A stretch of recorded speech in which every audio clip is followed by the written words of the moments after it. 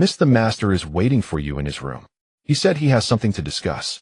Qiuge, a killer of the apocalypse. The speaker was her family's butler, and the master he referred to was her adoptive father, and also her master who taught her skills. I understand, Uncle Jean. How is father's health recently? Has he been taking his medicine on time? Uncle Jean looked at the young lady's face, sighed, and shook his head. He knew he shouldn't discuss the master's private matters, but after serving him for so many years and seeing him so gravely ill, he could no longer hold back. The master loves you the most. I hope you can persuade him to accept treatment. No matter how hopeless it seems, he must persist. Miss, please persuade the master. He has no will to live anymore. He dismissed his private doctor, and now even I am not allowed into his room. I dare not enter, for if he gets angry his condition will worsen. It's all my fault. At that critical moment, I failed to protect him. I have failed the master and failed you. The old butler was truly filled with regret. It's not your fault. It's all my fault. If it weren't for me, father wouldn't have been poisoned. Uncle Jean, trust me. As long as I'm here, I won't let anything happen to father. I will get the antidote and return to that lab to take revenge for him. Miss, you must not take any more risks. You are the master's only family. Now that his body is like this, if anything happens to you, even if he passes away, he would not have peace of mind.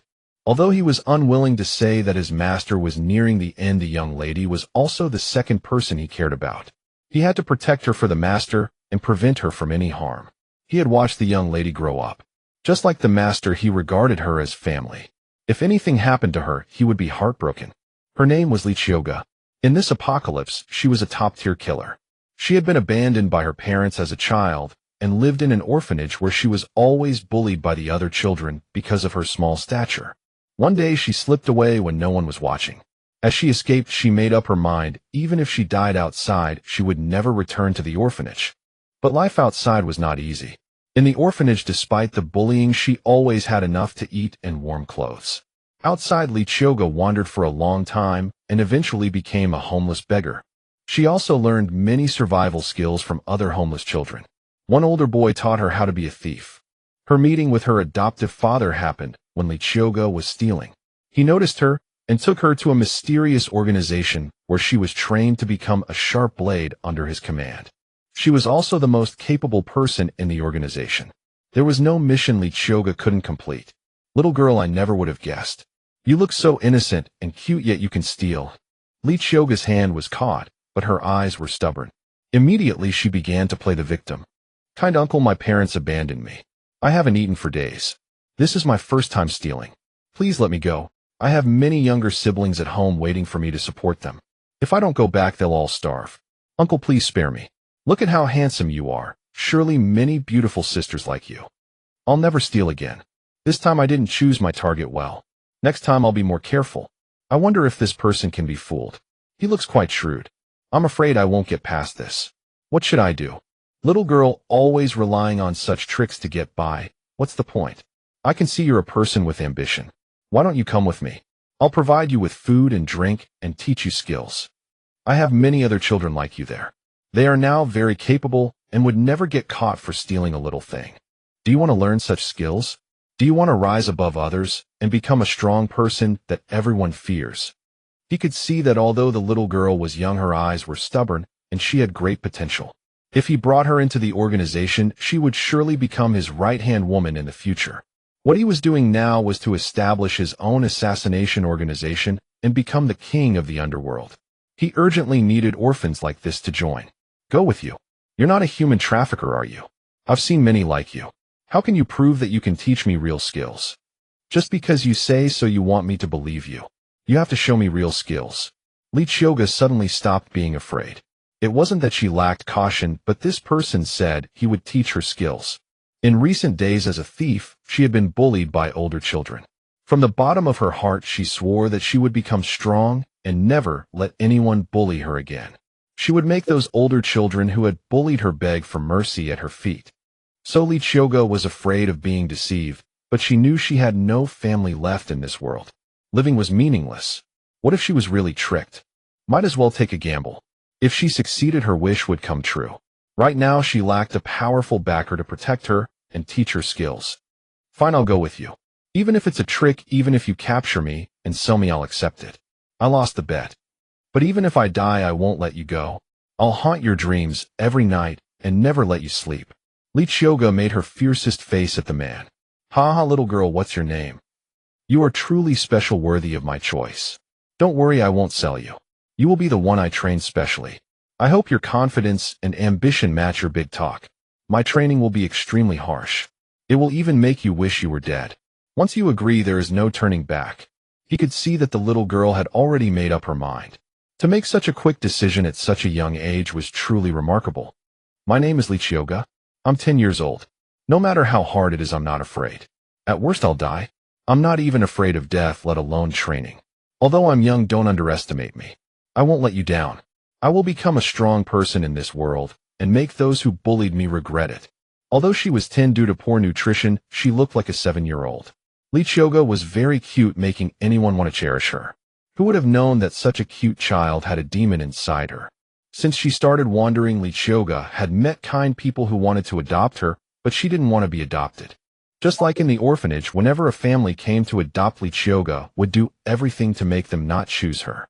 Even if they forcefully adopted her, she would be returned within a few days. This is why she was bullied in the orphanage, and the headmistress and nurses pretended not to see. Qiuge stood outside her adoptive father's door, recalling the scene of their first meeting as if it were yesterday. He was good to her, but also truly harsh. In order to make her master assassination skills, she nearly died every time. She originally thought her adoptive father saw her as a money-making tool. Later, she learned that her birth parents and her adoptive father were once brothers in the assassin world. Her parents left the organization after falling in love, lived in hiding for years, and eventually had her. But they were assassinated.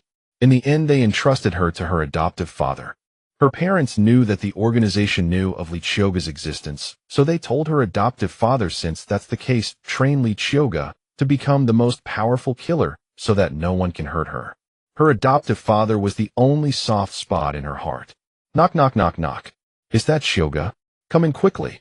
Outside the door, Qiuge could hear her adoptive father's weak voice. Father, did you call for me?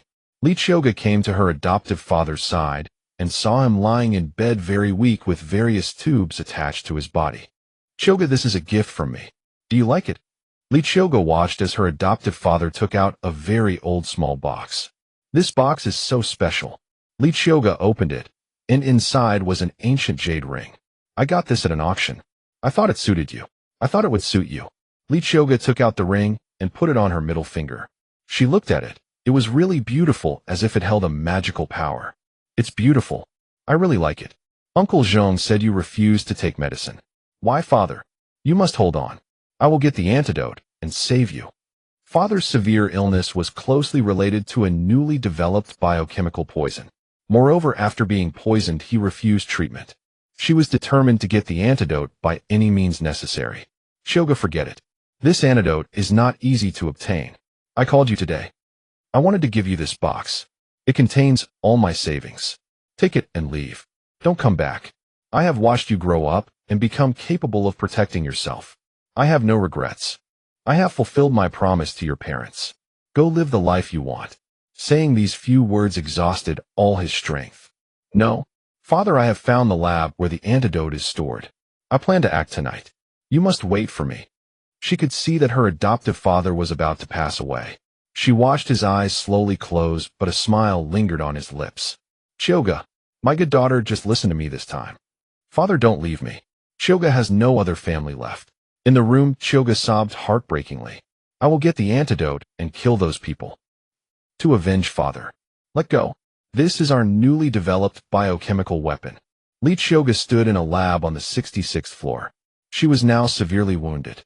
She had the antidote for her father's illness in her pocket, and in her hand, she held the lab's newest research drug. Is it powerful, eh? Qiuge smiled coldly.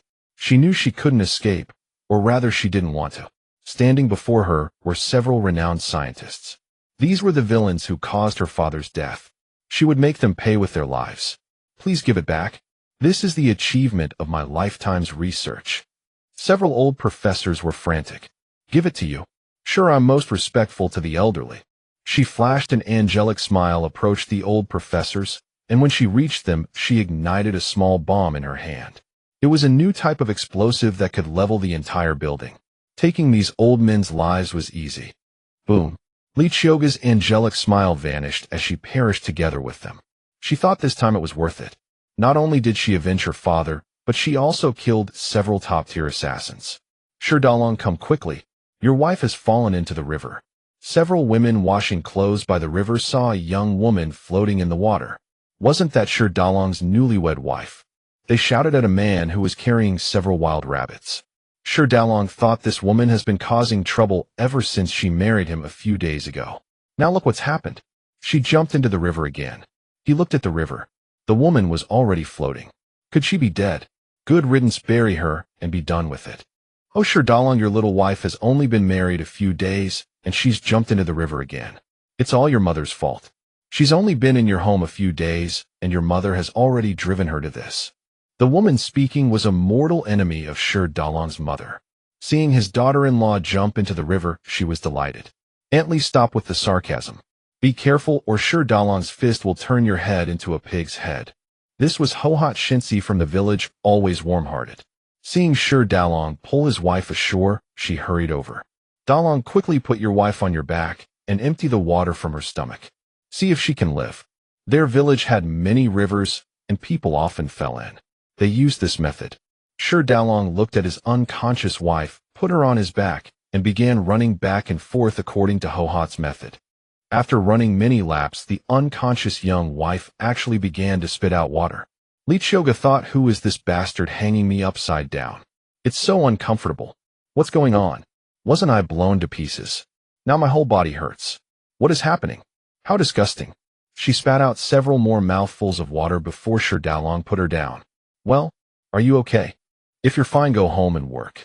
Qiuge then took a careful look around. Everyone was dressed like ancient women. Were they filming a TV drama? This world still has the mood to film TV dramas. Being alive is good enough. And who is this man speaking to me?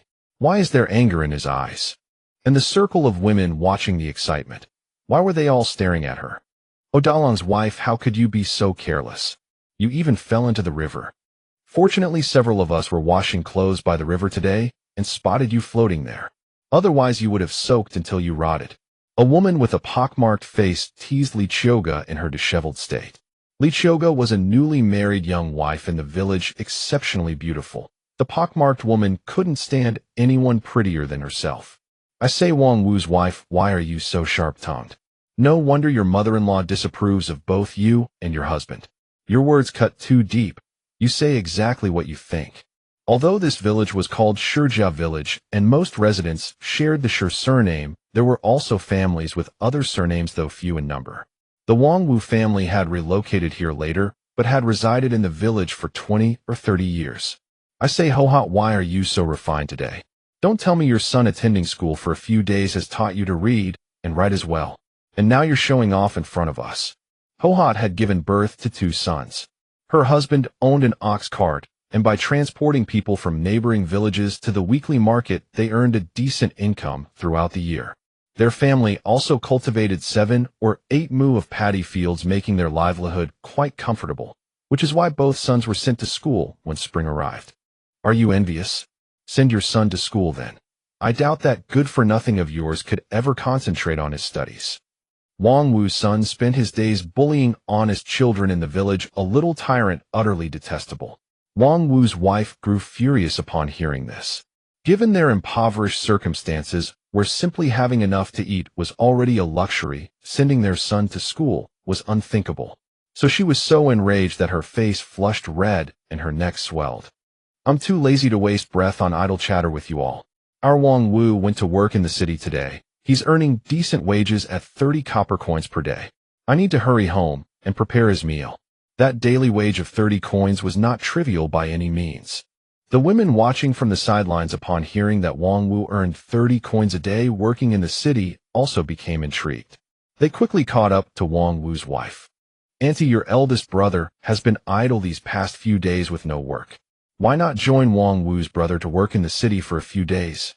Wang Wu's wife was pleased, but she could hardly make decisions on behalf of her husband. My husband also left for the city today. I'm not sure if they still need more hands, but if they do, I'll have him bring your husband along. The village woman's face immediately lit up with delight, showering Wang Wu's wife with flattery and praise. Hohot and several other women watched the exchange and sneered. What was so impressive about Wang Wu's wife? Offering their husband's work was hardly a grand achievement. Qiuge sat on the ground, watching the women chatter animatedly, utterly bewildered. Shi Dalong looked at Qiuge, wondering what she was daydreaming about. She hadn't risen yet, and her clothes were thoroughly soaked, clinging to her figure and outlining her curves plainly. Why don't you hurry home? What are you sitting there like a fool for? He then took off his outer robe and tossed it onto Qiuge. Qiuge gradually regained her composure. Regardless of the situation, since those women had referred to her as this man's wife, she would need to follow him home. "Oh, Dalong's young wife, your husband treats you so well." The women covered their mouths and giggled. "My husband has always treated me well." Shi Dalong, walking ahead, shivered slightly. What was this woman saying? It sounded as though their relationship was harmonious. Had she forgotten his treatment toward her over the past few days? Shi Dalong's family resided in the center of the village, while they were currently at the riverhead at the village entrance, a considerable distance away. The two walked one behind the other. Qiuge truly had transmigrated. Had heaven shown her such mercy? She had already avenged her adoptive father, and her rebirth was something she never dared to dream of. Since she had come to this world, she would take things one step at a time. In the apocalyptic era, skyscrapers were everywhere and forests were rarely seen. Now this small mountain village was surrounded by endlessly rolling hills. She inhaled deeply. How fresh the air was. It was like a painting. Continuously meandering streams, lush green trees, earthen houses dotted nearby, and a few brick and tile residences standing out among them. There were few people on the way back. It was peak working hours. Of village women were at the river washing clothes, elders stayed home tending children, and able-bodied laborers either worked in the fields or traveled to the city to earn wages. After walking for roughly 10 minutes, Shi Dalong led her into the village. "You fell into the water and nearly lost your life just now. Hurry inside and change your clothes. Forenoon meal, let elder sister and second sister cook." Shi Dalong glanced at his young wife. In his heart, he knew this instruction was futile. She had never set foot in the kitchen since marrying into their family, spending each day finding reasons to quarrel with him. Qiuge continuously observed as she entered the village. This settlement was quite large, with over 100 households, in considerable size for an era like this. This was her habit as an assassin. Upon arriving anywhere, she must first survey the surroundings. Seeing Shi Dalong stop before a relatively large courtyard house, a rare brick and tile structure that stood in stark contrast to the earthen houses around, it seemed her unfortunate husband's family was reasonably well off. Shi Dalong noticed Qiuge standing at the doorway without entering and assumed she was lost in thought again. "I told you to change your clothes. Hurry, you might catch a cold from the damp. Your family won't buy medicine for you. Behave yourself today." He wanted to add more, but glancing at Qiuge's face, the words caught in his throat. Qiuge entered the courtyard. This Sihiyuan featured 5 main rooms, 3 eastern wing rooms, 4 western wing rooms, and behind the pigsty and chicken coop appeared to be a small vegetable plot. She only knew she was this man's wife, but had no idea which room they shared. Husband, could you show me to my room? I'm not feeling well." Since the women had referred to them as a newlywed couple, addressing him this way should be correct, right? That single term of endearment startled Shi Dalong. It was the first time she had ever called him husband since their marriage. How had she changed after being rescued from the river? It felt strange, yet he couldn't pinpoint why. Since she wanted him to escort her, he would take her to the room and see what she intended. "Come along." Shi Dalong led Qiuge back to their quarters, a single room in the western wing. Qiuge entered the room. It wasn't bad. Simple furnishings with just a wooden bed and 2 chests for clothing, yet remarkably clean. Shi Dalong watched Qiuge as if seeing the room for the first time, scanning everything silently before departing. Hearing the door slam shut, Qiuge realized she needed to change out of her wet clothes immediately, or she truly would fall ill.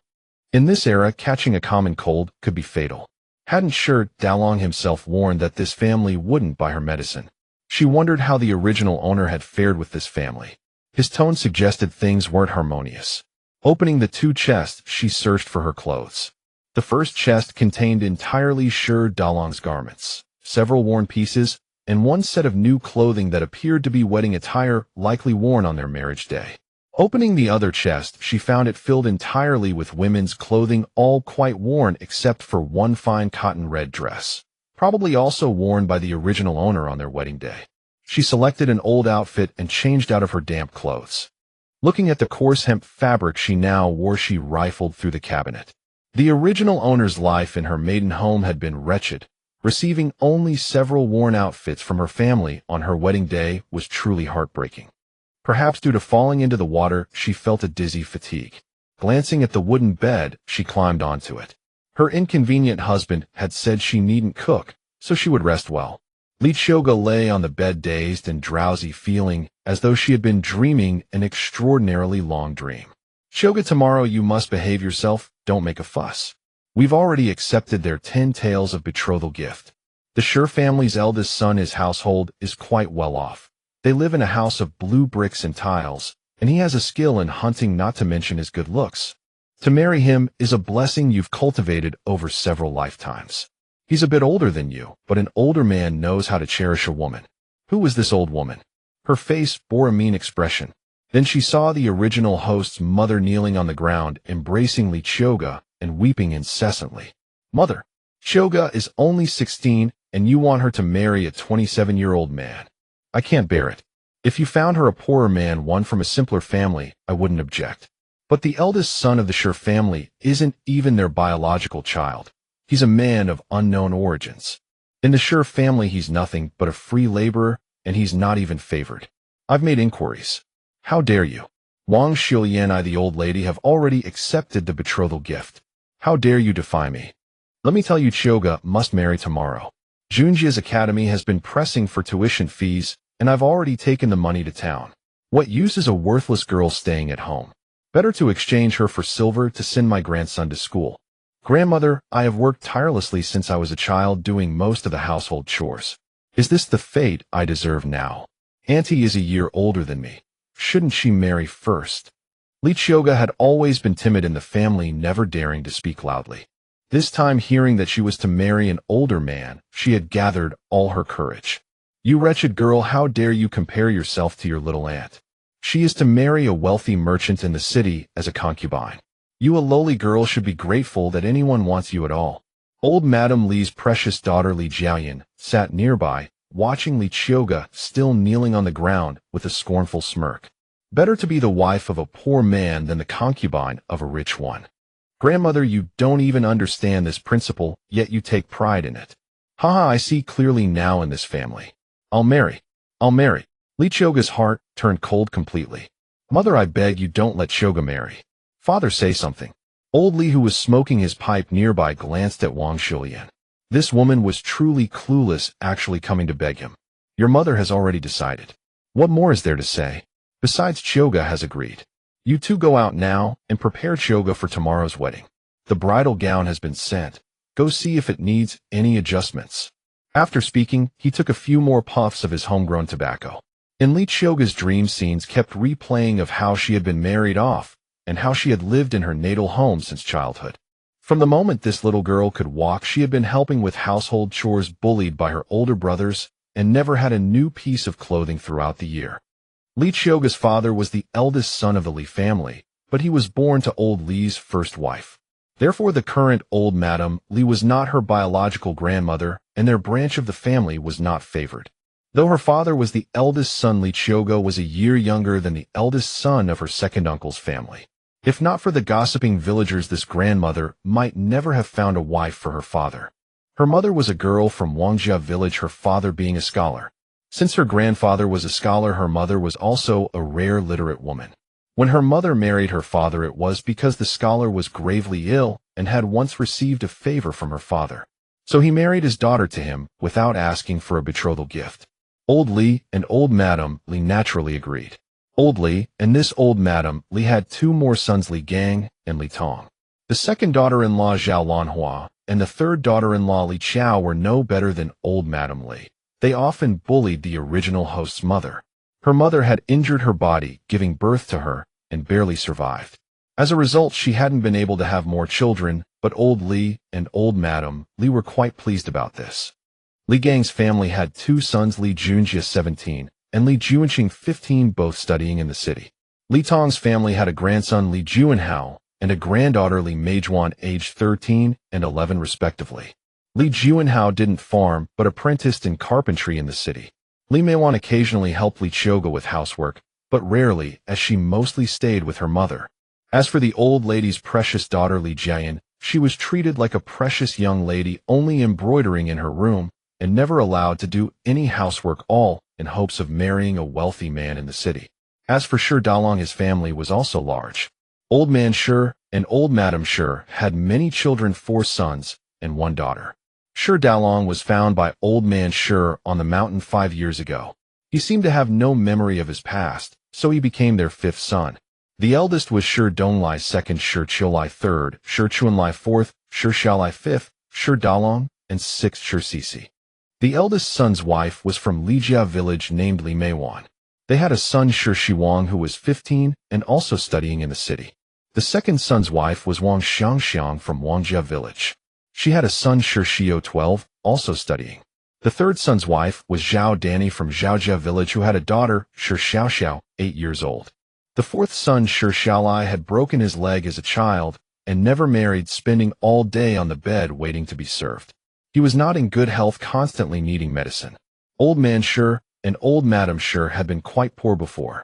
After marrying off their 3 sons, the family was heavily in debt. Since they found Shi Dalong, who had excellent hunting skills, they not only paid off the debts, but also built a house of blue bricks and tiles. They could even afford to send 2 grandsons to school. Their life now was quite comfortable. They had planned to continue like this, but in the past 2 years many villagers began gossiping, saying that they were selfish to marry off their own sons, but not the adopted one, and that sooner or later Shi Dalong would realize his worth and leave them. The old couple thought it over. If that were the case, they might as well find a wife for Shi Dalong. That way he would always work for their family, and the wife could also do chores. Since Shi Dalong was 27, it was hard to find a wife, so they asked around and approached Li Qiuge's family. Normally, a betrothal gift for a proper family was 5 taels of silver.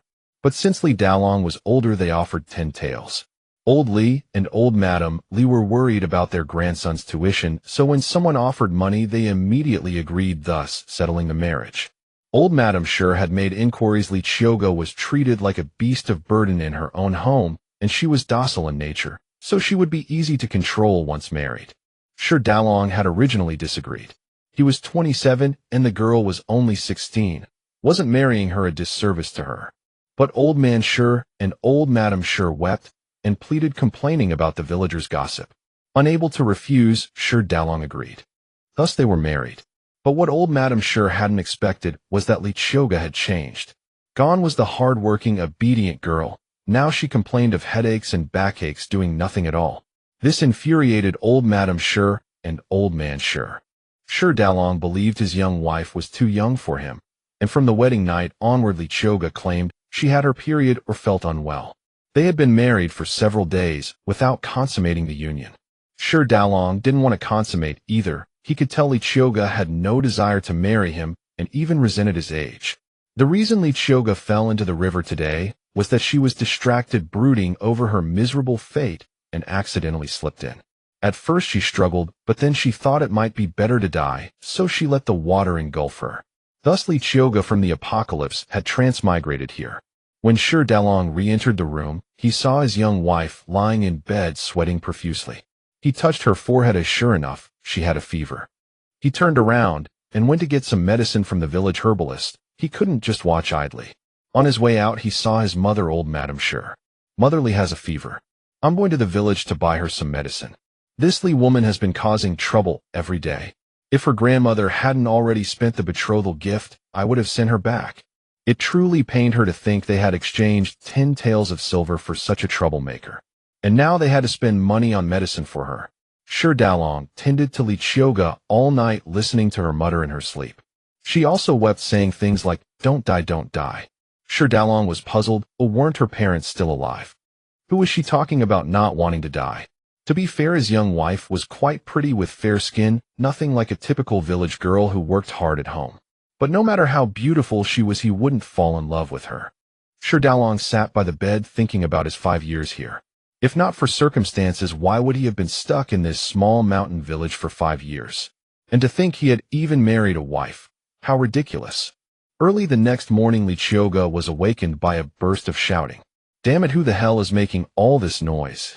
Qiuge sat up, opened her eyes, and looked around, only then recalling that she had traveled to this unknown era yesterday. What kind of plot was this? Qiuge had never imagined she would encounter such an absurd situation. What kind of joke was fate playing on her? Even the trick of reincarnation could happen to someone like her. A killer whose hands were stained with blood, though those she killed deserved it. Qiuge pinched her thigh hard. It hurt, so this was real. But the thigh was all skin and bones, showing just how thin the original owner of this body had been. Thinking back to her own time before she met her adoptive father, she had been just as scrawny. After intense training and a nutritionist's care, she had grown tall and strong. And now, everything had regressed to square one. She also remembered having a fever last night and dreaming of the original owner's life from childhood to marriage with Dalong.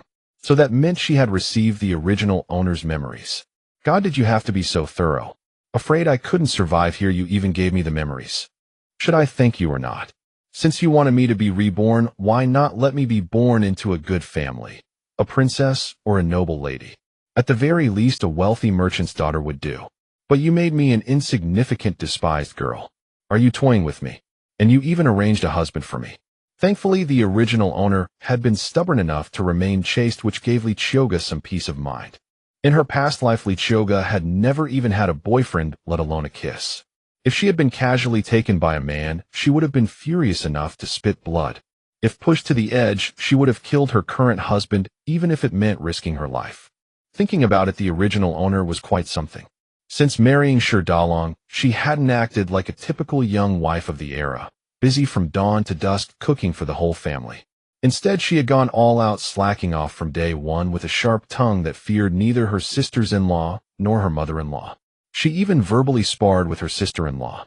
This pleased Qiuge greatly, as she was used to being free and couldn't stand being bullied like the women of this era, especially by a mother-in-law. Sigh. If only she had traveled here before the original Qiuge got married, she would have taken her cheap parents and cut ties with the Li family. But now, there was no choice left. The original Qiuge had been stubborn. Why did she have to drown herself in the river? Her body was bloated and unrecognizable, a terrible sight. At least Qiuge had taken over. Qiuge's current mindset was to take each day as it came. With her skills, even if she were divorced, she wouldn't be afraid. Qiuge was no longer the timid girl she once was. She was a killer from the apocalypse. If worst came to worst, she could return to her old trade. In this era, murder and arson paid well. A few years of work would grant her financial freedom. And the ancient authorities were inept. After a kill, she could easily disappear and change her identity. She would still be a good person.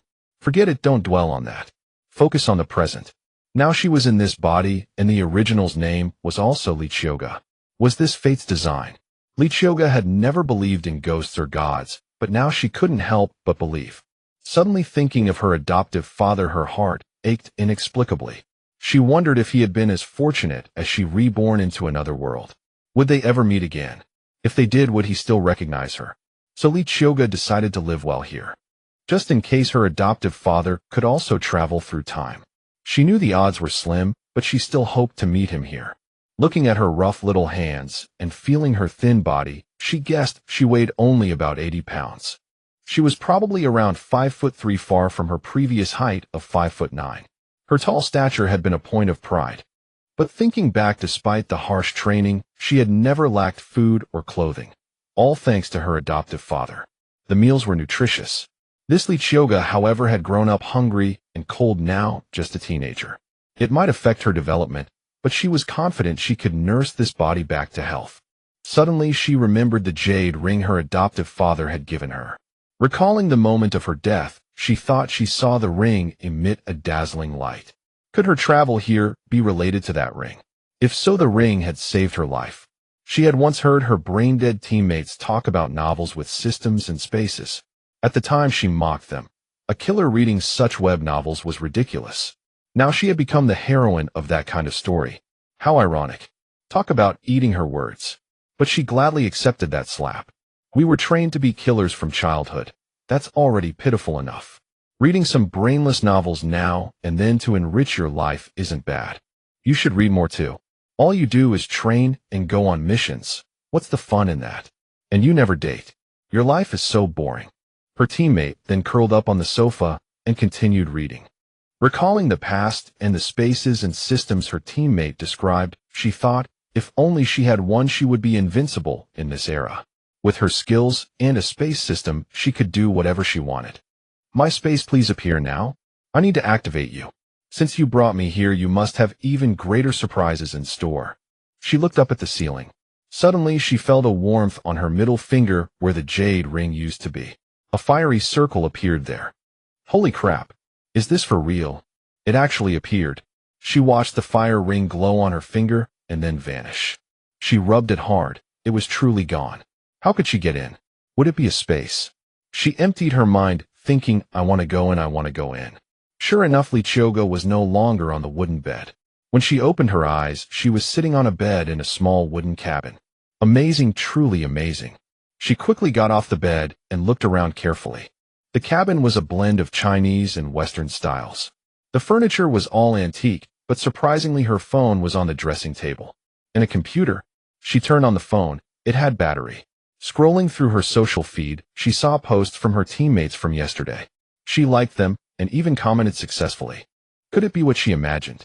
This space could connect to the apocalypse. She opened the computer. It worked the same way with internet access and online shopping. Suppressing her excitement, she ran outside. The area was filled with birdsong and flowers, a small bamboo grove, fruit trees, and vast cultivated fields. She ran to the orchard where apple, pear, and peach trees were all laden with fruit. These fruits didn't ripen at the same time, so how were they all ripe? Was this the benefit of the space? Next to the orchard stood a large wooden sign reading Happy Orchard. Had the previous owner of the space planted this? Then she went to the vegetable patch, which had a sign reading Healthy Vegetables. She realized the characters were not traditional, but modern. This really was a space left by a previous traveler now in her hands. There were also vast fields of grain, corn, sorghum, millet, beans, and rice. She remembered her teammates saying that in those stories the spaces and systems were developed through hard work, planting various things. Yet here she was with everything ready-made. What a steal! There was also a large warehouse. She went inside. Everything was labeled Western medicine, Chinese medicine, daily necessities, weapons, and ammunition. In short, everything she had used in her previous life was there. Why was fate so kind to her? Was it because she had never known her parents? Thank you for the care. But thinking about it, there were many kids like her in the organization, otherwise who would join. She slapped her forehead. She had forgotten it was all thanks to that jade ring. With this space, she felt even more confident. There would be plenty of time to study the space later. She had been here for over half an hour and needed to get out, or sure Dalong would get suspicious if he found her missing. She still needed this identity to live here. With that, she silently commanded, out. In an instant, she was back in her bridal chamber listening to the quarreling outside, which hadn't abated one bit. She didn't want to go out and face those people. She remembered having a fever last night and a man had been taking care of her. That must have been Sure Dalong, her husband. Since she had been sick last night, she had every reason to rest in the room today. With that thought, she pulled the covers over her head and planned to sleep in. Dalong, it's been several days since the wedding. Haven't you disciplined your lazy wife yet? You can't let her have her way all the time. You know our family rules. Every sister-in-law takes turns cooking. Your wife hasn't cooked a single meal. Since she married into our Sure family, she must obey us.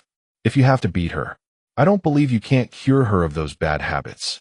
The eldest sister-in-law, Li Meijuan, couldn't hold back any longer. Yes, what the eldest sister-in-law says is right. Your lazy wife deserves a beating. Back in her own family, she worked like a mule. But in our house, she acts like a lady of leisure. Our family may be well off in the village, but we don't have people who eat without working. Everyone must contribute. The second sister-in-law, Wang Xiangxiu, chimed in. The third sister-in-law, Nei Zhao, was favored by old lady Sure. After attending to the old lady, she helped her mother-in-law to the door and expressed her opinion. Mother, look at our fifth brother. He's too kind-hearted. He treasures such a wife. Old lady Sure was also angry now. She tapped her walking stick on the ground hard. Fifth son, It's all your mother's fault for finding you a lazy woman. Look at your wife, your brothers and sisters-in-law, all have complaints. Though the fault is mine, you can't just stand by Qiuge. Today you must make your wife come out and do some work. Old Lady Qiuge was shrewd and knew how to control her daughters-in-law. She held a heavy hand in the household, though the final say on major matters belonged to Old Man Qiuge. She handled the small affairs. Qiuge Dalong looked at the family, waiting for his decision. Though he was an outsider in this family, his position was important. Aside from the family's farmland, the income from his hunting supported everyone, including the boys' education. So they were quite polite to him. Qiuge Dalong was usually quiet and didn't meddle in family affairs. He just handed over his earnings. He didn't care about anything else. His status was second only to Old Man Qiuge, and even Old Man Qiuge treated him with respect. Otherwise, a woman like Qiuge, who had been lazy for days and quarreled with her sisters-in-law, would have been beaten long ago. But everyone tolerated her for Qiuge Dalong's sake. She fell into the river yesterday and has a fever. Let her rest another day. Is breakfast ready? I'll bring her some. His gaze swept over the sisters-in-law. Seeing his look, none of them dared to speak. They were furious that even now Qiuge Dalong still cared about her. It's in the kitchen. Go ahead, the eldest sister-in-law said reluctantly. Qiuge Dalong had gone to the mountains early this morning to retrieve the game he had trapped. Now several hares and pheasants lay on the ground along with a large buck. I'll go to the city later to sell the game. Keep one pheasant and one hare. Make pheasant soup for Li. She's too thin and needs nourishment. With that, he went to the kitchen, fetched a portion of food, and headed to his room. It wasn't that he truly cared about Qiuge's health. He just couldn't stand the family eating his food and treating him like a fool. He needed to remind them occasionally that even if he disliked someone, they had no right to judge. After all, she was his wife in name. Until he divorced her, her status was equal to his. Qiuge was lying in bed about to go back to sleep, but the moment she heard Qiuge Dalong's voice outside, she instantly became alert. After all, her husband had returned, and she could feel it. In her past life, she hadn't even had 2 boyfriends, yet now suddenly she had a husband. Thinking back on Qiuge Dalong's attitude toward her yesterday, she could accept it. Given what the original owner had done in this household, she would have slapped her twice if she were in those shoes. She never expected Qiuge Dalong to endure it all. She had no idea what Qiuge Dalong was thinking. He knew everything about the original owner's past, and felt genuine sympathy for her marriage into his family. His plan was simple. If she truly wanted to leave, he'd let her go after he departed himself. So no matter how wildly she threw tantrums, he simply ignored them, all while the household chores went untouched, and he focused solely on hunting to earn money. The original owner was quite perceptive about reading Qiuge Dalong's mood. Even when their arguments grew heated, she directed her shouting toward the window, obviously performing for Qiuge Laotai's benefit. He typically ignored her entirely, but on occasion, when she became too troublesome, a cold glare from him was enough to silence her. Though Qiuge hadn't eaten since yesterday, and her stomach was growling, she dismissed the thought of breakfast. Her spatial dimension held an array of delicious provisions she could access whenever hunger struck. She never anticipated her newly acquired husband would consider her hunger and actually bring the meal into her room. So when the door opened, she sat up from bed immediately. Qiuge Dalong observed Qiuge on the bed, her hair a tangled mess from sleep, yet her spirits remarkably bright. He could tell her wind cold had improved considerably.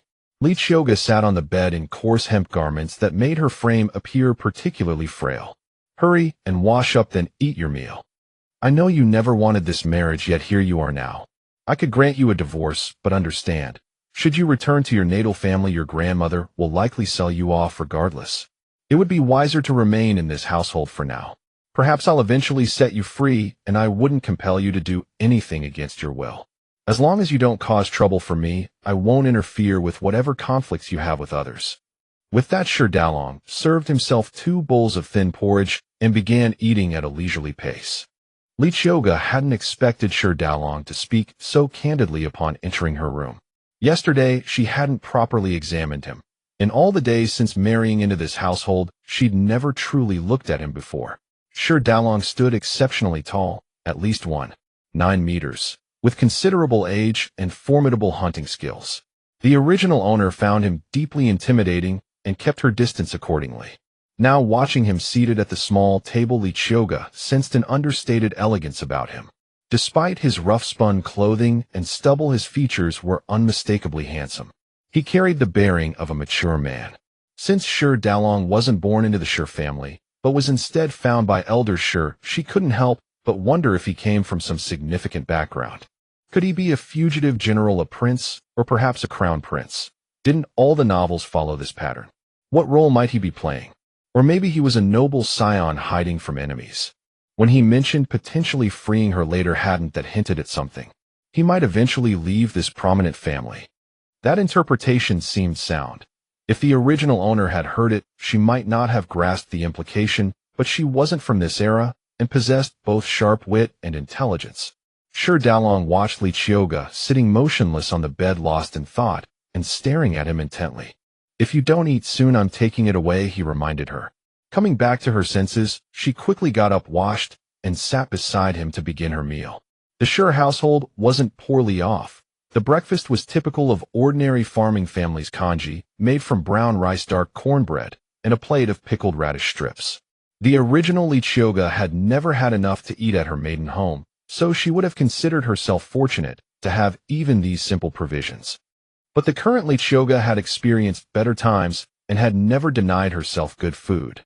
Now facing these modest dishes, she genuinely had no appetite. She remembered her life in the apocalypse. Her bank account had always allowed her to buy anything she wanted and eat whatever she craved. On days without missions, she would even fly abroad just to satisfy a particular dessert craving. Now she was reduced to eating pickled radish strips with her meal. Shi Daolong assumed her lack of appetite stemmed from lingering illness, never suspecting she found the breakfast beneath her standards. After all, when the original owner first arrived at this house, she had devoured such meals with voracious appetite. "I'll have my sisters-in-law prepare chicken soup for you at noon to help you recover. Try to eat something now so you can heal faster." Qiuge hadn't expected Shi Daolong to consider her nutritional needs. It was surprising given his seemingly irritable nature, especially considering how the original owner had behaved. Qiuge thought about it and decided not to dwell on it.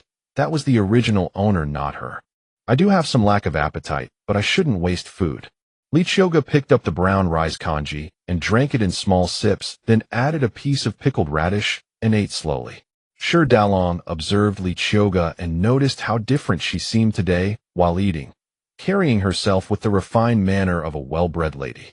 Regardless of illness, a person's fundamental nature doesn't change, yet Qiuge gave him an unusual impression. Was it merely his imagination? Perhaps because he had mentioned freeing her in the future, she was finally being herself. "Why are you staring at me?" he wondered, surprised that the roles had reversed, and he was the one being watched. "I've noticed you've changed. Ever since you came out of the river, you've become a different person," Shi Daolong stated calmly. "You're quite clever then. I have indeed become someone else. The original Qiuge drowned in the river, and I'm a female ghost, so you should be careful from now on." Qiuge showed no anxiety, knowing she was a transmigrator. Even the sharpest ancient mind couldn't possibly fathom this. Then show me how a ghost would make me careful." "I've never encountered a female ghost before," Shi Daolong replied, clearly amused by her unexpected claim. "Will you truly let me go in the future?" Qiuge set down her bowl and chopsticks, studying Shi Daolong intently. "You're aware I'm not born into the Shi family. I was found by old man Shi. Without memories of my past, I might one day seek out former family members. Should that day come, and you wish to leave, I'll grant you freedom."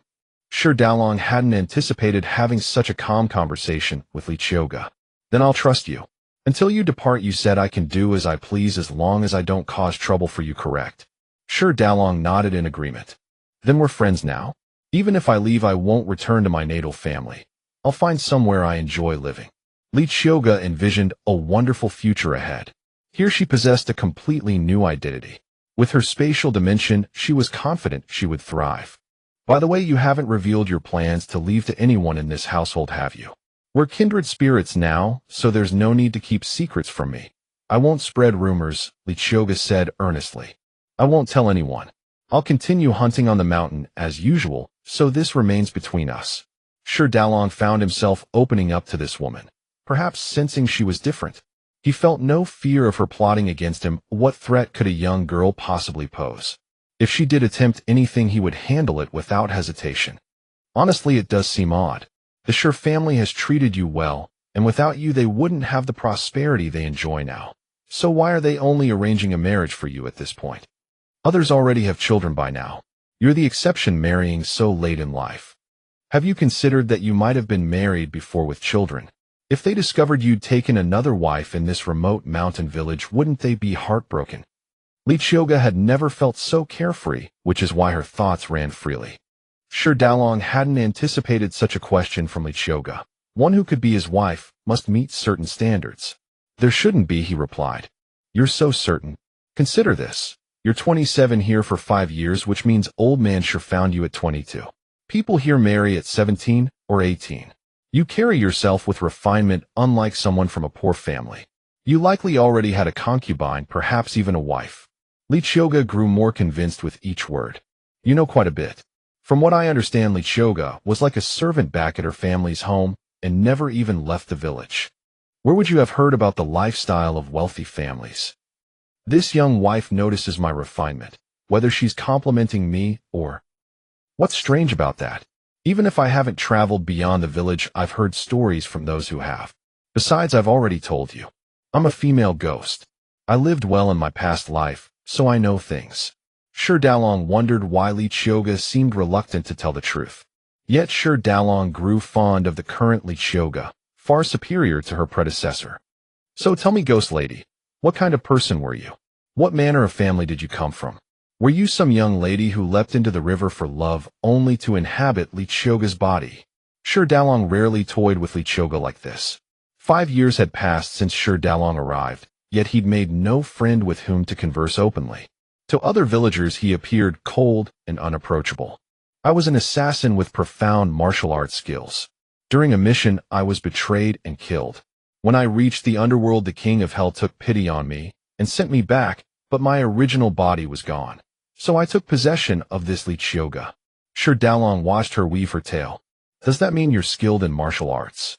Shi Dalong could sense Qiuge possessed neither martial prowess nor inner strength.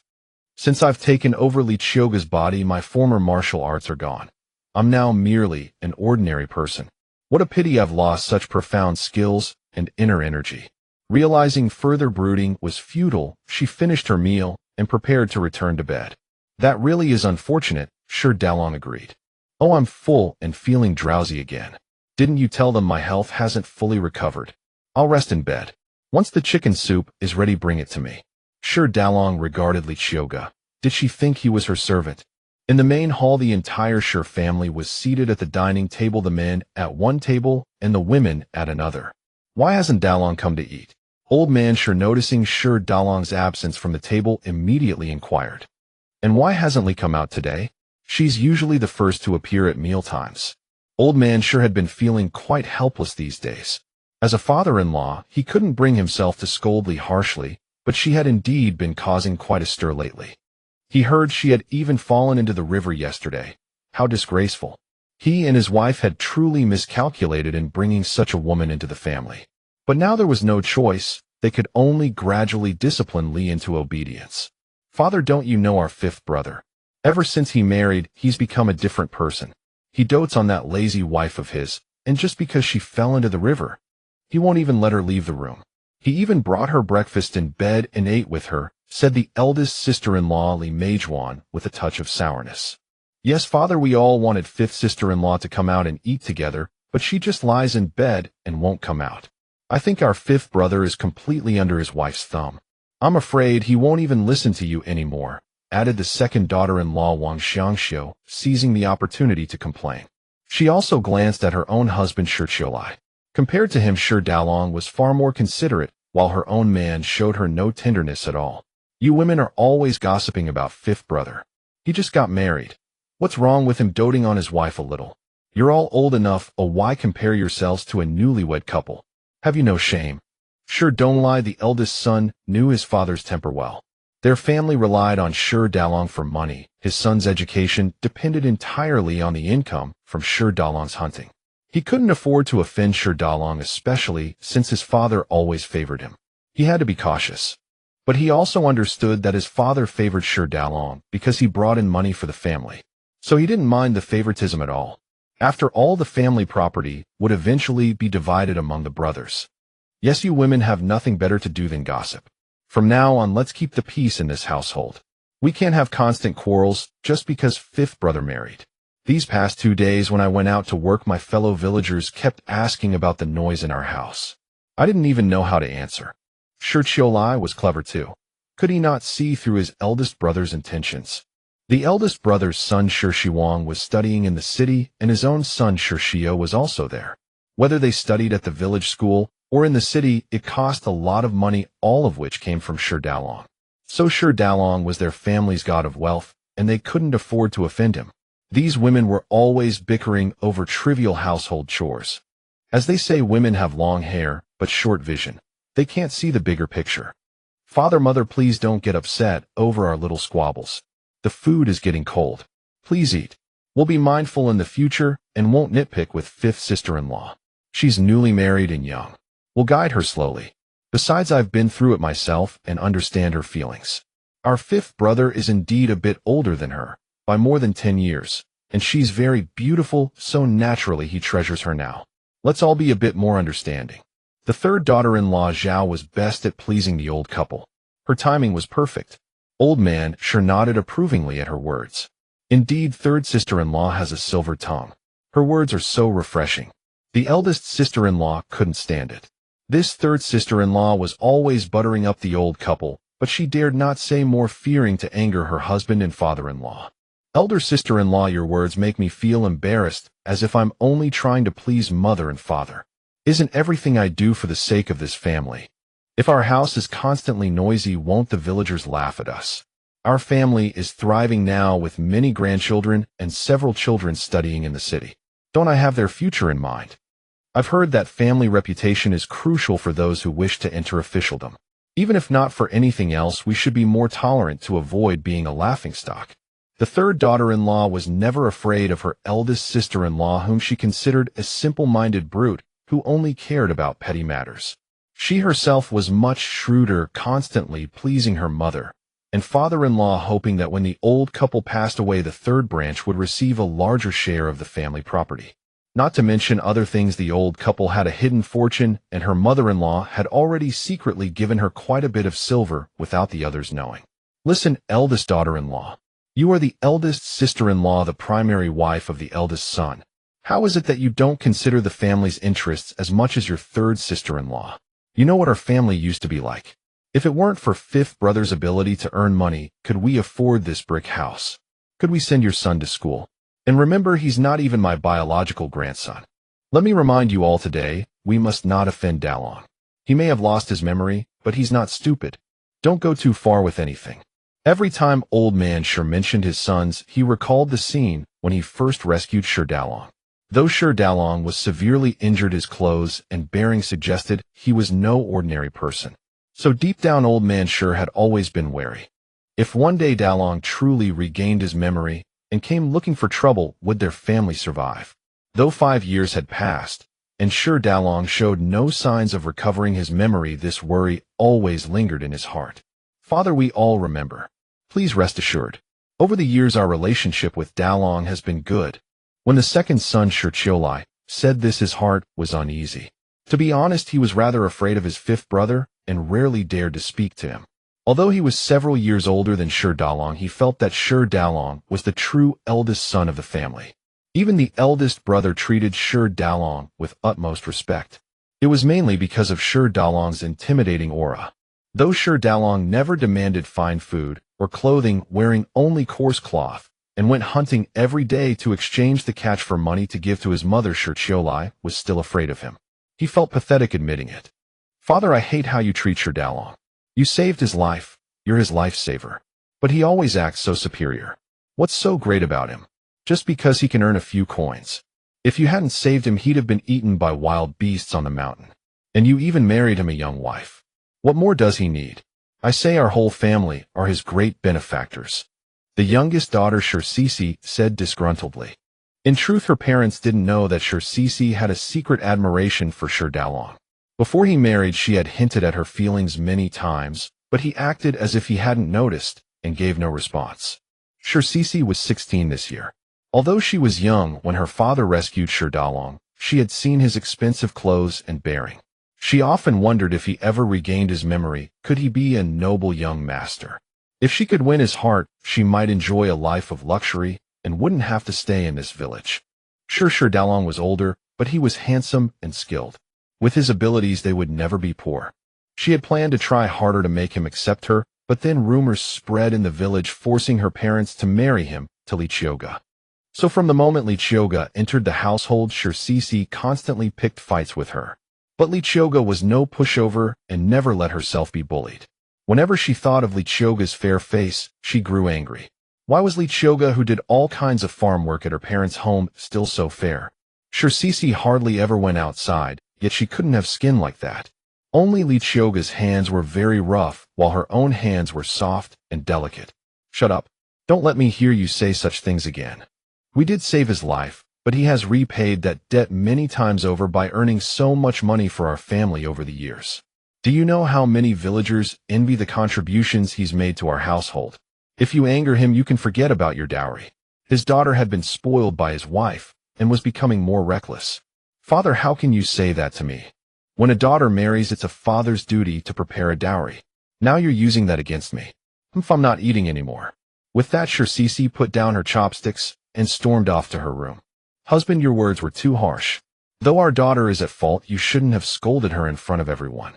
A girl her age has a thin skin. Old Madam sure doted most on her youngest daughter. Too harsh. She's been quarreling with fifth brother's wife every day. You don't discipline her. An unmarried girl constantly fighting with her sister-in-law. How will that affect her reputation? Who would want to marry her? He too cherished his youngest daughter, always giving her the best food and clothes first, but he also knew where to draw the line. Father, don't dwell on these troubles. We all understand. The food is getting cold. Let's eat quickly, and then we need to go to work. Qiuge added a piece of food to his father's bowl. All right, let's eat. By the way, your fourth brother's leg has been hurting more badly these days. Second and third sons, when you go to the city, remember to ask at the clinic if he needs a change of medicine. Why has his leg been hurting so much lately? The fourth son was a chronic invalid requiring a lot of money for medicine each month. All the brothers had grievances. The fourth brother was not only a cripple, but also plagued with numerous ailments needing constant care. He was a burden, but their parents doted on him, so even though they resented it, they dared not complain. The money all came from Qiuge. If they had to pay for it, they would have refused long ago. Father, today Dalong caught a lot of game, including a large stag. He said he'd go to the city to sell it. Why not ask him to stop by the clinic and inquire? Our fields are about to be harvested, so we need to keep a close watch. In half a month the grain would be ready to bring in. Their family had many fields, and after taxes there would be surplus. But there were also poor families with too little land to feed themselves, so this was the peak time for grain theft. Every family would send someone to guard the fields. With so many fields, they needed more people to watch. The two brothers had stopped doing odd jobs in the city these days and were patrolling the fields. That makes sense. Tell Dalong to go to the clinic and ask about your fourth brother and also bring back the medicine. The grain was too important to risk any mistakes. Also, the boys' tuition fees are due this month. Tell Dalong that if he sells the stag, he should go to the academy and pay their fees. Old Man sure knew a large stag would fetch a good price, and there would be plenty left after paying the boys' tuition. Father, I understand. I'll go tell him right away, the second son agreed. By the way, Father, Dalong said that fourth sister-in-law needs nourishment. He asked to keep 1 pheasant and 1 hare and to stew them for broth at noon for her. The second daughter-in-law quickly sought permission from her father-in-law, though she already knew the answer. In truth, she also craved some wild game.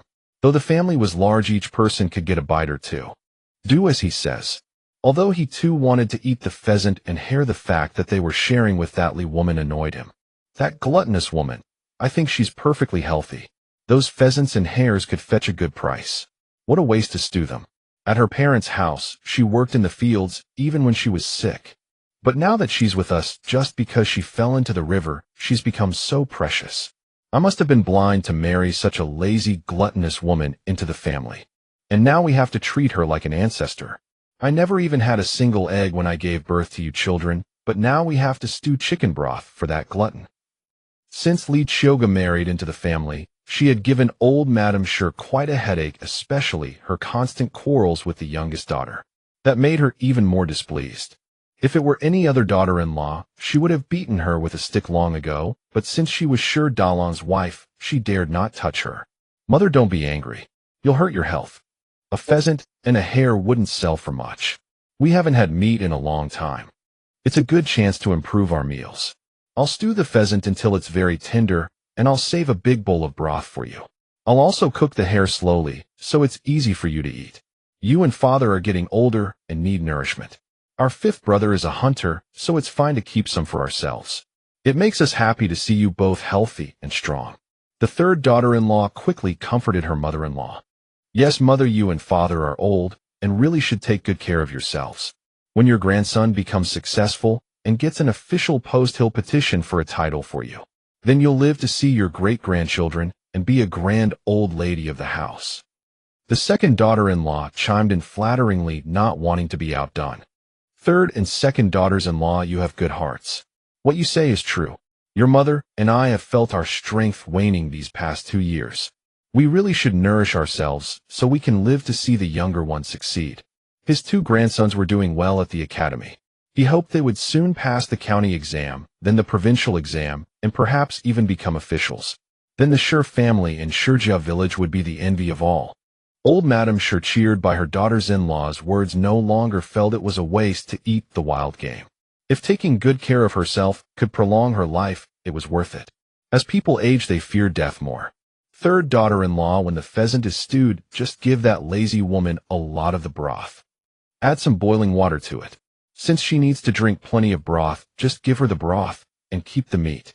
Old Man Sure heard his wife's words, but said nothing. The third daughter-in-law understood that her father-in-law tacitly approved of her mother-in-law's decision. Mother, I understand.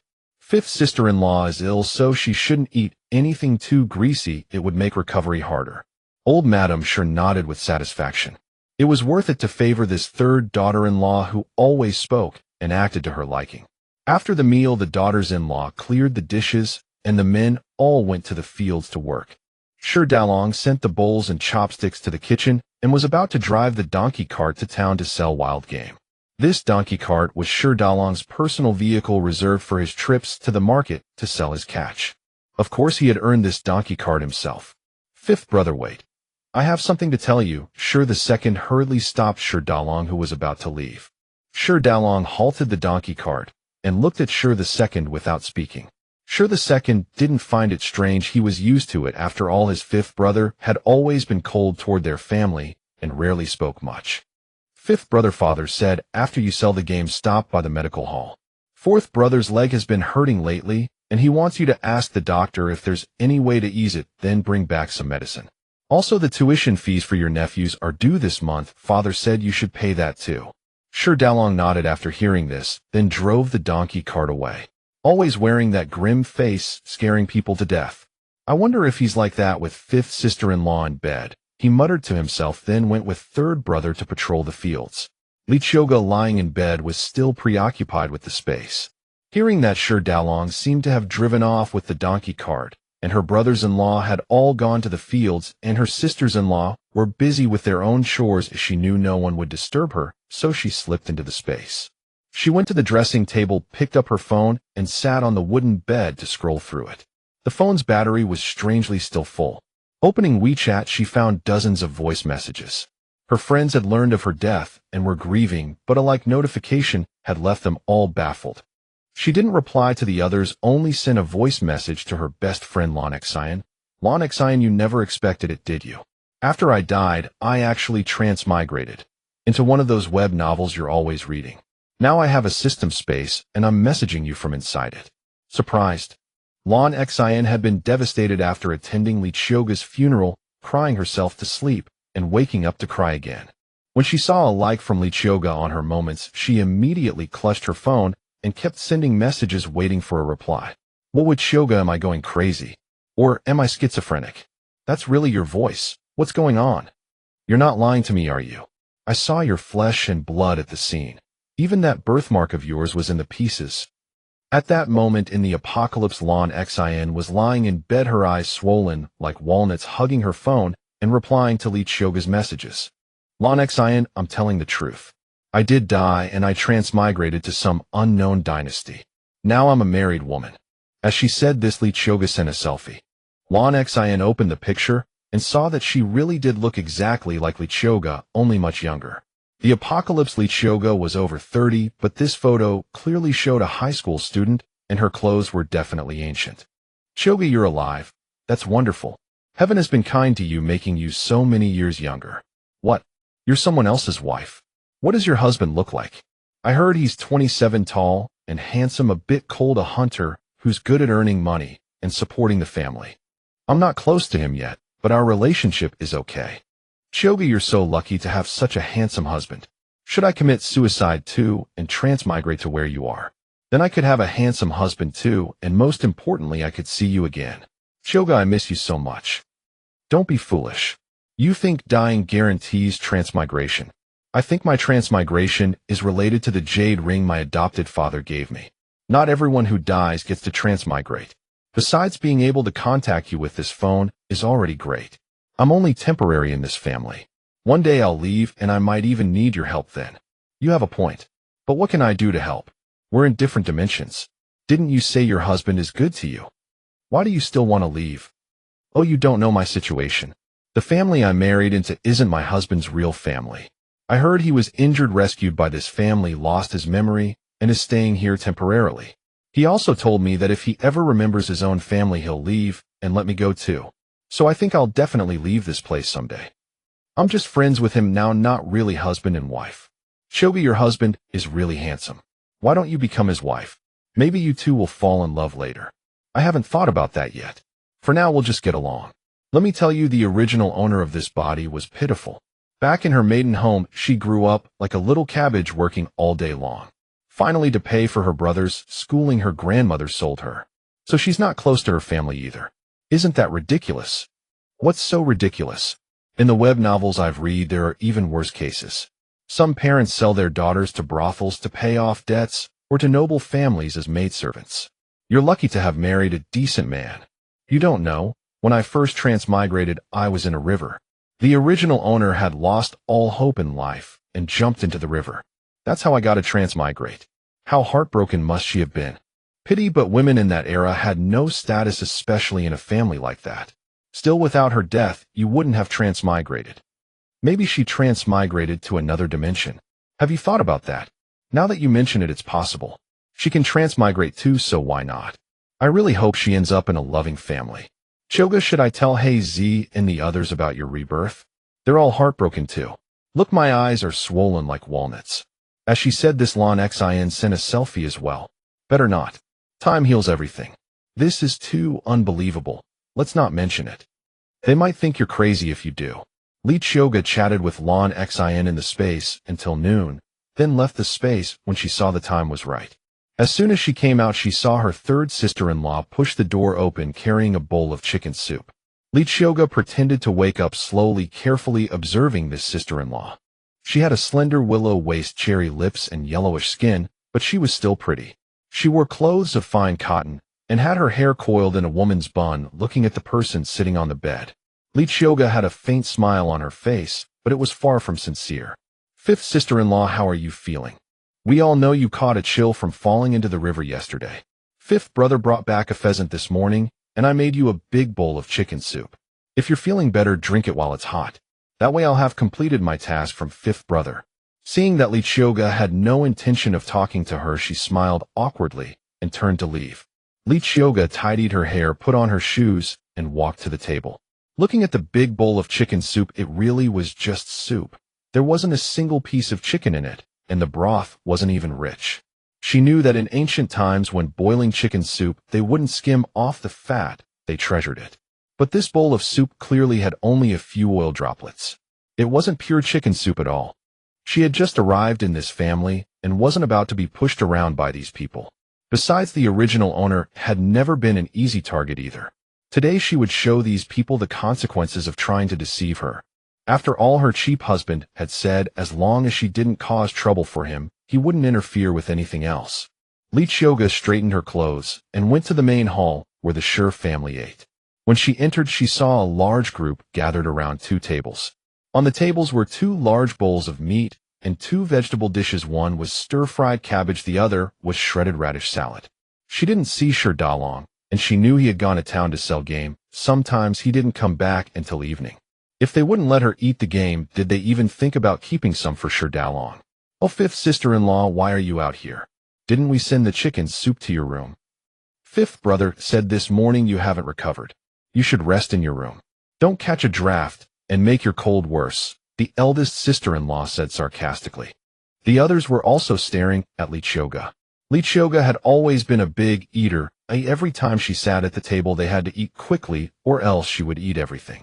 Now that Qiuge had appeared, was she going to fight them for the meat? Elder sister-in-law is right. I'm still weak, and that bowl of chicken soup wasn't nearly enough. Look at this feast today, 2 big bowls of meat and 2 stir-fried dishes. My Dalong is so thoughtful. Knowing I'm weak, he went out and caught all this game. As she spoke, she picked up a pair of chopsticks and helped herself to several pieces of rabbit meat. "Auntie, those are my chopsticks," said Sher Xiaonyo, the 8-year-old daughter of the 3rd son. She was afraid of this aunt. "Go get another pair from the kitchen. Don't be so clueless. Can't you see your aunt is unwell? Nyonyo, go get another pair from the kitchen. Don't argue with your aunt," the 3rd daughter-in-law said, her face red with anger, but still trying to save face. Sher Xiaonyo, seeing her mother had spoken reluctantly, went to the kitchen to get new chopsticks. "You're an elder, but here you are snatching food from a child.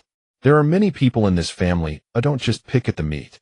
Leave some for everyone," the old missus Sher said, watching Qiuge, who hadn't even greeted her and had just started eating the meat. "I'm the elder, she should respect me." "What's wrong with that? Mother, the food is getting cold. You should all eat too. Don't be polite. My Dalong is so capable. I'll have him hunt more pheasants and rabbits every day. I love this taste. Who stewed this rabbit today? It's so tender, perfect for a sick person like me." The group was speechless at Qiuge's shamelessness. Old man Sher was huffing with anger. "Father, the rabbit stew is delicious today.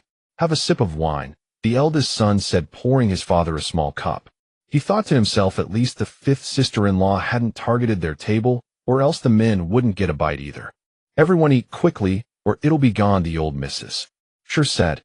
In her bowl was a serving of chicken soup that the 3rd daughter-in-law had ladled for her, with quite a few pieces of pheasant meat.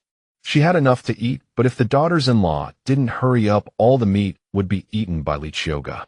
"Yes, sisters-in-law, don't be polite. Eat quickly, or there won't be any left," she said, finishing the last piece of rabbit meat in her bowl and starting on the pheasant. The others, forgetting everything else, quickly stretched their chopsticks to grab meat from the bowls, afraid that if they were slow there would be none left. "The pheasant soup you made today is truly excellent. Tomorrow have Dalong catch another one so we can continue stewing it at home," Qiuge said after finishing her bowl of soup and letting out a loud burp. Patriarch Sher watched Qiuge's smug expression and slammed his chopsticks down in fury. This meal had been nothing but frustrating. "You little slut. All day you think about eating delicacies and drinking fine wine. Since you married into this family, you haven't done a single chore. You're just a lazy woman. Tomorrow you want pheasant and rabbit. What kind of nonsense is that? Let me make myself clear. There won't be any such treats from now on. You won't get a single bite even if they serve it again. After this meal you'll wash all the dishes and clean up. Then take my dirty clothes from the bedroom down to the river and wash them all. If you don't do as I say, just wait and see what I'll do to you."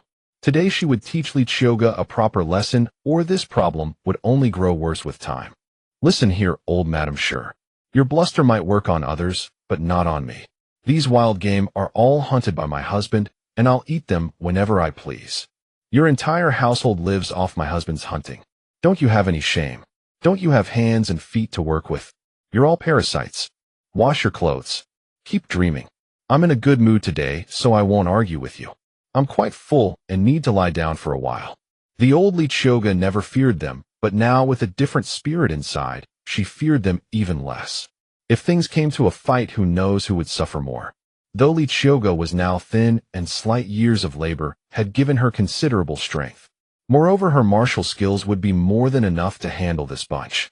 "Sure, you've gone too far, showing no respect for your elders, actually talking back to your mother-in-law." Old man Sher could no longer remain silent. Qiuge spoke like that right in front of him, treating him, the head of the household, with such disrespect. Li Qiuge rolled her eyes at old man Sure. How many times had she squared off against them right before his eyes? Talking sense to her was pure nonsense. Li Qiuge, what's with that expression? Hurry up and apologize to your parents, then clear these dishes. Damn it, there aren't many dirty clothes. Just 3 or 4 items. They'll wash in no time. Dalong is the most filial among us. If he returns and finds you treating your parents this way, he'll surely be furious. Third daughter-in-law approached old Madame Sure and rubbed her chest to help her catch her breath. Since third sister-in-law says it's so easy, you should do this work then. Looking at your sycophantic behavior, you'd surely be happy to do such chores. Here's another chance for you to perform well. Third daughter-in-law Zhao's face flushed red instantly, while the first and second daughters-in-law, who had been watching the drama unfold, were quite pleased. Although Li Qiuge was talking back, her words were satisfying for the two of them. This third daughter-in-law was the most skilled at flattery, and now she'd gotten what was coming to her. Li Qiuge looked at the gloating expressions on her eldest and second sisters-in-law's faces standing beside her, and knew that third daughter-in-law Zhao's constant flattery toward her mother-in-law had already sparked jealousy between the other two. I'm saying eldest and second sisters-in-law, third sister-in-law always flatters so openly in front of you two, putting you both in an awkward position. We're all daughters-in-law to the same mother, yet she's so skilled at managing things while you two are as useful as rolling pins, unable to learn a single trick. Look at our family now, prosperous and well-established. If parents secretly gave her some silver, do you think you'd even know about it? When third daughter-in-law Zhao heard Li Qiuge say this, her expression immediately became uneasy, and even old Madame Sure seemed to have a guilty conscience. Eldest daughter-in-law was always straightforward without the scheming nature of her two sisters-in-law. Second daughter-in-law was quite clever, but only focused on the family's property, never once considering there might also be silver. With Li Qiuge's reminder, both women immediately turned their gaze toward old Madame Sure, and the mother-in-law's expression clearly showed guilt. Don't listen to this little whore's nonsense. Your father and I have always been fair, and when we pass away, the family property will definitely be divided equally. Though the mother spoke thus, it was evident that Sure Laoda and Sure Lauer were already calculating in their minds. Your father and I are still alive. It's not yet your turn to discuss the family estate. Once you've finished eating, go about your business. This Li Sure is too wicked. With just a few words, she's sown discord among the sons and daughters-in-law of the family. Hearing you say this, mother, puts my mind at ease. Fair division is all that matters. You needn't give my share in Dalong's extra, even though all the estate was earned by Dalong. We value family harmony, so equal division will suffice. Li Qiuge, thoroughly enjoying herself, looked at everyone with an innocent expression. Silence. What business is my Sure family's estate to an outsider like you? You are not my daughter-in-law. This Li Qiuge actually wanted to divide their family's property. Impossible. Old man Sure cleared his throat nearby, reminding his wife. Mother, that's not quite right. Doesn't my Dalong bear the Sure surname? Isn't he part of this family? Why wouldn't he have the right to inherit the estate? You and that Sure Dalong are outsiders. What right do you have to divide our family's property? My father kindly took him in, and Sure Dalong even took our surname. He should be grateful for life.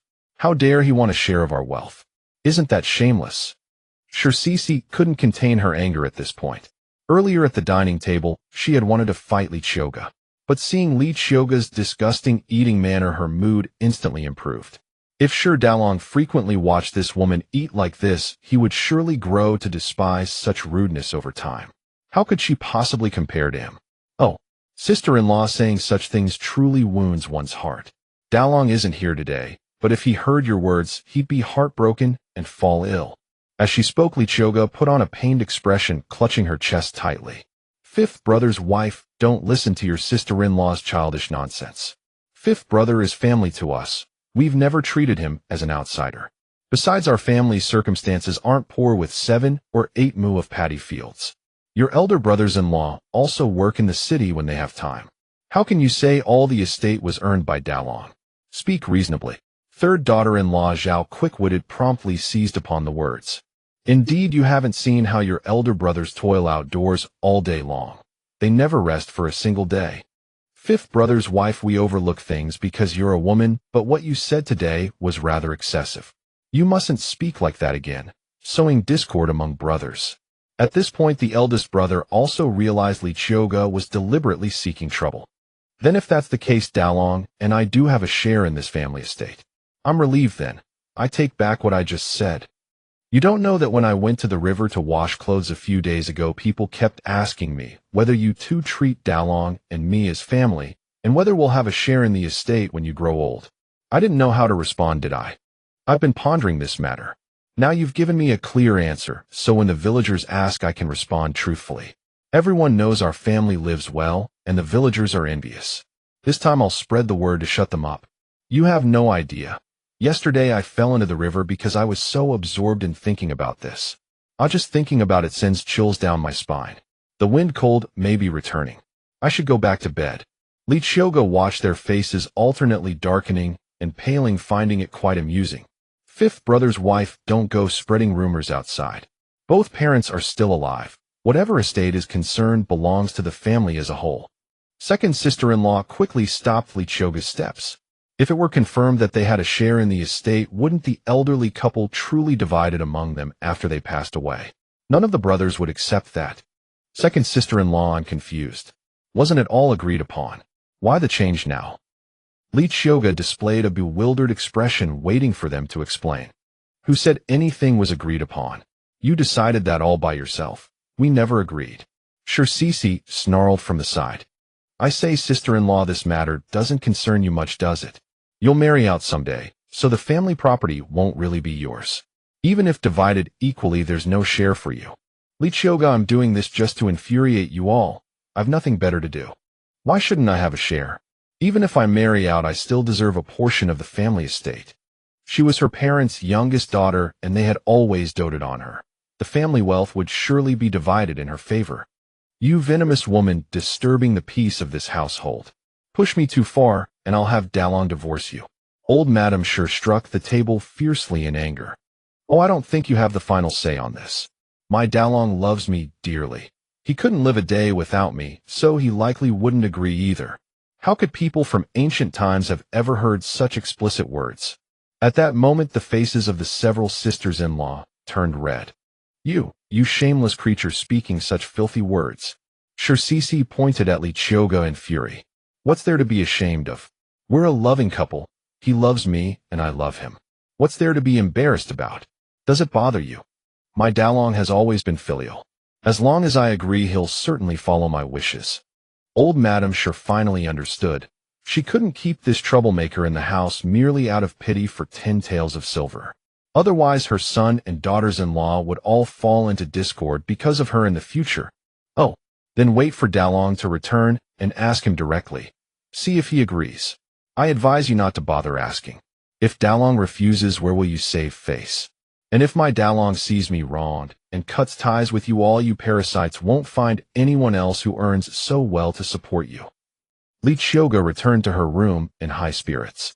She took off her shoes, climbed onto the bed, and drew the bed curtains, concealing herself from view as she entered the space. If anyone happened to enter, the curtains would provide cover. Within the space, she could sense the outside world. Even if she wished to see outside, a small skylight would appear. Such was the marvel of this space. She had spent the entire morning chatting with her best friend and hadn't had the chance to carefully examine the space's exterior. This afternoon, she decided to thoroughly explore the space's functions. As the thought crossed her mind, she acted upon it. She flashed into the space and arrived at the open ground outside, without lingering on the storage rooms or the supplies. She wanted to discover just how vast this space truly was. She retrieved a bicycle, intending to use it for transportation to see how far she could go. After riding alongside the vegetable fields for about 10 minutes, she sensed a dense white mist ahead. No matter how hard she tried to advance, it felt as though an invisible glass barrier blocked her path. Though it had only been a short ride, the space was still quite spacious. At least in this era, she would never have to worry about food or drink. She asked for nothing more, just to be able to keep her belly full and her body warm. Feeling a bit thirsty, she decided to head to the orchard and pick some fruit to taste to see how they fared. In her previous life, she had loved peaches, so she resolved to pick a peach first. The moment she plucked the peach, Qiuge fell in love with it, plump and full with a delicate pink hue that promised sweetness. She gently peeled the skin with her fingers and took a large bite. "Wow, so sweet," she exclaimed. Never had she tasted fruit so sweet. It seemed this space was truly extraordinary, yielding fruit of such exquisite flavor. Unable to resist, she picked an apple and a pear as well. Even though her stomach was full, she wanted to savor their taste. She followed the orchard path, passing through a grove of apple trees, plum trees, and peach trees, until in another section, she spotted banana trees. Vines. What kind of deity had the original owner of this space been? This space truly had everything. She could live here for a lifetime. With that thought, she remembered there seemed to be a notebook in the dressing table of the space. She quickly mounted her bicycle and rushed toward the wooden cabin. Dismounting, she hurried inside, pulled open the drawer, and took out the notebook, or rather a diary. I accidentally obtained this mysterious space, but it's truly frustrating. It only contains a few simple seeds, and I have to cultivate them myself. But I'm not afraid at all. Who am I? I'm Qiuge. I am a master of both medicine and poison, and I excel in every field. Such a trivial matter won't defeat me. This space is incredible. Seeds planted mature quickly, and as long as you don't harvest them, they stay fresh forever. Items placed outside also never rot. The well water near the vegetable area is miraculous. Drinking it strengthens the body and cleanses the marrow, though the filth secreted afterward is disgusting. I had to wash over a dozen times to get clean. Today I gathered several herbs and concocted various antidote pills for emergencies. Though I may not need them, it's a hobby that keeps me occupied. It seems I've made more poison pills than antidotes. A bit wicked, isn't it? I couldn't resist today. I took the off-road vehicle from the equipment depot for a spin. It was exhilarating. The machine gun was too loud, or I would have taken it out for some fun. Today I met some foreigners. I was truly fortunate to buy many seeds of fruits and vegetables that don't exist in this era. They grew well in the space, so I can enjoy the produce of my past life. I've been in this era for 7 or 8 years, and the space has expanded. Recently, my 2 sons took the imperial examinations for the Shotsi degree. I've been so busy helping them review that I've had no time to tend to the space. It seems it's the same in any era. You have to help your children with their studies. Then the diary recorded the achievements of her sons in this era and how the space gradually evolved into its current state. I have perfected this space. My life has been far better than my previous one, very peaceful. The prince treated me well, and I was his only consort. Many things in the space were never used. I wonder if the next owner will make good use of them or start from scratch. What a pity. I hope the next owner of this space will cherish and make good use of everything I have built. Qiuge slowly read through the entire notebook in the space. The original owner had lived to over 100 years old before passing away. Why was her name also Qiuge? Was this fate? She shook her head. What was the point of dwelling on such things? She had no grand ambitions. In this world, being a wealthy woman was enough. She had never dreamed of becoming a princess. Moreover, her husband, though of unknown identity, was at most a fallen young master from a wealthy family. And he didn't seem to fancy her anyway. She returned the book to the dressing table. The original owner of the space had been a princess consort, so why hadn't she seen any valuable jewelry? Could it be hidden elsewhere? She needed to search thoroughly. It wasn't that she was greedy. She was simply curious. She didn't find anything in the cabin, so she went to the storage room. Indeed, in another room of the warehouse, there were chests filled with gold, silver, and jewels. In particular, there were 2 exquisite wedding gowns likely worn by the original owner on her wedding day. The headdress was adorned with red gems. Shouldn't these have been passed down to her sons as heirlooms? She couldn't understand why the couple had stored all their treasures in the space. But it was her gain now. She had also saved a lot of money in the bank, but now it was all for naught. Her adoptive father had given her many properties and valuables, now probably in someone else's hands. Thinking of this, she remembered her phone and computer. Her phone was linked to her bank card. Could she still make purchases after her death? If not, why had her phone appeared in this space? She rushed back to the room, retrieved her phone, still fully charged, and opened a shopping app. Without a second thought, she ordered many Hanfu garments online. After all, her current clothes were too ragged. Though the cabin had some clothes, the quality was too fine for her to wear outside. There were a few everyday outfits, though. After pressing the confirm button, her heart pounded with excitement. Suddenly, she saw her purchase appear on the ground, neatly packaged. When she saw the shipping and receiving addresses, her mind went blank. The recipient address was Eastern Jin Kingdom, and the recipient was Qiuge. The shipping address was the one from the app. Qiuge stood there dumbfounded. Could she really buy things from the modern world and have them delivered to this era? Obtaining the space was already incredible, but being able to purchase items from her original world and have them arrive here. Heaven! She had truly cheated death. The professors who studied narcotics hadn't saved the galaxy. The heavens were simply too kind to her. Even after leaving the space, Qiuge remained in a daze. While Qiuge spent the afternoon in the space, the entire Shi family had not been idle.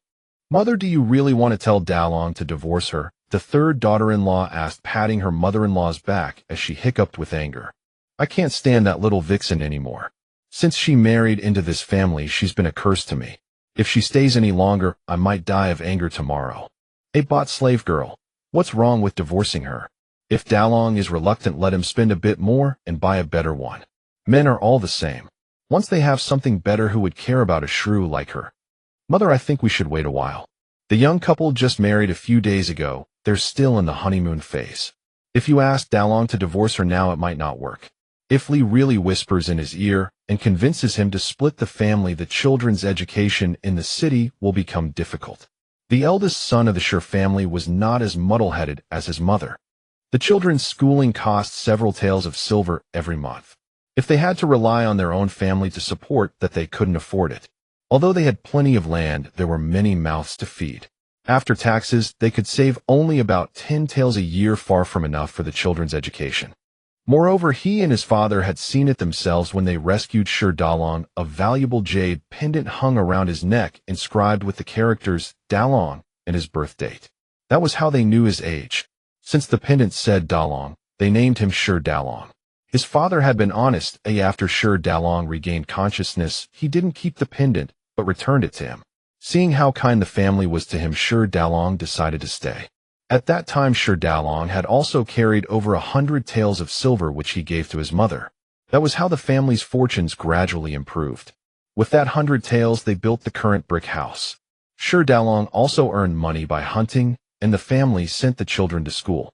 What worried the old couple most was that although Shi Dalong was nominally their fifth son, he was shrewd enough to have registered a separate household in the village, paying for it himself. In effect, he had no real connection to the family. So when Qiuge mentioned splitting the family, they were all terrified. If they really split, Shi Dalong would no longer have to give them his earnings, and no one could say a word about it, since he wasn't blood related to them. He had even supported their entire family. Now that he had married a wife and set up his own household, it was only natural. As his father said, although Shi Dalong had lost his memory from his injuries, he was not foolish. His intelligence was still there.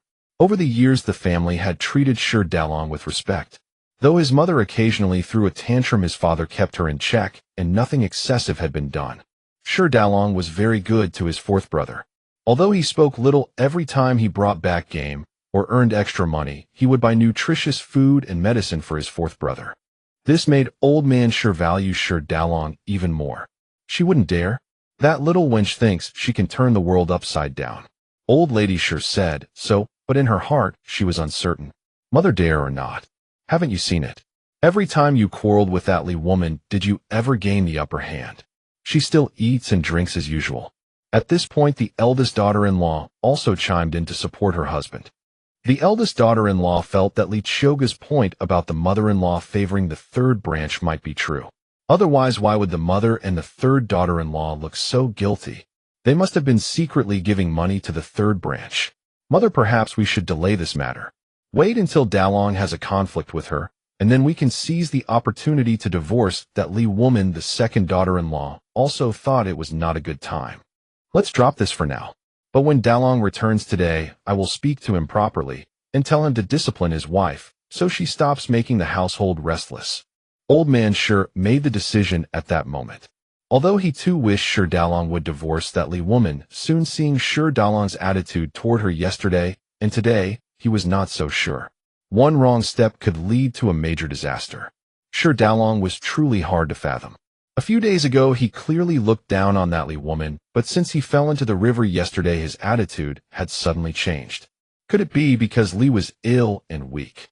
Could a man like him not bear to see it? He couldn't figure it out. Dalong went to the city and sold his game at the tavern he usually frequented. Pheasants and hares were not worth much. He only got 2 silver taels. But the buck was a treasure all over. Antlers, penis blood, all precious. Moreover, Dalong's hunting skills were excellent. The buck was still alive, so it was worth even more. Thus he sold it for 50 silver taels. After leaving the tavern, he first went to the medical clinic, described the condition of the 4th son of the Qiuge family, picked up several packets of medicine, then drove the donkey cart to the academy, where the Qiuge grandchildren studied the Qingshan Academy. He sent a message inside, and Shi Wang and Qiu hurried out. "Fifth uncle, you must have had a hard journey. Have you eaten? Let's go downstairs and have some noodles." Qiu, 15 years old, was quite tactful. He knew that all the family expenses and their ability to study in the city were thanks to this adopted 5th uncle, so he was very courteous to Dalong. Qiu was 12. He should have been studying in the village, but since the Qiuge family was now well off and didn't mind the few taels of tuition, he too was allowed to study in the city. Thus he was also grateful to this 5th uncle. "Fifth uncle, you must have had a hard journey. Our family relies entirely on you for money. If it weren't for you, my elder brother and I couldn't have come to study in the city," Qiu said. Although young, he was a good student. Both of them hoped to pass the county level exam this year. "Fifth uncle, I've eaten. Today I came specially to give you this month's tuition and some living expenses," he said, taking out the tuition from his bundle and then giving each of them 3 silver taels. "Fifth uncle, 3 taels are too much. 1 tael is enough for us. You work hard to earn money," they said, trying to return the money. Dalong looked at the 2 children and smiled knowingly. These 2 had good character, unlike the other Qiuge family members who were greedy. "Take what I give you, or fifth uncle will be angry. Now that you're studying at the academy, it's not like being in the village. You need to spend money occasionally when going out with classmates. Don't let others laugh at you. Spend what you must, and if it's not enough, fifth uncle will give you more," he said, stuffing the money back into their hands. "Fifth uncle, 3 taels of silver are enough for the villagers to save for nearly half a year. We can't bear to waste the money you worked so hard for. Hunting in the mountains is very dangerous. Only you have the skill to bring back game and sell it for money." Although they hadn't returned to the village, they knew that fifth uncle had married fifth aunt a few days ago. To be honest, they were a little worried that fifth uncle might listen to fifth aunt and stop supporting their studies. But today fifth uncle had come to give them money again. After all, that fifth aunt was quite formidable. A few days ago, their little aunt had come to the city to sell embroidery and told them many things about fifth aunt. "Don't worry about money. You know fifth uncle's abilities. I just sold a big buck and made a good sum. So don't worry about your studies. Alright, it's getting late. I need to go home. You 2 go back inside," Dalong said. He was unusually kind to these 2 nominal nephews. Apart from the 4th son of the Qiuge family, he didn't want to say an extra word to the rest of the Qiuges. "Fifth uncle, take care on the road. We will study hard." The 2 children waved to the departing Dalong. Dalong drove the donkey cart along a country path when he suddenly heard a strange bird call. He then steered the cart into a small forest. Once inside the forest, 2 men in black descended from a tree and knelt before him in salute. "Your Highness, rise." Dalong gestured for the kneeling men to stand. "What's the urgent matter?" These 2 subordinates would not seek him out unless it was urgent. "Your Highness, we have received intelligence that in a month the Tatars may launch an attack from this border. We await your orders." Their prince had been hiding in this small mountain village for 5 years. It has been 5 years since the news of War Prince's death. It's already good that the ministers have remained quiet for so long. That man has always been wary of my military achievements being too great. Let's see how he handles this. He was Yi Hanyu, the regent king of the Eastern Jin Kingdom. After years of campaigning, he was not gravely wounded by the enemy, but was betrayed by the very emperor he served. That was why he had gone into hiding in Qiuge family village. It was not entirely the emperor's fault. After all, he was so young. The late emperor had intended to make him the crown prince. If Yi Hanyu had not stubbornly refused, the current emperor would never have ascended the throne. So when Yi Hanyu pacified the border wars, the emperor decided to eliminate him. He never expected that his elder brother, who had always doted on him, would strike him down from behind. They had grown up together. His elder brother had always been good to him. So even though his father favored him and intended to make him emperor, he gave up the throne to his elder brother, the son of a concubine, because he knew his brother was also talented and had always desired the position. With their bond, he believed his brother would treat him well after becoming emperor. That was what he had always thought. It was only when he continuously conquered border states for his brother and his prestige grew immensely that he sensed his brother's dissatisfaction. Moreover, although he was young, he was the regent king of the Eastern Jade Kingdom, second only to the emperor, a decree from his late father.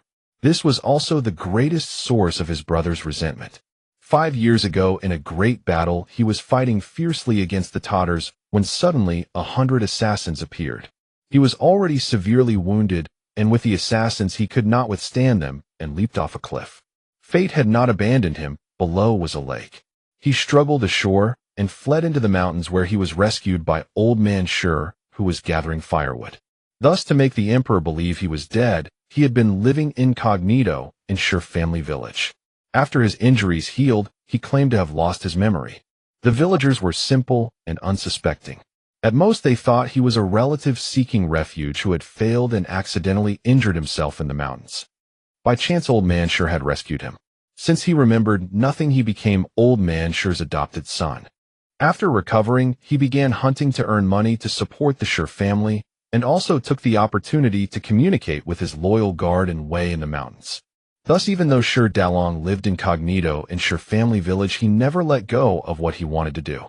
Although the emperor had taken most of his military power, the emperor was unaware of his personal forces. He told his men to conserve their strength and await his orders. Those in the court were not to oppose the emperor. Continue to monitor the Tatars' movements. I want to see how my good brother will respond. Does he think that with the Tatars' invasion other nations will not stir? Without full certainty, the Tatars would not attack the Eastern Jade alone. The border had been stabilized by him with great effort. If not for his father's legacy and the people of the Eastern Jade, he really did not want to bother with these matters anymore. Being an ordinary man would be fine. Tell our people to be careful. Spies from the Eastern Jade may have infiltrated our territory. Report when you have concrete information. Yes, Your Highness. Your Highness's men miss you dearly. May I ask when Your Highness will? Yi did not finish the sentence. Yi, the time is not yet ripe. The man in black was Yi Hanyu's most trusted shadow guard, and a brother who had faced life and death with him. Yes, I understand. Yi withdrew. Although the prince had not given a specific time, he knew the prince was already planning. Their invincible prince would surely reappear in the court of the Eastern Jade Kingdom. Let those who wished for their prince's death see it clearly. Qiuge spent the entire afternoon in the space and drank the well water mentioned in the notebook. After about half an hour, she began to sweat profusely all over her body, and soon she could see black sweat seeping from her pores. I thought there weren't that many toxins in my body. After all, my skin is so fair. Who would have thought I'd sweat out so much filth? I wonder what it all was. She quickly found a wooden tub suitable for bathing, stripped off her clothes, and began washing with the well water. She scrubbed herself no less than 6 or 7 times before all the grime was finally washed away. The old clothes were far too uncomfortable to keep wearing. While she wouldn't replace the outer garment, she could at least change her underclothes. She took out the underwear she had ordered on her phone and put it on. How comfortable it felt. In this era, ancient women had no concept of modern underwear. They wore only simple pants that were hardly any different from the open-crotch trousers of children. It was difficult to describe. She recalled the people in the old Qiuge family she had seen in the main hall that day, all dressed in fine cotton cloth. In particular, the third son's wife wore the finest quality cotton and even had a silver hairpin in her hair. The others may not have been as particular, but their clothes were all made of fine cotton as well. The eldest, second, and third sons, all the men, wore hemp cloth because they had to do manual labor, yet even that looked superior to what she wore. Her own hemp garment was nothing but patch after patch, making her look almost like a beggar. No wonder Qiuge had worn such a scornful expression when she saw Qiuge today. Now that she had money and food, she had to find a reason to dress better, at least in fine cotton cloth. Wearing these tattered clothes was not only uncomfortable, but also deeply shameful to her. Having been reborn into this life, she intended to live freely and do as she pleased. After finishing her bath, she sat on the bed and thought that it would soon be time for dinner, and Qiuge Dalong should be returning by now. At that moment, she heard the front gate creak open and the sound of a donkey-drawn cart approaching. Sure, Dalong was back. You're home, Dalong. You've worked hard all day. Dinner is ready. Wash your hands and come eat quickly. Dasa knew that Sure Dalong had not only gone to sell the male deer, but had also taken his nephew Qiuge to school. Yes, hurry up, Dalong. The whole family is waiting for you. Saw and the other members of the Sure family also came out to welcome him, since selling the male deer meant there would certainly be good money involved. Sure Dalong grunted and intended to go straight to his room to wash up. But the moment he entered, he saw Qiuge sitting motionless on the bed staring blankly at him. You're back, Qiuge said calmly from where she sat on the bed. Someone actually caring about him. It felt genuinely different. In the past, when he entered his room, it was always silent and empty. Now there was a young woman waiting for him inside, and his heart felt strangely different. Dinner is ready. Let's go eat. He washed his face and patted his clothes to smooth them out. Let me give you a heads up. I really upset the old Sure family people at noon today. Your mother will likely come complaining to you shortly, so please give me some face and don't embarrass me. Qiuge thought it best to warn Sure Dalong in advance, though she knew he might not care much anyway. What's a preventive injection? Sure Dalong caught the general meaning, but was puzzled by the term. It's a needle to prevent illness. For example, if you were prone to hemorrhoids, a preventive hemorrhoid injection could stop you from ever getting them. Understand? Qiuge gazed earnestly at Sure Dalong. This woman truly had the thick skin to discuss hemorrhoids in front of a man, but was she serious? Did a preventive hemorrhoid injection really exist? That phrase came straight from your own imagination, didn't it? It's terrifying how uncultured you are. Qiuge shot him a sideways glance. I heard you went to the city today to sell game, and there was a large male deer. After paying the Sure family with the silver you earned, isn't there anything left? Qiuge fixed her gaze upon Sure Dalong, and he felt as though emerald fire gleamed in her eyes. He realized she looked even more beautiful than before. She had always been fair-skinned, but he hadn't noticed her all day. Now she seemed to glow with a healthy pink undertone beneath her whiteness, far more attractive than the sickly pallor she had worn previously. He found himself genuinely curious. Qiuge's natal family were ordinary farming folk, so why did she look so striking? It wasn't that the village lacked pretty women. It was that the current Qiuge possessed an air and elegance he had never noticed before. If properly adorned, she would not lose to the noble ladies of the capital. Qiuge was beautiful, inheriting features from both her parents. Her father was handsome, unlike old man Li. Her mother was gentle and graceful as well. Qiuge had taken the best qualities from both sides. Though not particularly tall, her stature was decent. She was somewhat thin now, but if she gained a little weight, she would be even more beautiful. I'm talking to you. What are you spacing out for? How much money is left? Sure Dalong's prolonged stare made her deeply uncomfortable. Altogether over 50 taels.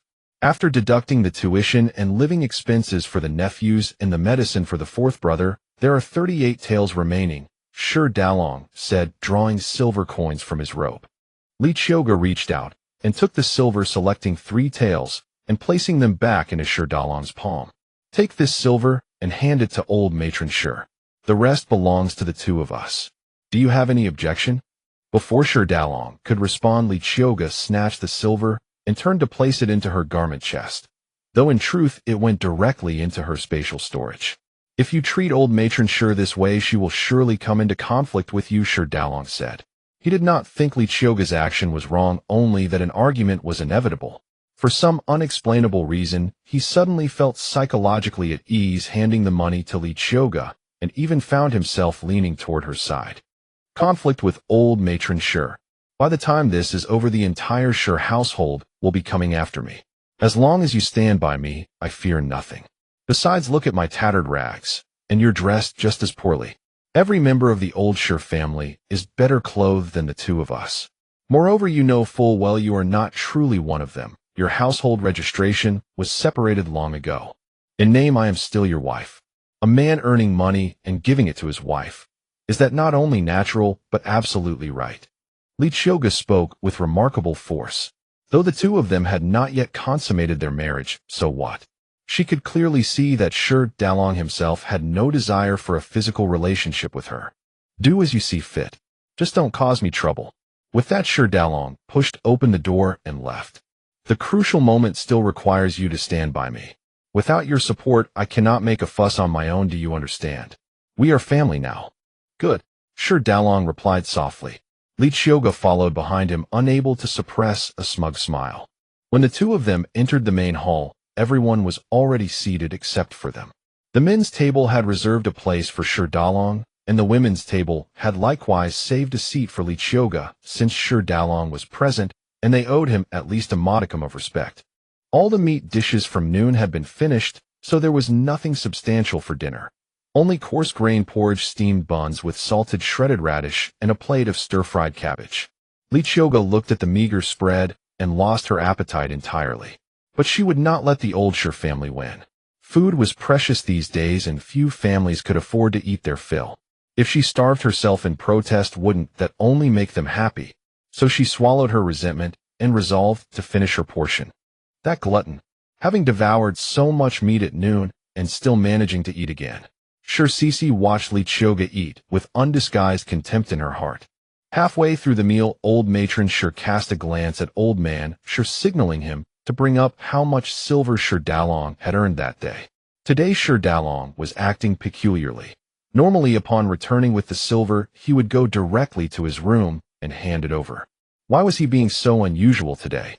Old man Sure naturally understood his wife's intention and hurriedly picked up some cabbage and placed it in Sure Dalong's bowl. Dalong, you've worked hard all day. The hopes and expectations for the nephew's tuition rest entirely on your shoulders. And you bought so much medicine for your fourth brother today. That must have cost quite a bit, didn't it? Today I not only paid their tuition, but also gave each of them 3 taels of silver. Studying in the city is unlike the village. Expenses are naturally higher. Dr. Liu, the imperial medical supervisor, said the fourth brother's medicine should be changed. Several tonic herbs were added, so I spent quite a lot today. He then continued eating without saying another word. To be honest, all the younger generation in our family is being raised by our Dalong alone, and he worries about everything all day long. Qiuge managed to finish her portion of rice, set down her chopsticks, and spoke lightly. Shut your mouth. You're everywhere. What does this concern you? Dalong is a member of the Sure family. Is it not right to support 2 nephews in their studies? Old matron Sure had been holding back for half the day. Dalong, did you sell the male deer for quite a sum today? I saw that buck this morning. What a magnificent creature. Those antlers alone must be worth considerable money. Our Dalong is truly capable. Third son's wife quickly changed the subject. It was acceptable, a few taels more than usual. Then Sure Dalong fell silent again. Old matron Sure grew desperate. What was wrong with Sure Dalong today? She had hinted so plainly, yet he still refused to hand over the silver. Dalong, household expenses have been heavy lately, and mother's silver reserves are running low. Now that you've sold so much today, it truly relieves mother's worry. After your wedding expenses, the banquet costs, and the bride price, there is hardly any surplus left in the household. Watching old matron Sure perform, Qiuge could not help but burst out laughing. Qiuge sat there laughing, leaving everyone stunned. What madness had seized Qiuge now? Sure, what are you laughing at? Finish your meal, and clear the dishes, or go back to your room if you won't help. Old matron Sure said displeasedly. Mother, I simply find it amusing. You ask for money so directly. Look at all of you, appealing to scholarly pursuits and pulling at family sentiments. I grow tired just watching. You are all so tight-fisted with money, yet today my Dalong didn't even get to taste wild pheasant or rabbit. Not a single bowl was saved for him. And now you keep meticulous accounts of silver. Qiuge's expression turned cold. You have the nerve to bring this up. Today noon we stewed 2 large bowls of meat, and you certainly did not eat little. Not one of us got even 2 pieces. If you truly cared about your husband, wouldn't you have saved him some? Sure Cece rose to her feet and pointed at Qiuge's nose. Oh, the rules of the old Sure family are truly grand. A younger sister-in-law daring to point at her elder sister-in-law's nose. I had no idea all the meat was here, so I ate more. Besides, the game was hunted by my husband. Shouldn't I eat more? Wouldn't it be proper for you to save him a portion? Or is that simply not your custom? She clicked her tongue and fell silent.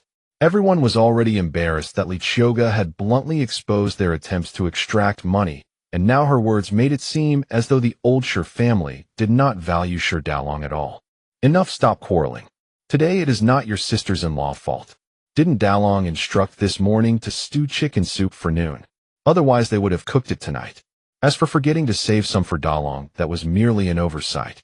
Old man Sure quickly stepped in to mediate. It is getting late, and I am too tired to argue with you all. Husband, hand over the silver quickly, and the two of us hurry back to the room and sleep. I'm getting a bit sleepy myself, she said deliberately, looking at Qiuge, whose anger was so intense her eyes seemed ready to roll backward. Shameless, Qiuge couldn't help but curse Qiuge once more. We are a young couple talking about sleep. What's shameless about that? Our elder brother and sister-in-law, second brother and second sister-in-law, third brother and third sister-in-law, and our dear parents all not sleeping in the same room. Are they all shameless too? If so, when you get married in the future, you'd better not sleep in the same room as your husband. That would be terribly shameless. Qiuge looked at Qiuge's face with amusement turning black and red, then glanced around at the old Qiuge family, where every face was equally grim. Dalong, you really need to keep a tighter rein on your wife. Qiuge hasn't even been married off yet, and here's your wife spouting filthy language. Third sister-in-law quickly fawned over her mother-in-law, hoping Dalong would reprimand Qiuge. Third sister-in-law, you're truly amusing, inciting your younger brother to beat his own wife. But your scheme won't succeed, and my Dalong would never lay a hand on me. This Qiuge really deserved a beating. Everyone in the old Qiuge household shared this thought. Old man Qiuge had also realized by now that Qiuge feared neither heaven nor earth, and no one could outstubborn her. They could only swallow their pride and urge Dalong to hand over the money quickly so they could return to their room. Dalong, I think your wife is truly exhausted. Put down the money and go back to your room with her. His face had already been stripped bare on the table today. Dalong, they've already saved face. Just put down the money so we can go back to our room. This remark flushed old man Qiuge's face bright red. At this moment, Dalong also realized Qiuge had had enough fun. He took out the few taels of silver coins she had given him from his bosom, placed them on the table, and was about to leave. Old Madame Qiuge glanced at the silver on the table. Only 3 taels. Hadn't they sold quite a bit? Why was so little left? She hadn't seen Dalong buy anything else either. Where had the money gone? Dalong, why is there so little money? Was the medicine the clinic prescribed for fourth master too expensive? Next time I'll ask him personally what kind of expensive herbs they used to charge so much. She said they had added a few tonic herbs, but they shouldn't be this expensive. It's only a few taels more than usual, Dalong said softly. Only a few taels more. Then what's going on with this money? Everyone turned to look at Dalong. Dalong met Qiuge's gaze, which seemed to say, look at the mess you've gotten us into. It's all coming after me now. Qiuge looked at Dalong as if to ask what's wrong. Her blinking seemed to say, you promised to support me. Now let's see how you perform. Dalong couldn't help but miss the way things used to be when he got along with the Qiuge family. He would simply come home, eat, and hand over a portion of his earnings. How simple it had been. But ever since Qiuge appeared, so many complications had arisen. He also had to cooperate with her. I plan to take Qiuge to town tomorrow to buy some things. Look at the clothes and shoes she's wearing. There isn't a decent piece of fabric on her entire body. The other sisters-in-law wear fine cotton, but she's clad in coarse hemp garments covered in patches. It would make outsiders laugh. Dalong said this, then fell silent with a stern expression. My Dalong truly treats me well. That's right. Look how well-dressed the other sisters-in-law are, with silver hairpins adorning their hair. Now that I'm part of the old Qiuge family, I naturally should dress similarly to everyone else. Going out like this is truly embarrassing. In the future, my husband should buy me more fine clothes, which will also give you face when we go out. And you, don't only think of others. Look at your own clothes, and none of them are decent either. Let's both buy several new sets of fine clothes tomorrow. At this moment, Qiuge came up to Dalong and deliberately tugged at his clothes, then at her own, showing obvious disdain. The Qiuge family members caught on. Dalong was planning to keep the money for the two of them to spend. These 3 taels of silver were merely a symbolic gesture. If this precedent were set, there might not even be a symbolic amount in the future. Qiuge, we didn't consider this thoroughly. Third sister-in-law has 2 new outfits she hasn't even worn yet. She can give them to you. I don't think we need to go to town to clothes bought. They are so expensive. My sister-in-law and I will each contribute 2 makeshift outfits, which should be enough for you. As for Dalong, he's tall and broad, so you probably can't wear your brother's clothes. Next time you hunt, buy some fabric yourself, and we sisters-in-law will make them for you. This concerned the interests of the Qiuge family. At this moment, everyone pulled together to stop Shi Daolong from letting the two of them keep the silver. Li Shi, what more do you have to say? Your sisters-in-law are offering you their unworn new clothes. Shi Cici quickly seized the opportunity to interject. Thank you, but I don't like them. I only like clothes that my husband buys for me personally. Then she looked at Shi Daolong with affectionate eyes. If not for their interactions over the past couple of days, Shi Daolong would have truly misunderstood. To outsiders, it would seem as though Qiuge cherished him deeply. Li Shi, even if you want to go to town to buy clothes, you wouldn't need that much silver, would you? Old Madame Shi wanted nothing more than to wield her walking stick and beat Li Qiuge senselessly. Why wouldn't I need it? I can spend however much I want. Besides, isn't it normal for a couple to have some private savings? Li Shi, your family provides for your food and expenses. What private money are you talking about? Remember, we haven't separated our households yet. We all live together and share meals. Who earns money doesn't hand it all over to me for safekeeping. I'm saying, old Madame Shi, our family is different from others. As for why, I don't need to spell it out in detail. Today I'll tell you straight, these few taels of silver are our meal expenses, saving you the trouble of cooking, and I'm too lazy to cook myself. From now on, all the money Daolong earns must be handed to me. As for the tuition for those cheap nephews, Daolong and I can cover it. If they don't study, well, you'll have to pay for it yourselves from now on. If you disagree, then we'll move out, Li Qiuge stated bluntly. The entire Shi household was stunned. If Shi Daolong no longer handed over his silver, their family would lose a substantial amount of income. Daolong, is this also what you think? You're a man. How can household matters be decided by your wife? At this point, Shi Daolong's eldest brother could no longer hold back. Shi Daolong earned quite a bit of silver each year. When the old couple grew old, dividing that money among the brothers would still be a considerable sum. Shi Daolong was their family's golden hen. Cutting off ties was unthinkable. I think Li Shi makes a very reasonable point. Our young couple will eventually have our own household, so we should start saving. As for the nephew's education, I will continue to support it. This is already quite generous. Over the years, I've earned quite a bit for the family, repaying the life-saving grace from back then. He hadn't planned to distance himself from the Shi family so soon, but since Li Qiuge wanted to do this, he felt compelled to accommodate her. He couldn't help but feel that listening to Li Qiuge wasn't necessarily a bad thing. Daolong, my good son, mother can't live without you. You're the most filial. Although not my biological son, you're even more filial than those biological children. How can you forget your mother after marrying a wife? Mother simply cannot be separated from you. Old Madame Shi had also realized by now. It wasn't just about these few taels from hunting. In the future, Daolong might not give them much silver at all. She was counting on Shi Daolong to earn her retirement funds and provide dowries for her daughter. Cutting off ties was impossible. What are you saying? We haven't left you. We still live in the same courtyard and eat from the same pot. Besides, Daolong and I are still funding those cheap nephews' education, and you've profited greatly from it. Li Shi, shut up. It's all because of you, you little slut, corrupting my wonderful son. Old Madame Shi really wanted to slap Li Qiuge several times. Thinking it, she acted on it, rushing toward Li Qiuge and raising her hand to strike. Would Li Qiuge let herself be hit? She reached out and grabbed old Madame Shi's wrist. Mother, hitting others is not a good habit. If that slap lands, you won't see a single tael of silver from me again. Shi Daolong was stunned at this moment, surprised by Li Qiuge's quick reflexes. In truth, even if Li Qiuge hadn't acted, he wouldn't have allowed old Madame Shi to actually strike her. After all, she was his nominal wife.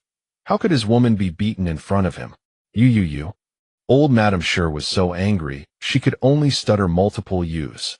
Li Shi is now my wife. I will not allow anyone to lay a hand on her.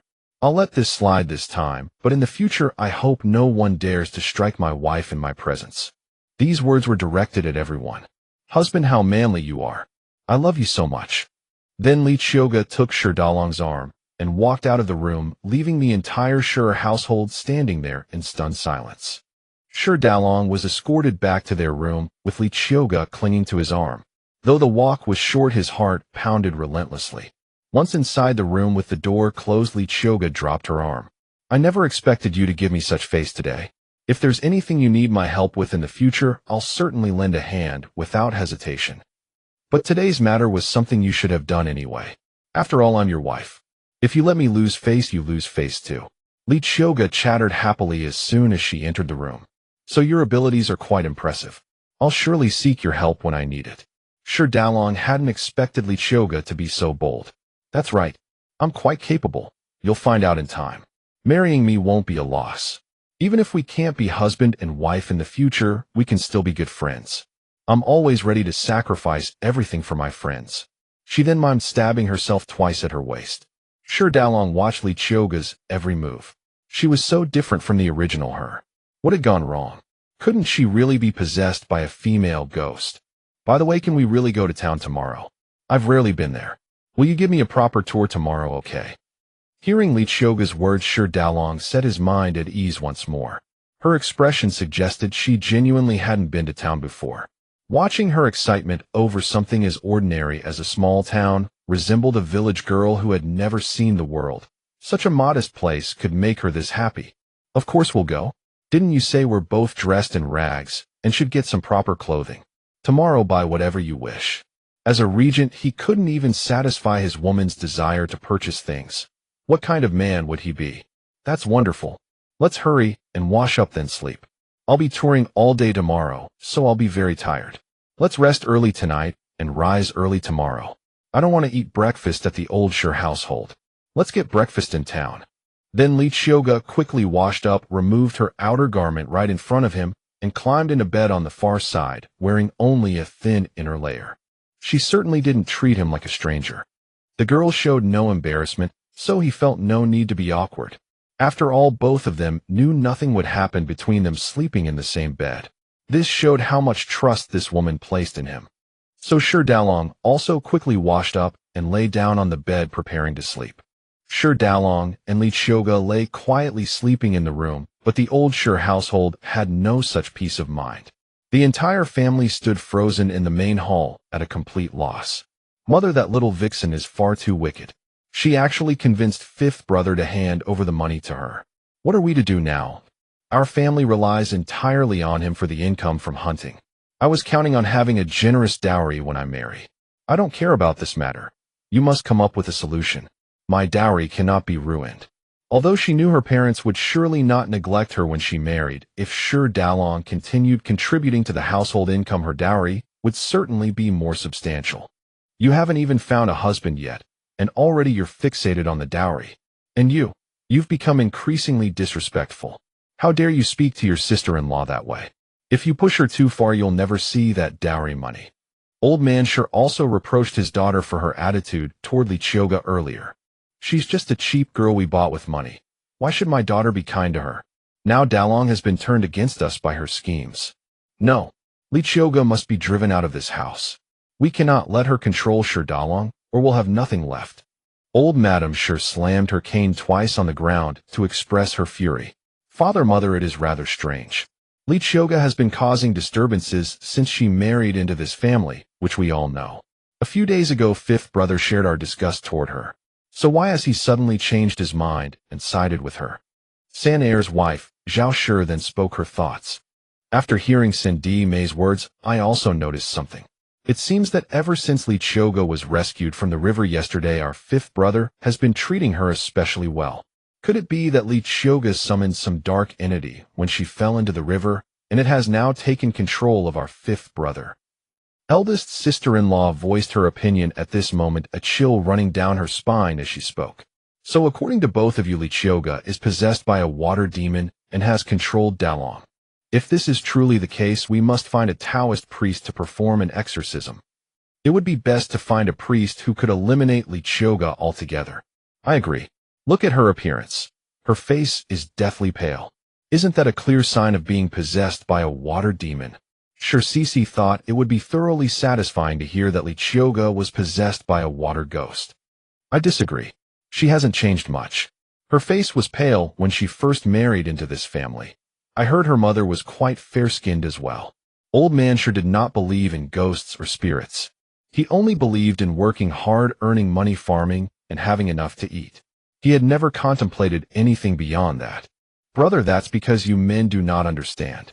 In our village, who works in the fields every day and does not become darkly tanned. Only she remains so fair-skinned. She must be possessed by a ghost. Mother, we must find a powerful Taoist priest to subdue this female ghost so she can no longer harm people.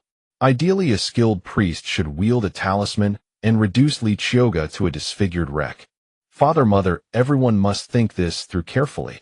Besides, we do not even know if Dalong will agree. What if he opposes us? You all know Dalong's temperament. Although he rarely speaks, we are all quite afraid of him, especially with all those muscles on his body. If he lost his temper, he could easily beat us up. Old man Shirtu also found the notion absurd. Qiuge had come out to eat at noon.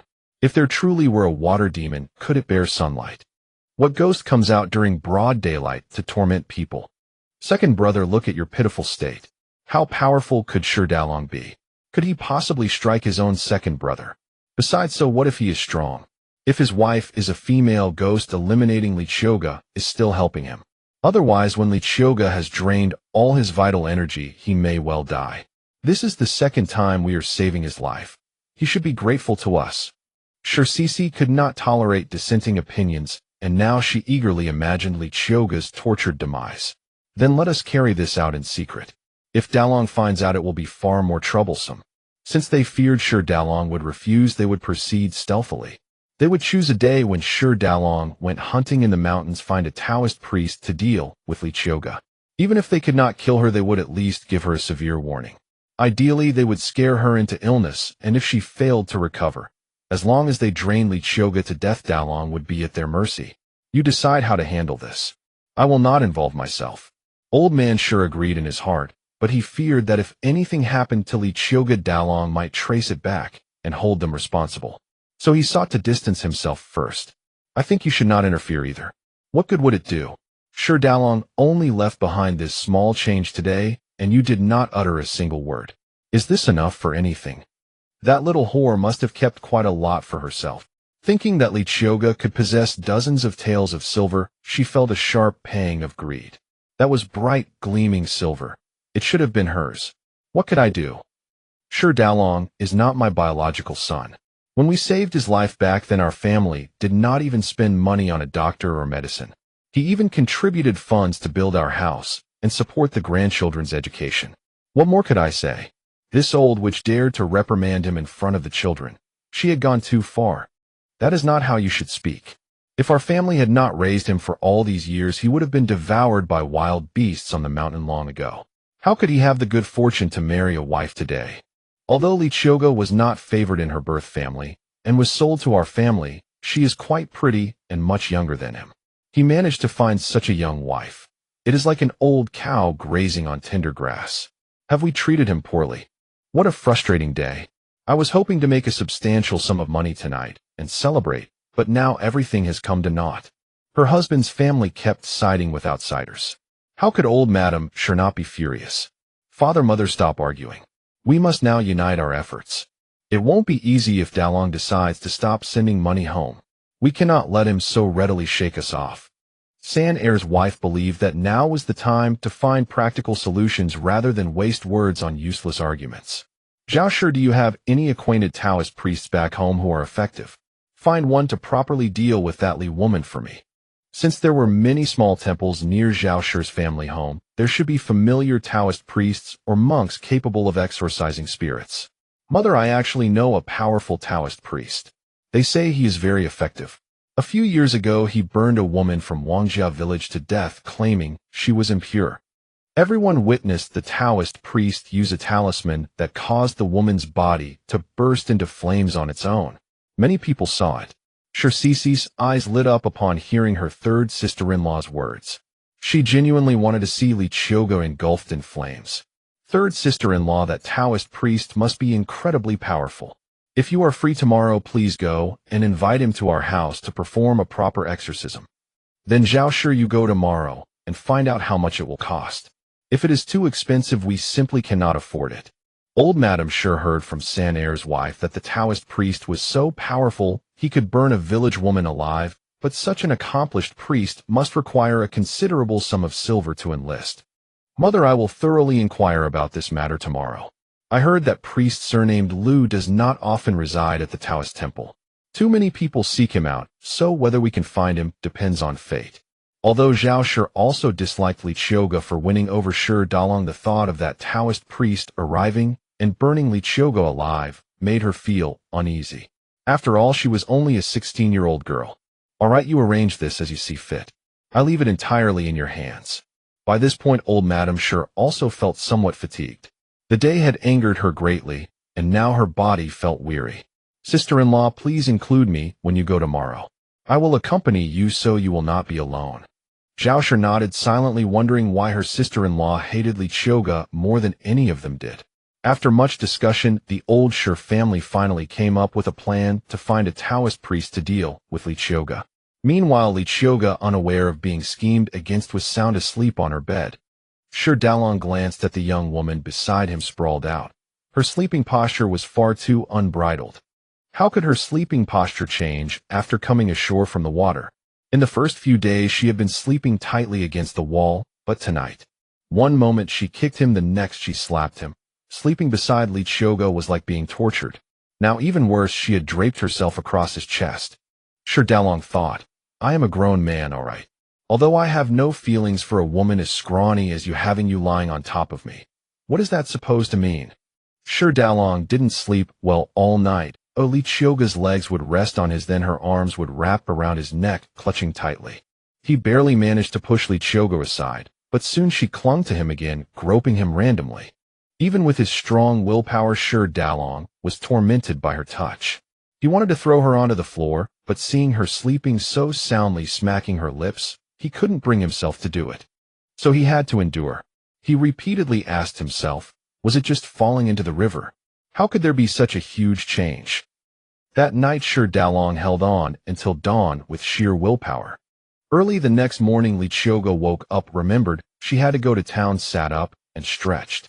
She planned to get up, but when she turned her head and saw Shi Dalong still lying in bed, she pushed him, get up quickly, don't be lazy.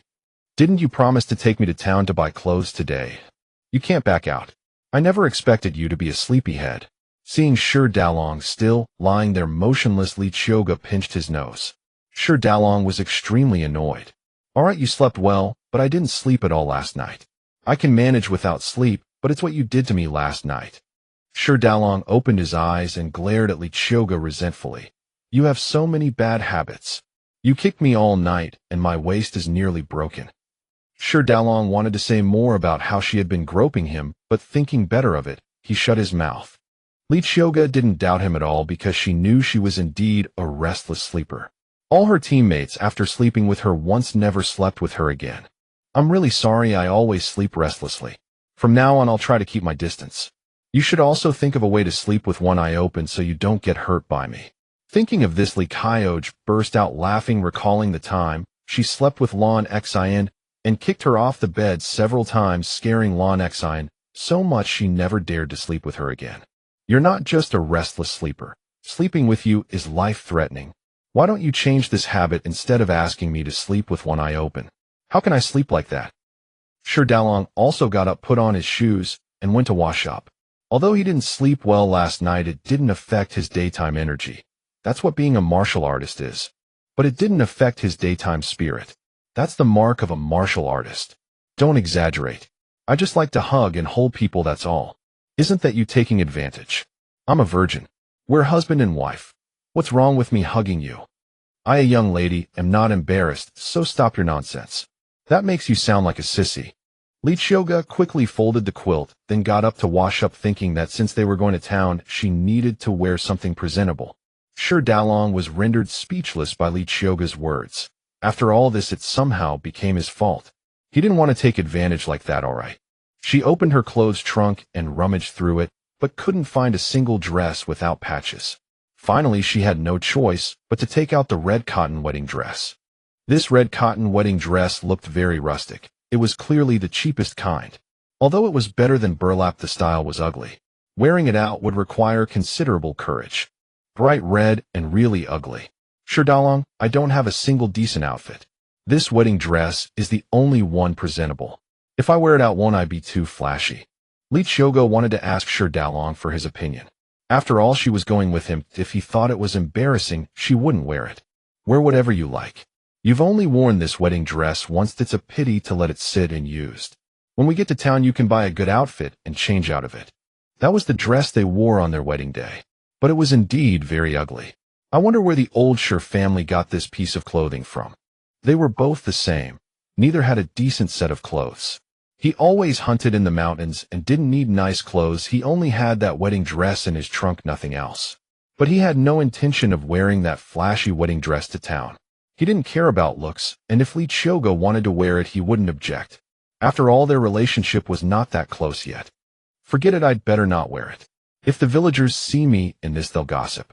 Anyway, I've been wearing these rags for a long time. I'll just wear my old clothes. She compared it left and right, but still felt the red dress was too flashy. Besides, it wasn't her style.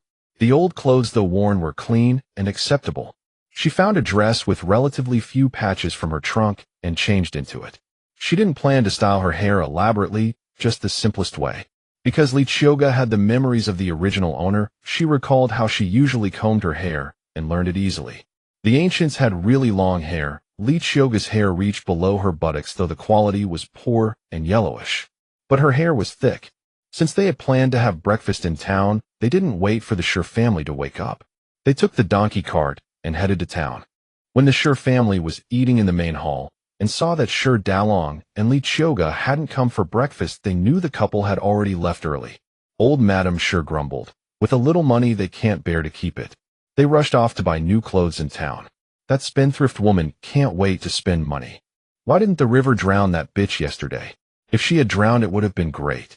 Even if we lost the 10 taels of silver, it's better than having her in front of me annoying me.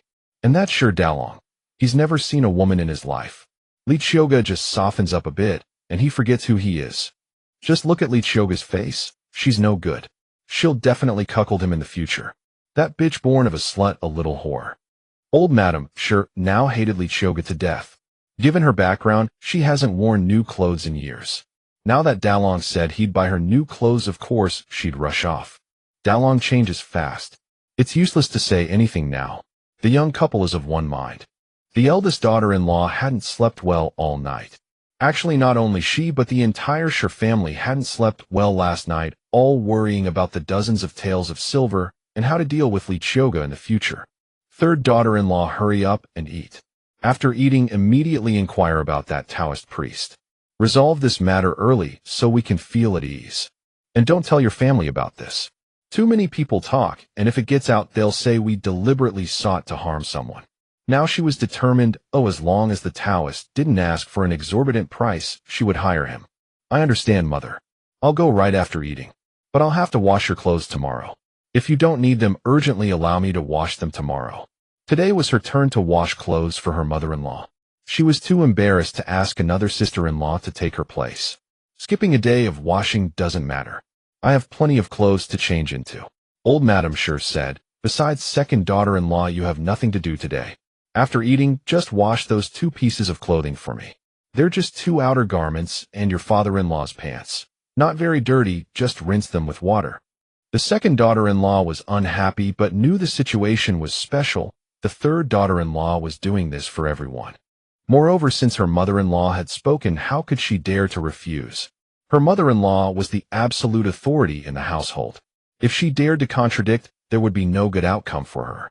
This third daughter-in-law is a real schemer, always finding ways to make others work for her. If she really intended to wash tomorrow, why mention it now? She could have said it after returning from the errand. She had to say it now, just to get someone else to do her work. The second daughter-in-law said, Mother, I'll wash the clothes right after eating. Old Madame Qiuge nodded with satisfaction. If Qiuge could be as obedient as them, she wouldn't have to be so ruthless.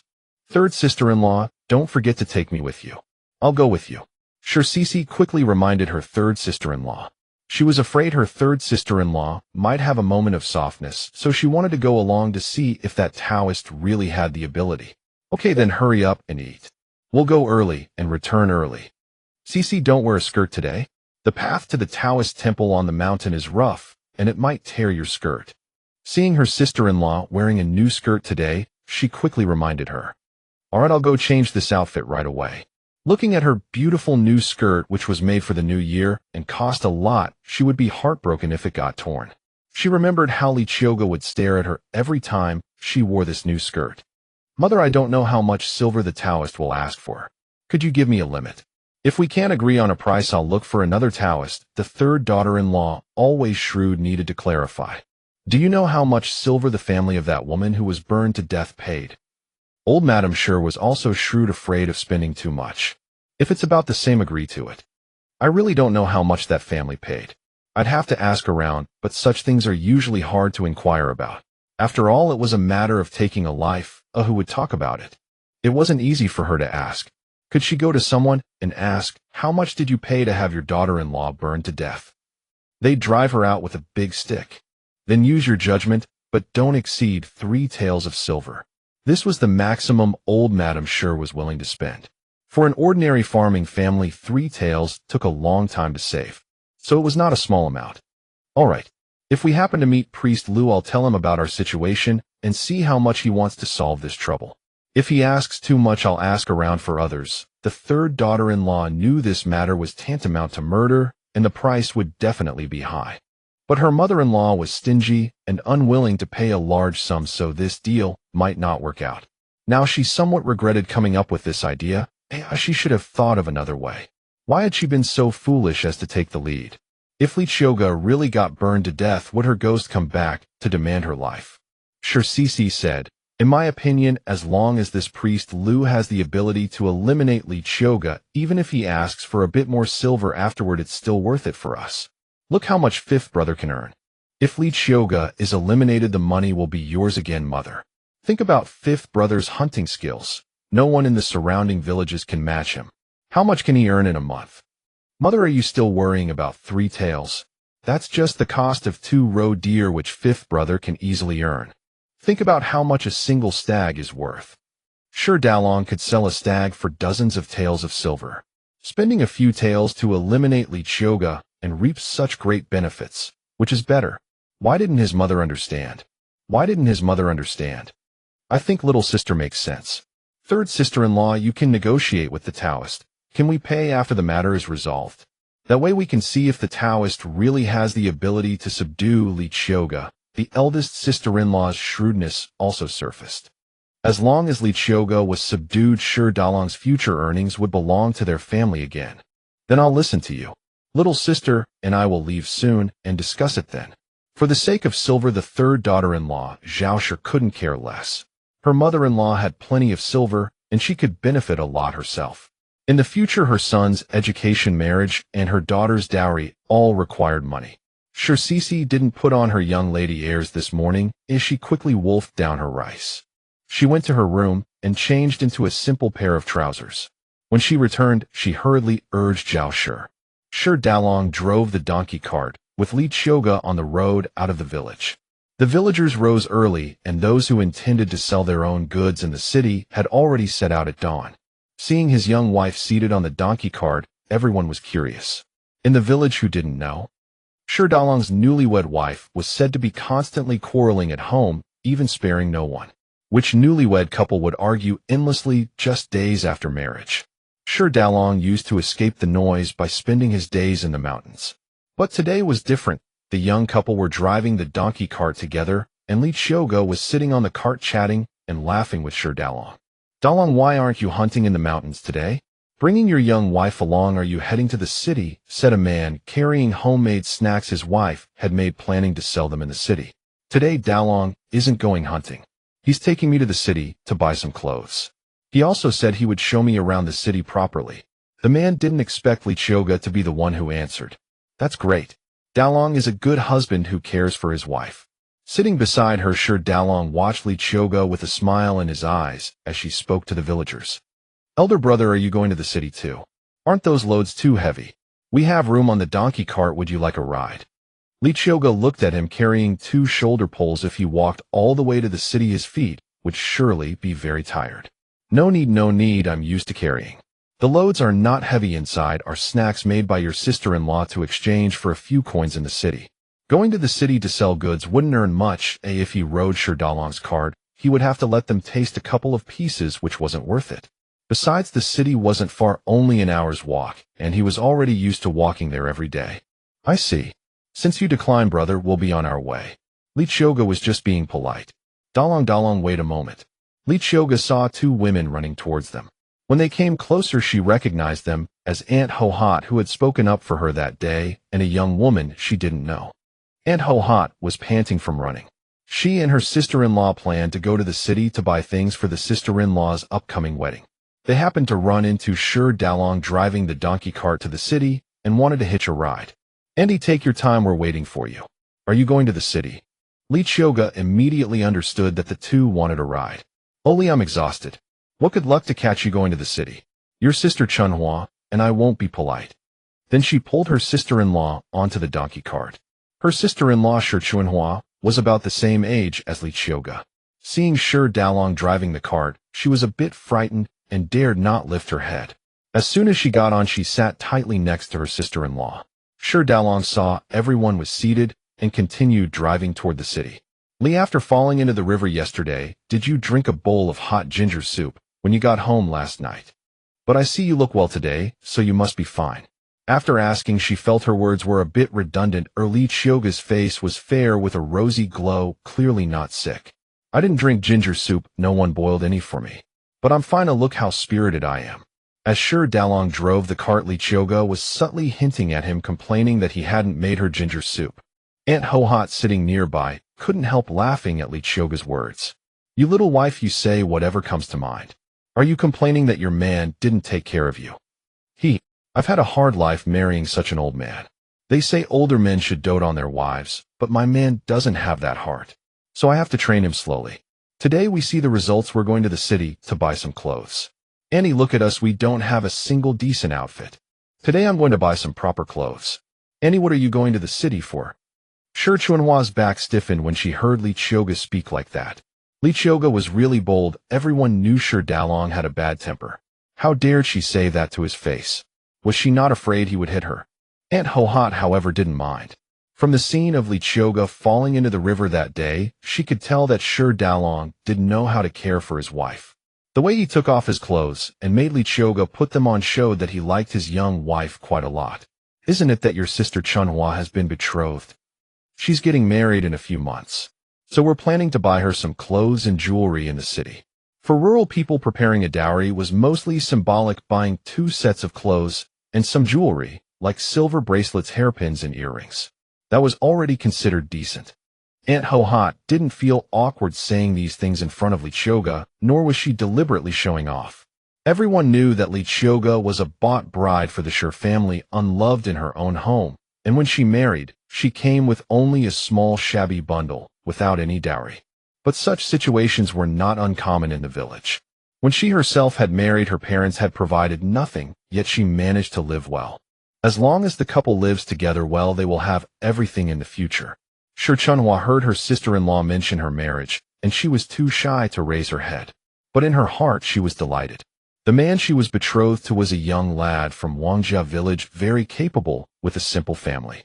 They hadn't formally engaged, but had known each other before, so it wasn't a blind marriage. Sister Chunhua is getting married, what a happy occasion.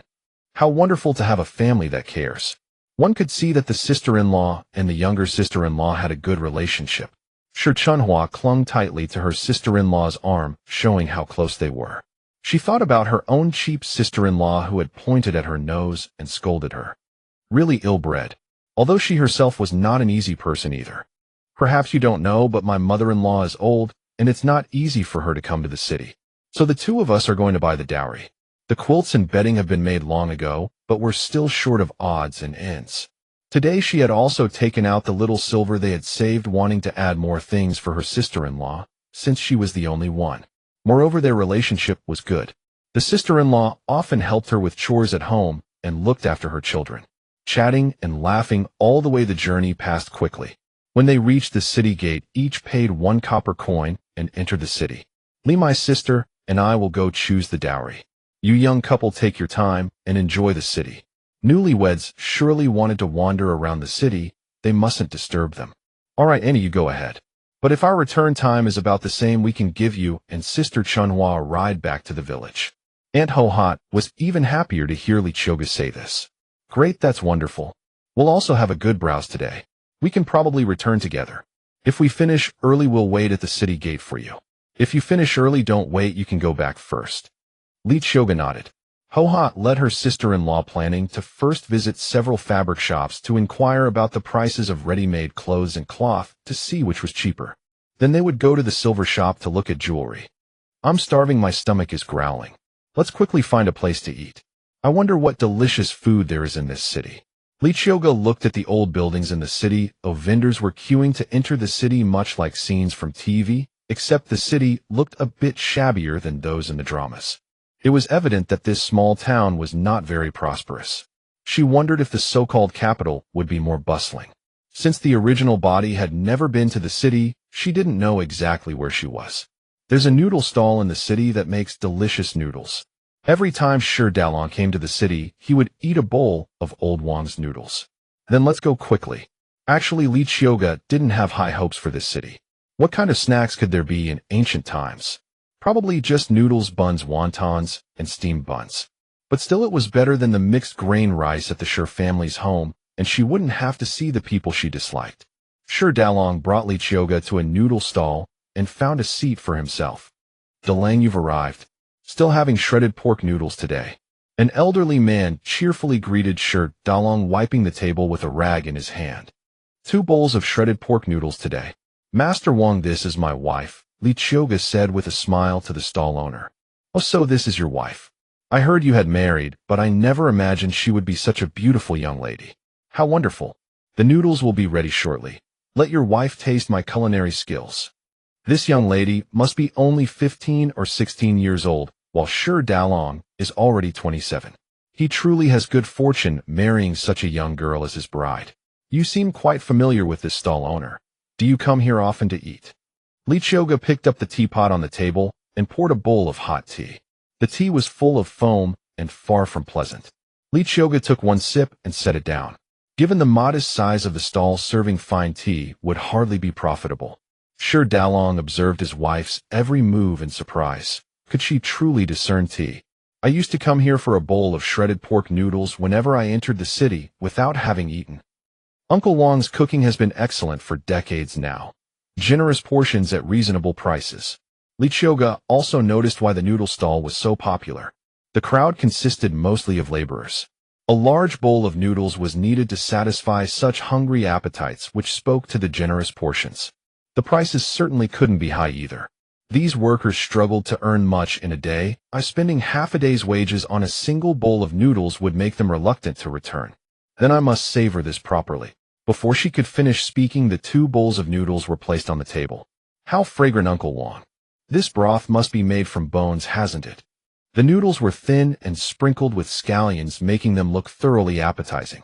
Your sense of smell is impressive, miss. You've identified the bone broth without even tasting it. That's right. Every morning I go to Butcher Lu's shop to buy bones. They're inexpensive, keeping costs low, yet they produce an incredibly flavorful noodle soup. In this era, bones were difficult to sell, so their price remained low. A key reason Uncle Wang's noodles tasted so good. It was his little secret. But the true secret lay in the noodles themselves. They were perfectly al dente, with excellent chewiness. Li Qiuge took a small sip of the broth, then sampled the noodles, giving Uncle Wang an enthusiastic thumbs up. Uncle Wang, this skill is truly outstanding.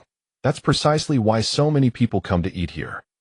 Although Uncle Wang was accustomed to praise for his noodles, he felt especially pleased today. This young woman had detected the bone broth before even taking a bite, proving she truly understood good food. Who wouldn't be delighted when someone knowledgeable praised their craft? Delang, your wife has a way with words. If she isn't satisfied, feel free to have her come back for more. No charge. His fondness for Shi Dalong only deepened upon seeing his wife. Thank you, Uncle Wang, Shi Dalong said happily. To hear others praising his nominal wife was a pleasure. Though Li Qiuge had a hearty appetite, she found herself unable to finish the large bowl of noodles. Looking across at Shi Dalong, his bowl was already empty. She felt somewhat guilty about her leftovers. Delang, look at how much I have left. It's wasteful. I have no infectious disease, so why not let you finish it? Otherwise, Uncle Wang will surely be displeased seeing so much waste. In ancient times, grain was precious. These were white flour noodles. If wasted, it would be a true loss. Li Qiuge observed that Shi Dalong was a robust man. Another serving wouldn't overwhelm him. Shi Dalong noticed his wife truly couldn't eat another bite, So he said nothing, simply transferred her remaining noodles to his own bowl and consumed them in a few quick bites. Qiuge was unaware how intimate this gesture appeared to onlookers. After finishing their meal and paying the bill, 2 bowls of noodles had cost only 12 coins. How remarkably inexpensive. No wonder Uncle Wong's stall was always crowded. The value was truly remarkable. Now that my stomach is full, let's go shopping for clothes. Wearing these tattered rags while strolling about would surely dampen one's spirits, Qiuge said, having filled her belly and now considering how she appeared to others. Are you planning to buy ready-made garments directly or purchase cloth to have them made? Dalong asked. If only I could change immediately. I certainly don't wish to sew myself. Moreover, my skills are lacking, so ready-made clothes would be more convenient. Are ready-made garments significantly more expensive than cloth? Most rural folk purchased cloth to have garments made, yet she recalled that the original owner's sewing abilities were poor as well. Year after year, she had worn hand-me-downs from family members, never having the opportunity to make her own clothes. Her days consisted solely of field labor and firewood gathering. She had never found time to learn embroidery. Her mother's embroidery work had been fine, but there had never been a chance to teach it to her. Thinking of her stepmother, she wondered how she fared now. Without her working for the Li family, her mother must have grown even more weary. Because she had been purchased as a bride, there was no tradition of a 3-day visit to her natal home. Since her marriage, she had never returned. Perhaps if things improved in the future, she could visit her stepmother and purchase some clothing for her as well. Her mother was much the same, rarely acquiring new garments throughout the year, always wearing patched-over patched clothes. It is somewhat pricier, but if you don't wish to make them yourself, just buy ready-made clothes. The shop on the left side of the alley has decent garments. Then let's go there and take a look. Dalong frequently came to the city to sell game, so he surely knew the shops better than she did. Dalong led Qiuge to the shop. Upon entering, she observed a wide variety of garments, linen and fine cotton alike. The selection was extensive, though most styles suited rural folk.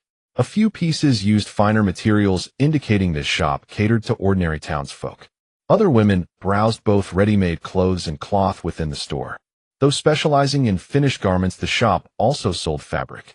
After attending to the cloth-buying customer, the shopkeeper promptly approached Qiuge and Dalong. Qiuge noted the shopkeeper's cordial demeanor toward them and concluded he was no snob. If he were, his business wouldn't thrive. Yet he maintained such good patronage in an alleyway, which spoke volumes about his reputation. Would the two of you prefer ready-made garments or fabric? The shopkeeper inquired with a pleasant smile. We'd like to purchase 2 sets of ready-made clothes, one for my husband and one for myself. My sewing skills are poor, so ready-made would be more convenient. Qiuge replied confidently. The shopkeeper chuckled. This young lady was quite amusing, declaring her lack of sewing skill so openly before her husband. Their affectionate rapport was evident. Hearing her refer to Dalong as her husband struck him as somewhat unexpected. She appeared so young, while he seemed quite mature. Still, his tall, sturdy frame suggested capability. Please follow me to the ready-made section, the shopkeeper invited, guiding them accordingly. Miss, what kind of fabric would you prefer for your garments? We have everything here. On this side, linen is durable and sturdy, ideal for labor. Over here, fine cotton is soft with vibrant colors, looking quite attractive when worn. Qiuge touched the linen garments. The rough texture was something she had worn her entire life and had no desire to continue enduring. The fine cotton felt considerably softer in comparison. Boss, I'll take the fine cotton ones, Qiuge said, browsing through and selecting 4 outfits in one go. A pale pink one, a pale green one, a pale blue one, and an off-white one. She also selected 4 outfits for Dalong in different colors. For him, she chose dark navy and deep blue, colors suitable for men. 2 were long robes, 2 were shorter tunics. For herself, she picked 2 skirt ensembles and 2 pant sets. She also chose shirts, trousers, and socks, purchasing 4 complete sets for each of them. Dalong observed how well-fitted the clothes Qiuge had chosen were for him.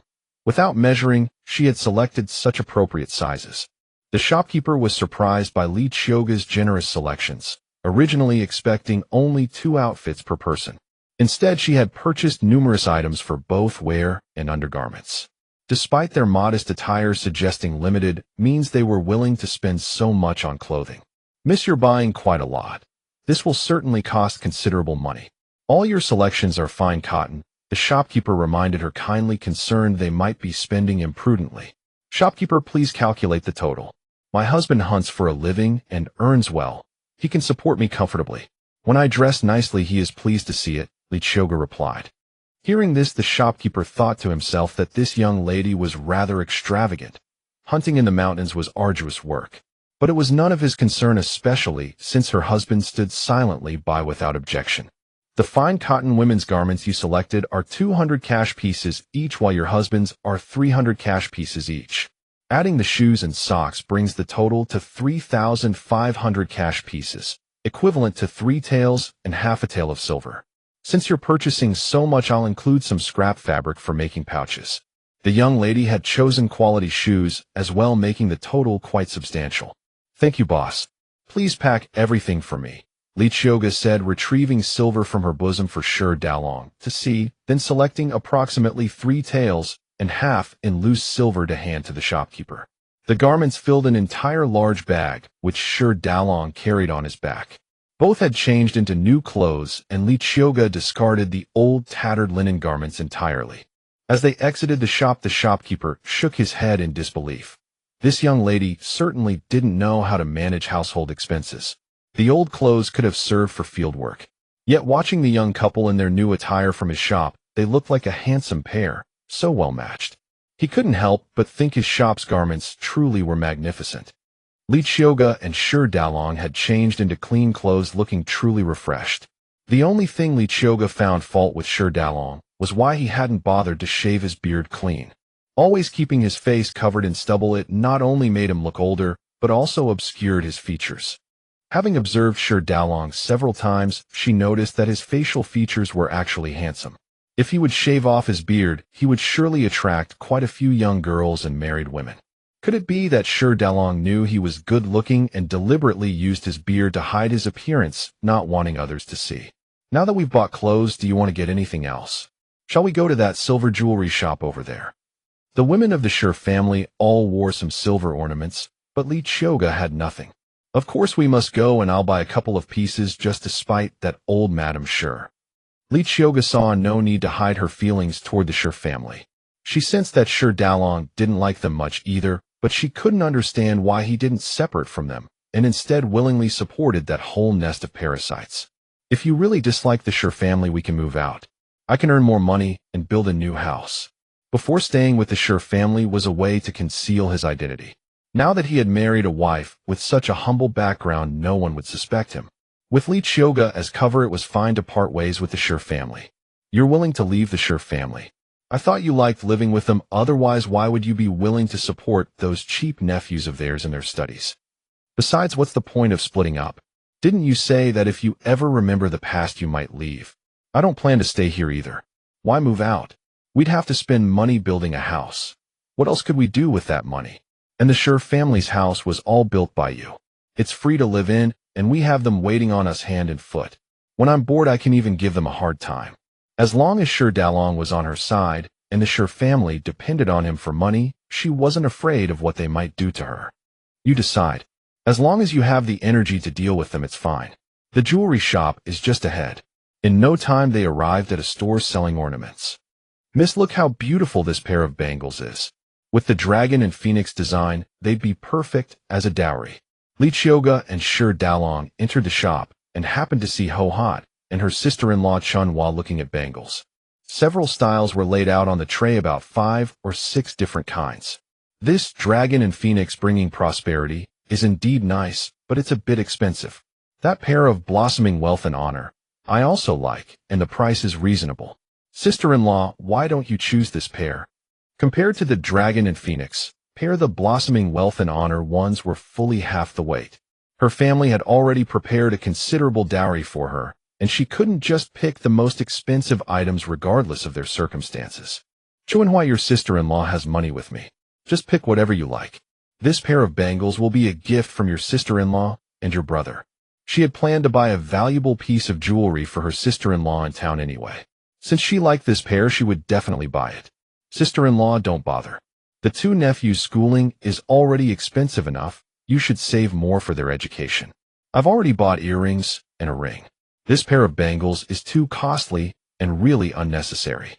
Her brother worked hard to support the whole family, and she couldn't add to their burden. Hearing how considerate her sister-in-law was and how she mentioned the two children studying Hot didn't insist further. All right, let's buy this blossoming wealth and honor pair first. When your two nephews succeed in their studies and become high officials, we'll make sure they buy you a pair of gold bangles. Her husband did work hard. Otherwise, they wouldn't have had to hitch a ride on Qiuge and Dalong's donkey cart. It was because her husband was off hauling goods for others on a non-market day and wasn't at home. Good sister-in-law, the nephews study well and will surely succeed. I'll wait for them to honor me. Shopkeeper, please wrap up this blossoming wealth and honor pair for me. The shopkeeper cheerfully placed the silver bangles into a small wooden box. You two sisters-in-law have such a wonderful relationship. Although this blossoming wealth and honor pair is lighter than the dragon and phoenix, said it's still heavier than most ordinary bangles. Clearly your sister-in-law dotes on you. Usually a mother would accompany her daughter to choose a dowry. It was rare to see a sister-in-law bringing her husband's sister. Shopkeeper, you don't know. This little sister of mine helps me with so much work every day, and she helped raise my two children. How could I not cherish her? Qiuge, feeling embarrassed, tugged at her sister-in-law. Sister-in-law, it's only right. Aren't we family? Her mother had given birth to her late in life, and when her sister-in-law married into the family, she was still young.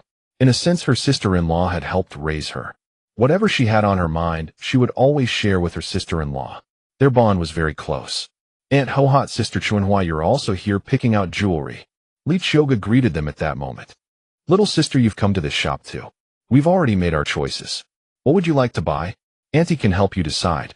Seeing that Qiuge and Dalong had changed into new clothes, and that Dalong carried a large bundle on his back, they had probably finished most of their shopping. They had also bought all the cloth they wanted and had come to this shop last for jewelry. They were planning to wait by the city gate for them, but now they happened to meet so they could return to the village together. All right, Annie, help me pick out something. What do you think suits me? Qiuge didn't find Aunt Hot's offer awkward at all. It was a kind gesture. So this young lady knows these two customers. That's perfect. If you buy more, I'll give you the same discount I gave them. His shop catered to common folk, so most items were silver. There were gold ornaments too, but not many styles. Common people usually saved up money during the new year to buy one or two pieces, or bought more when preparing a dowry like this. Thank you, shopkeeper. I'd like to look at silver hairpins first. Could you recommend a few styles? Seeing that Qiuge and her companion were dressed in clean, fine cotton clothes and likely had some spare money, the shopkeeper brought out a tray of more fashionable hairpins for her to choose from. Young lady, these are all new styles that arrived this morning. Do you like any of them? Qiuge saw that the hairpins the shopkeeper brought out were indeed beautiful. They're really beautiful. That butterfly looks so lifelike. Qiuge thought all the hairpins on the tray were lovely, especially the butterfly one. It looked almost real. Indeed, the craftsmen who made these must be very skilled, Aunt Hot remarked, admiring the beautiful designs. I like them all. Dalong, which one do you think suits me? Qiuge was a bit unsure which one to choose. Dalong picked up a hairpin carved with a crabapple blossom and gently placed it in Qiuge's hair. This one suits you. Indeed, that crabapple hairpin makes you look even more beautiful on your head. She already knew Qiuge was pretty, but she hadn't expected that after changing into nice clothes and wearing the silver hairpin, she would look even more charming. Qiuge liked the crabapple blossom silver hairpin too. Now that Dalong had chosen it and put it in her hair, she was happy. It showed they had similar taste. I like this crabapple one, but I also like that butterfly one. As the shopkeeper said, the master craftsman's skill was superb. The butterfly was so lifelike that when she shook it, the butterfly would sway, as if about to fly away. Then let's buy both. Shopkeeper, how much? Dalong immediately decided to purchase both. Qiuge didn't mind. Choosing between things was for children. If she liked something, she would buy it all. Since the young lady chose premium pieces, and these hairpins are substantial in weight, each one costs 5 taels of silver. Aunt Hot and her sister-in-law overheard and thought it was terribly expensive. Just 2 hairpins for 10 taels of silver, which would take them 2 years to save. Fine. Do you want to pick anything else? Qiuge saw Dalong acting like a domineering CEO. The silver was in her possession, but Dalong answered so readily. It certainly pleased her. Let me see what beautiful earrings there are. I'll pick a pair, Qiuge said. She had earlobe holes pierced by her mother when she was little, but now she was just wearing small sticks. Her mother had originally planned to prepare a full set of dowry jewelry for Qiuge when she grew up, but never expected that she couldn't even afford a pair of silver earrings. The shopkeeper smiled and brought out another tray of earrings and ear studs for Qiuge to choose from. Qiuge did not choose intricate earrings. Instead, she selected a pair of simple flower-shaped earrings. Aunt Hohot picked up the earrings Qiuge had chosen and quickly put them on for her. Sister, you look really beautiful dressed like this. Yes, so pretty. Chunhua also felt that Qiuge looked exceptionally beautiful now. Chunhua was not ugly either, but she was the type of girl next door, while Qiuge possessed a breathtaking, majestic beauty that could topple kingdoms. Dalong, you are truly blessed. To be honest, I have never seen a young wife as beautiful as Qiuge. I wonder what the palace concubines look like, but I think even compared to them, Qiuge might be more beautiful. Qiuge was not only good-looking, but also had fair skin. Truly, she was liked even by women. The palace concubines are indeed not as beautiful as my wife, he said. He had seen the several consorts of his elder brother. Although they were also beautiful, they wore thick makeup. How could they compare to Qiuge, who was so lovely without any powder or rouge? Big eyes, a high nose bridge, and lips that were naturally rosy without any lipstick. You sure know how to play along. You've never seen the palace ladies. Qiuge treated Shi Dalong like a friend and buddy and didn't think his words were a compliment at all. In the eyes of outsiders, it seemed that even Shi Dalong was captivated by his own wife's beauty. Little lady, your husband's words are not false. With our jewelry, you look even more beautiful, the shopkeeper said. Regardless of whether Qiuge was pretty, as long as she bought his jewelry, he was happy. All right, I'll just buy these few items. I won't buy the bangles or rings. Today, she just wanted to let the Shi family know that the two of them had come to town and spent lavishly. Now they had already spent quite a bit of silver, so it was enough. Besides, she could also buy gold and silver jewelry from her space. There was no rush for now. All right, I'll give you the best price, little lady. The shopkeeper packed the butterfly hairpin for Qiuge. After the shopkeeper calculated the total, Qiuge was about to take silver from her bosom, but unexpectedly Shi Dalong took out a pouch of silver and paid the bill. Qiuge glanced at Shi Dalong and said nothing. It seemed that Shi Dalong was quite shrewd. He hadn't handed over all his silver to old lady Shi and had kept a good amount for himself. Bringing the silver out today must have been intended for her to spend. She couldn't help her blind confidence. She had always been like that. Qiuge didn't think there was anything wrong with Shi Dalong not telling her about hiding silver. She even believed that a man should have some private savings so that he could occasionally surprise his wife. If you didn't allow him to have private money, how could he give you surprises? After paying, they left the jewelry shop together. And Hohot, is there anything else you want to buy? Let's go together so we can return together. I want to go to the shop ahead to buy some pastries for the two children and also get 2 jean of good wine for my father-in-law. That's about all. The two children were studying hard, so she wanted to buy them some pastries to cheer them up. Her father-in-law usually liked to drink a little, but not much. These 2 jean of wine would last him several months. All right, let's go together. If there are pastries I like, I'll buy some too. She wondered what the ancient-style pastries were like and whether they were delicious. But she knew they surely had no additives, healthy and natural. Then they arrived at a long-established pastry shop. Aunt Hohot bought the more affordable osmanthus cake, mung bean cake, and white sugar cake. Qiuge also bought the same varieties. Qiuge, you also like these pastries? My 2 boys also like them, but I only buy them once or twice a year. I've never eaten these pastries before. I just saw you buying them, and I thought they must be tasty. She said this without feeling embarrassed. The original owner had never eaten any pastries in her life, only watched others eat them. Qiuge, these are all delicious. From now on, after you marry Dalong, you can buy as many as you want. Aunt Hohot and her sister-in-law both sympathized with Qiuge, knowing that she had been sold by her grandmother and had endured great hardship at home. Yes, now that I have a husband, I have someone to rely on. I can buy whatever I want to eat, Qiuge replied with a smile. Although Shi Dalong had no romantic feelings for Qiuge, he didn't dislike her as a person. Hearing that she had never eaten pastries, he actually wanted to buy all the delicious ones for her. Dalong can earn money, so you can eat pastries as much as you want. Just be careful not to become a big fat woman. But Qiuge is so beautiful even if she becomes fat she'll certainly still be very pretty. Aunt Ho-Hot tried to lighten the mood. Just then the young shop assistant packed up the pastries they had ordered. Everyone paid and intended to return to the village. They had planned to spend the whole day in town, but they had finished shopping before noon. Qiuge bought meat buns and treated Aunt Ho-Hot to eat. Aunt Ho-Hot felt very embarrassed. Each meat bun cost 2 won, and for the two of them the aunt and her sister-in-law 2 each would be several won. Not only did they get a free donkey cart ride, but now they were also eating her meat buns. Qiuge, this is so embarrassing. How can I accept your meat buns? They are really expensive, Aunt Ho-Hot said awkwardly, holding the meat buns in her hand. And why are you being so polite with me? Just the day before yesterday you spoke up for me and scolded those people. Today we went shopping together, so we are already acquaintances. Just eat 2 buns, no need to refuse. Eat quickly before they get cold. It was just 2 meat buns, nothing to be polite about.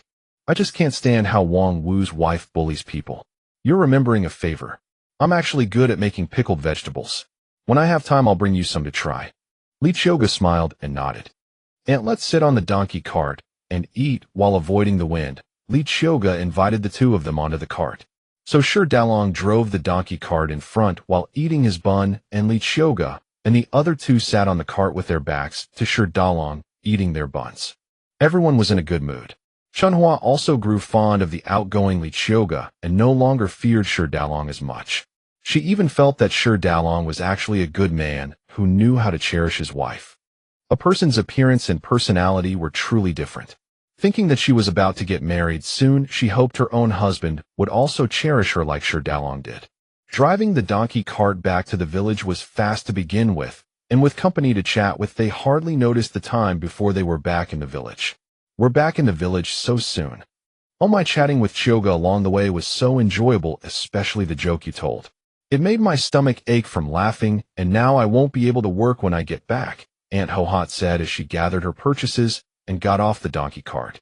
Since you like me so much, Aunt, feel free to come chat with me whenever you're free. She didn't have any friends in this village yet. Alright, when I have time I'll bring Chunhua to visit you. You can also come to my house. My mother-in-law is good-tempered and will surely like you very much. To be honest, Aunt Ho-Hot didn't want to go to the Shi family's house. She preferred Qiuge to visit theirs. Alright, Aunt, when I have time I'll come to your house to chat with you. After parting with them, Dalong drove the donkey cart back to their own home. The Shi family looked at Qiuge and noticed that they hadn't come back for lunch, so they must have eaten in town. Really knows how to spend money eating out. Dalong and Qiuge entered the courtyard, unloaded the things from the donkey cart, and carried them into their room. The eldest daughter-in-law and the second daughter-in-law were both working in the courtyard. Rural life meant endless chores, whether pickling vegetables or hauling grain. There was never a shortage of work.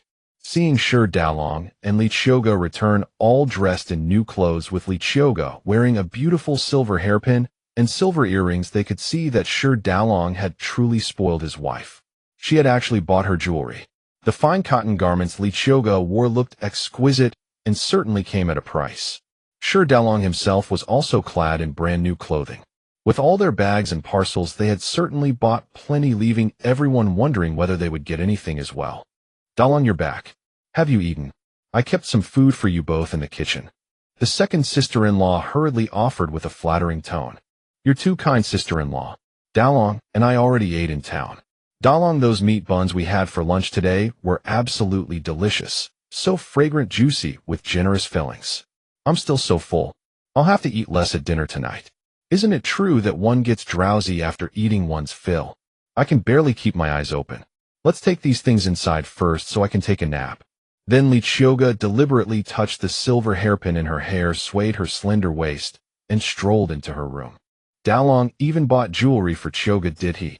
That must have cost quite a bit, and what exactly is in all these big packages? That little minx Qiuge showed no restraint in front of them, her provocative manner screaming for a scolding. That silver hairpin was quite expensive. Qiuge fell in love with 2 of them, so I bought both. It cost a fair sum. And these clothes in the bundle are all fine quality fabric purchased by Qiuge and me for rotating wear. Having said this, Dalong prepared to carry the bundle into the room. Dalong, your wife is far too wasteful. Buying so many things in one breath. Does she have nothing to wear? She'll spend all our silver. Sister-in-law, listen to me. When managing a household, one must spend sparingly. What if something unexpected comes up and there's no money to fall back on? On rainy or overcast days, every family needs to stock up on firewood. Especially when it comes to running a household, one must keep careful accounts. And yet they spent dozens of taels of silver just like that. That's right. With all the silver spent, I'll need to rise early tomorrow to go hunting. When I sell the game, I'll buy my wife some more fine goods. We didn't have enough money today, though I had hoped to buy her a pair of silver bangles. Listening to Sherdalong's words from inside the room, Qiuge covered her mouth and chuckled to herself. Sherdalong was quite resourceful and his tongue was sharp as well, making both sisters-in-law so angry their noses seemed to crook. What? Dalong, you want to buy more things for Qiuge? Has she been possessed by some ghost and dragged you into it as well? Didn't you understand what I was just saying? In managing a household, one must be diligent and thrifty, not extravagant. What need does a farming family have for so much jewelry? Where would they even go to show it off? The eldest daughter-in-law blurted out her true thoughts about Qiuge without thinking. The second daughter-in-law quickly tugged at her elder sister-in-law's sleeve. Dalong, please don't take offense. My sister-in-law speaks with a straight heart. She simply thinks Qiuge is far too wasteful. For a farming family, it's already a luxury to buy one new garment a year. You've bought her so many clothes in one go and added several pieces of jewelry. It truly is excessive. If this gets around, it won't reflect well on Qiuge's reputation, nor on the Shi families. The eldest sister-in-law then realized she had let her tongue run too far. Indeed, Dalong, what wife is like Qiuge? A woman should value her dignity and not earn a reputation for being lazy, gluttonous, and materialistic. But don't the clothes you two wear match Qiuge's? You both wear silver hairpins and silver earrings too. In fact, you have an extra pair of silver bangles that Qiuge doesn't even possess. Qiuge isn't dressed as finely as either of you. Why haven't I ever heard you accuse yourselves of being lazy, gluttonous, and materialistic, yet the moment it concerns Qiuge, such words fly. Qiuge, listening from inside the room, desperately wanted to applaud Sherdalong. Dalong, we are only trying to look out for you. It is you who will suffer in the end. She treats money so carelessly, even if you earned a mountain of gold and silver, it wouldn't last against her spending habits. Sherdalong was such a simple fool, duped by Qiuge. Could he not understand their so-called good intentions? If we're talking about being taken advantage of, I am the one supporting my two nephews' education. Qiuge is my wife, her spending my money and eating my food is understandable. But those two nephews share no blood with me, and yet I provide for their food, clothing, and schooling. That is true foolishness. If both sisters-in-law believe I am too gullible to be swindled out of money, then perhaps I should stop funding the nephew's education altogether. How incredibly stupid would that be? I should have saved that money for a rainy day. Sherdalong had finally seen through it. Previously, he had tolerated the Shi family's scheming because they mistook his leniency for weakness. Now anyone felt entitled to lecture him. Upon hearing that he would no longer fund the children's education, both sisters-in-law were startled. They immediately tried to smooth things over with Sherdalong, but he had no interest in engaging in a verbal dispute with two women. He ignored them entirely and walked back to his room. Dalong, don't be angry. We only said that because we care about you. The two sisters-in-law hurriedly apologized, but Sherdalong's door clicked shut behind him. Sherdalong, I didn't expect you to be quite the smooth talker. Look at how angry you made those two. Upon seeing Sherdalong enter the room, Qiuge hurried over to him, patting his shoulders with both hands and hopping about playfully. Sherdalong looked at her and thought, what on earth is this about? I've been too indulgent toward them in the past, and now anyone dares to meddle in my affairs. He unpacked two bundles, placing their clothes neatly into the chest, then took out the pastries, opened them, and invited Qiuge to taste. Qiuge did not decline politely. She took a piece and began eating it in small bites. Though not hungry, her spirits were so high that she found herself craving the delicacies. She did not forget to feed Sherdalong a bite as well. When he saw the pastry being offered to his lips, he paused briefly, but still took a bite. Does it taste good, eh? This pastry? Sherdalong nodded. Qiuge then offered him another variety. He tasted it, but when she moved to feed him a third, he deftly dodged away. If you enjoy these pastries, you may keep them. I am not particularly fond of sweet things. Sherdalong genuinely disliked desserts. A grown man indulging in such treats would surely be the subject of ridicule. You hardly ever smile. You ought to eat more sweets. Sweet foods lift one's spirits, you know. When you consume sugary things, your brain releases something that brings joy. So you must eat more. Sure, Dalong had no idea where Qiuge picked up such bizarre notions. Her mind was a constant wellspring of strange ideas and unfamiliar terms. By the way, the money you used to buy that hairpin today, did you secretly save it? I never expected you to be so shrewd. I thought you handed all your earnings to Granny Sure and the rest of the family, but you've been keeping secret funds all along. Sure, Dalong certainly would not have been foolish enough to surrender every copper to the Sure household. He provided for the Sure family according to the income of an average rural household.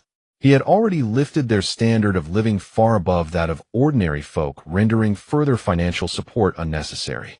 Moreover, what was a modest sum of silver today compared to his total wealth? If he were to display his entire fortune, it could rival the treasury of a nation. Hearing Qiuge's words, Sure Dalong assumed she intended to confiscate his silver. He withdrew the bundle he had brought that day from his robe and placed it before her. I am not asking for your silver. I was simply surprised by your resourcefulness. I was indirectly praising you, in fact. Qiuge had not anticipated he would produce the money so readily. Sure Dalong had truly misunderstood her. Here is 100 taels of silver. Take it. There will be more after hunting in the mountains, and if I need silver, I can always ask you for it again. It was something she had said herself. Does not the wife manage the household finances when the husband earns? Qiuge was not one for pretense. Since he had voluntarily offered the silver, she accepted it without hesitation. Very well. Then hand over any substantial earnings to me. If you wish to keep some spending money for yourself, that is entirely up to you. As she spoke, Qiuge tossed the silver back into his clothing chest, though in truth, she slipped it into her spatial dimension. The old Sure family members had proved themselves shameless time and again. She refused to risk them stealing the silver one day. Keeping it within her spatial pocket was far more secure. By the way, when you said you would no longer support those so-called convenient nephews in their studies, was that actually true? You were merely trying to frighten them, weren't you? Before she realized it, Qiuge had finished all 3 pastries. She gathered the remainder casually. She could not possibly eat more or she would burst. Why do you keep calling them your convenient nephews? Sure Dalong asked, completely sidestepping the original question. Oh, I simply look down on that bunch of theirs. I call them that carelessly. Do not make a fuss over it. It was indeed meant to frighten them. Those 2 children share a decent bond with me, and they study diligently. If I withdraw support, the old Sure family can still manage for now, though not for many years to come. We shall take things one step at a time. I cannot let adult prejudices abandon those 2 children. They are quite decent, entirely unlike the rest of the Sure family. The boys have not yet changed, but who knows what the future holds. No matter the era, education demands money as much as food. Without funds, one simply cannot afford it.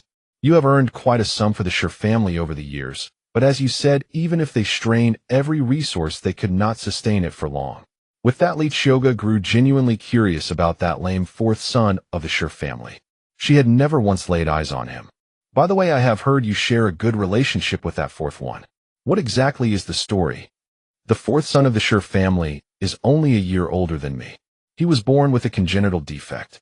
As a child, he could barely walk, but later something happened that severely injured his legs, leaving him unable to walk at all. When I was first rescued and brought back, we shared the same room. Even in his condition, he treated me with extraordinary kindness. So I thought, if an opportunity arises, perhaps I could find a way to heal his legs. Qiuge nodded. So that was how it was. She had imagined there was some special complication beneath it all. The men of the Sure family are generally unattractive, but the 4th son carries himself with a refined demeanor and possesses a handsome countenance quite similar to Sure Cece's. His complexion, however, was often as pale as Qiuge's had been in those early days. Though confined to his room and unable to move his legs, he never surrendered to despair. Instead, he occupied himself with small handicrafts within his capabilities. On occasions when she traveled to the city, he would help him exchange his handiworks for a modest sum. By the way, speaking of Sure Cece, I sense she harbors considerable hostility toward me. I have pondered it endlessly without understanding, but I have since reached a conclusion. Could it be that Sure Cece harbors feelings for you, this old man of hers? Shi Dalong's expression froze. Li Qiuge saw that Shi Dalong was stunned, and it was obvious she had guessed correctly. She slammed the table hard. I guessed it, didn't I? I said Shi always looked at me with displeasure. Turns out I stole her crush. This little bitch thought that Li Qiuge was a soft persimmon. She didn't expect me to be a hard rock. Then Li Qiuge placed one hand on her hip, stepped onto a wooden stool with one foot, and used her other hand to lift Shi Dalong's chin, just like a rogue teasing a virtuous man. This Shi has quite a heavy taste. Although you look good, you're too old. That little lowly of hers actually likes the uncle type. I really didn't see that coming.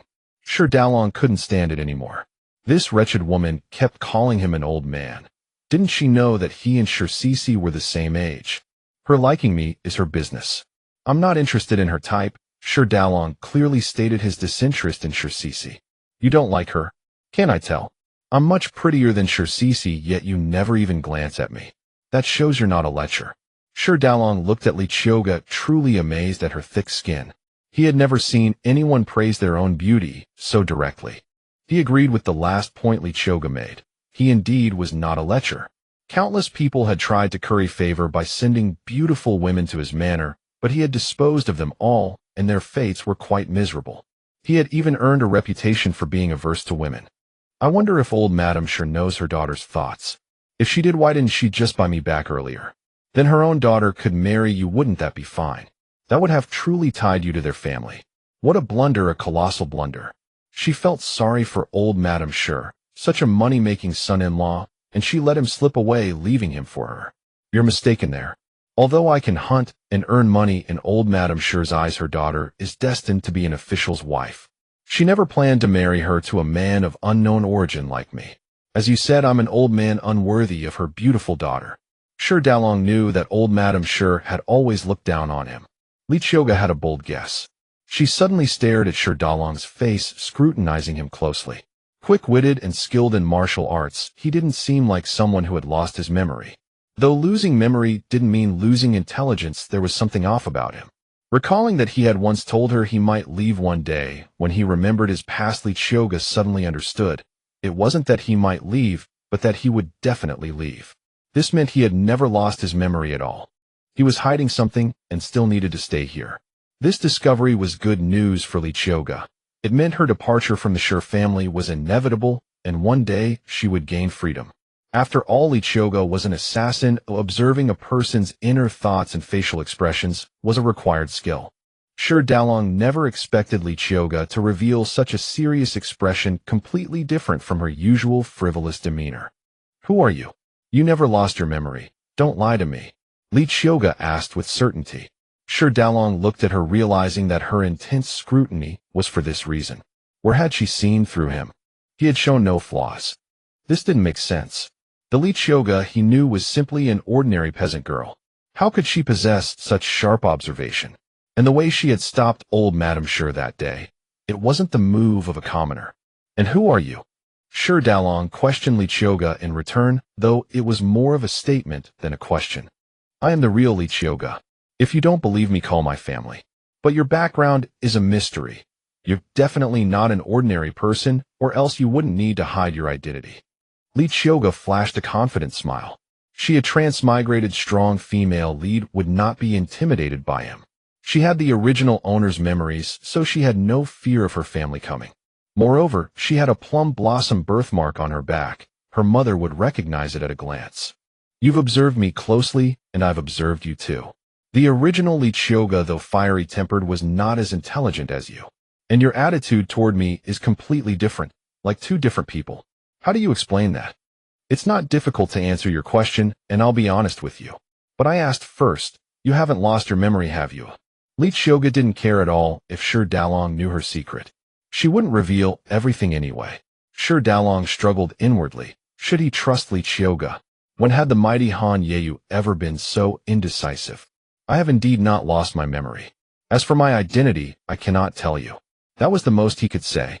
Just as I thought. You don't need to say it. I know you're hiding here to avoid your enemy's right.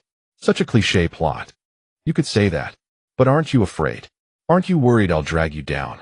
This girl's composure was impressive. Most people would have turned pale with fear. What is there to fear?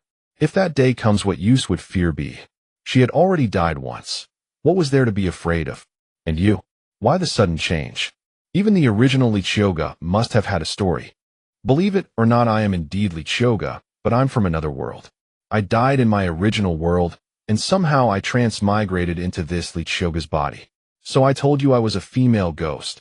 I've been honest from the start. So I said I'm a female ghost. I told you the truth from the beginning. Qiuge wore a look of, I told you so. Sure, Dalong thought carefully about what she said. It was too incredible. He couldn't help but believe, given the stark contrast between the current Qiuge and the original. Do you mean you come from another world and the you from that world died? Sure, Dalong still wanted to confirm what Qiuge had said. Yes, I died completely. My body was blown to pieces, not even a corpse left.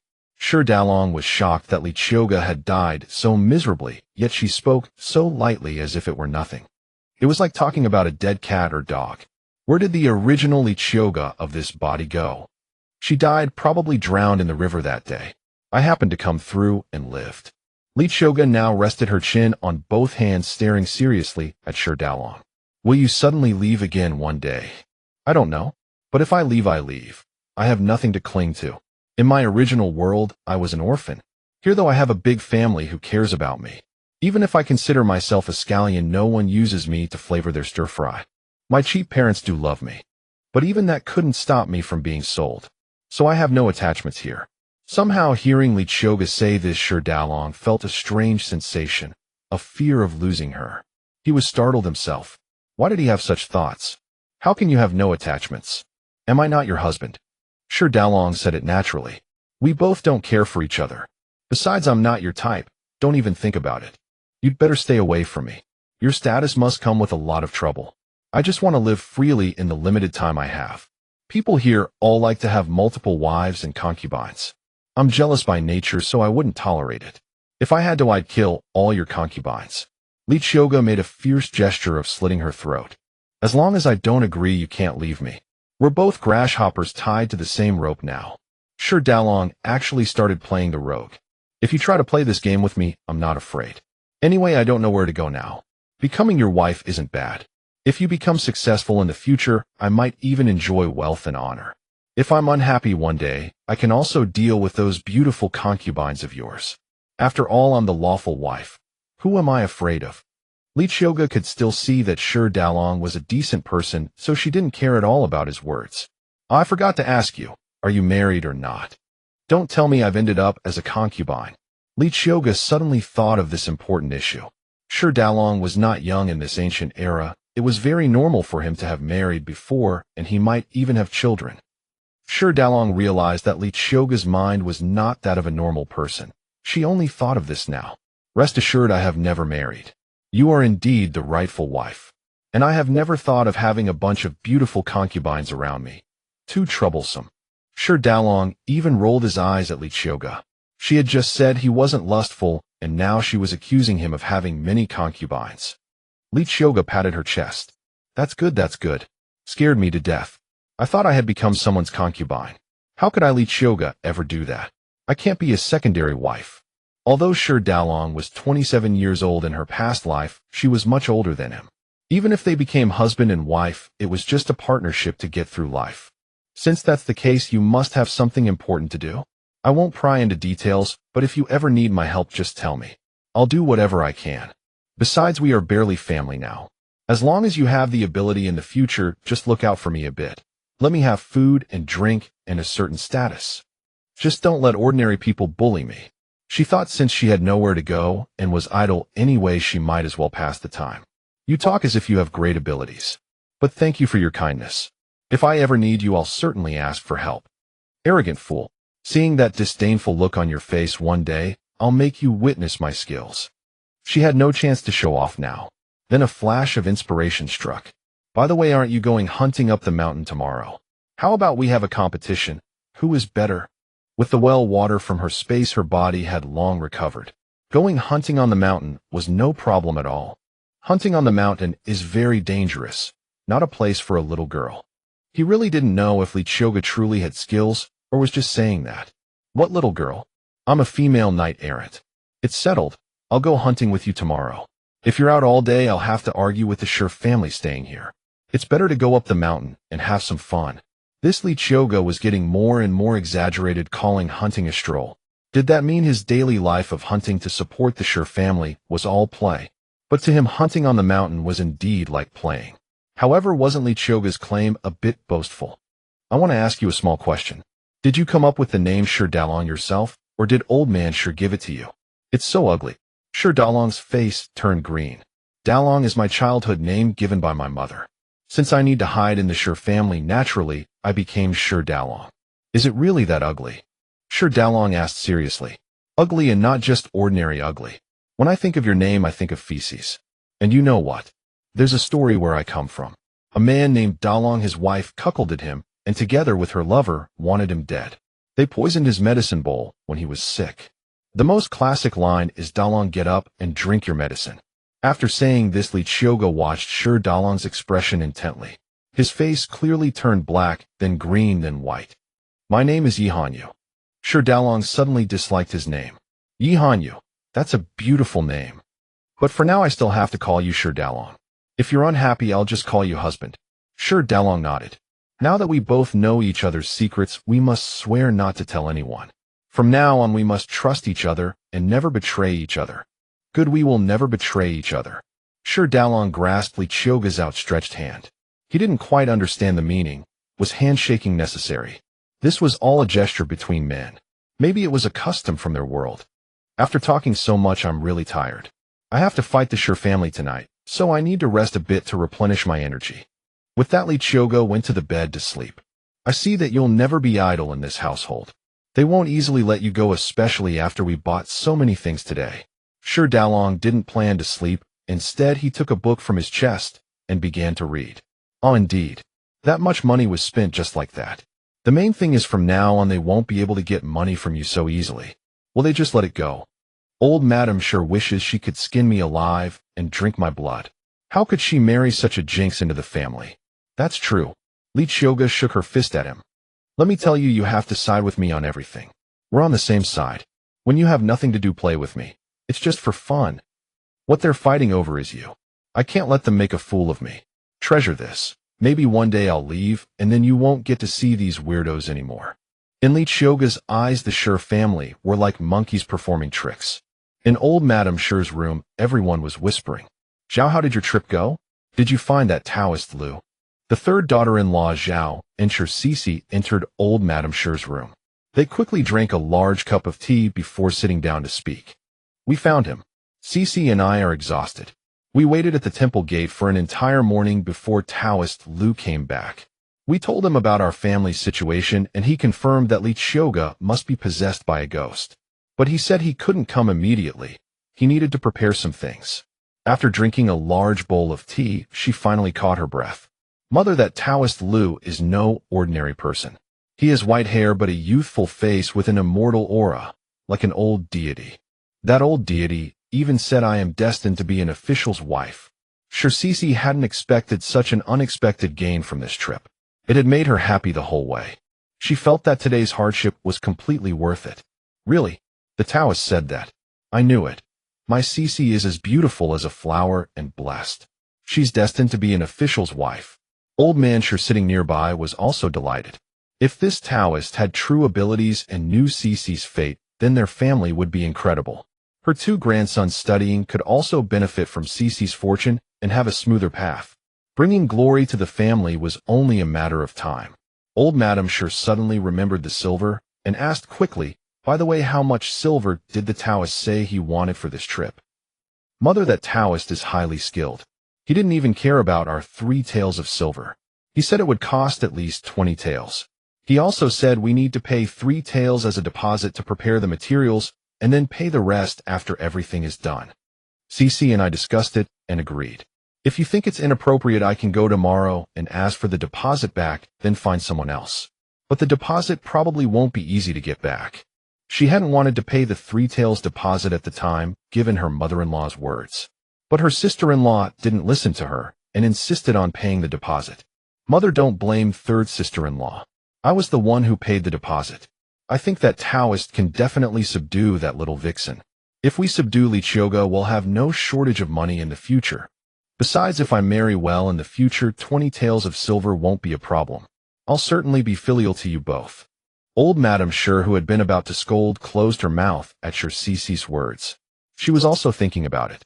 Qiuge cast a contemptuous glance at her third sister-in-law. She knew her mother would listen to her and not blame her. Look at how scared her third sister-in-law had been, all the way afraid of being scolded.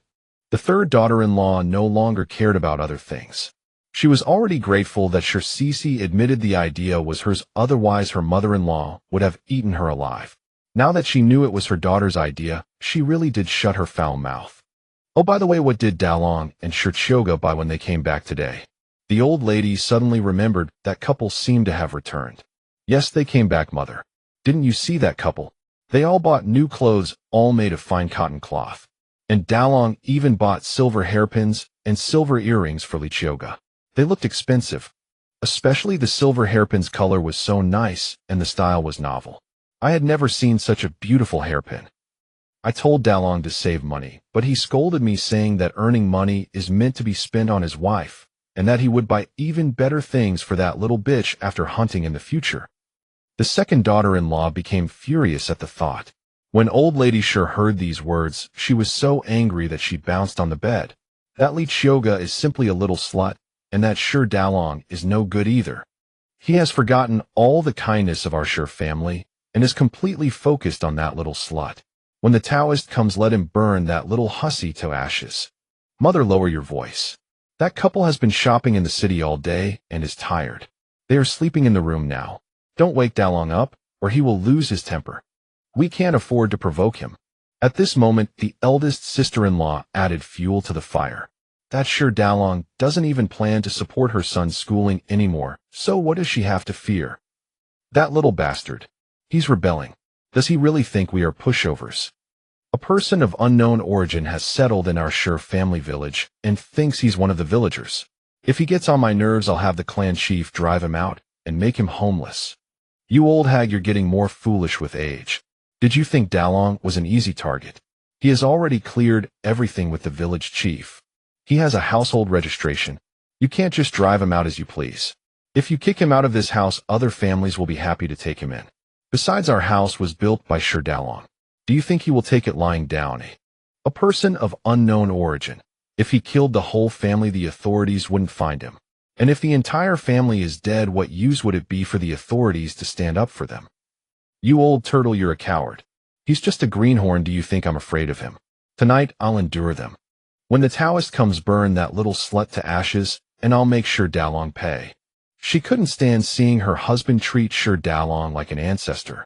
Old Man Sure was originally sitting on a chair on the ground drinking tea. When he heard his wife cursing him like that in front of the daughters-in-law, he was so angry that he took the pipe in his hand, walked over to Old Lady Sure, and struck her several times. While beating her, he cursed, "You old slut, give you an inch, and you take a mile. I've spoiled you these years, and now you even dare to curse me. You old slut. See if I don't break your ribs today. For all these years, considering you've given me this bunch of children, I've always given you some face, but I never expected you to become so brazen. Don't you have a clue how our fourth son's leg became lame? If it weren't for your neglect, would my fine fourth son have become a cripple?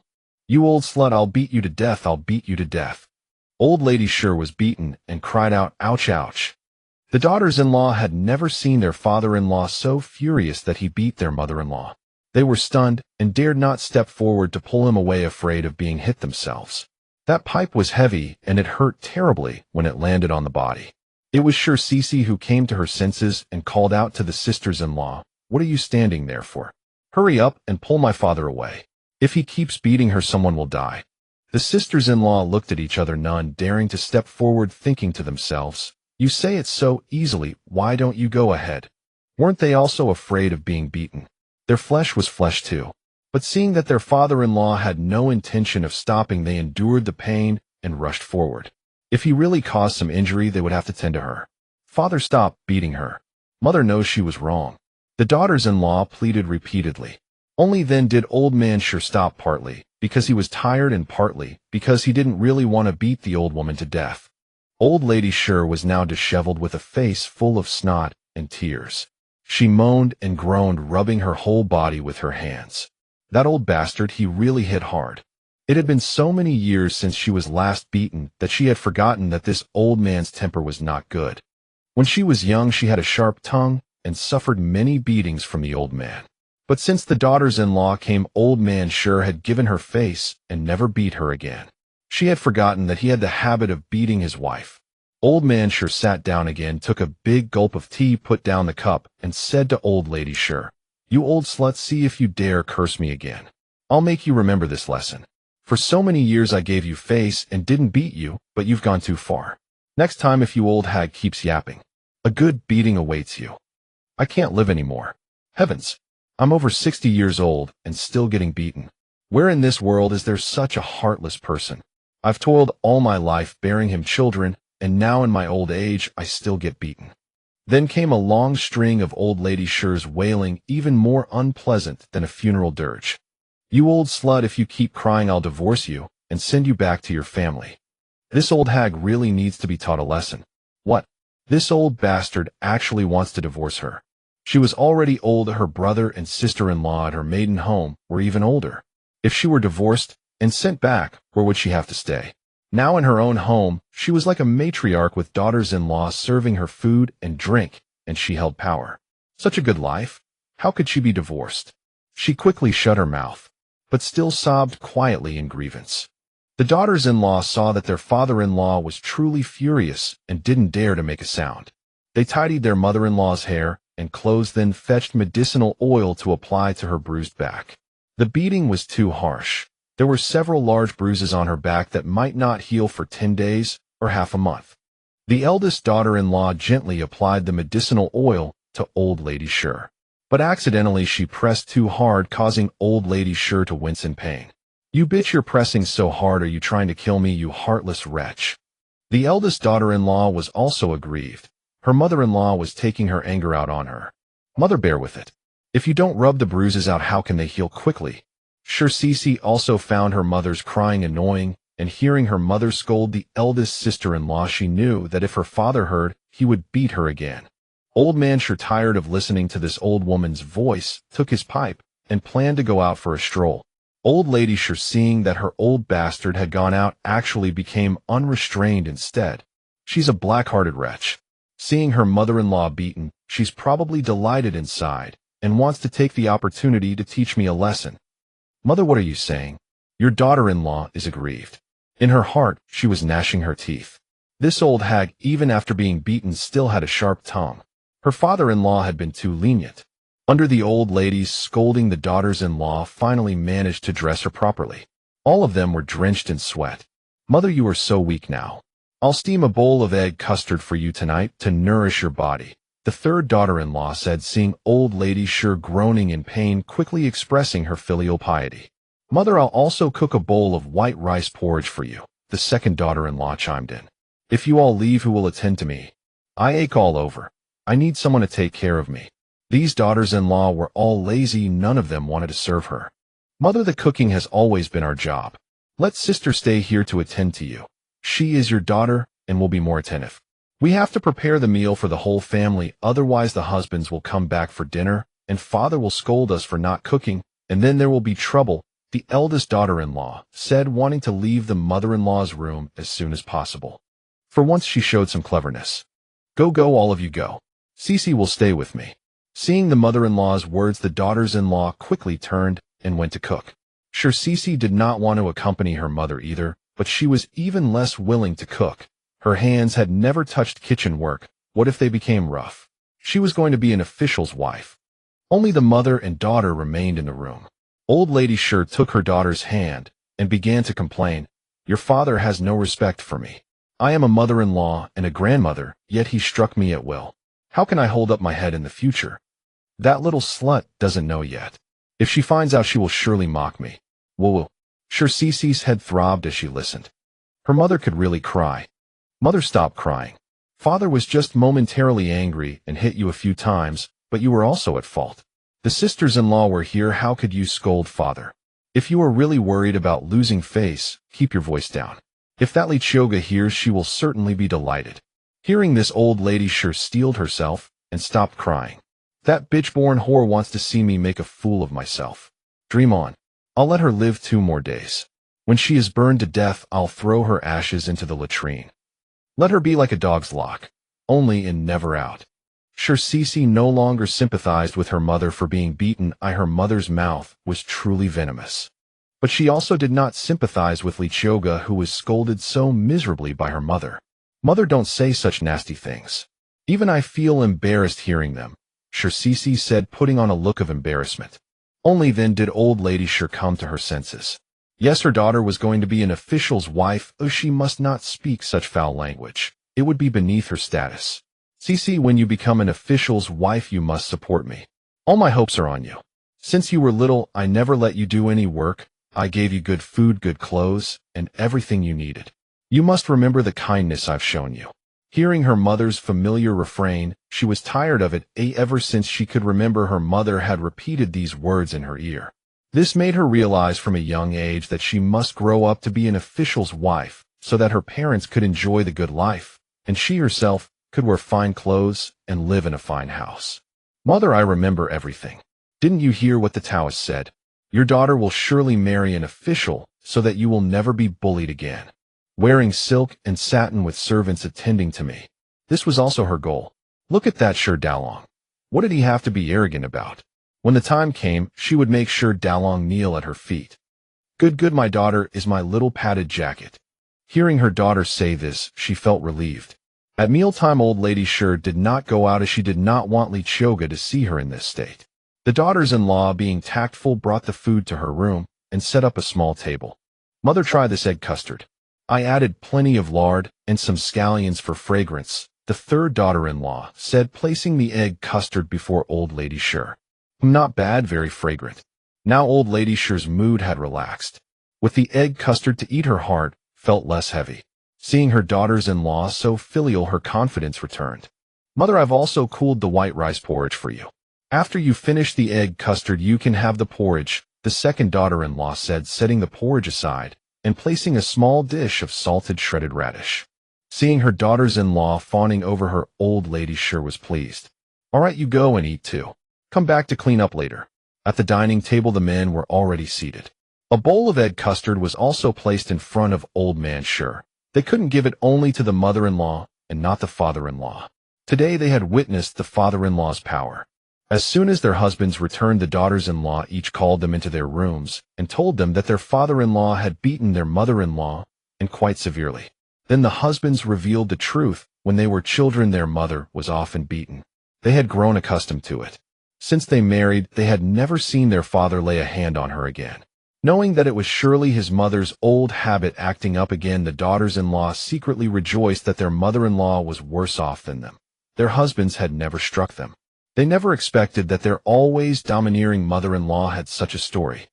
Qiuge and Qiuge Dalong estimated it was almost time for dinner, so the two of them left the room.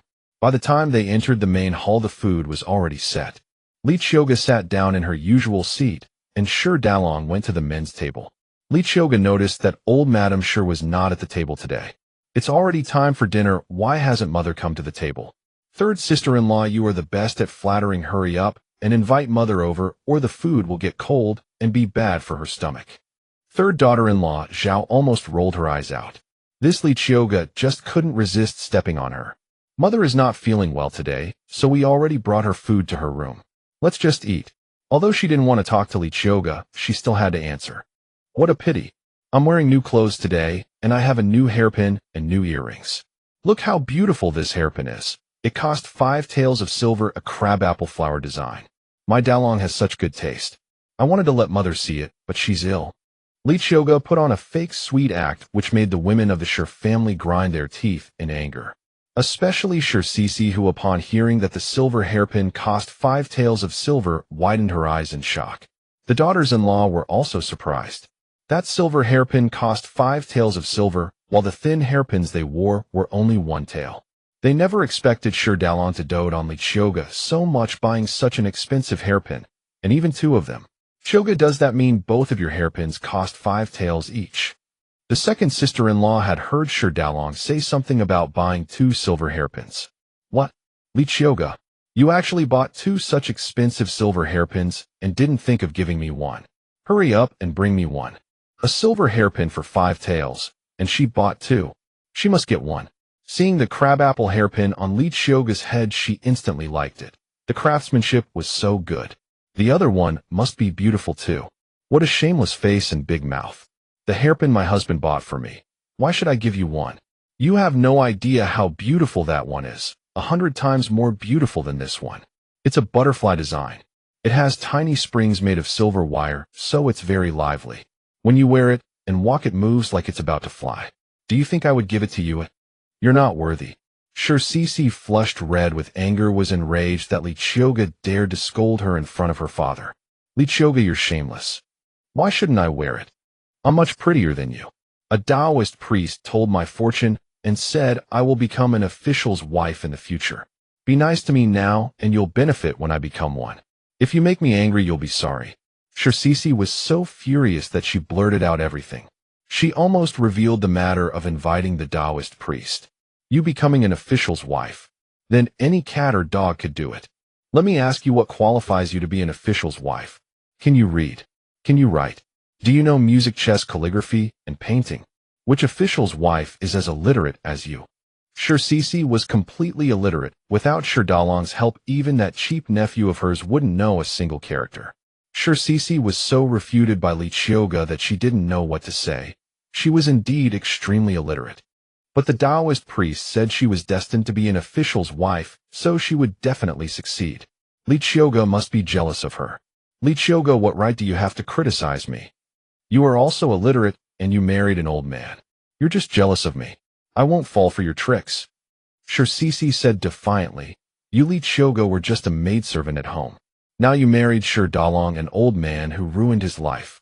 Even if he earns money, he's still just a mud-footed peasant. She lives under their roof.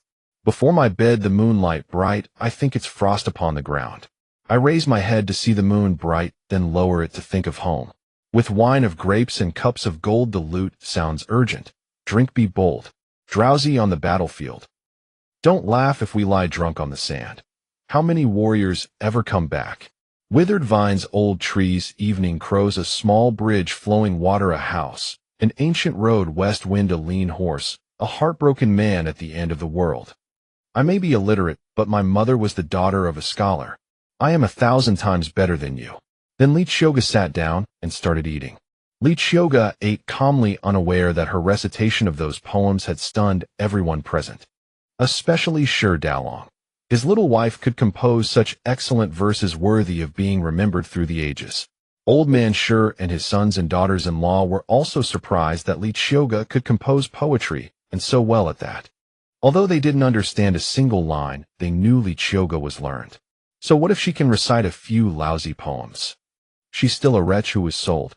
This Qiuge could compose such good poems. Being beautiful was already enough to make her jealous, and now she had literary talent too. Shut up. If I hear you insult my wife again, I'll smash your mouth. Sure Dalong slammed the table heavily. Old man Sure could tell that Sure Dalong was serious, so he quickly glanced at his eldest daughter-in-law. Receiving her father-in-law's signal, the eldest daughter-in-law quickly stood up, pressed the still cursing sister-in-law onto the bench, and told her to eat. Although Sure Qiuge was unconvinced, she didn't dare to make another sound. We are all one family. Don't bicker over small matters. As we live together, we should be harmonious. Qiuge is young and immature. As her sister-in-law, you should be more tolerant. I didn't expect you to be so talented. When you have time, teach your little sister-in-law. If she really becomes an official's wife, you'll share in the glory. Old man Sure said earnestly, although he knew that Qiuge wouldn't live long, and he didn't know when the Taoist priest would come. If before Qiuge died, she could teach his daughter some characters or poems, maybe the future son-in-law would think more highly of her. Old man, what you said makes no sense. As soon as I entered the room, your daughter scolded me. You don't discipline that little bitch of yours. And you're blaming me. She, as a junior, is always causing trouble. Now you want me to teach her to read. Can she even learn? I think she should just stay a fool. I'm full. If I eat more, I'll throw up. Husband, I'll go back to our room and wait for you. Then Qiuge gave Sure Dalong a sweet smile. Sure Dalong quickly wolfed down a few more mouthfuls of rice and followed Qiuge. Old man Sure was furious. He didn't expect Qiuge to speak to him like that in front of Dalong, and Dalong didn't even say a word. Third daughter-in-law, when is that Taoist priest coming? Tell him to hurry up. The old man slammed his chopsticks down heavily and went back to his room. He couldn't eat anymore. If he continued, he'd choke to death. The three sons of the Shi family saw that their father was so angry he wouldn't eat. They all looked at the bowl of egg custard. Father doesn't have the appetite for this egg custard. Let's split it among the three of us. Then the eldest son picked up the bowl of egg custard and the three of them divided it equally. They ate happily. In the middle of the night, old man Shi woke up hungry and went to the kitchen to find the egg custard to fill his stomach. When he saw that even the bowl was gone, he cursed and grumbled back to his room. Qiuge and Dalong both entered the room and sat beside the table, then took out the pastries they had purchased. This small table was not originally in the room. When she fell ill and began eating indoors, Dalong moved it in. Now this little table had become their place for conversation. That Qiuge truly needs to be taught a lesson. She dares challenge my authority. This evening I will make her regret it. Dalong sat on the stool, having heard none of what Qiuge said, his mind consumed by the few lines of poetry she had composed. Seeing him lost in thought, Qiuge playfully tapped his nose. What are you thinking about? You're completely spaced out. If something troubles you, tell me. Perhaps I can help. Dalong finally snapped out of his reverie and looked at Qiuge. He then rose and rummaged through his chest, pulling out several sheets of rather coarse rice paper along with ink and a brush. Since you can compose such fine verses, you must also know how to write. Could you write them down for me? Qiuge finally understood. Dalong had been lost in thought over the verses she had recited. What was there to worry about? She knew how to write, of course. Her adoptive father had a profound love for calligraphy, so her style mirrored his. Gazing into Dalong's expectant eyes, Qiuge picked up the brush and elegantly inscribed the verses she had composed onto the rice paper. Dalong watched each stroke Qiuge make. This was no ordinary woman's handwriting. It was the work of a master with deep cultivation, capable of such fluid and effortless brushwork. With characters like these, one would need at least 20 years of practice to achieve such refinement. Exquisite writing. Truly magnificent. Dalong exclaimed, holding Qiuge's verses and praising them endlessly. Naturally. I have practiced these strokes for nearly 20 years. Could they possibly be anything less than excellent? Qiuge thought to herself, this is nothing remarkable. My painting skills are far more impressive. A traditional Chinese painting I created once sold for a staggering price. By the way, I heard you mention wanting to teach Qiuge a lesson. What is your plan? Dalong carefully dried Qiuge's handwriting and then stored it inside his clothing chest. Qiuge found his reaction amusing. Was it really necessary to be so careful? You need not concern yourself with this. I have no intention of taking her life. Only to give her a minor lesson. Are you certain you do not need my assistance? Dalong did not know how Qiuge intended to proceed, but he knew that whatever she wished to do, he would support her. Though they had only known each other for a few days, Qiuge's character had already deeply captivated him. Especially given her talent and exceptional calligraphy, he found her even more remarkable. He could not help but admire her more and more. Of course not. There is no need to treasure those hasty scribbles so carefully. Should the opportunity arise, I will write you something finer. Those were merely written in passing. Had I applied myself, I could have done far better. Then when the opportunity comes, you must write me several fine pieces. I shall have them framed. Dalong disregarded Qiuge's words, placing the chest aside with care. This was the first time she had ever written for him, and he could not help but wish to preserve it properly. Late at night, once Qiuge confirmed everyone was deeply asleep, she rose quietly. As she reached for the door, Dalong sat up. Where are you going? To teach Qiuge a lesson. Go back to sleep. I will return shortly, Qiuge whispered. Qiuge considered the various poisons within her spatial realm as she planned her retribution. She had no intention of killing Qiuge, as she only wished to administer a minor punishment. She recalled a powder from her space that caused boils and sores on the face. Qiuge had always boasted about her beauty, strutting about as if she were an official's lady. Qiuge would shatter those ambitions. She sneaked into the room where Qiuge slept. Watching the girl lying soundly in bed, a cunning smile spread across Qiuge's face. She took out the powder and gently blew it onto Qiuge's face. Mission accomplished. By morning, Qiuge's face would be quite interesting. Just as she turned to leave, another mischievous idea struck her. Wasn't Qiuge particular about her appearance? Let her add one more surprise. She retrieved a small packet of powder from her space and blew it gently. These were medicines left behind by a princess within her spatial realm, and Qiuge was curious to see their effects. With everything complete, Qiuge quietly slipped out of the room. You're back so soon. What exactly did you do? Sure, Dalong had been waiting. I sprinkled something delightful on that wretched girl. Tomorrow you will see what happened. It won't be pleasant. Qiuge changed out of her clothes, climbed into bed, and drifted into a sweet dream. Early the next morning, a piercing scream erupted from the courtyard of the old Shi residence. It startled everyone awake. Qiuge opened her eyes, and upon hearing Qiuge's scream, smiled. The show is about to begin. Qiuge woke up that morning with an extremely itchy face, and could not resist scratching it. It is so terribly itchy, how could it be this bad? There was no way she could go back to sleep. She decided to get up quickly and wash her face to see if it would bring any relief. After washing her face, she sat at her dressing table intending to comb her hair, but when she looked in the mirror, she discovered that her face had broken out in numerous red bumps.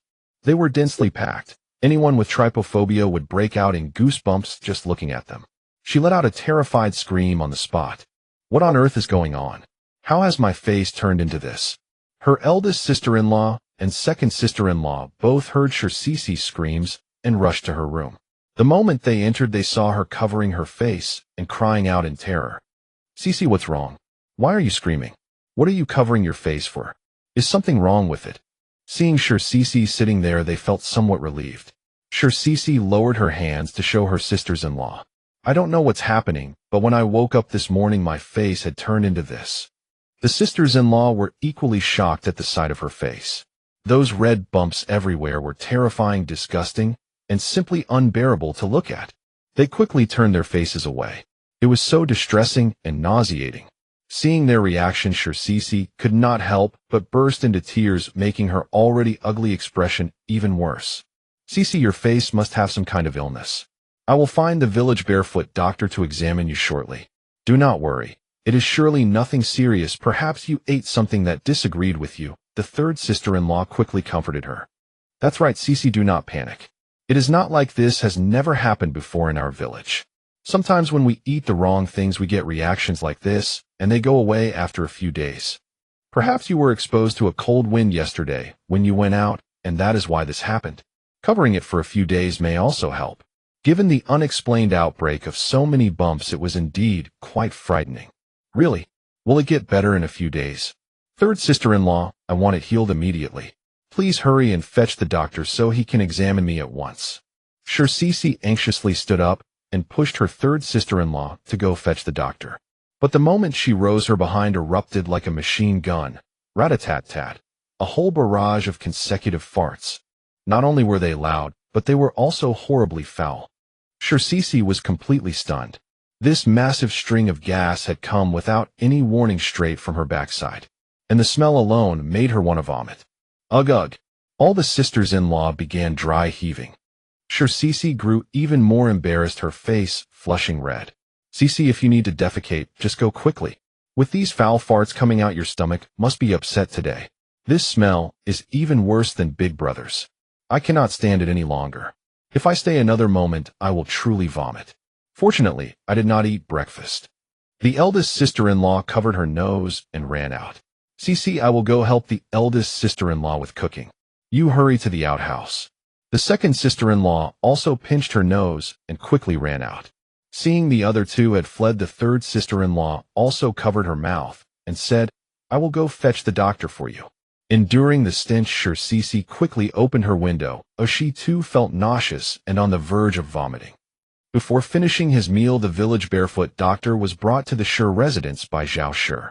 Old Madam Shi and Old Man Shi had also learned of Qiuge's facial condition and hurried to her room, leaning on their canes. The moment they entered, they saw their daughter lying face down on the bed weeping. My dear, what is wrong with you? Let mother take a proper look. Her daughter had always been as beautiful as a blooming flower. What would become of her if her face were disfigured? Mother, look at my face. I do not know why so many red bumps have appeared. This is too ugly. Qiuge lifted her face for old man and old Madame Sure to see, and the sight nearly made the elderly couple's hearts leap from their chests. Their beautifully lovely daughter had become this sight. The bumps on her face were so numerous and dense that her features were barely distinguishable. Qiuge, how did this happen? In just one night, so many bumps appeared. After all, she was their own flesh and blood, and neither of them showed any disgust as they examined her carefully. By then, the village barefoot doctor had been summoned by the third daughter-in-law. Father, mother, I have brought the village physician to examine little sister. Quickly let the doctor see what is wrong with her face. Hearing this, the elderly couple quickly stepped aside to give the physician space to examine her properly. The village doctor was only skilled at treating headaches and fevers. He had never encountered anything like Qiuge's condition. I have never seen a case like this, and I do not know what has caused it. Miss Sure, have you eaten anything unusual? The elderly doctor in his 50s was considered quite capable in the village. He could generally treat minor illnesses. He had seen cases where people developed bumps on their faces and bodies after consuming certain foods, and these would resolve on their own or with his prescribed medicine. But he had never seen such an extensive outbreak like Qiuge's. He did not know how to prescribe medication for this. Moreover, the Sure family had always had a poor reputation, especially old Madame Sure, who was known for extorting people in her youth. He dared not prescribe lightly. I have not eaten anything unusual at all. I ate the same things as everyone else. Qiuge began to cry bitterly. Indeed, little sister eats at the same table as us. The old doctor examined Qiuge's face more closely, then shook his head. He truly could not determine what illness this was. Husband, I am merely a barefoot doctor. I can handle headaches and fevers, but this condition in the young lady is beyond my understanding. Perhaps you should take her to a larger clinic in the city. Do not let the condition worsen. Saying this, the old doctor prepared to leave. This visit had been for nothing. Even though he had not prescribed any medicine, he should have charged a consultation fee, but given the Sure family's character, he had not asked. What? We have to go to a city clinic. What kind of illness is this so severe? Old Madame Sure grew even more anxious. You have practiced in this village for decades, yet you cannot diagnose this minor condition and want to send her to the city. Old Madame Sure became dissatisfied. I may have practiced for decades, but that is precisely because I only treat minor ailments. Your daughter's condition is too severe for me to handle. The old doctor was angered as well. Qiuge was about to ask her mother to stop arguing when unluckily another barrage of consecutive farts erupted from her behind. Along with that foul odor, she had thought the fart in the morning was a one-time accident and would not happen again. Who would have guessed she would fart again, and with such a terrible smell and volume with the doctor still present? How could she possibly face anyone? The old doctor, who had intended to argue further with old Madame Sure, merely held his breath and fled with wide eyes upon smelling the gas. He truly could not treat this illness. As he ran, he thought to himself, this Sure family young lady appeared so refined and gentle, yet she had no sense of decorum, releasing gas in front of outsiders. And that fart was unbelievably foul. He had never smelled such a stench in his life. This young lady's digestive system must be severely impaired. Old Man Sure and old Madame Sure were also stunned by their daughter's foul gas.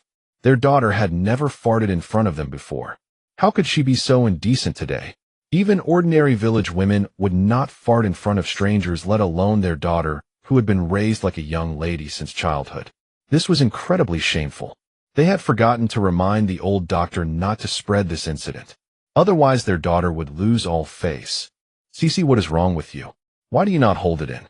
Besides, what on earth did you eat? This gas smells like rotting intestines. It gives me a headache just breathing it in. Old Man Sure, overwhelmed by the stench, could not help but complain. He could not bear it either, and turned to walk out of the room. Upon hearing her father's words, Qiuge felt an overwhelming surge of sorrow. She had no idea what had befallen her. This morning's flatulence was both pungent and thunderous, and her face had broken out in countless unsightly bumps. She felt as though she could not bear to live another moment. Qiuge, do not torment yourself with grief. In a little while your eldest brother will take you to the city clinic for a proper examination.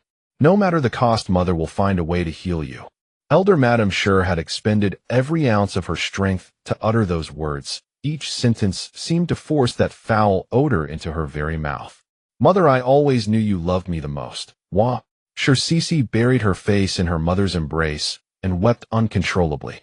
Crying required effort, and every time she exerted herself, that wretched passage would unfailingly emit another round of tooting sounds.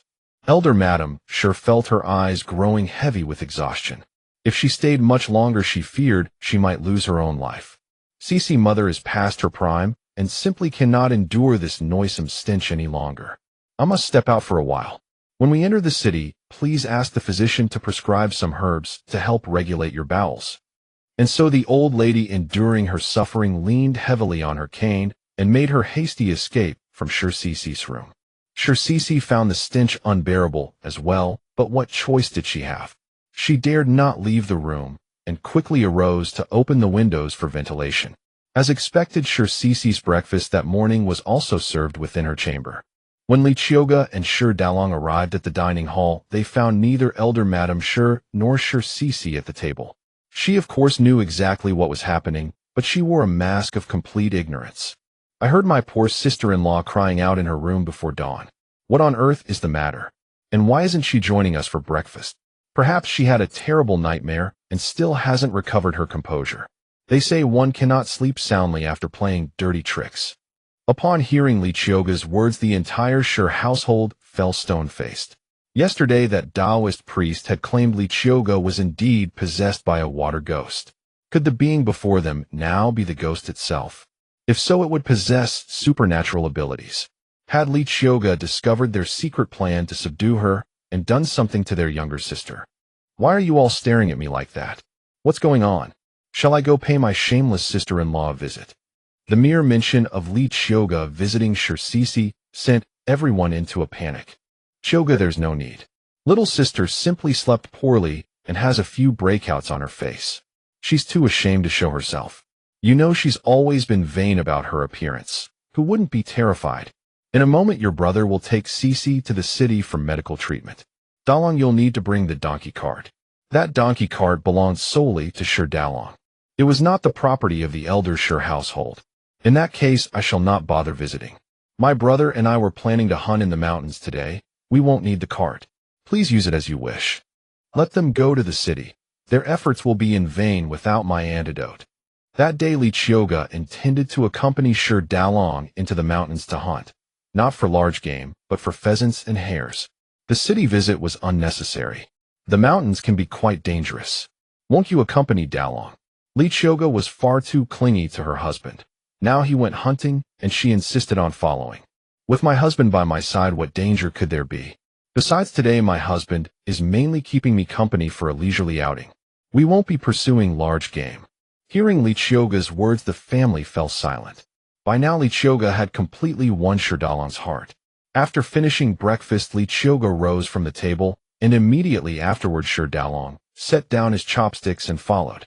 They had long since observed the pattern. Whenever Qiuge finished eating, Shi Dalong would finish his meal as well. Shi Dalong retrieved his bow and arrows for the mountain trek, and together with Qiuge they stepped out of the Shi family compound. Only after watching Shi Dalong and Qiuge depart did Qiuge dare to peek out from behind the window.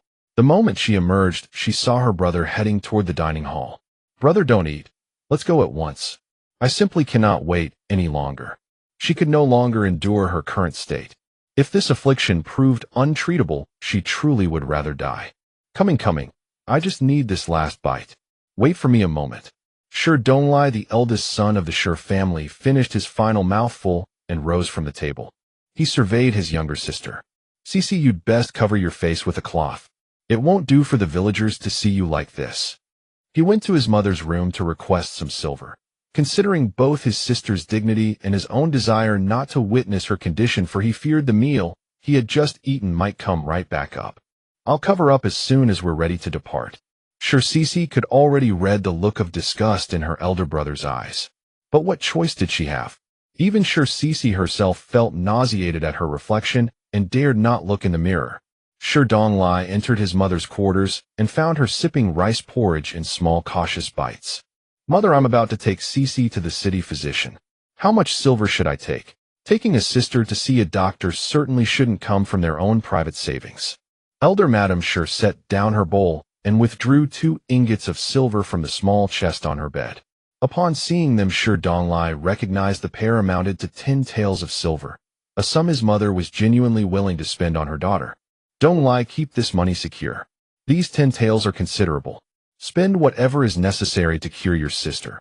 She is destined to become an official's lady. Both grandsons' futures rest upon her shoulders. Elder Madame Sure could read the reluctance in her eldest son's eyes, so these words were meant to soothe him. Mother, I understand without your reminding me. My sister is not yet married. If her face is disfigured, what will become of her? As her older brother, could I possibly stand idle? Even if our family had no surplus, I would sell my labor to fund her treatment. Rest assured. He took the silver from his mother's hand and tucked it into his robe. After the physician attends to her face, also ask him what causes your sister's foul flatulence and whether it relates to the skin condition. Her eldest son was straightforward. Tell him only to treat her face, and he would focus solely on Sure Cece's complexion. But the flatulence was equally significant. Understood, mother. Please get some rest. Son is departing now. Elder Madame Sure nodded and returned to her porridge. Sure Donglai guided the donkey cart, with Sure Cece aboard, toward the city. Along the entire journey, Sure Cece's posterior never rested. Wave after wave of flatulence erupted repeatedly, leaving Sure Donglai nearly suffocated. Thank goodness they were outdoors where the wind could carry the foul odor away. Trapped indoors, no one could have endured it. Sister, must you not hold it in at least a little? Even I, your brother, am reaching my limit. Sure Donglai truly could bear the stench no longer. How could I hold it in? Do you think I want this? These gases come entirely on their own. They simply will not obey my control, Sure Cece replied through tearful sobs. Enough, Cece. Do not distress yourself. It was my fault for speaking so. His own sister was still such a young girl. Experiencing something so humiliating would undoubtedly break her heart. Sure Donglai brought Sure Cece to the city's largest medical clinic, Bowen Hall. As the biggest clinic in town, a long queue had already formed outside. He and Sure Cece joined the end of the line, dreading that his sister might unleash a series of foul-smelling farts, exposing them both to public embarrassment. He wasn't the only one terrified, as Sure Cece was equally anxious. Surprisingly, her stomach held steady until they reached the front and the gas didn't escape. She finally breathed a sigh of relief, believing she was healed. Her expression relaxed. She sat before the most renowned physician in Bowen Hall and quickly removed the gauze from her face. True to the city doctor's experience, he merely showed a flicker of surprise at the sight of her pimpled face, betraying no other reaction. Sure Cece felt reassured, thinking her condition was not serious and could be cured. The physician's surname Qiuge was known as Dr. Qiuge. Young lady, when did these bumps appear, and what symptoms do you have? Dr. Qiuge took her pulse while questioning. This morning when I woke up, my face felt itchy, and I saw a face full of red bumps in the mirror. Dr. Qiuge closed his eyes, continued feeling her pulse for a while, then withdrew his hand and carefully examined her face for a long moment. Your pulse indicates no serious illness, but your spleen and stomach seem slightly out of harmony. I'll prescribe some medicine for you to decoct at home. I'll also give you an ointment for your face. Apply it and see if it helps. If not, come back. Dr. Qiuge suspected it was merely an allergic reaction, treatable with medication. Doctor, is it really nothing serious? Will the ointment cure it? Sure Cece asked anxiously. Don't worry, young lady. It doesn't seem serious. The bumps aren't pustules, just ordinary small ones. Try the ointment. If it doesn't improve, I'll adjust the prescription. Dr. Qiuge then wrote the prescription and handed it to Sure Donglai to fetch the medicine. Sure Donglai took the prescription and quickly added, Doctor, my sister also started passing foul loud gas this morning. Is it really just a stomach issue? He whispered to Dr. Qiuge, afraid others might hear. Sure Cece, sitting nearby, felt embarrassed.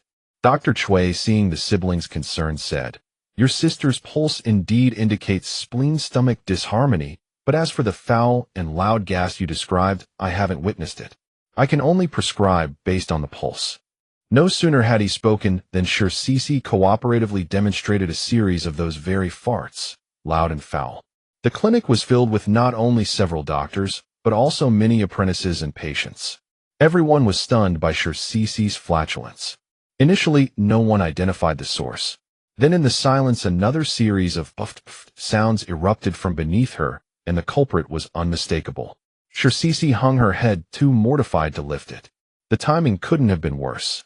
She would rather have the doctor ignore her flatulence than endure such humiliation.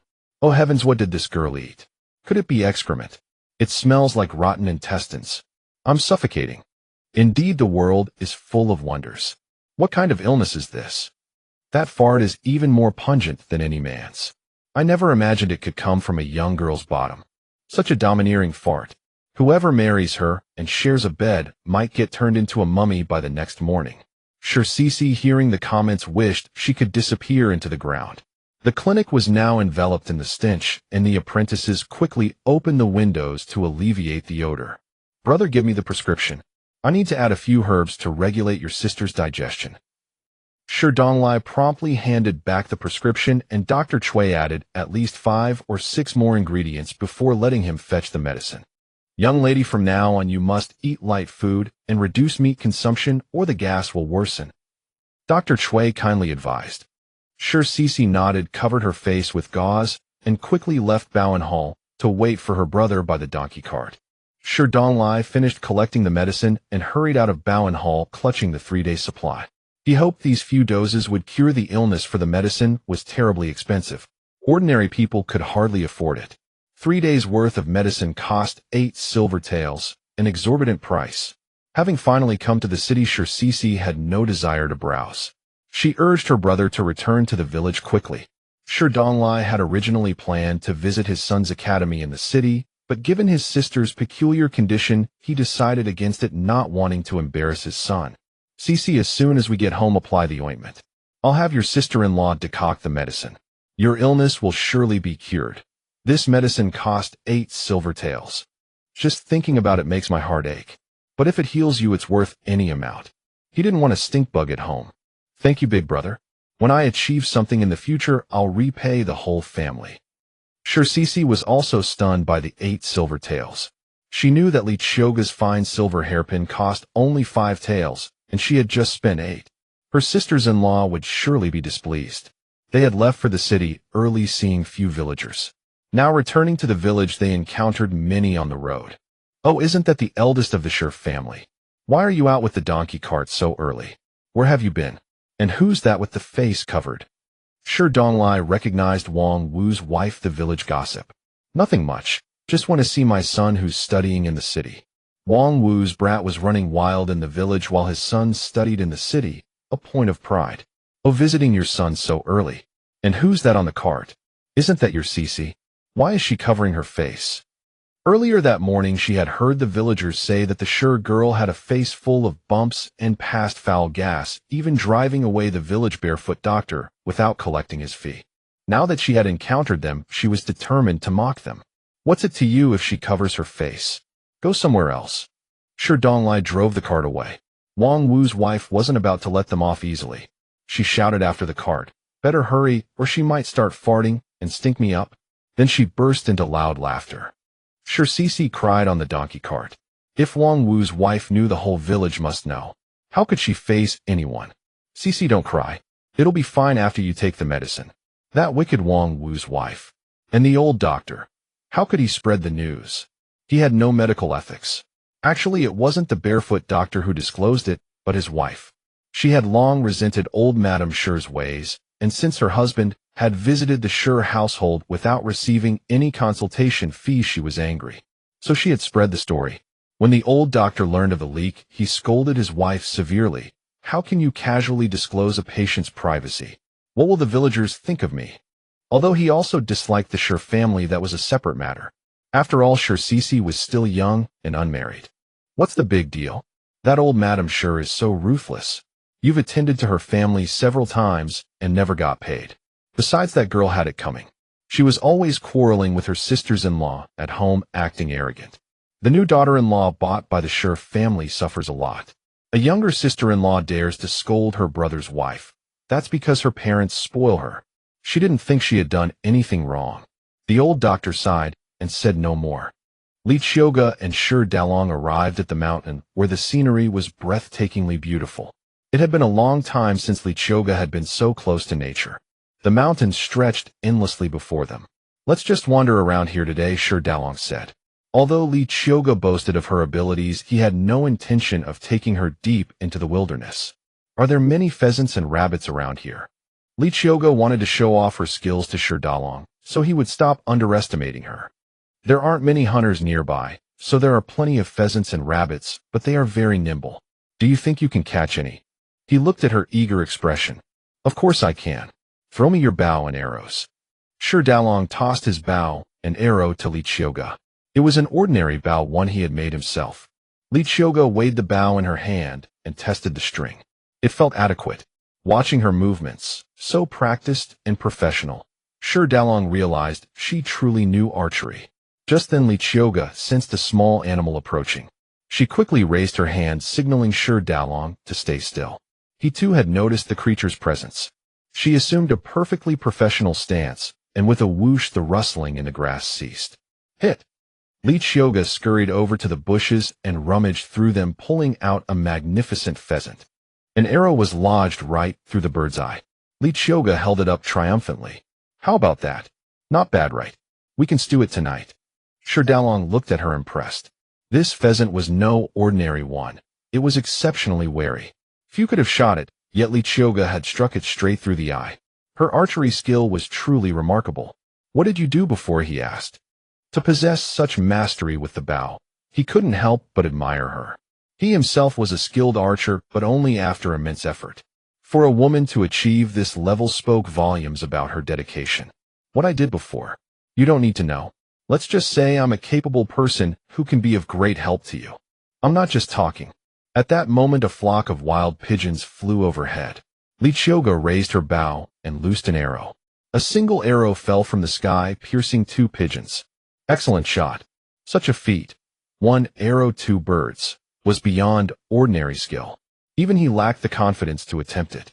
Qiuge had achieved it, demanding not only precision, but also strength. Qiuge had been drinking the well water from her spiritual space, which made her body stronger and more powerful than ordinary people. Impressive, right? Are you already my little fan? She picked up the fallen pigeons, wiped her nose with her thumb, and struck a cool pose.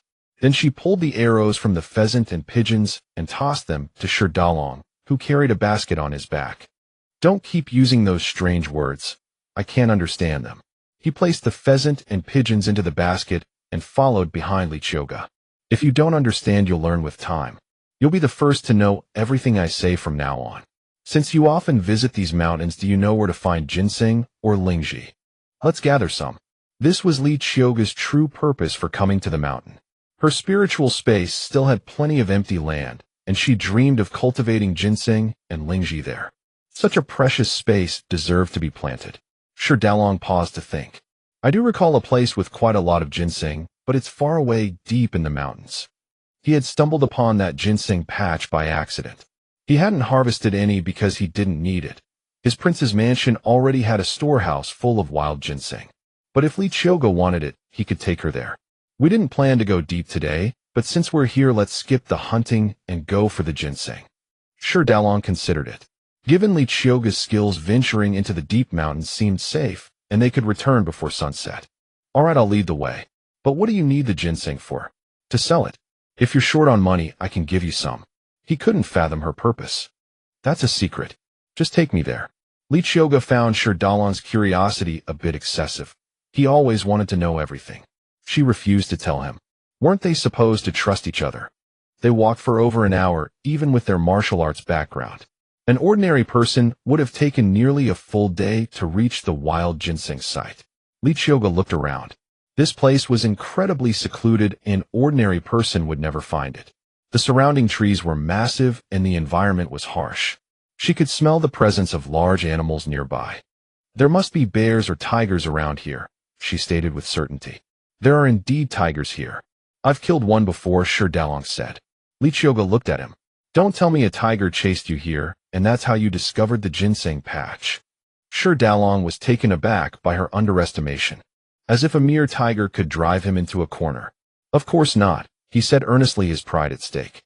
Really? Qiuge asked again. Of course. All right, I believe you. Now tell me, where is that ginseng patch?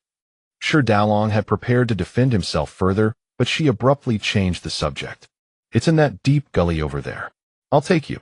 He led the way, and Qiuge followed.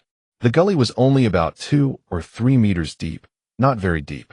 Qiuge gazed at the wild ginseng amidst the weeds. There were at least several hundred plants, and they seemed to be of considerable age. You go up first. Turn around, and don't look at me. She pushed Dalong to climb out of the gully. What are you going to do that you can't let me see? Her behavior felt like discarding him after using him. An inappropriate analogy, but it annoyed him. Nevertheless, he obediently climbed out and turned his back, scanning the surroundings for predators. Qiuge gently stroked the ginseng, leaves her eyes gleaming with avarice. Wherever her hand touched, the ginseng vanished, reappearing in an empty plot within her spiritual space. She did not take all of them, leaving a few to continue growing. If someone else stumbled upon this place later, it would be their fortune. She didn't consider herself greedy. At least that's what she thought. Beside the ginseng, there were several rare herbs that had become extinct in her past life. She unceremoniously collected them into her space. To avoid arousing Dalong's suspicion, she deliberately dug up 2 ginseng plants by hand and held them as she climbed out. Dalong sensed her approach and turned around. Seeing the 2 ginseng in her hands, he noted they were of impressive age. She had dug them up intact in no time. Quite efficient. Look, aren't these 2 ginseng splendid? They'll fetch a good price. Tomorrow we'll go to the city and sell them, then buy even more jewelry to spite the family. Dalong looked at her hands and clothes smeared with mud. I'll earn money in the future and buy you plenty of beautiful jewelry. You don't have to dig ginseng for that. Qiuge smiled at his earnestness. But this is wild ginseng, my first time seeing it. I wanted to dig it myself. Still, I accept your offer. Now it's getting late. Let's head back. Having harvested a good amount of ginseng, Qiuge was in high spirits. On the way back, Dalong shot a few more rabbits and pheasants, ensuring the family had plenty to eat tonight. She couldn't keep bullying them without giving them some benefits. It was only fair to improve their diet once in a while. Qiuge and Dalong descended the mountain laden with a bountiful catch. Just as they reached their doorstep, they happened upon Aunt Ho-Hot, who was carrying a bowl of pickled vegetables to deliver to Qiuge. Qiuge and Dalong went hunting in the mountains. Aunt Ho-Hot expressed surprise, never expecting Qiuge to be so bold as to venture into the hills. Aunt Ho-Hot, we only strolled around the foothills, not deep into the mountains. Didn't we bag quite a few pheasants and rabbits? With that, Qiuge pulled the plumpest rabbit from Dalong's basket and handed it to Aunt Ho-Hot. Aunt, this rabbit is the fattest one. Take it home and cook it for the children to enjoy. Aunt Ho-Hot felt too embarrassed to accept. This single rabbit could fetch a decent sum at market. Qiuge, I really can't take this. I appreciate your kindness, but I came to bring you some pickled vegetables. Since I've run into you here, I won't go inside. Just return the bowl to me when you're done. With that, Aunt Ho-Hot turned to leave. Qiuge couldn't let her go just like that. Aunt Ho-Hot, take this rabbit home.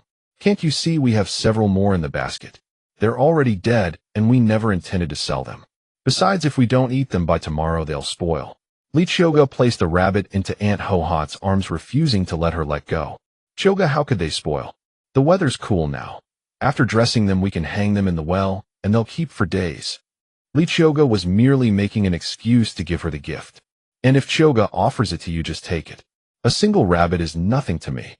Seeing Dalong also speak up, Aunt Ho-Hot stopped declining. Then I'll thank you both. My 2 sons haven't had meat in ages, and tonight my father-in-law can have a few sips of wine with it. I'll hurry home and stew this rabbit. The skin, I'll skin it and make a scarf for Qiuge. She couldn't accept the meat for free. Aunt Ho-Hot, after you skin the rabbit, make gloves for the 2 children. Their hands get cold reading in winter. I can get rabbit fur any time. I'll bring you some later to make me a scarf. Rabbit fur is warm. It's perfect for the children. Qiuge, you're truly. I don't know what to say. All right, if you ever need anything done, just tell me. I'm handy with my hands. Then she bid farewell to Qiuge and went home to stew the rabbit. It was still early enough to stew the rabbit, and rabbit meat cooked faster than other meats. She added some radishes and dried mushrooms, simmering a big potful, enough to feed the whole family. The elder and second sisters-in-law working in the courtyard heard Dalong and Qiuge return. They grumbled inwardly that Qiuge was such a spendthrift, giving away a fat rabbit just like that. What a wasteful woman. As Qiuge entered the yard, a strong smell of Chinese medicine hit her. It was surely being brewed for Qiuge. She curled her lips, thinking that no amount of medicine would help. It was just a waste of silver. Dalong and Qiuge are back. Looks like you bagged plenty today. The basket's full. Dalong set down the bamboo basket and emptied it, revealing 3 or 4 rabbits and 5 or 6 pheasants. All were killed by arrows. These are all dead. Let's do them all tonight. The elder and second sisters-in-law stared at the pile of game. In the past, Dalong's catches were usually wounded to keep them alive for sale. They never let them die. Why were they all dead today? Then it dawned on them. He intended to stew them all, not sell them. But there was so much they couldn't possibly eat it all. They opened their mouths to ask Dalong, but thought better of it. More meat was a good thing. They could eat their fill. Otherwise, Qiuge alone could devour a whole rabbit. If they cooked too little, they wouldn't get any. The elder sister-in-law went inside to call her husband. He had accompanied Qiuge to the city today and hadn't gone to work. She asked him to come out and help dress the game for the evening stew. Donglai was delighted to see so many pheasants and rabbits, all to be stewed tonight. He could finally eat his fill after so long. With so much meat tonight, he could eat as much as he wanted. Too bad his son wasn't home. But then he thought of how Dalong had treated his 2 nephews well, even sending them a good sum of silver just a couple of days ago. They should be doing fine. With many hands in the family, the work went quickly. The pheasants and rabbits were soon cleaned and dressed. The family's large cooking pot was filled to the brim with the game. The aroma filled the entire courtyard. The neighbors envied the family. They could eat meat every few days, all thanks to Dalong's generosity. If only they had been the ones to save Dalong back, then they would be the ones eating meat now. Chewing on their radish strips, they found it hard to swallow. At dinner time, just like this morning, they served old Madame her portion in her room. As for Qiuge, the doctor had advised her not to eat meat, so they gave her only pickled vegetables. This infuriated Qiuge, and she skipped dinner entirely. She had considered going to the main hall to eat, but recalling that the medicine from the Baotang clinic had reduced her flatulence, she restrained herself. Tonight's dinner was unusually harmonious. Wife, this stewed meat is delicious. Next time add more broth. It's a bit short. If there were more, I could soak my rice in it, said Donglai, shoving another large chunk of rabbit into his mouth. The pot was packed full tonight, and the fire was a bit high, so the broth reduced, the elder daughter-in-law replied, also enjoying her first truly satisfying meal. Less broth, but more meat. Who drinks broth when there's meat? Qiuge barely touched his rice, feasting on the meat from the basin.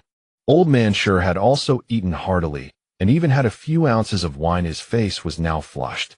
Dalong ate as usual, neither too much nor too little.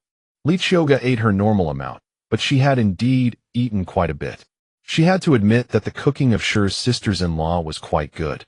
It had been a long time since the family's dining table had been free of scolding. Ever since Qiuge married into the family, every meal had been turbulent. It was rare to see everyone chatting happily like tonight. On old Madame Shi's small table sat a large bowl of stewed meat. She didn't know how much game had been caught today, as she thought her daughters-in-law were being filial by giving her extra meat. She was overjoyed. Old Madame was quite a glutton. At her age, she should have controlled her diet, especially at night. Yet she devoured the entire bowl of meat, stuffed herself until she belched and couldn't sleep well. She got up in the middle of the night, leaning on her cane to walk around. The next morning, she couldn't get out of bed. When her daughter-in-law brought breakfast, she was still asleep. One couldn't blame old Madame entirely. A few days earlier, old man hadn't eaten dinner and had gone looking for the leftover egg custard in the middle of the night, but couldn't find it. That incident had stuck in her mind.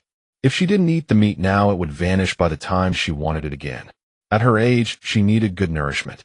She never considered whether her aged body could handle such a rich diet. The family had eaten meat for the entire evening, and one could say they were thoroughly satisfied. Each of them had a round belly and was brimming with contentment. In all their years, they had never eaten meat so enjoyably.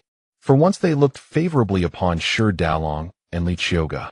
When bedtime came, everyone except old Mrs. and Qiuge slept exceptionally well. Old Mrs. She suffered from indigestion after eating too much meat, hiccuping continuously with a bloated stomach. She paced around the room for most of the night. Meanwhile, Qiuge was hungry, her stomach aching, and she couldn't sleep all night. To make matters worse, she kept passing gas, soon filling the room with a foul odor.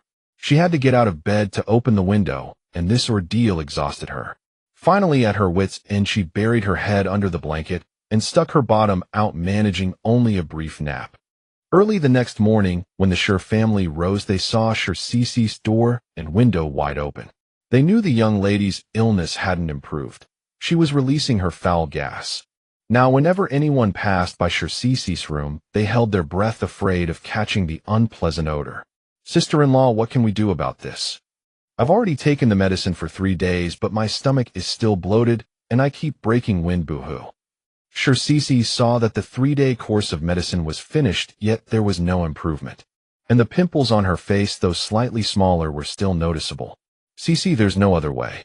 Didn't the doctor at Bowen Hall say you need to come back for a follow-up after 3 days? Your eldest brother has already prepared the donkey cart to take you to town for another checkup." This illness of the young lady was indeed strange. It just wouldn't get better. "Sister-in-law, if this illness can't be cured, won't my whole life be ruined?" Qiuge could do nothing but cry. "What else can we do? We'll go to town again today. If it's still not better, I'll try to find some folk remedies. They say folk remedies cure serious ailments. We have no choice but to try anything in desperation." Last time, her mother-in-law had given 10 silver taels for the young lady's treatment, and this trip would cost no less.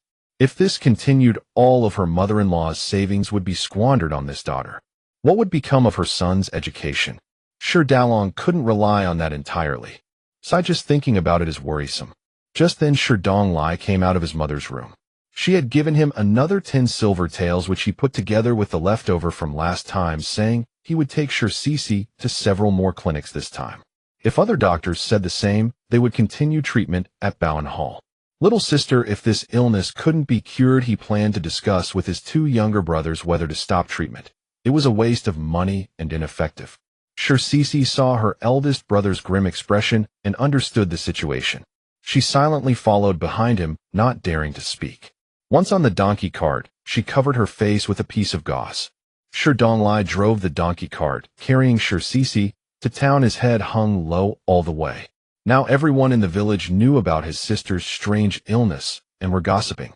Recalling his sister's claim that she was destined to be an official's wife, he no longer believed it at all. What official's wife would marry such a farting pest? Even ordinary men wouldn't want her. Qiuge had been very happy these days, always going hunting up the mountain with Qiuge.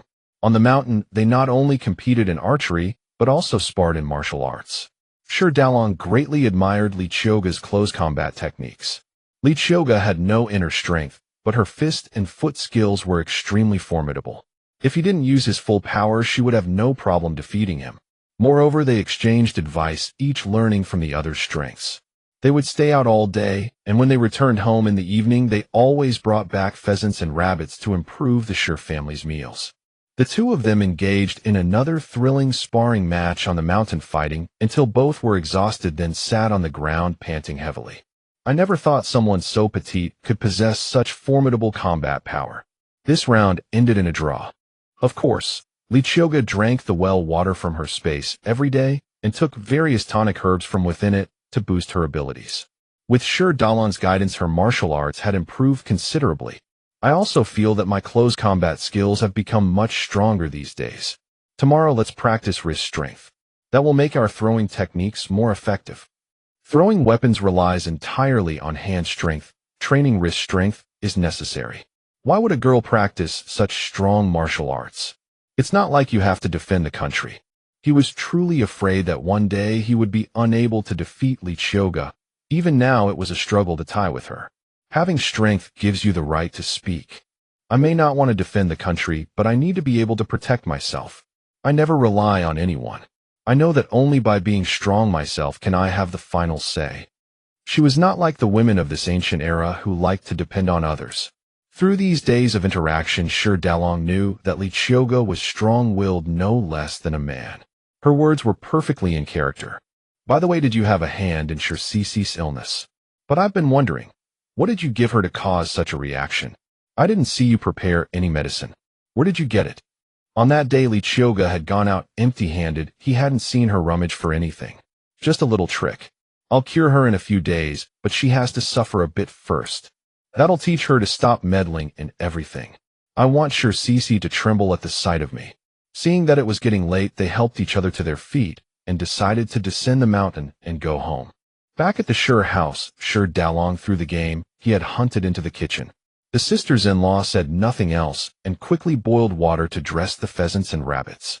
Although they ate pheasant and rabbit every day these days, they never tired of it. Today it was braised, tomorrow simmered, the day after they made dumplings with rabbit meat. In short, they had a different preparation every day.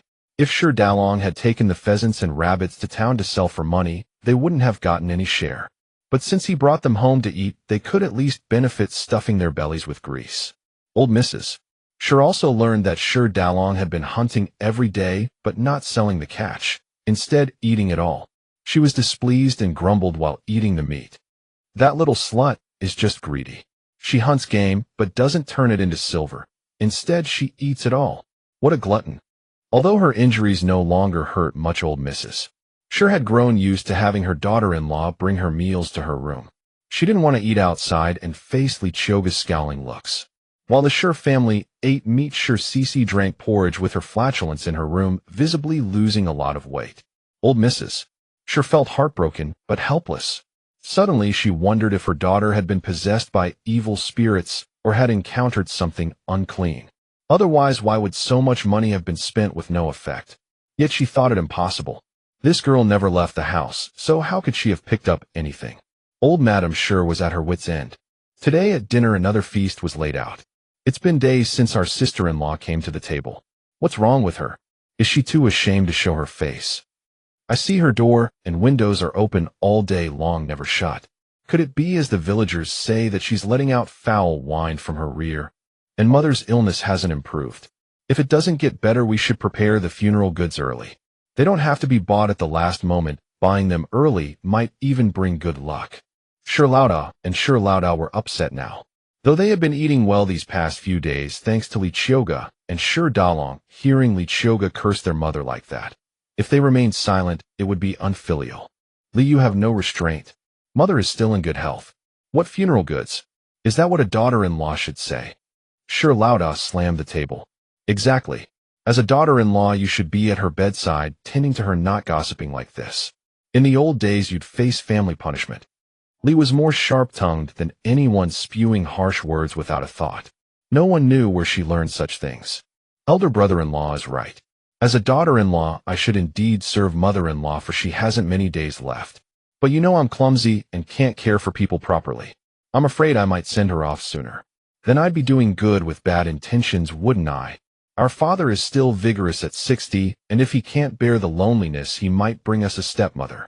Qiuge's words made old man Shi's face redden with shame. Dalong, control your wife. Her tongue is loose, spouting nonsense and mocking her in-laws. My wife and I, she's the one in charge, Shi Dalong said lightly, an indifferent remark. Don't be angry, everyone. I noticed sister-in-law and mother haven't eaten at the table for days, so I'm concerned. I happen to have a folk remedy for sister-in-law's condition. If you're not interested, I'll keep it to myself. Then Qiuge pretended to be wronged and ate in silence. Qiuge, you really have a cure for Cici's illness? The sisters-in-law took Qiuge's words to heart. These days they had spent a lot on Cici's treatment and were discussing how they couldn't keep spending like this. If Qiuge had a cure, it would be wonderful. I do. In my mother's village there once came a wandering Taoist who specialized in strange ailments. That year someone in our village had the same illness as sister-in-law. The Taoist gave a folk remedy, and the next morning the person was cured. But that person wasn't as sick as sister-in-law, so I'm not sure if it will work. That's why I didn't mention it. These days, thinking about how much money we've spent and how we'll need money for the nephew's education later, we can't spend it all on her. A girl who will marry out.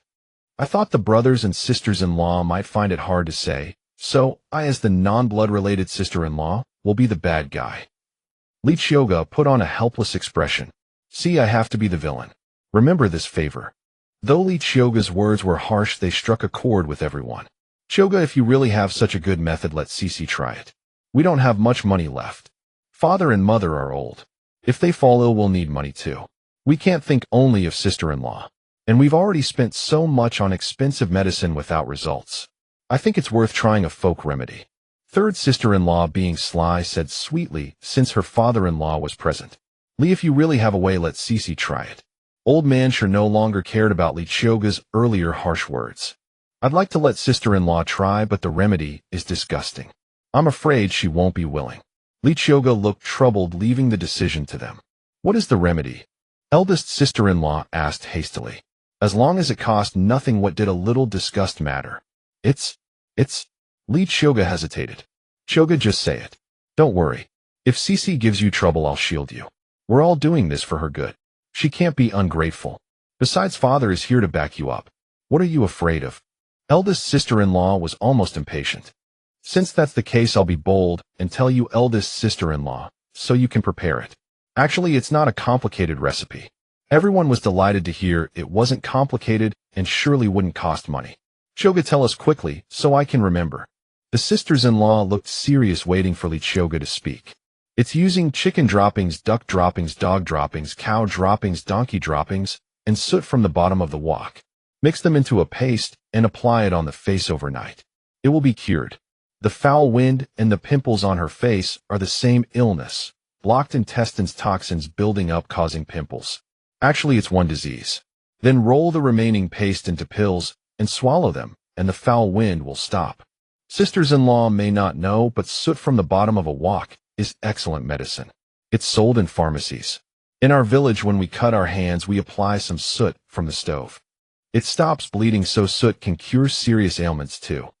At first, hearing Qiuge talk about all this dung, they thought she was tricking them. But what she said made sense. They had heard that soot cured serious diseases, and they themselves had used soot from the stove to stop bleeding. This folk remedy was common knowledge. Besides, they put soot in their menstrual bags. It was good stuff. And to be blunt, it wasn't them who had to grind the mixture. Father, I think we should let Qiuge try this method. If it doesn't work, we can still see a city doctor. Sure, Lao Da was waiting for his father's decision. Fine, it's settled. Prepare the materials, but don't tell Qiuge the truth. Tell her after she's cured. Everyone's hearts were at ease. Qiuge was secretly delighted. After the meal, the Sure family all went out to prepare the folk remedy for Sure Qiuge. The Sure family's courtyard was spacious, and they kept many fowl, so they could gather all kinds of excrement right in their own yard. Husband, we're only missing the soot from the bottom of the pot. You go to the kitchen quickly and scoop out some soot. We'll take it to Qiuge and let her mix it. I don't know what technique she uses, so we'd better not mix it ourselves. The elder sister-in-law held a small porcelain plate, one side of which was piled with various kinds of excrement. All right, I'll go right away. The soot from the bottom of the pot could be scooped out in large quantities. Not knowing how much Qiuge would need, they scooped out a bowlful. If it wasn't enough, they could scoop more. After all, it was readily available. Once they had prepared everything, they called Qiuge out. Qiuge looked at the items that were all ready and inspected the various excrements, as if it were a serious matter. Elder brother, this isn't fresh excrement, is it? It's a bit dry. We must use fresh ones. Dried ones have no medicinal efficacy. The most important thing is to use poison to counteract poison. Qiuge said, looking at the dried excrement in the plate. Then we have to get it freshly passed. I'll go get it. Fortunately, they had Qiuge check it. Otherwise, missing this step would render it ineffective, and that would delay the treatment. The third daughter-in-law was shrewd and somewhat sensed that Qiuge harbored malicious intentions, but she didn't care as long as the illness could be cured. Besides, teaching Sure Qiuge a lesson had nothing to do with her. The excrement was readily available. They went to the backyard and fetched it. Qiuge nodded, pinched her nose, and then told the elder sister-in-law to pour half of the bowl of soot into the mixture. She then took a small stick, added some water, and began to stir. During the stirring process, the smell was quite unpleasant and looked disgusting. Everyone turned their faces away. Taking advantage of the moment when no one was paying attention, Qiuge added the antidote. This requires a special technique. You must stir 30 times to the left and 30 times to the right, and only then can it be applied. If you stir one more or one less time, the efficacy won't come out. All right, it's ready for use. My task is done. I'll go back to my room now. Don't forget to roll the remaining mixture into pills and let Qiuge take 5 of them. They don't need to be particularly large, though about this size is fine. Qiuge gestured with a coin-sized ball. Qiuge, why don't you roll the pills for us? They were afraid that if they rolled them poorly it would affect the efficacy. Rolling pills doesn't require any technique, just roll them into a ball. I've already let you all know such an important prescription. That's already generous enough. Don't push your luck. You know, if any family possessed a medicinal recipe, they would keep it secret. Passed down only to males, not females, and treated as a treasure. I overheard this recipe by chance, and not many people know it. If anyone else gets this disease, next time I plan to sell the recipe for money. With that, Qiuge washed her hands and returned to her room. Old man sure thought that what Qiuge said was surely true. Indeed, which family with a secret ancestral recipe would not keep it to themselves? Qiuge was willing to tell them this external prescription. They had already gained a big advantage. You all go quickly and apply it to your sister. Let her sleep after applying it, and she'll be fine by tomorrow morning. After applying it, don't leave the room, or the wind will affect the efficacy, said Shur's eldest son, urging them to go apply the medicine to Qiuge. What kind of folk remedy is this? It smells so foul. Could we have been duped? Qiuge watched as her sisters-in-law brought a small plate of medicine to apply to her face.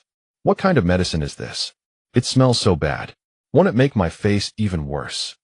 Thinking that her father-in-law was right not to tell Qiuge about the prescription, seeing her younger sister-in-law like this, if she knew it was a folk remedy from Qiuge, she would definitely refuse to apply it. They all knew this folk remedy was a treasure. How could she not apply it? Everyone had gone to great trouble. Sister, you need to apply it quickly, or it will be too late, and the efficacy will be affected. This cost a lot of silver. It's said to be effective. Just apply it, sleep through the night, and wash it off in the morning. You'll definitely be healed. It does smell a bit foul, but it cures the disease. Do you want to live with that face forever? The elder sister-in-law quickly urged. Yes, little sister, now everyone in the village knows you're disfigured and passing putrid gas. You have to be ruthless with yourself and endure this hardship. Let the villagers know that you Qiuge are still as beautiful as a flower. The second sister-in-law also chimed in. Qiuge, your family has spent a lot of money on your illness. You can't keep fussing.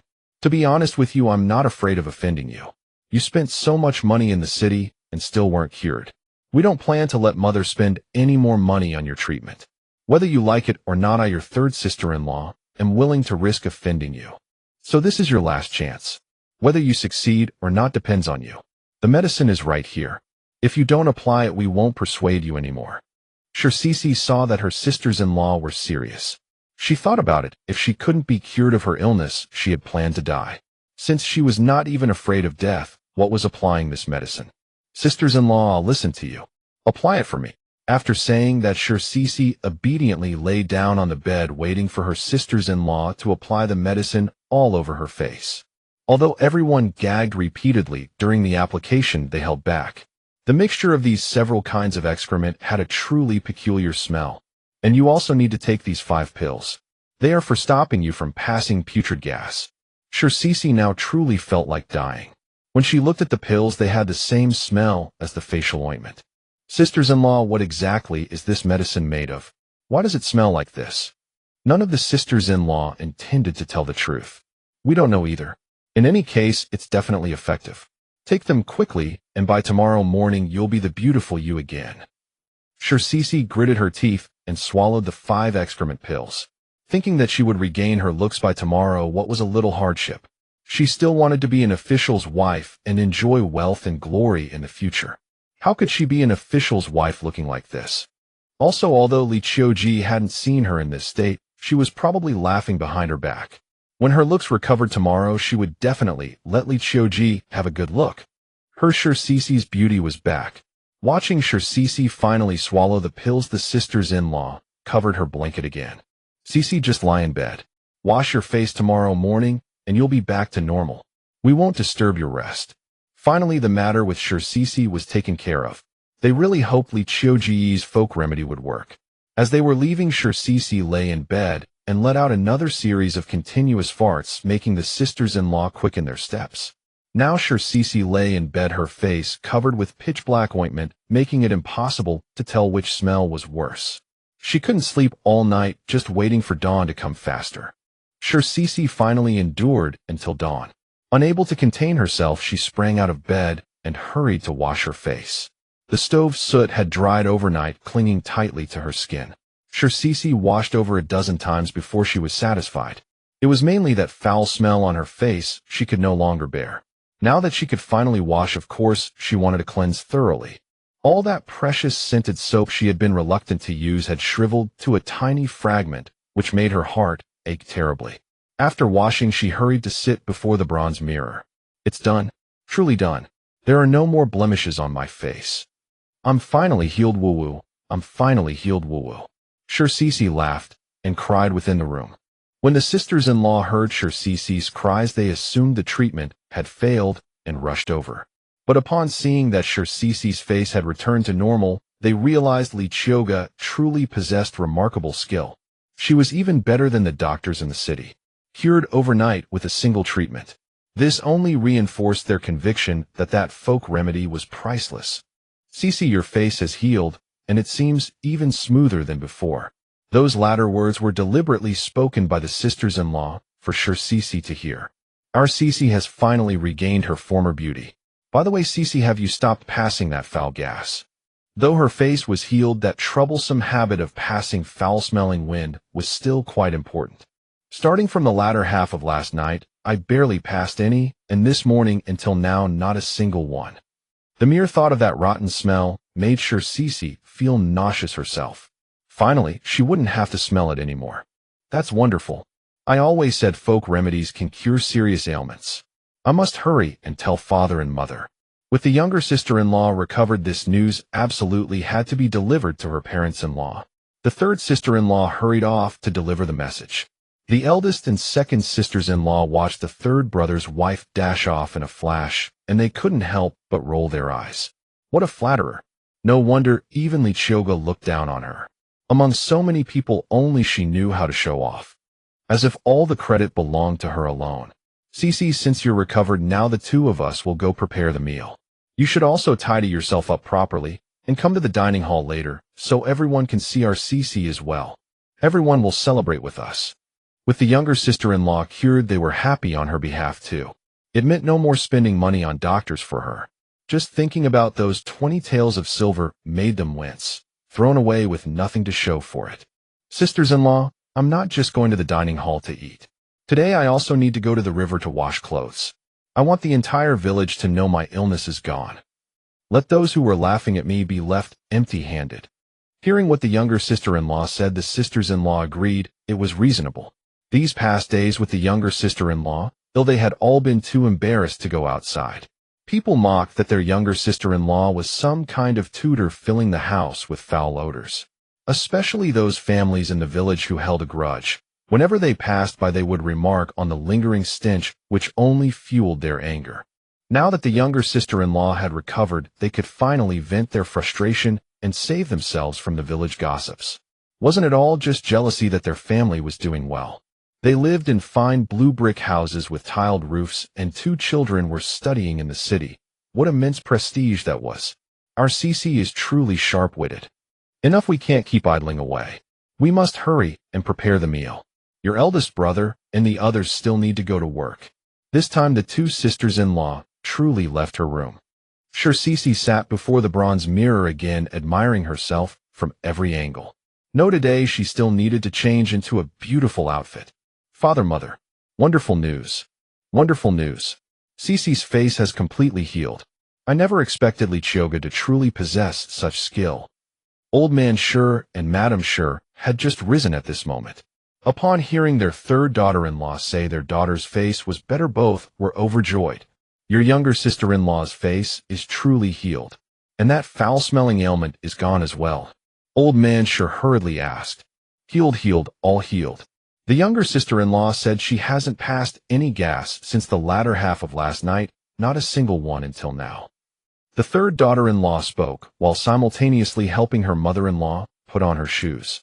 Madam Sure looked at her third daughter-in-law with particular fondness. She was truly the most thoughtful, considerate in all matters. Hurry and help me to Cece's room. I want to see my youngest daughter properly. Truly, heaven blesses us. Heaven blesses us. My Cece is healed. This youngest daughter and the fourth son of Madame Qiuge were the finest among all the children. But the fourth son was incapacitated, so all hope rested on the youngest daughter marrying well to bolster the family's standing. These past days, with her daughter's face disfigured and her health failing, poor Madame Qiuge had been racked with anxiety. Now that her daughter had recovered, she could still become the wife of an official. Her hopes had returned. When Madame Qiuge arrived at Qiuge's room, she saw Qiuge dressed beautifully, looking exactly as she had before. Overcome with emotion, Madame Qiuge embraced Qiuge tightly and burst into loud weeping. "My dear Qiuge, you've broken my heart these past days. But now it's all well. Your mother's daughter has returned." Mother's money was not wasted after all. The sisters-in-law standing nearby thought to themselves it wasn't money wasted after all. That initial sum had been thrown away like water, and in the end it was that remedy from Qiuge that had cured her. "Mother, when I marry into a good family in the future, I will certainly honor you, ensuring you eat well and dress well. I'll make sure all my sisters-in-law wear silk and brocade, gold and silver adorning their heads." Qiuge was painting grand promises for her mother and the sisters-in-law. "Sisters-in-law are waiting for Qiuge to buy us silk and satin so that our efforts for you are not in vain. Although it's uncertain when this will happen, having such words is better than nothing. We can't suffer losses without them remembering it in their hearts. This little sister-in-law has been sensible since childhood. You sisters-in-law will soon bask in her glory. The daughter she gave birth to is gentle and sensible, far superior to those village girls since childhood." This time a Taoist priest said she is destined to be an official's wife. Old Madame Qiuge is naturally proud. "Mother, we all know. Qiuge, let's quickly go to the dining hall. The food has been set out for a while. It'll get cold if we don't eat now." Old Madame Qiuge wiped the tears from her face, then wiped her daughter's. "Mother, let me support you. We'll all go to the dining hall to eat today." Qiuge's posture seemed like she was going to war. "Right? Today we all go to the dining hall to eat. Let them all see." Old Madame Qiuge's intention was different from her daughter's, as she wanted her sons to see that their sister's face had recovered, while Qiuge's intention was entirely to let Qiuge see. The sisters-in-law behind rolled their eyes. This mother and daughter were truly alike, both the same sort. Their unreasonable little sister-in-law was exactly like her mother-in-law. Fortunately, these sisters-in-law were able to endure. Otherwise, with such an unreasonable little sister-in-law, ordinary girls would not be able to stand it. When the large group arrived at the dining hall, Qiuge and the men of the Qiuge family were already waiting for them to eat, also wanting to see if Qiuge's face had really healed. Seeing that Qiuge was not only beautifully dressed, but her face had indeed healed, everyone was delighted. Qiuge, however, paid no attention and just ate her own meal. She watched the Qiuge family talk about Qiuge without eating, treating her like a treasure. Was it necessary to say so much? How noisy! Qiuge, having gained attention from her family, saw that Qiuge didn't even look at her and just kept eating. "I say, are you even a member of this family? Your little sister-in-law has been ill for so long, you don't show any concern and just eat. You're truly heartless." Hearing this, Qiuge said, "You really don't learn from your mistakes. As soon as you recover, you're showing off in front of me. If you were my match, you could brag, but you're just a loser. How dare you clamor before me? Who gave you such audacity? Qiuge, don't act cocky in front of me. One day I'll make you pay. Aren't you jealous now that my face has recovered?" This Qiuge must be jealous and angry, seeing her face recovered. Moreover, today, she wore her best clothes and stood before her. "I don't need you to make me look good. Ooh, I already look good. Look at your flat nose, small eyes, thick lips. I don't know where you get the confidence to think you're a celestial beauty. What a shameless face.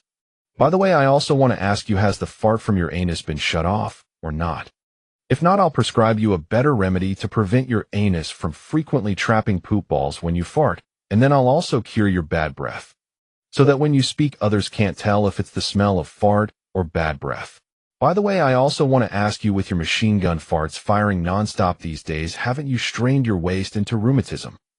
Qiuge didn't expect that her appearance was so insignificant in Qiuge's eyes. Qiuge not only described her as so ugly, she even fabricated such disgraceful images. Several sisters-in-law pulled Qiuge back to stop her from quarreling with Qiuge. How could she be Qiuge's match? The little sister-in-law is also shameless. "Qiuge, your illness is finally cured. Quickly sit down and eat." Stop quarreling with your fifth sister-in-law. This little sister-in-law is never peaceful. She must stir up trouble, making the whole household restless. The third daughter-in-law Zhao would not have bothered to persuade if not for her mother-in-law's sake. She is not my sister-in-law. She is just a bought slut. You just ate some wild chickens and rabbits for a few days, and you've been bought off by this Qiuge. How pathetic. Sure, Cici screamed madly at Qiuge. Look at this little sister-in-law of ours. It's one thing to treat me as sister-in-law not related by blood like this, but now she's also making the sisters-in-law who raised her suffer her temper. I truly feel it's not worth it for you. She puts on a refined act in front of outsiders, but at home, she's like a shrew. This is how she treats her benefactors. I am really hurt. If I had known she would repay kindness with enmity, I would not have told you the secret recipe. Now that her face is just healed, she comes to quarrel with me. She is an ungrateful wretch. If any family marries her in the future, they will be cursed for 8 generations. If you still care about her, you'll end up like me. Hearing this, sure Cici was stunned. How could her face be cured by Qiuge? She didn't believe it. Hadn't the sisters-in-law said her face was healed by an expensive ointment? How could it be that Qiuge, that bitch, made it herself? It must be a lie. Qiuge is just an ignorant village girl. How could she know medicine? She is just bragging. Qiuge, if you're going to boast, at least say something believable. What prescription do you know? You're not a doctor. You want me to believe your nonsense? No way. You're just a little slut, a cheap wench. Old man sure looked at his daughter. How had she become like this? Always cursing at the drop of a hat. She truly inherited it from her mother. Cici, it was indeed your sister-in-law who gave you the prescription. Stop making a scene. Look at yourself. An unmarried girl cursing like that. No sense of shame. Old man sure saw his youngest daughter becoming more and more like his dead wife when she was young. How annoying she is. Did you hear that? Your father has confirmed it. In my opinion, it's a waste to apply this ointment on your face. I endured the stench and used dog shit, duck shit, cow shit, donkey shit, and soot from the bottom of the pot to make that ointment for you. I made such a great sacrifice only to get this result. I wonder if those animals that provided the shit for you would also feel disheartened. Sure, Cici's eyes widened. Qiuge actually said the ointment she applied was made of shit. If that were true, were the pills she ate yesterday also made of various kinds of shit? Just thinking about it made her stomach churn with nausea. Seeing sure Cici's expression, Qiuge knew she believed it, and also recalled the fact that last night she had shit all over her face and 8 shit pills. I've finished eating. Dalong, let's go to town. That wild ginseng we dug in the mountains the other day looks like it's several hundred years old. Let's go exchange it for money today, then buy some new clothes, some pastries I like, and some jewelry. Otherwise my heart is so hurt and cold it can't be warmed. I can only buy things to cheer myself up. The Sure family heard this. What? They had dug up a several hundred-year-old wild ginseng. How much silver would it be worth? Qiuge, you actually dug up a wild ginseng. Is this true? Old man Sure's voice trembled. He knew that 100-year-old wild ginseng had the power to extend life. If one could hold a small slice in their mouth at a critical moment, it could save a life. Old people are naturally afraid of death. If he could have such a ginseng, it would be an extra life-saving item. Of course it's true. Why would I be making things up? Dalong, hurry up, let's go to town now. I don't want to stay here a moment longer. We won't come back for lunch. We'll go to Fuminlu in town for a drink. I heard Fuminlu's braised pork elbow is the best. Let's order one, and also a sweet and sour fish and a basket of meat buns. That should be enough.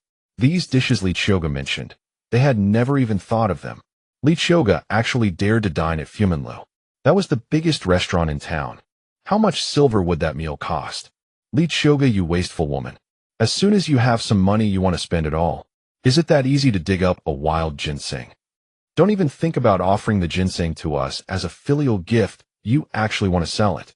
Even if you sell it, you should keep all the silver for Qiuge's education. Old Madame Sure's eyes were red now. Dalong, quickly persuade your wife.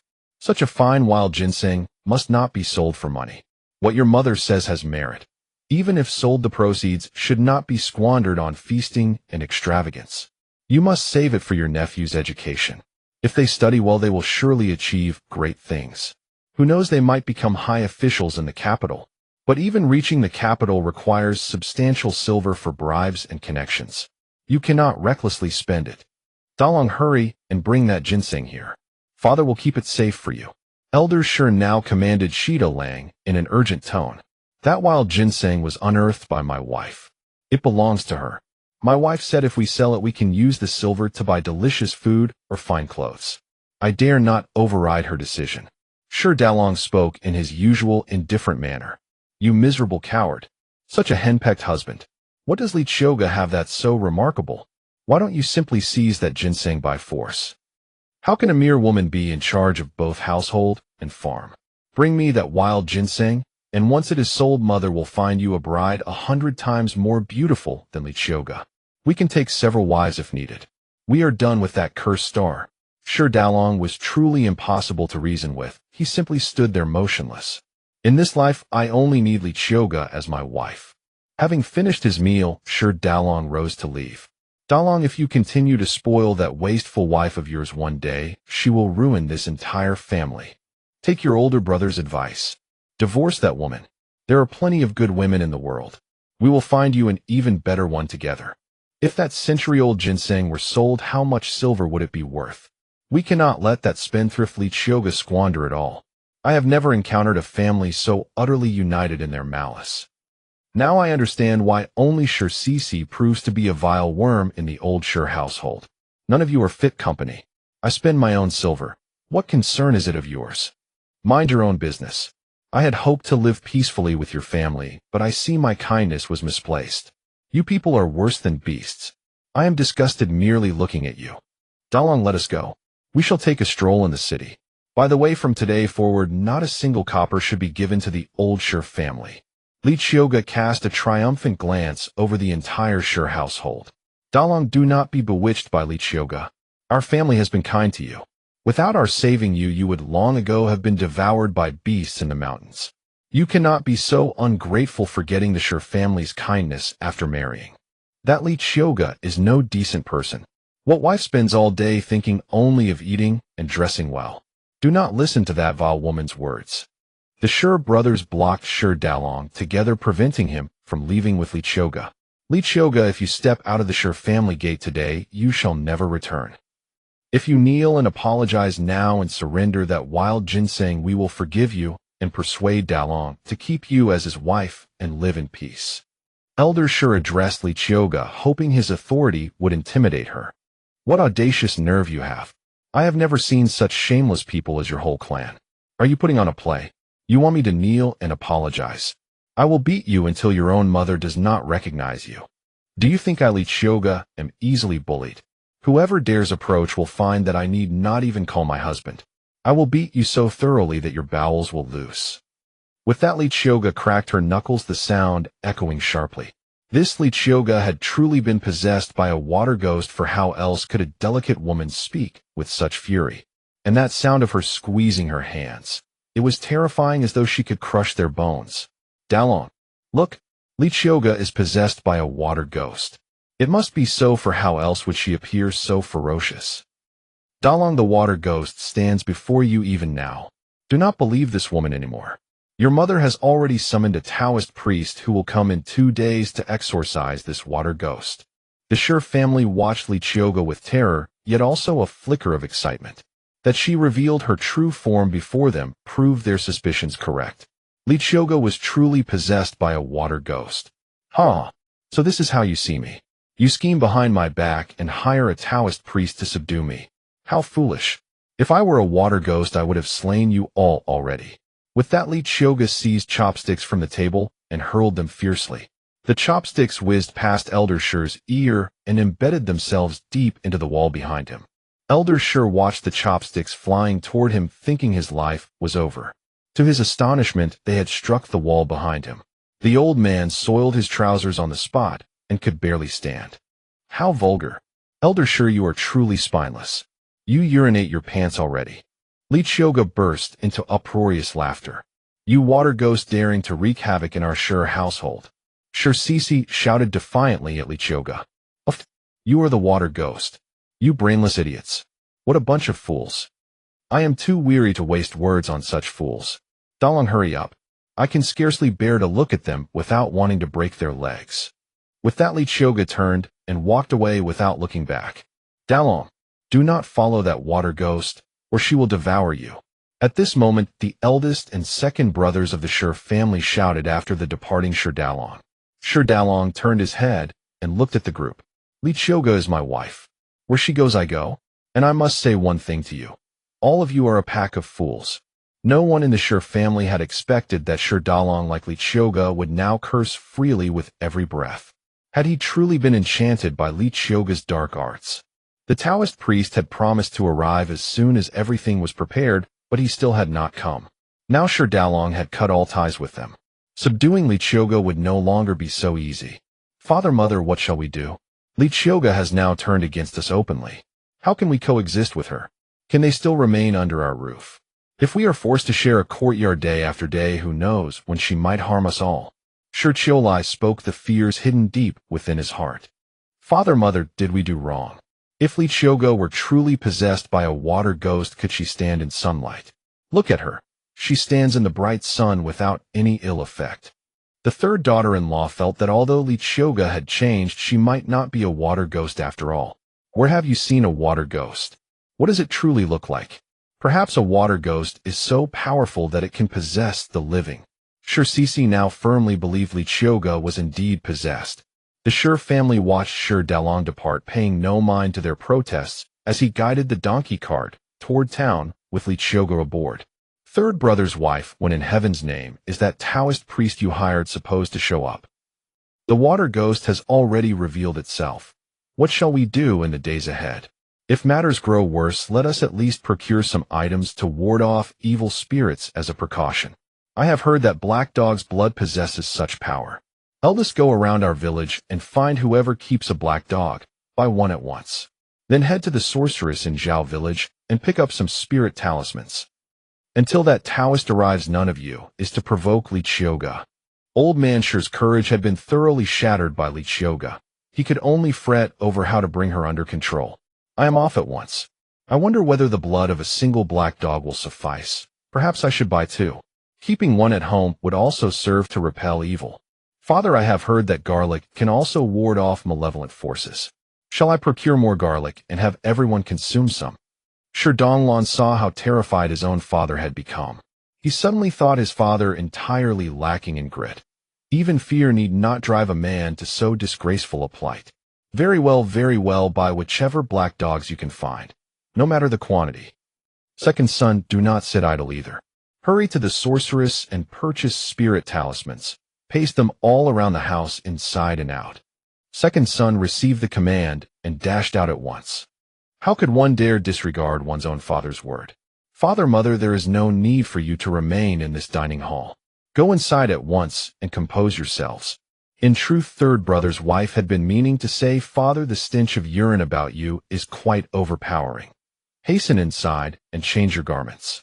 Thank heavens it was not her turn to do the washing today. Exactly so, old man, hurry indoors and remove those trousers at once. Eldest daughter-in-law, take them to the riverbank and wash them. But say nothing of this to outsiders. The eldest daughter-in-law's face had already twisted into something resembling a bitter melon. What terrible fortune! She was expected to wash her father-in-law's urine-soaked trousers. None of them had the slightest appetite for breakfast, yet the food had already been prepared and could not be wasted. Each served themselves a portion and intended to retreat to their own rooms to eat in silence. Seated upon the donkey cart, Qiuge hummed a lively tune along the way, her spirits in excellent company. Gripping the meteor-cutting crescent blade, I sing my battle cry loud and clear. Any who dares approach, announce your name, and if you possess the skill, stand your ground. Rivers and lakes churn with roaring waves, observe how free and unfettered my wandering is. Who suffers the most? Who can say? Being second best in the world is not so bad after all. Qiuge's peculiar melody persisted in Shi Dalong's ears. What in the world kind of song was this? This Qiuge was quite the talented improviser. Can't you sing something more proper? This sounds like the kind of ballad sung by Jianghu wanderers. Though the tune was rather amusing, Qiuge's voice was so rich. If she were to sing something more lyrical, it would surely be even more beautiful. Then what style do you prefer? I can sing one for you. Just because I cast one extra glance at you amidst the crowd. What do you think of this song? Does it please your ear? And this one? She needs no powder, nor does she apply cosmetics, merely turning her head to offer a smile, and my heart trembles. I dream of you through every night, growing more and more restless each day. If I cannot see you, my heart grows itchy with longing. If a single day passes without seeing you, my heart grows itchy with longing. Qiuge sat upon the donkey cart and sang all manner of songs she knew for Dalong. By this point, Dalong had come to one clear conclusion: Qiuge was incapable of being serious at any moment. Soon they arrived in town. Tell me, which medicinal hall do you think we should sell this ginseng to? You know this city better. Where do you believe they would offer a higher price? Dalong pondered for a moment. The medicinal hall where he frequently purchased herbs for family's fourth son was decent, but this wild ginseng was of considerable age and value. He wondered whether that establishment could afford such a costly piece. Those smaller clinics mainly catered to ordinary folk and rarely handled ginseng of such premium quality. The clinic where I usually buy medicine for family's fourth son is quite good. The senior physician there is an upright man and would not cheat us on the price. I only wonder if he would accept it. Dalong shared his thoughts with Qiuge. Then let us go to that clinic. Even if we receive a lower price, it is acceptable. The old physician is honest, and this wild ginseng would reach someone who truly needs it. If he cannot afford it, we shall simply visit another establishment. Should the difference in price not be too great, Qiuge was inclined to trust Dalong's judgment. Thus Dalong and Qiuge arrived at Renshin Medical Hall. Qiuge observed that the patients queuing at this clinic were all common folk, and the establishment itself was modest, barely 2 rooms in size. Inside, a thin, elderly man with white hair was conducting consultations, while beside him 2 herb mortar buckets stood ready. The first impression Qiuge formed was quite favorable. The 2 young apprentice herbologists were warm and courteous to every visitor, and the old physician asked his questions with meticulous care. She also noticed that the prescriptions the old doctor wrote were all remarkably affordable, just a few coins or a few dozen at most. Upon spotting Dalong, the apprentice herbologists immediately greeted him warmly, for they recognized him from his monthly visits to procure herbs for his younger brother. Brother Dalong, you've come. Was it not only a couple of days ago that you collected medicine? Are you unwell yourself, or is this for someone else? Please wait a moment, master. The patients are numerous today. The apprentice herbologist warmly attended to Dalong. I am not here for medicine today. A couple of days ago, while hunting in the mountains, I uncovered 2 rather fine wild ginseng roots.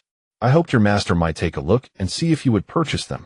Dalong cast a glance at Qiuge, who promptly withdrew the cloth-wrapped ginseng from her bosom. She gently unfolded the cloth, revealing the 2 precious wild ginseng roots. Though the apprentice did not know the trade intimately, the moment he saw those 2 ginseng roots, he could tell their years of growth must be considerable. They resembled 2 little human figures. Moreover, the ginseng had been excavated with exceptional care. Not a single rootlet was broken. Master, come quickly. Could these 2 roots be precisely what you were seeking? Upon hearing his apprentice summon him with such excitement, the old physician turned his gaze toward Qiuge and recognized Dalong. Honored guests, please wait a moment while I take a look. Seeing that the patients waiting in line did not appear critically ill old man, Wang asked them to bear with him briefly. Master Wang, please attend to this first. We are in no hurry. Master Wang was beloved in the community not only for his modest fees, but also for his outstanding medical skill. When Master Wang approached the counter and caught sight of the ginseng resting there, his eyes instantly brightened. Apprentice, are these the wild ginseng roots I have been desperately seeking? A few days prior, a distinguished family had invited him to treat their matriarch, and upon returning, he had remarked that 2 well-aged wild ginseng roots were needed. Yet no matter how many herb gatherers he questioned, none had found any. His master had been growing anxious, and even inquiries among rival establishments had yielded the same result. No stock available. Precisely so. Dalong, where did you discover these 2 magnificent roots? You have relieved this old man of his most pressing concern. You have no idea. Several days ago, the master of the Li residence requested my services, and their elder lady required precisely these 2 wild ginseng roots. Master Wang was as joyful as a child. Just a few days ago, while hunting deep in the mountains, I happened upon them by chance. Dalong, I wonder, how much silver do you seek for these? Master Wang regarded Shi Daolong cautiously. If the price was exorbitant, he would be unable to afford it and would need to consult the Li family patriarch. Master Wang, we ourselves are uncertain of the ginseng's worth. You are the expert. Please make an offer. If the price is reasonable, we will sell to you. Shi Daolong noticed Qiuge winking at him from the side, understanding that she wanted Master Wang to name the price first. Daolong, you know my clinic primarily serves ordinary folk, and our profits are meager throughout the year. It is only when we treat patients from affluent households that we require such precious wild ginseng. Let me offer you 200 taels of silver for both roots. If you find this insufficient, I shall invite Master Li of the Li residence to negotiate with you directly. This was the highest amount he could possibly offer, though the true value of the 2 wild ginseng roots far exceeded 200 taels. Shi Daolong glanced at Qiuge, who nodded in affirmation. He had never been particularly concerned with the exact sum. He only cared that Qiuge was satisfied. Very well, 200 taels it is. Upon hearing Shi Daolong's agreement, Master Wang was overjoyed and immediately directed his apprentice to fetch the silver. Master Wang handed them a bill of exchange for 200 taels, and Shi Daolong received it and passed the silver to Qiuge. With the ginseng sold, Master Wang was thoroughly pleased. Observing the way Shi Daolong had looked at the young woman beside him during the transaction, curiosity got the better of him. Daolong, might I ask, what is this young lady's relation to you? The young woman appeared quite youthful. Because Qiuge wore her hair in the style not of a married woman, Master Wang addressed her as young mistress. She is my wife, Shi Daolong replied confidently and without hesitation. Daolong, you are truly blessed to have married such a beautiful young lady. Master Wang chuckled heartily before returning to his consultations. And so Shi Daolong and Qiuge departed from the medical hall. Qiuge and Shi Daolong stepped out of the medical hall, the 200 tael banknotes tucked securely inside their robes. Qiuge decided it would be far more practical to exchange them for silver. The notes were cumbersome to spend as they were. Husband, let us exchange these banknotes for silver. It will be far more convenient to spend, Shi Daolong said, glancing at Qiuge. There is a money exchange not far ahead. They went to the exchange and had the paper notes converted into silver ingots.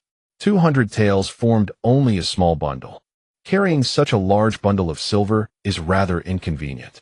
We should hurry and buy some jewelry and clothes, then head to a restaurant for a proper feast. I have never eaten at a proper restaurant before. With just 2 wild ginseng roots, they had earned so much silver. Qiuge was overjoyed. How much would her entire stockpile in her spatial realm be worth? You decide what we shall do.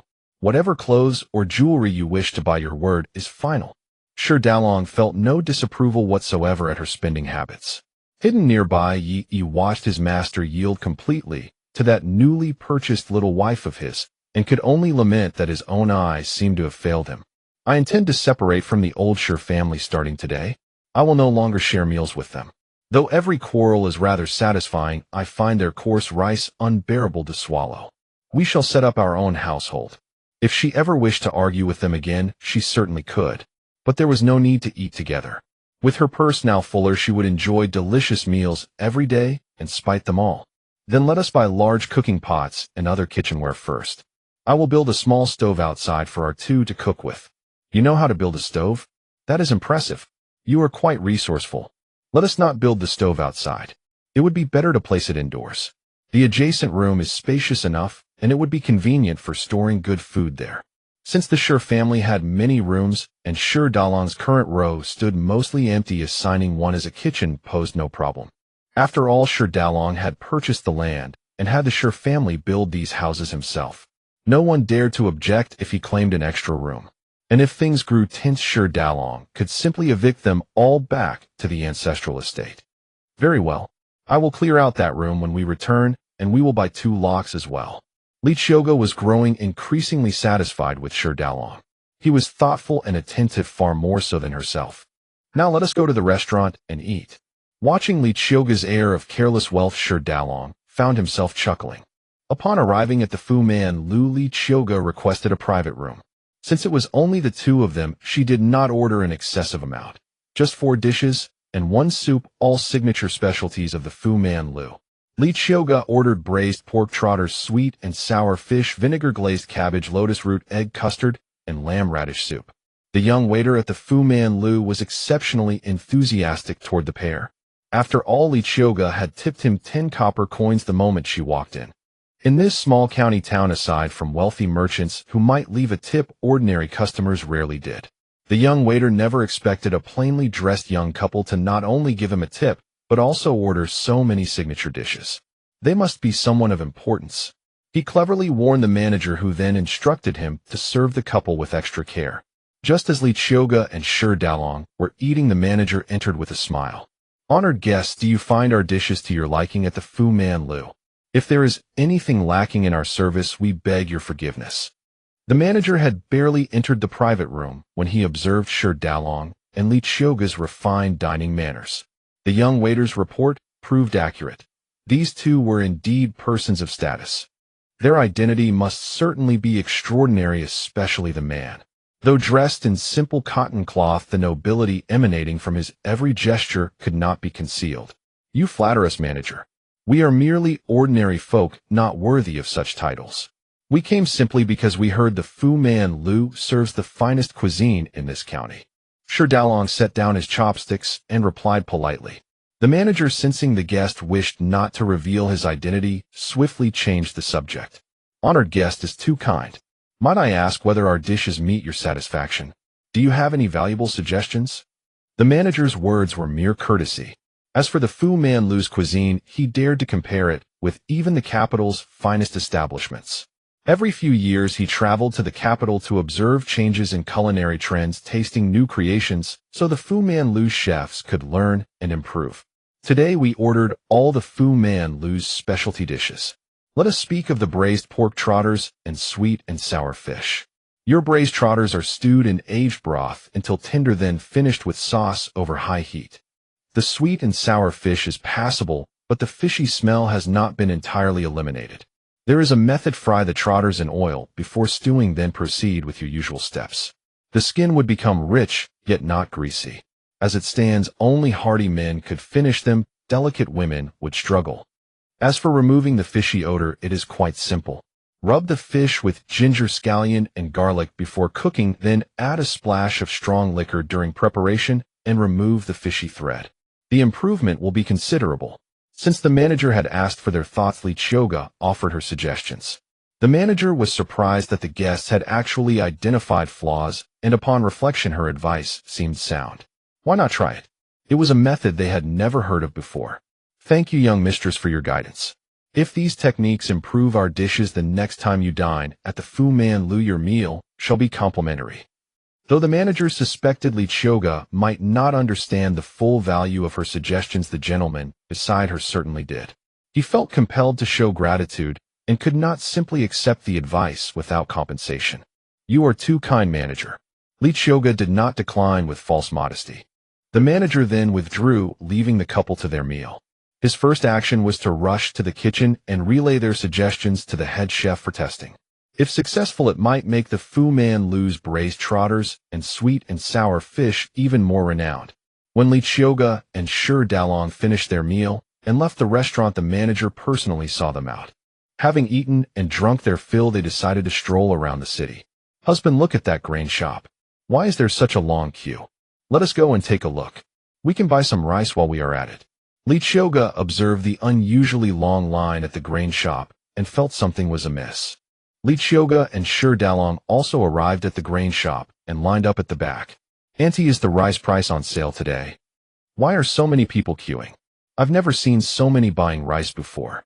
Qiuge asked the aunt in front to find out what was going on. The aunt in line saw that the one speaking to her was a pretty young wife. "Little lady, I didn't quite understand what you said. What is on sale? I only know that the rice price is going up, so I'm hurrying to buy some." "Little lady, you're here to buy rice too, aren't you? If you have spare money, you'd better buy more. I heard the rice price changes every day." The aunt intended to use all the money she could spare from home to buy rice. The autumn harvest is almost here and grain is about to come in. How can the price still rise? This remark was made by Qiuge to Shi Daolong. "This is a bit strange. Daolong, later, let's also buy more grain, say 200 jin. It won't be good if the price rises later. Although the Shi family has plenty of grain, if you ask them, they wouldn't dare not give it, but I know your temper. We won't take advantage of that little favor." Actually, even if grain prices rise, it doesn't matter. Qiuge's space has everything, and she can sell as much as she wants on her phone. But hasn't Qiuge decided to start cooking herself? She didn't want Shi Daolong to know the secret of her space, so Qiuge still intended to buy what she needed with silver. You decide. We have a donkey cart, so we can buy more. At that moment, Shi Daolong caught sight of Yi's figure in the distance. Why was Yi here? Something must be up. When it was their turn, Qiuge asked about the rice price. Rice is actually 5 won per jin. That's 2 won more than before. And what about the wheat flour? Qiuge heard this. The rice, not even top quality, was 5 won per jin, truly too expensive. No wonder the villagers all ate coarse rice. That was only 2 won for 3 jin. Wheat flour isn't cheap either. It's 6 won per jin. Little lady, if you want to buy, better do it today. Who knows what the price will be tomorrow? The young shop assistant, seeing that Qiuge was beautiful and her voice sweet, reminded her. Then give me the same amount, 200 jin of each, Qiuge said, feeling that the situation was not good, better to buy more. What? Little lady, you want 200 jin of each? Did I hear that wrong? For an ordinary family, buying at most 20 jin of rice and flour was already a lot. This little lady, though dressed decently, was still in commoner's clothes. How could she be willing to spend so much on rice and flour? Little lady, do you have a large family to buy so much? Our family is just me and my husband. Didn't you say the price will rise again tomorrow? I'm just following your advice and buying more. What if I buy too much, you won't sell? Qiuge found the young shop assistant quite amusing. Indeed, she had bought too much. The people in line only bought at most 10 or 20 jin. They had never seen someone as generous as Qiuge. Sell, of course will sell, said the shopkeeper who had just arrived. Upon hearing that this little lady was buying so much grain from his shop, he hurried over to attend to her. Little lady, wait here a moment. We have more inside. There's not much left here. I'll have the young assistant weigh it for you inside. The shopkeeper had the assistant bring chairs and asked Qiuge and Shi Daolong to sit nearby, then fetch bags from the back, letting Qiuge watch as they filled them. Qiuge saw that the shopkeeper was quite shrewd. He was afraid she might think he was cheating, so he waited in front of her. What a business-savvy fellow. The two young men busied themselves and soon weighed out 200 jin of rice and 200 jin of flour, bagged them separately, and loaded them onto Shi Daolong's donkey cart. Qiuge paid the silver promptly. After buying the grain, she and Shi Daolong went to the place selling pots, bowls, and other utensils, and bought many things. Qiuge also bought 2 jars, one for pickling salted duck eggs and the other for pickling vegetables. Since she had decided to live well here, she should also learn to be frugal like other young wives. Qiuge had no other reason. She just felt that this kind of life was full of vitality and quite nice. Enjoy the life of ordinary people, creating a contrast with her past life. Last time I didn't buy silver bangles, this time I'll get a pair. Just to irritate those old women in the Shi family. Otherwise, the bold words I said when I came out won't match up when I go back. I'll also buy 2 more new outfits. Anyway, she still had plenty of silver on her. Spend when you should spend when you want. Since the Shi family had already labeled her as a spendthrift wife, Qiuge would just play that role. Qiuge and her companions arrived at the clothing shop they had visited before. The owner, seeing this little wife, who didn't know how to manage money, thought, why is she here again? She just bought so many clothes not 2 days ago. But he still entertained them warmly. Only a fool would turn away money. Little lady, you're here to patronize my business again. What would you like to buy today? The shopkeeper came out from behind the counter to greet them warmly. This time I want to buy several sets of clothes. Today's clothes must be of better fabric than the ones I bought the other day. And the styles must be pretty. Qiuge put on the air she had in her past life when shopping at luxury stores. In her previous life, she always selected clothes in the VIP section. Those luxury store attendants would treat her like an ancestor when she came. After all, each time Qiuge spent millions or tens of millions. Every luxury store set Qiuge as their most distinguished guest. The shopkeeper thought to himself, this spendthrift little lady, though beautiful, if I had to marry such a wife, I'd rather stay a bachelor. No matter how big one's fortune, it couldn't withstand such spending. Little lady, you've come at a fortunate time. The shop just finished a batch of new-style women's clothing that's said to be very popular in the capital. Although it's not satin, this fine cotton is also very classy. His shop catered to commoners, so it didn't primarily sell satin clothes. Then I'll pick a few sets. Although Qiuge intended to buy good clothes, she didn't want to wear silk and satin. That would be too eye-catching. Fine cotton clothes were comfortable and suited her identity. This set, and this one. Wrap them all up for me. Qiuge selected several sets she liked. She also chose several sets of the same fabric for Qiuge. This time Qiuge chose thicker clothes. The weather was getting colder, so she needed to prepare thick clothes. Thinking that last time she didn't buy thick quilts, she decided to buy 2 sets today as well, even though they couldn't use them yet. But she also bought 2 thick quilts. They were currently using thin quilts, and the weather wasn't cold yet. Qiuge didn't even cover himself at night, so Qiuge had the thin quilt all to herself. Thinking about when the weather turns cold, 1 quilt for the 2 of them certainly wouldn't be enough. Besides, Qiuge didn't want to share a bed with Qiuge. It was better for each to have their own.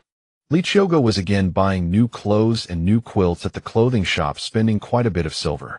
After they left the shop, the shopkeeper shook his head repeatedly. A true hero never gets a good wife, while a rogue gets a beauty.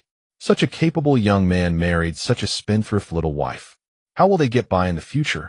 When I get home, I must remind my wife, when finding a match for our son, we must pick someone honest and dutiful. Whether she's pretty or not doesn't matter. What matters is that she knows how to manage the household. As the villagers say, an ugly wife is a treasure at home. Alas, the old saying is absolutely right. Thankfully, my wife is still virtuous. Today, after closing the shop, I'll go to the pastry shop and buy her some of her favorite pastries. Qiuge finally went to the silver shop and bought a pair of rather extravagant silver bracelets. Those bracelets were 2 fingers wide.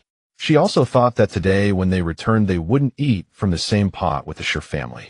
But since the new stove wouldn't be ready for immediate use, she went to buy some cooked food, a bit of rice wine, and meat buns. After this big shopping spree, the donkey cart was packed full. Even the new year didn't see Qiuge buy so many things. Ah-yo, ah-you-you. On the way back, Qiuge hummed a strange tune. Qiuge's temples throbbed from hearing it. What kind of person was this? Who could write such a song? Suddenly, Qiuge heard a few strange bird calls. She listened carefully, then turned to look at Qiuge, noticing a subtle change in his expression. Someone in the woods is calling you. Go quickly. That person has been following us all the way. He must be tired. Should I bring him a few meat buns? What kind of person was Qiuge? Although she had not undergone plastic surgery, her professional skills were evident. She could tell at once whether it was a real bird call or a human imitation. Besides, someone had been following them all along. How could Qiuge not have noticed? They had underestimated her. As a top-notch assassin, one's perception must be exceptionally sharp. How did you know? What exactly was Qiuge? How could she be so formidable? After all, the bird calls Yi had learned were almost indistinguishable from real birds. No matter how similar, a human voice and a bird's timbre are different. Besides, I noticed him back in the city. He's your subordinate, isn't he? He must have urgent business with you, otherwise he wouldn't have followed us all the way. Qiuge could sense that the man must have had urgent business with Qiuge, otherwise he wouldn't have appeared while she was around. Let's park the donkey cart in that grove, Qiuge said, driving the cart into the woods. Grandfather, come out. Yi, hiding atop a large tree, thought to himself, why did the prince bring his bought little wife in here? He was told to come out. Wasn't he afraid that his little wife would expose his identity? Though puzzled, he still climbed down from the tree. Wow, your subordinate's lightness skill is impressive. Qiuge clapped her hands. She saw Yi dressed in black with a black cloth covering his face. The young man was quite young, barely over 20. Having such formidable martial arts at his age was no easy feat. You two chat slowly, I'll go check out the woods further in, Qiuge said, and without waiting for Qiuge's reply, she walked off toward the other side of the grove. Qiuge had enough tact. Since the master and servant were going to discuss secrets, she felt embarrassed to listen. Besides, she wasn't curious and didn't want to know. Arriving at a secluded spot, Qiuge slipped into her space. Once inside, she first went to the well, drew a bucket of water, and took several big gulps. Then she went to the orchard and picked a large sweet peach to eat. After finishing the peach, she went to the wooden cabin, turned on the computer, and selected a game she often played, Spot the Difference. Feeling it was about time, she activated the space's ability to see outside. After confirming that the black-clad man had left, she exited the space. Shi Dalong sat on the donkey cart contemplating what Yi had reported. He hadn't expected things to develop so quickly, far beyond his expectations. When Qiuge returned, she saw Shi Dalong sitting on the cart, lost in thought. "Did your subordinate leave?" Only then did Shi Dalong realize that Qiuge had already reached his side. "Where did you go?" "I looked all around, but didn't see you," he said. When Yi had left, he had searched the vicinity for Qiuge, but hadn't sensed any human presence at all. "I ate too much at lunch, stuffed myself silly. I ran far away to take a dump, must have dropped 3 pounds. Now my stomach is empty," Qiuge said as she climbed onto the cart. "Shi Dalong, I shouldn't have asked." When they returned to the village, the villagers saw Shi Dalong's cart piled high with goods and asked him what was going on. Shi Dalong didn't like dealing with the villagers, but Qiuge did. "Shi Dalong and I have split from the old Shi family. You've heard, since I married into the Shi family, I've been bullied. My husband felt sorry for me, so we separated from them.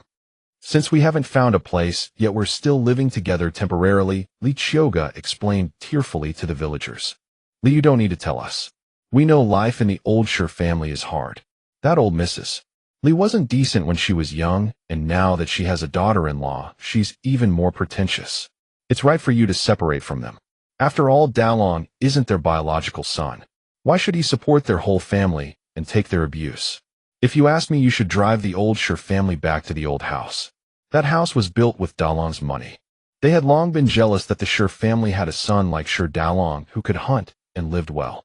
Now, hearing that Shi Dalong had cut ties with the old Shi family, they were all delighted. The old Shi family, because of their prosperous life, always spoke arrogantly in the village, frequently showing off their 2 grandsons studying in the city. They mocked the villagers' children as mud-legged peasants. "That's true, but Shi Dalong and I are not troublemakers. We'll let them have the house, hoping they won't cause us any more trouble. We'll save up and build a small courtyard of our own later." Qiuge played the innocent victim to perfection. "You can't be blamed for this. Your family has no one to back you up, otherwise they wouldn't have let you suffer this humiliation." Everyone sympathized with Qiuge. Seeing that they were on her side, she even cooperated by raising her sleeve to dab at her eyes, pretending to wipe away tears. "Dalong, your wife has had a hard time. Although she was sold to you, you're much older than her. From now on, you must treat her well. Look at your wife, such a good person. Gentle and kind, enduring such great injustice without a fuss. If it were me, I would have beaten those old Shi women until their asses were torn." Shi Dalong looked at Qiuge, who was sneaking a peek at him with a smile in her eyes. "Li, you're just too honest. In this village, you can't be too honest. Back in the day, my mother-in-law bullied me plenty. She made me stand at attention at night and bring her the chamber pot in the morning. After I gave birth to a son, she still mistreated me. One day I got furious and put the chamber pot over her head. She never dared to bully me again." The woman felt proud, recalling her past feat, still savoring the revenge. "I will take good care of my wife and never let the old Shi family bully her again," Shi Dalong said. Hearing this, the villagers nodded in satisfaction. Then everyone went home. "This Shi Dalong is a good man. He listens to advice." They all thought so. Because the cart was loaded with goods, Qiuge deliberately covered them with a tattered sackcloth, afraid of being pointed at by villagers when they returned. Although she wasn't afraid, she didn't like hearing them say she didn't know how to manage a household. Thus the villagers had no idea that Qiuge had bought so many good things. Although Qiuge was now wearing fine clothes and a silver hairpin, it wasn't strange. The women of the old Shi family all dressed like that. Besides, since Shi Dalong could earn silver, it was only right for him to let his wife dress well. Moreover, his sisters-in-law's food and clothing were all bought with Shi Dalong's money. Qiuge and Shi Dalong drove the donkey cart into the yard. As soon as she saw the scene, Qiuge burst out laughing. The yard was splattered everywhere with black dog blood, and yellow talismans were pasted on the walls. Especially on the house where Qiuge and Shi Dalong lived, the door and windows were covered with talisman paper. It seemed the old Shi family truly believed she was possessed by a water ghost. But such a nice yard made so terrifying. Were they comfortable living like this? The weather wasn't cold yet, and the dog blood on the ground emitted a foul odor. Shi Dalong's face darkened at the sight, while Qiuge was amused and burst into loud laughter. "You bunch of cowards. If you have the guts, fight me face to face. Why do all this useless stuff? Cowards. A bunch of cowards. Ha ha ha." Qiuge stood in the yard laughing loudly. With the yard covered in yellow talismans and dog blood somehow, it seemed quite terrifying. The old Sure family members were all hiding in the house, peeking through the window cracks. Watching Qiuge's terrifying laughter, their hair stood on end. She's possessed. She's possessed. Mother, look how terrifying Qiuge's laughter is. I wonder if those talismans can suppress her. Sure, Cece said excitedly, pointing at Qiuge's terrifying appearance to show her mother. Eldest, second, third, keep a close watch. When that water ghost weakens, you must rush up with big sticks and beat it to death. The medium's talismans were quite effective. They made the water ghost reveal its true form as soon as it entered the yard. Mother, rest assured we're ready. As soon as Qiuge falls, we'll strike. But Sure Dalong is standing right there. If he blocks us, we can't beat him. At this moment, Sure Dalong seemed to be possessed, as well, standing there with a dark face looking around. Qiuge laughed until her stomach hurt. Turning around, she saw Sure Dalong standing there motionless with anger. She quickly went over and pinched his cheek. Husband, don't be angry. Just treat it as watching these idiots put on a monkey show. It's a pity about our yard being ruined like this. But don't worry. Soon we'll make them clean up on their knees exactly how they ruined it. Otherwise, this stench is too disgusting and ruins my mood. Qiuge then went to Sure Dalong's side, now standing on tiptoe, to pinch his face. The Sure family watched with wide eyes. Qiuge. She really has skills. Dalong is under Qiuge's control. Otherwise, how could he let her pinch his face so casually without moving? The eldest sister-in-law watched Sure Dalong stand still, allowing Qiuge to pinch him freely. Finally, Qiuge flicked Sure Dalong's forehead with a snap. Then Sure Dalong began to move freely, carrying things from the cart into their house. Father, mother, that wild ginseng really sold for a lot of money. Look at all that stuff on the cart. Is that grain? They bought so much grain. And those quilts are all made of fine fabric, and they bought 2 of them. And new pots and bowls. Those 2 bundles look like clothes. Third brother Sure usually kept a low profile. His wife was shrewd, and it was enough that she performed for the elders. But today he was excited too. Who wouldn't be envious seeing a whole cartload of goods? This little slut. She really sold the ginseng for money. And bought so many things. Such a spendthrift.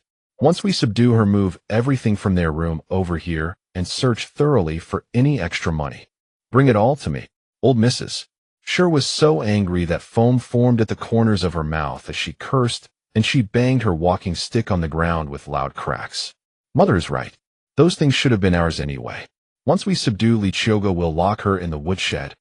Sure, Cece thought that Qiuge's current prowess was all due to the water ghost's help. Once the water ghost was subdued, Qiuge would be someone they could easily control. Brother, isn't there still a basin of dog blood? Didn't the medium say we need to splash that dog blood on Qiuge to completely subdue her? You hurry out with that dog blood. At this moment, the old Sure family all remembered that they still had to splash dog blood on Qiuge. Eldest, you go quickly. Old man Sure ordered his eldest son to splash the dog blood on Qiuge. Father, I'm scared. Look how terrifying Qiuge is. Qiuge could even subdue the tall and sturdy Sure Dalong. He was no match for Sure Dalong. If he got near Qiuge, wouldn't he be killed? Useless dog. Can't even do this small thing. What's there to be afraid of? Now that the talismans and dog blood have suppressed her, Qiuge's demonic powers are not as strong. This eldest son was really a coward. Sure Dalong's eldest brother was displeased. His father scolded him, but wasn't he himself scared into pissing his pants? We at least haven't wet our pants. The old man saw that his eldest son wouldn't move, so he ordered the second and third sons. Father, if even big brother doesn't dare, we 2 dare even less. Let's wait a bit longer. What if the talismans take effect and Qiuge collapses on her own? Then we won't have to risk our lives. How interesting. If the 2 of them went out and were killed by the water ghost, then all the family property would go to the eldest brother. Their wives would remarry, and who would care for their sons studying? His eldest brother, who usually seemed slow-witted, was actually quite clever at this moment. You 3 grown men are scared off by Qiuge alone. What ability does Qiuge have? Isn't she just carrying a water ghost? It's broad daylight. What can a ghost do to you? Besides, there are so many talismans and dog blood on the ground. You bunch of good-for-nothings. Can't earn money, can't handle anything. What are you even good for that your parents raised you? You make me look down on you. Sure, Qiuge truly despised her three brothers. Qiuge, that's unreasonable. Qiuge is no longer human. She's a water ghost. Didn't you see that chopstick she hurled this morning? It pierced straight into the wall. What kind of strength is that? That chopstick is still embedded in the wall. You men are absolute wastes. Those 2 ounces between your legs were grown in vain. You dare not face her, but I do. Sure, Qiuge could no longer bear watching her brothers cower like cowards. The donkey cart was nearly emptied, and if they didn't act now they'd miss their chance. With that, sure, Qiuge lifted the basin of dog blood and kicked the door open, marching straight toward Qiuge with the basin in hand. She shouted, "Qiuge, you must die. I'll reduce you to ashes." Qiuge was carrying dishes from the donkey cart into the house when she spotted Sure Qiuge charging toward her with a basin of blood. This woman truly sought death, attempting to splash such a revolting substance on her. Would Qiuge let her succeed? Before Sure Qiuge could throw the blood, Qiuge kicked the basin aside, sending the dog blood splashing all over Sure Qiuge's face. Sure Qiuge knew Qiuge was swift, but never expected it to be this fast. The entire basin of dog blood drenched her, the stench making her gag and scream, standing frozen in the courtyard. "Ah, Qiuge, you worthless slut. How dare you treat me like this? I'll kill you." Sure Qiuge screamed, lunging to strangle Qiuge. Qiuge saw Sure Qiuge was desperate enough to attack recklessly. With a swift kick, she sent Sure Qiuge flying 5 meters away. Qiuge could have knocked her much farther. If she had, Sure Qiuge would have barely survived. But she held back her strength, not wanting to actually kill the woman. "You pathetic fool. Dare you take my life? Didn't you see your own father piss himself in terror? Still, the old Sure family are all cowards. For you to stand and fight shows some courage, better than them." With that, Qiuge carried the dishes inside. Old Madame Sure watched her daughter lying motionless on the ground and rushed out in panic. Had Qiuge killed her, the rest of the Sure family also came running. Old Madame Sure reached her daughter and saw her disheveled state.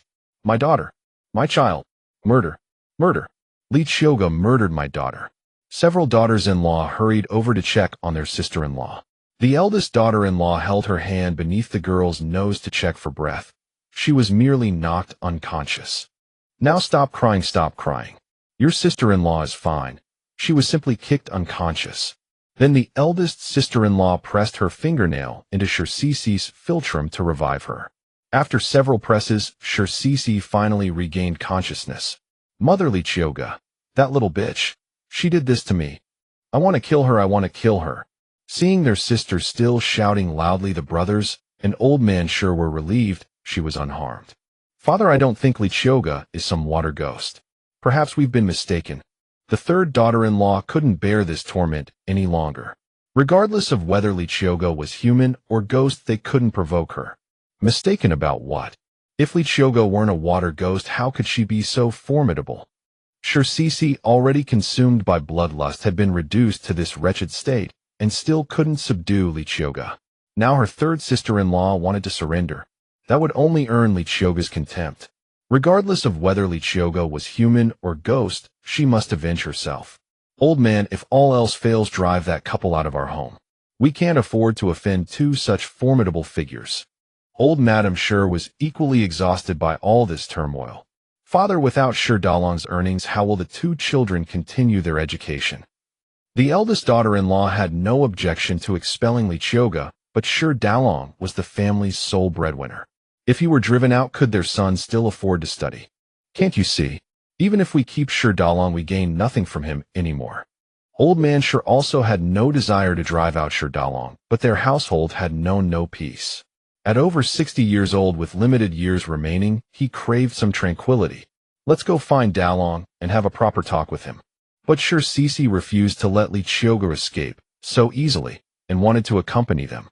"What do you want to go for? Go wash up and change your clothes." He was already irritated just looking at his troublesome daughter. A useless creature, incapable of success but expert at ruining things. Who said girls were dead weight? She couldn't even throw dog blood properly without getting it kicked back at her. Old Man Sure failed to consider that among their entire household, only Sure Qiuge had the courage to confront Qiuge directly. "Qiuge, hurry and change your clothes. Let your parents and brothers handle the important matters." Qiuge saw her father truly angry and obediently returned to change. This dress had been one of her favorites, and now it was covered in dog blood. She wasn't sure it could even be cleaned. Qiuge would pay for this one way or another. Old Man Qiuge led his several sons to the door of Dalong's room. Though they were many, they stood outside, trembling with fear. Finally, Old Man Qiuge mustered his courage and called out, "Dalong, come out for a moment. Your father has something to tell you." He shouted several times in a row. Qiuge and Dalong were tidying up inside the house, never expecting Old Man Qiuge to follow them to their door. What exactly did he want? "This Old Man Qiuge has grown bold, daring to come to our door. I'll go deal with him and see what they want." Dalong would never let Qiuge face them alone. Just now, seeing Qiuge about to splash dog blood on Qiuge, he wished he could strangle Qiuge. "Let's go together and see what they want." Dalong also put down his things, intending to confront the Qiuge family. "Then let's go outside and have some fun with the dogs." They pushed open the door and saw all the men and women of the Qiuge family standing outside. Were they going to gang up on them? "How dare you turtles come out? I say, you bunch of Qiuge family members are not even as good as that little bitch. I say, Old Man Qiuge, and you few spineless things. Aren't you ashamed of yourselves? If you have something to say, just confront me, Qiuge, face to face. What's the use of scheming behind our backs?" Qiuge pointed at their noses and cursed loudly. "Look at this yard, you've ruined it. This was built by my Dalong with his hard-earned money. Now look at it. It's like a haunted house. You will clean this yard spotless right now. If there's even a bit that doesn't satisfy me, I'll break your dog legs."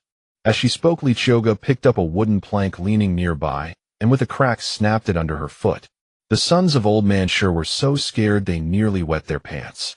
That plank was as thick as a thigh, yet Qiuge broke it with one stomp. "You little bitch born of a whore, you want to throw your weight around in my Qiuge family? No way. You're a lowlife bought by me. I've been generous enough to give you food and drink. Now you and your shady wild man get out of our Qiuge family." Old Madame Qiuge was now at her wit's end. She was determined to drive out this pair of dogs today. Qiuge, after hearing Old Madame Qiuge's words, picked her ear and said, "What? This old hag dares to curse me and wants to kick us out. Who gave her the nerve to speak such arrogant words?"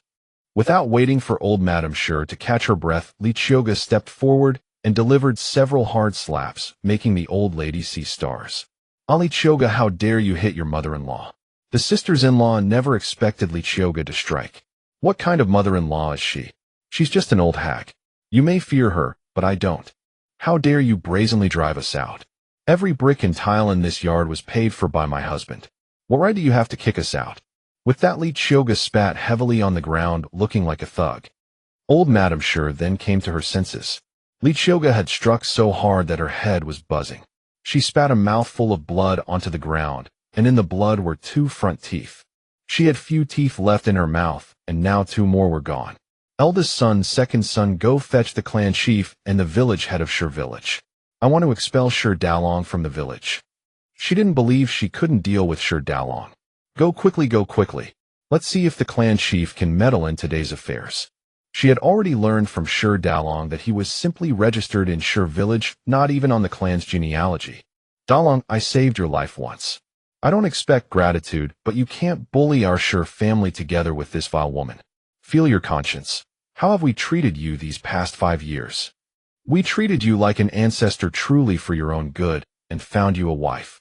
Who would have thought you'd marry such a vile woman? This is your father and mother's fault. But we've said as long as you divorce this vile woman, we will find you a gentle and virtuous wife. Your father advises you one more time, if you divorce this vile woman, we'll still be a family. Your brothers and sisters-in-law will let bygones be bygones." Old Man Qiuge still wanted to keep Dalong. "Husband, look, Old Man Qiuge is trying to sugarcoat you. Why don't you just comply and divorce me?" Qiuge looked at Dalong, triumphantly speaking in a sarcastic tone. "Wife and I are one, who I will never divorce you." Dalong looked at the Qiuge family members and said, showing that he didn't take their words seriously at all, "Dalong, you have broken our hearts. Since that's the case, move out of our Qiuge family with that vile woman. Don't wait until the village head comes, or you'll lose face." He had figured it out now. Dalong was utterly stubborn and had been bewitched by Qiuge. "Old Man Qiuge, you may have forgotten. This is not the old Qiuge family house. This new house was all built by my husband. When we bought this land, it was not registered under your name. It was under my husband's name. The Shi family was shocked. Indeed, Shi Dalong had handled the matter himself. Back then they only knew he was going to build a new house for them, and they were so happy they never thought about this. You're lying. Since we live in this house, it's ours. Don't fabricate stories for us. Everyone knows this house belongs to the Shi family. Do you think anyone will believe your reckless accusations? Old Madam Shi had no idea whether what Qiuge said was true or false. We hired people to build this house. When did it ever become Dalong's? Do you have proof? If you have any, show it. Upon hearing that the residence was not theirs, everyone went mad. Dalong, I want you to tell me the truth. Is this house not registered under the Shi family name, but under yours? When you built this new house, it was meant to repay me for saving your life. I never expected you to pull such a trick behind our backs. Old Man Shi was also furious. He had always thought he had gotten a great bargain. Just by saving a life, he had gained a mansion. After all, getting a wife for his son was already a struggle. His own old house was nothing but a few mud brick rooms left by his father, barely enough for one son to marry and live in. He had never dreamed of living in such a fine house, one of the best in the village. Now he was told the house wasn't his. How could he not be shocked? The daughters-in-law were also dumbfounded. They had always assumed that once the old couple died, they would split the mansion among themselves with no share for the fourth son. After the parents passed away, the fourth son could simply be left to starve, and their little sister, married off, had no claim to the inheritance either. Now Qiuge told them the estate was not theirs. They refused to believe it was true. You can go fetch the village chief and ask him yourself. Qiuge smirked mischievously at the Shi family's comeuppance. Dalong, have you drunk some madwoman's urine? Or have you gone dumb? Why aren't you saying anything? Tell me, whose house is this? Old Man Shi, agitated, demanded a clear answer from Shi Dalong. This house is indeed registered under my name. I once thought of putting it under yours, but the village chief said that as an outsider to establish myself in the village, I needed to donate some money and buy land to build a house. That would be more secure. So the house and land are under my name. I thought that even if it's under my name, if I ever remember my past family and leave, I would leave the house to you. But now I have a wife, and you haven't been getting along with her. You even want to kick us out. So it depends on how my wife handles this. If she lets you stay, you can continue living here. If she tells you to leave, then you must move out tomorrow. Every word Shi Dalong spoke felt like a thunderbolt exploding in the minds of the Shi family. Old Man Shi had been right all along. Although Shi Dalong had lost his memory, he was no fool. They should never have stirred up trouble today. Otherwise, after Shi Dalong left, the new house would still be theirs. Now they had to rely on Qiuge's mercy just to stay. The men of the Shi family now blamed their sister and mother. They were the ones who constantly picked fights with Qiuge. If not for them, the family would have been living wonderfully. Dalong not only handed over his earnings, but also supported the children's education. He didn't argue over food or clothing. All that happiness was ruined by his mother and sister. Now, instead of finding fault with Qiuge, they resented Qiuge and their mother. Was Qiuge just a little lazy? Every quarrel had been started by their sister and mother. Qiuge never provoked anyone. Their sister was a troublemaker, finding fault with everything Qiuge said or did. Now that Shi Dalong listened to Qiuge in everything after today's attack on her, Qiuge would surely not let them stay in the new house. The old house had been uninhabited for years, dilapidated and worn. How could mud brick rooms compare to this brick and tile mansion? If the whole family moved back to the old house, the villagers would laugh at them to death. Just then, Qiuge, having changed clothes and washed her face, saw her parents and the others standing silent, all staring at Qiuge. What's going on? It's been so long, and you still can't sort this out. You have to wait for me to step in. Qiuge was already furious from being kicked by Qiuge and having her pretty dress ruined. Now, seeing her family silent before Qiuge, she became even angrier. Qiuge, my parents told you and Shi Dalong to get out of this house and never set foot here again. You'd better leave right now, or I'll have my brother throw all your stuff out. You two have nothing to do with the Shi family anymore. Qiuge looked at Qiuge like she was an idiot. She couldn't even find the words to describe her. Didn't she see that her father, brothers, and sisters-in-law were all deflated? A grown girl like her, how could she be so oblivious to the atmosphere? The power of speech now belonged to Qiuge. Couldn't she see that? Cici, stop talking like this. At that moment, third sister-in-law Zhao Shi hurried over to Qiuge, hoping to stop her from spouting such crazy words. Third sister-in-law, what are you pulling me for? You may fear her, but I don't. What can Qiuge possibly do? Isn't she already driven out by our old Shi family? The rest of the Shi family understood exactly what was going on, but Qiuge had no clue at all. They were now deeply worried about how to keep living in this residence. Just when they thought things couldn't get worse, Qiuge came out and launched into another tirade against Qiuge. I may not have much ability, Qiuge, but the ones being driven out of this house aren't me. It's all of you nasty vermin. It's still early. Hurry up and pack your things. If I'm not satisfied, you might have to move out overnight tonight. A kind person is always bullied, Qiuge thought. I understand this old saying so well now. In the past, my husband was too honest, letting you take advantage of him. I thought that after all these years we would have built some affection. Who would have guessed that even the house we ourselves built, not a single room would you leave us? You actually want to drive us out? What kind of logic is this? Qiuge spoke reasonably and persuasively. The old Shi family had no idea that a crowd of onlookers had already gathered outside their courtyard. Qiuge had sharp ears and had already heard the murmuring from outside, so her following words were meant for the villagers gathered beyond the walls. What the onlooking villagers didn't expect was that, fortunately for Shi Dalong, he had been smart enough back then to follow the village chief's advice and register the residence under his own name. Otherwise, it would have been Dalong and his wife who got kicked out today.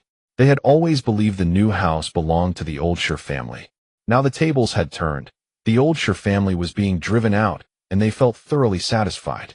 When the old Shi family first moved into the new residence, they had boasted about it endlessly. They strutted around the village with their noses in the air. Since Shi Dalong started earning money for them, the old Shi family had become increasingly arrogant in the village, looking down on everyone. Especially after two of them became scholars, they despised those in the village who lived worse than they did. Now they were about to be driven out of these blue brick tiled houses by Qiuge, and no one would sympathize with the old Shi family. Who could blame them? The old man Shi, old matron Shi, and their entire household had terrible reputations in the village. Even their daughters-in-law had changed. In the past, they wore coarse hemp clothing and worked diligently.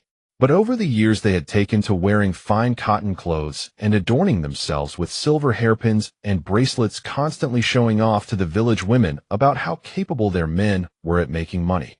Didn't everyone know that money came from Shi Dalong's hunting? The village women had long been fed up with the Shi family women. And then there was Qiuge, always puffing herself up as if she were a young lady from a wealthy family. So what if she dressed better? She couldn't even read or write a single character.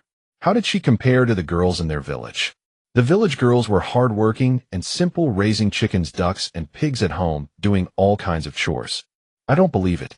Qiuge, you're just talking nonsense. This residence was built by my parents. When did it become Shi Dalong's? Qiuge couldn't accept this reality. Your family could afford to build a blue brick tiled house. Don't you know your own circumstances? How much money could your whole family save in a year? This large residence would cost at least 100 or 80 taels of silver. Even if your entire family smashed your bones to dust and sold them, you still couldn't afford such a fine house.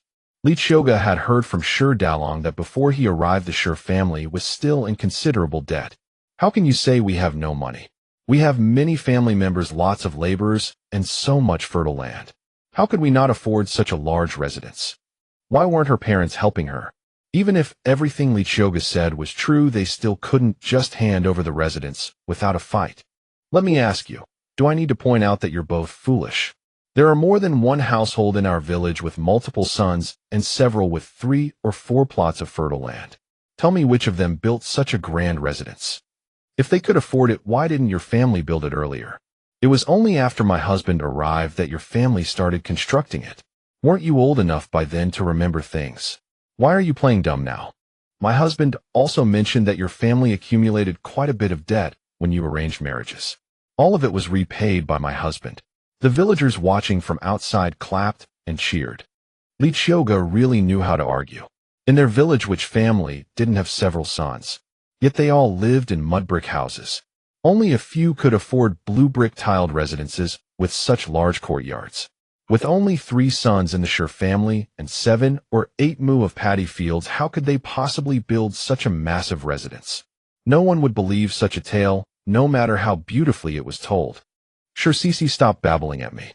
Why don't you go ask your parents what's really going on? Why are they standing there like sparrows not saying a single word? Prompted by Qiuge, Qiuge turned to look at her parents. Qiuge, don't be so unreasonable. You can't be so smug just because you're right. After all, we're still one family. Don't be so harsh. Hearing this, old man Shi was so angry, he almost laughed. He also saw through it. Old man Shi was trying to backtrack. Old man Shi, I've seen white lotuses and green tea bitches before, but I've never seen anyone like you.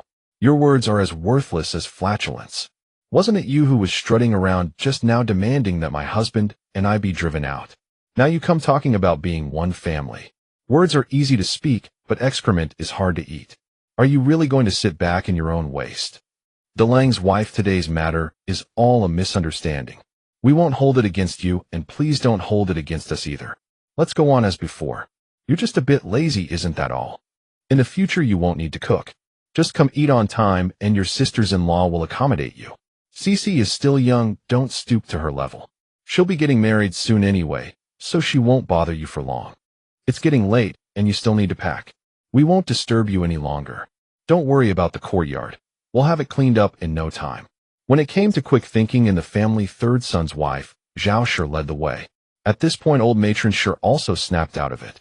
If they continued arguing with Qiuge, they would certainly lose face today and end up being driven out anyway. She couldn't help but resort to playing the affection card. Delang, don't take what I said to heart. Mother loves you the most, and you've always been the most filial among all the children. If I didn't care for you, would I have found you such a fine wife?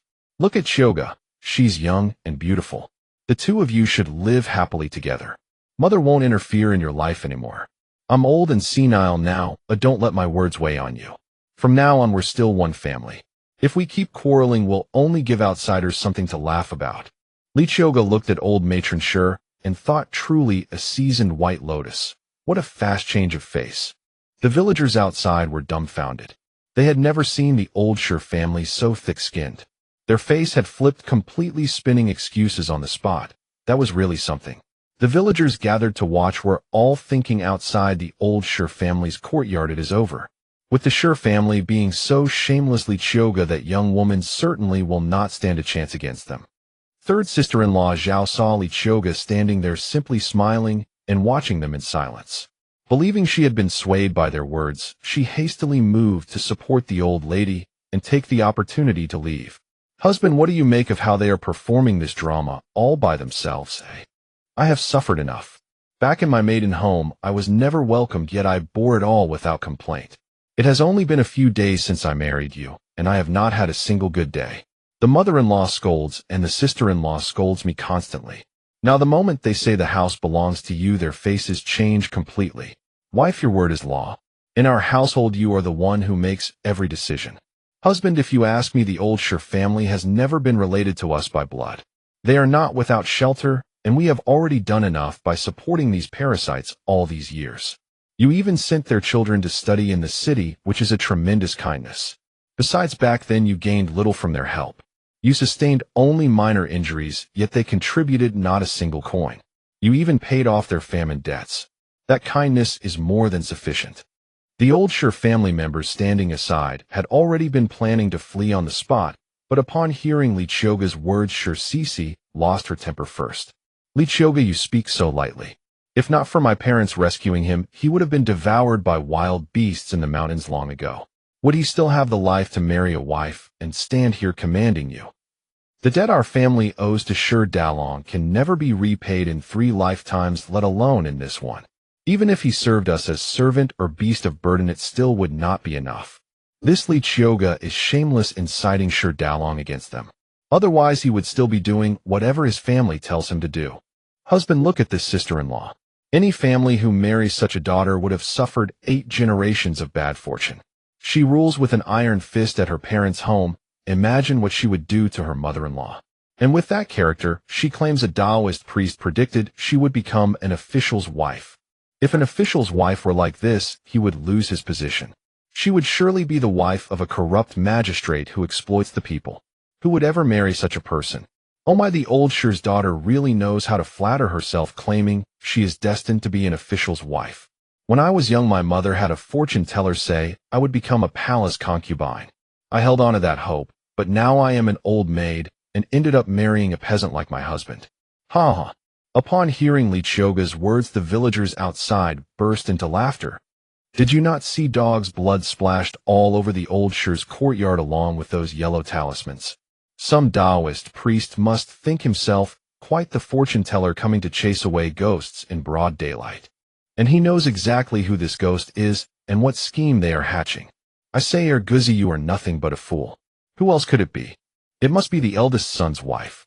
She tried to get the upper hand from the start, but failed, and now she is calling her a ghost.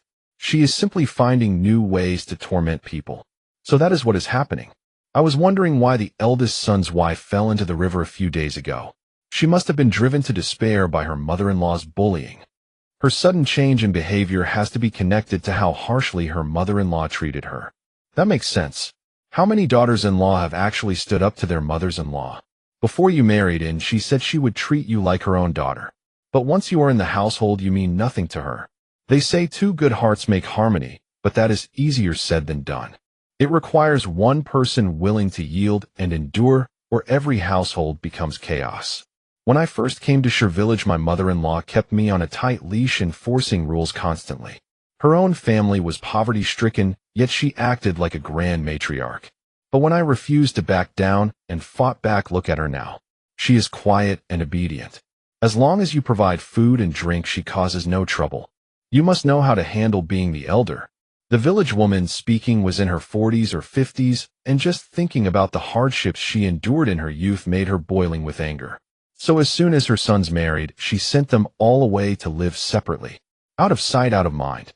Whoever needed childcare could bring the children to her, maintaining enough distance to avoid friction between them. Old Lu, your words ring true, but how many women like you actually understand that? Are they not all daughters-in-law who waited until they became mothers-in-law just to flex their authority? People operate with double standards. When their own daughters suffer injustice at their in-laws' homes, they leap into action to confront the family. But when it is a daughter-in-law brought into the household, they scheme endlessly on how to wear her down. Eldest Lang's wife, you are right. If you let them bully you when you first marry, and there will be no peace for the rest of your life. If they are not your true mother-in-law, drive them out. A family of ingrates. You cannot tame them no matter how you raise them. They will eventually become a disaster. If we really cast them out, the old Shi ancestral home is just mud brick housing, and they have grown accustomed to fine tile-roofed houses. They would not survive even a day in such conditions, especially since they have a daughter rumored to be destined for an official's wife. They certainly would not move out of those prestigious brick houses. Bah! If the old Shi's daughter could become an official's wife, my Nini could marry a chancellor's son. You think anyone can be an official's wife? It requires character, a respectable family background, and mastery of music, chess, calligraphy, and painting. An official's wife. You think marrying a peasant like us is the same thing? That youngest daughter of the Shi family is nothing but a lazy good-for-nothing. She will not do any real work. Unlike our village girls who labor in the fields, her family's daughter never leaves the house. When she does venture out, it is only to spend money in town. Any family that takes her as a daughter-in-law would ruin their finances and have no reason to continue. Hey, Dalin's wife. Your son works as an apprentice in the county town and earns a good wage. Your family seems like a perfect match for the old Shi household. Why not take the Shi family's youngest daughter? It would be doing the people a favor by removing a drain on society. Ha ha ha. You Qiuge always making jokes at my expense. Not that they would look twice at my son anyway. If they did, I would rather marry off an old sow than accept such a daughter-in-law. Was it because I accidentally trampled your rice crop the day before yesterday? Is that worth cursing my family like this? You bastard. Next time I am at your house for a meal, I will eat 2 extra bowls. These two have been close friends for years and are accustomed to joking with each other. Isn't this siding with my eldest nephew? I have not heard that. If their daughter can become an official's wife, then whichever family marries her would gain connections to high office, would they not? I am doing this for my eldest nephew's benefit. If he becomes an official, I will surely benefit from his influence. Ha ha ha. The villagers outside were gossiping about the old Qiuge family, treating them as entertainment. Inside the courtyard, the old Qiuge family members heard every word and were furious, especially Qiuge. A look at the reputation your whole family has in the village. No one speaks in your favor. I can't be bothered to waste my breath on you. The stunt you pulled today has truly infuriated me. It's not that I'm being unreasonable. You secretly hired a Taoist to falsely accuse me of being possessed by a water ghost. Isn't that just trying to kill me? You've already resorted to such a vicious trick. If I still tolerate you, I'd be handing over my own life. Husband, it's too late today. Let them pack up their things and drive them out of our house first thing tomorrow morning. What, Qiuge? My parents have already humbled themselves so much, and you still want to drive us out? That's too much. Qiuge pointed at Qiuge and scolded furiously. Yes, Qiuge, we've lived in this courtyard for so many years, and now you just tell us to move out. Besides, this yard is so big. Don't you two feel it's empty? Wouldn't it be better for everyone to live together lively and warm? And the Qiuge family's old house hasn't been lived in for years. How can you force us to move there all of a sudden? Isn't that making things difficult for us? You can't be so heartless. Sister-in-law and second sister-in-law did not want to return to the old Qiuge residence. Whether you can live there or not is your problem. It has nothing to do with us. Move out first thing tomorrow morning. I can't stand the sight of you. Father, mother, let's just move out. Over the years, fifth brother has been good enough to us. If you hadn't gone too far, he wouldn't have done this. At this moment, Qiuge, the fourth son of the Qiuge family, suddenly crawled out of his room. Fourth brother, what are you saying? How can you side with him? This Qiuge is an ungrateful beast who has forgotten all the kindness our family showed him. It's easy for you to talk. If you leave Qiuge, I'm afraid you won't even be able to afford medicine and will just have to wait to die. The eldest son of the Qiuge family had long been fed up with his fourth brother, who just waited around to eat and drink. A useless freeloader. One must have a conscience. You should all know how fifth brother has treated us over the years. Fifth brother is not even our blood brother, yet he has supported our whole family. I think he has done more than enough. Who told you to harm others first? Qiuge looked at the fourth son of the Qiuge family. If not for his paralyzed legs, he would have been a handsome man. Although he was about the same age as Qiuge, he looked several years younger perhaps, because he never saw the sun, and his pale complexion made him appear youthful. Today, whether you leave or not, I am leaving this family. I can no longer be a burden to Dalong. With that, Qiuge took out his small bundle and started crawling out of the Qiuge household. I don't know what kind of evil I did in my past life to give birth to a little bastard like you, who actually speaks for outsiders. If I had known you would turn out like this, I would have sat on you and killed you or drowned you in a chamber pot. I've raised you for so many years. It's all for nothing. Old Mrs. Qiuge glared at her fourth son, her anger boiling over. Mother, you might as well have sat on me and killed me back then, so I wouldn't be living a life worse than death now. The fourth son looked at his mother with a very cold gaze. Qiuge noticed that there was a story between the mother and son. Qiuge, I have no objection to driving the other Qiuge family members out, but I want to keep the fourth brother and support him, Qiuge said calmly. Qiuge also thought well of the fourth brother, at least he had more backbone than the rest of the Qiuge family. All right, I have no objection. Qiuge ignored the other Qiuge family members, strode over to the fourth brother, and carried him on his back. Fifth brother, what are you doing? Qiuge was also taken aback, wondering what Qiuge intended. They all have to leave, but you must stay. The Qiuge family hadn't expected that Qiuge would want to keep a paralyzed man who needed care while they all had to leave. Dalong, let me go. I can't be a burden to you. Qiuge struggled to get off Qiuge's back. I don't care about the other Qiuge family members. You will always be my fourth brother. I promise to take care of you for life, and I mean what I say. Qiuge watched as Qiuge carried the fourth brother back into the room. She didn't know what he said, but in any case the fourth brother stopped trying to crawl out. Qiuge, why do you get to keep that cripple and not let us live here? If you want to keep him, then we have to stay too, or else we all move out. He is a member of the Qiuge family. Even if he dies, he should stay with us. The Qiuge family now realized that Qiuge had deep feelings for the fourth brother. They wondered if they could use the fourth brother to stay. You want to stay? Not a chance. As for the fourth brother, my husband wants him to stay, so he must stay. If he goes with you, I'm afraid he won't last 2 days before you find a way to kill him. His medicine alone costs a lot each month. Would you be willing to spend money to support him? Old man sure, old lady sure. Can you even control your other 3 sons? If you can make that decision, then take the 4th brother back. But you must treat him well with good food and drink. If there's even a slight neglect, my husband will beat you to death. Qiuge had long noticed that the other 3 brothers were unhappy with how old man sure favored his 4th son. When the family was rich and lived comfortably, supporting that cripple was manageable. But now that Sure Dalong, their golden goose, no longer supports them, no one is willing to continue supporting him. Father 4th brother is just a cripple. If Sure Dalong wants him, let him have him. Can't you see? We can't stay here anymore. Father, the old house doesn't have many rooms. Even if 4th brother returns with us, the environment won't be as good as here.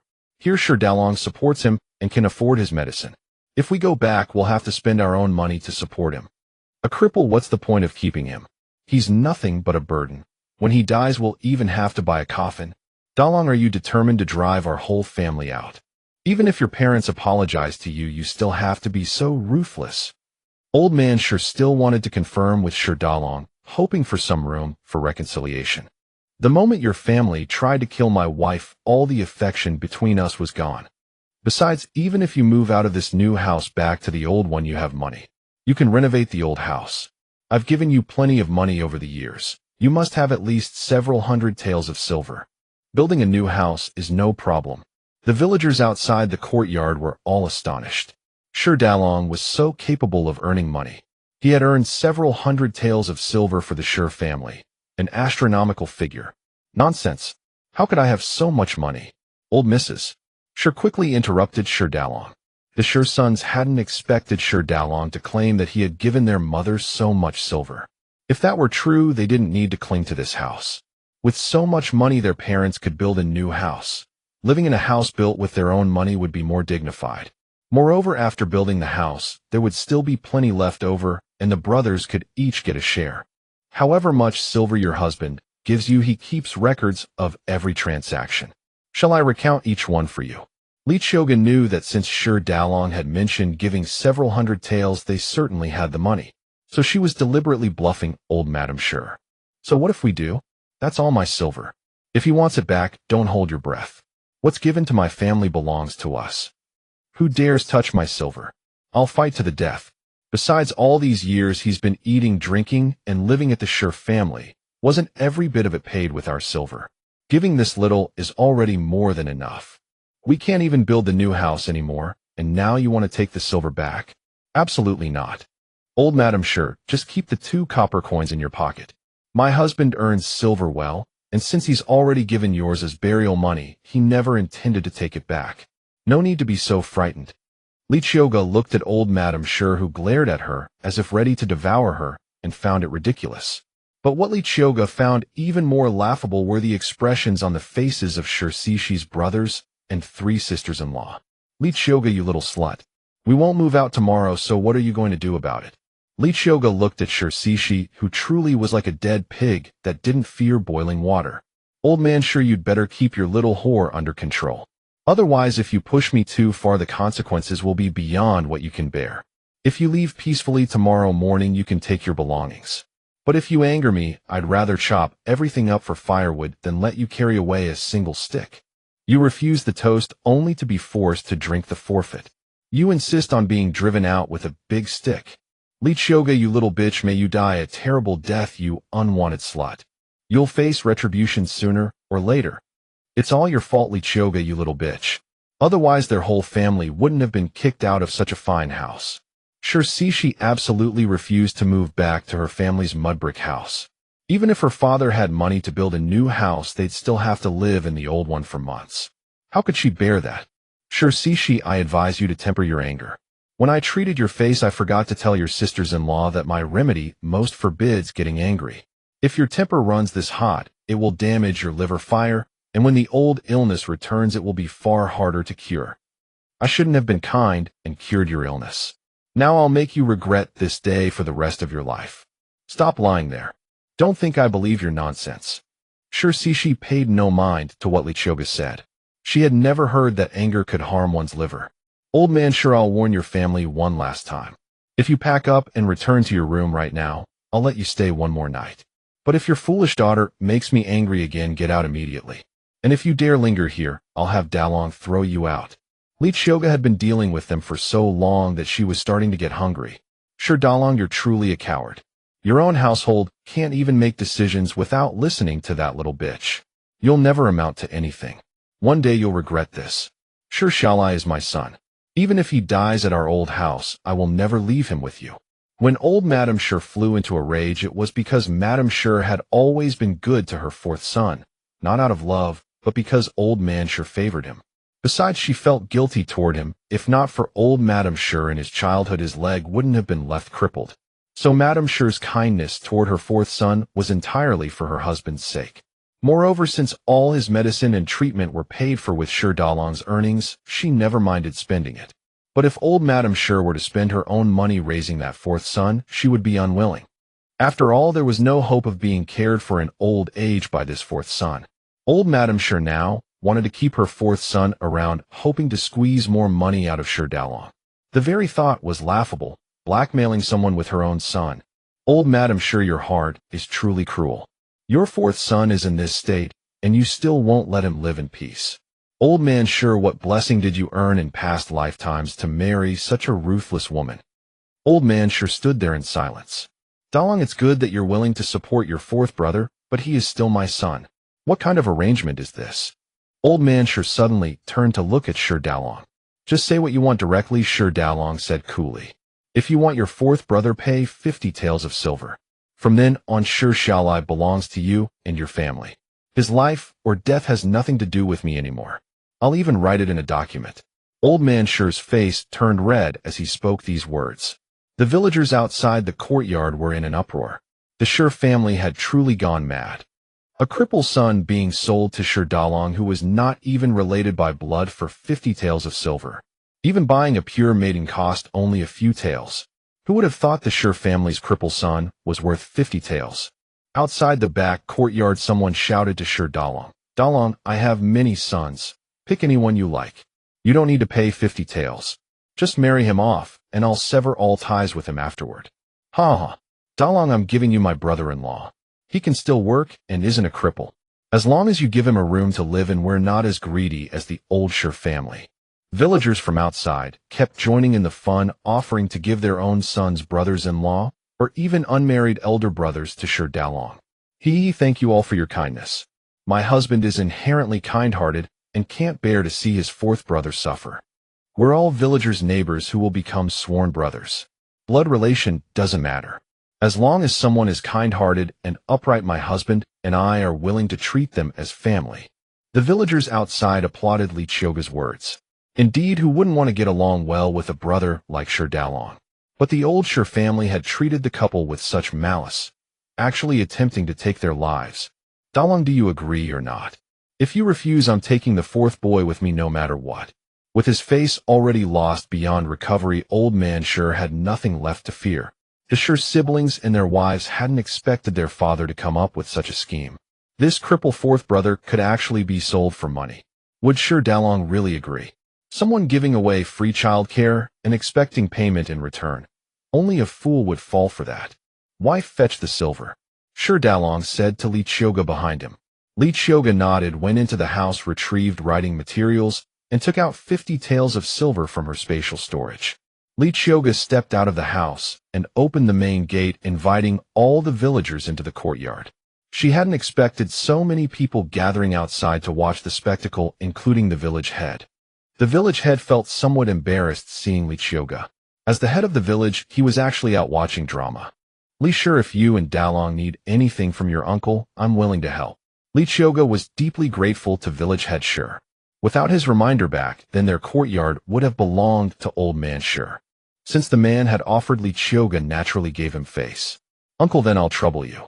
Please, and the respected elders of the village be witnesses. From now on, the Sure family's fourth son severs all ties with the old Sure family and joins our household.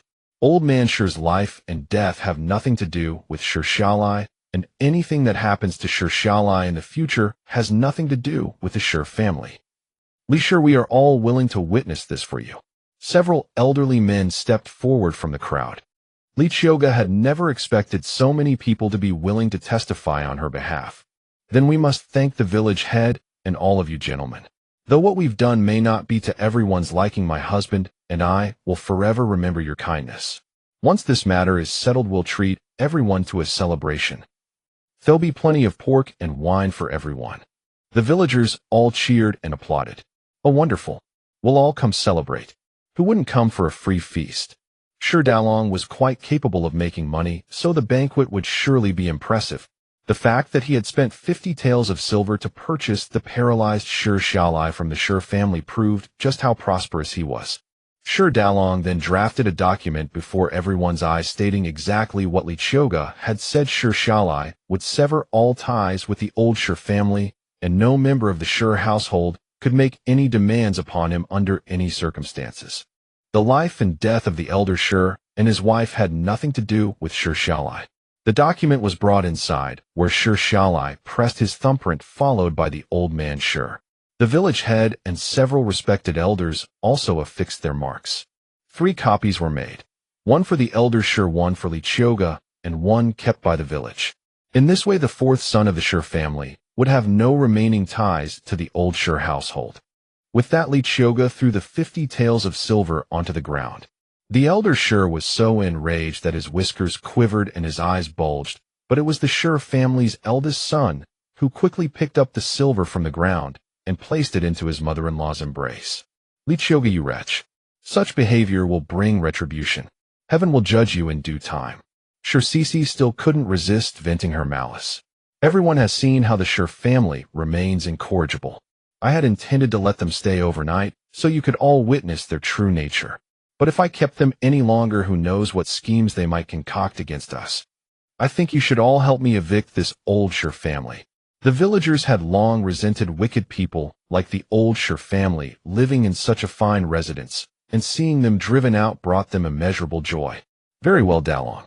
We'll lend you this one favor. Since we have nothing better to do anyway, let's all pitch in and help. Some villagers immediately rushed into the old Sure residence to start moving their belongings. You don't need to help. Stay out of my room. Sure's mother-in-law hurried toward her own room, for she had hidden money inside. Everyone hold on for now. Wait right here until they've packed those 2 trunks, then we'll help them move. Otherwise we might get entangled in trouble. Whoever has a donkey cart or handcart, bring it over to help transport their belongings. I'll pay you for your labor. Skip cooking tonight. I and Dalong will provide the meals. If anyone in the village has a fat pig ready for slaughter, I'll buy 2. All those who help today will feast on a complete pork banquet. Upon hearing Qiuge's words, the crowd erupted in cheers once more. Village head, here are 10 taels of silver. Please help us identify which families have pigs to sell, purchase 2, and organize some cooks.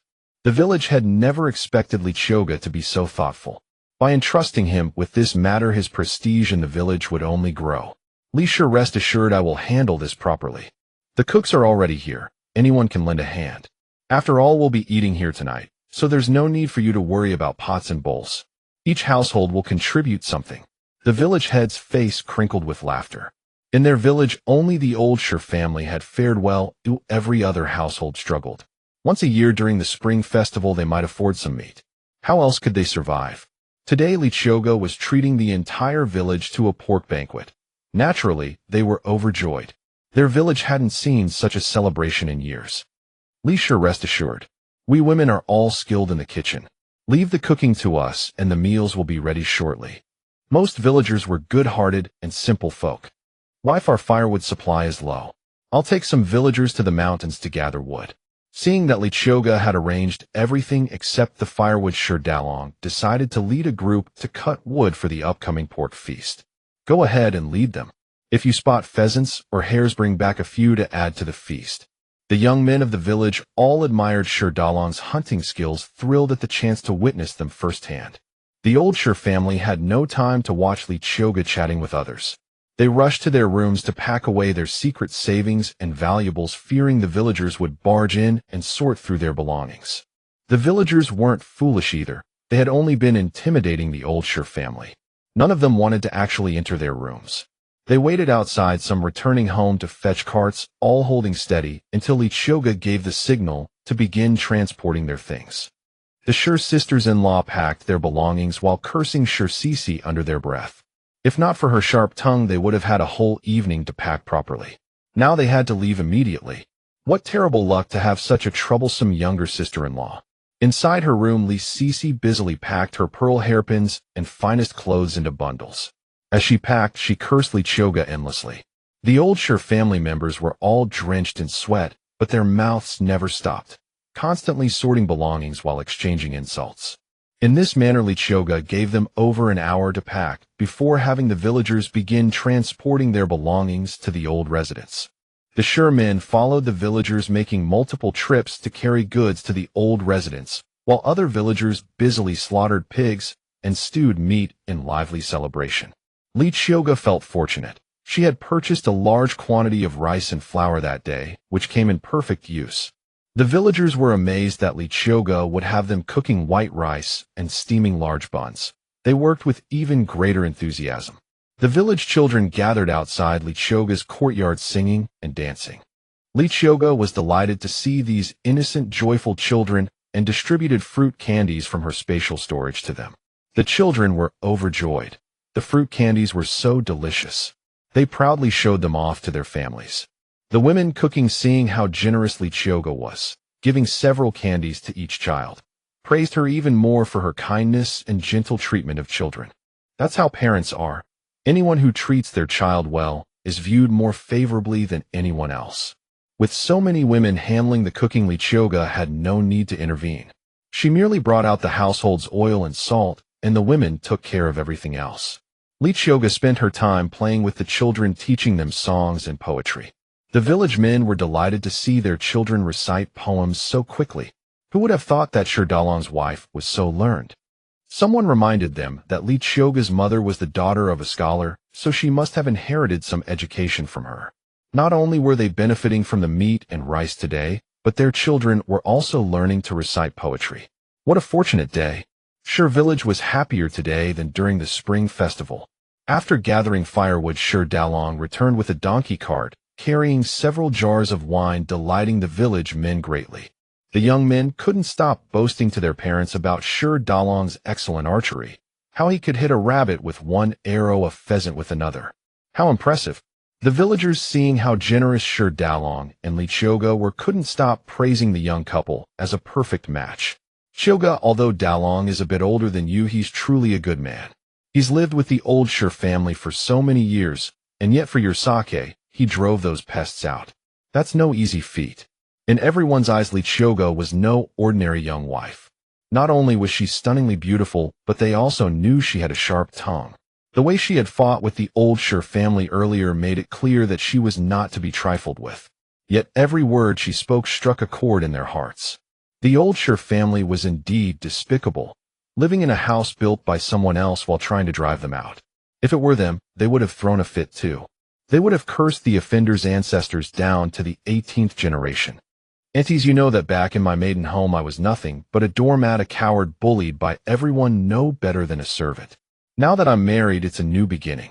I want to live differently. From now on, don't be surprised if you hear me swearing or cursing. I don't care about saving face or earning a reputation for being gentle and virtuous. I've had enough of crying alone at night. But rest assured, aunties, I always act according to reason. If someone treats me with reason, I'll speak kindly. But if I encounter someone shameless and utterly unreasonable, Qiuge will not show any mercy. The aunties and elder women in the village nodded in agreement upon hearing Qiuge's words. Indeed, if someone suffered bullying without daring to utter a word, they too would look down on such a person. Besides, these rural women could curse far more foully than Qiuge when they fought. They would even drag every intimate part into it. That's right. When I first got married, my mother-in-law and father-in-law bullied me, and I didn't dare breathe a word. It wasn't until my son grew up that I finally stood tall. Now if anyone provokes me, I don't care. I just open my mouth and curse. After I let it out, I feel much better. That's how I developed this habit of cursing, but I'm not unreasonable. Hee hee. This aunt was the village's plump aunt, known for her big mouth and long tongue, but also a sharp tongue with a soft heart. Although she loved to curse, nobody disliked her. You always have to stick your nose into everything. Everyone in the village knows what you're like. Your husband is henpecked by you to the point of misery. The ant who spoke lived not far from Plump Ant. They often worked and sewed together and were practically best friends. Everyone liked to call her twin because she had a twin sister. My man can't be controlled without a few drinks. But that money has to be saved for our son's marriage. Who can afford to buy booze all the time? Who drinks that much? He's like a child. If I don't keep an eye on him, it's no good. Her husband did enjoy a drink, but he wasn't a heavy drunkard. However, Plump Ant always wanted to save every penny she could. Besides, drinking harmed the body, and she was genuinely concerned for her man. What you say makes sense. That's why your man spoils you. You can even grab his ear in front of others, and he won't let out a single peep. A married couple should make allowances for each other. He works outside while I'm busy washing and scrubbing at home, not idle. I also take care of his parents and bore him a bunch of children. I'm not greedy, nor am I lazy. If he treated me badly, could he face his own conscience? Qiuge nodded approvingly. Plump Ant's words were indeed reasonable. She was a fair-minded person. And with her bold and straightforward personality, she was genuinely likable. Lee, do you want to keep these 2 pieces of pig intestines or feed them to the dogs? In their village, most people didn't know how to cook pig intestines or tripe. They usually fed them to the dogs. The heart and liver were fine since they could be stir-fried. The speaker was the village butcher who slaughtered pigs. Brother, leave the intestines to me. I know how to cook them. I guarantee they'll make a fantastic dish to go with drinks. Qiuge looked at the pig offal in the wooden basin and called Dalong over to carry it. The 2 of them headed to the river to clean it. Dalong looked at the intestines in the basin and felt nauseous. He wrinkled his brow and followed behind Qiuge.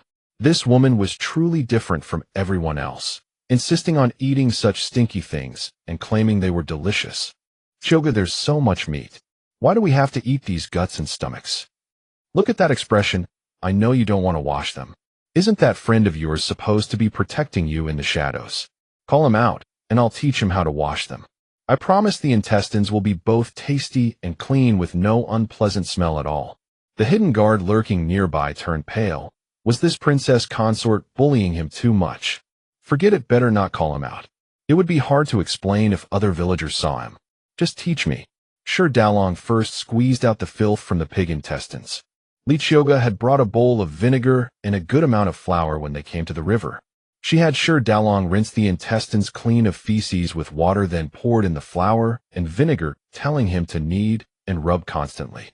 After washing them 3 or 4 times this way, Qiuge finally added salt and had Dalong give them one last rinse before deeming them clean. Now how do they smell? Not stinky at all, right? You know where I come from, pig intestines are very expensive and incredibly popular to eat. In a little while I'll make you stir-fried intestines and braised intestines. You won't be able to stop eating. Qiuge really enjoyed braised dishes, especially the intestines in them. Though it was a bit heavy, she truly loved eating them. Qiuge and Dalong carried the basin of thoroughly cleaned intestines to their house and used their small pot to braise the batch, since the big pot outside was still needed for cooking rice and dishes. Qiuge added a braising spice packet she had bought from her space into the pot of intestines. Then she had Dalong light the fire and let it simmer slowly.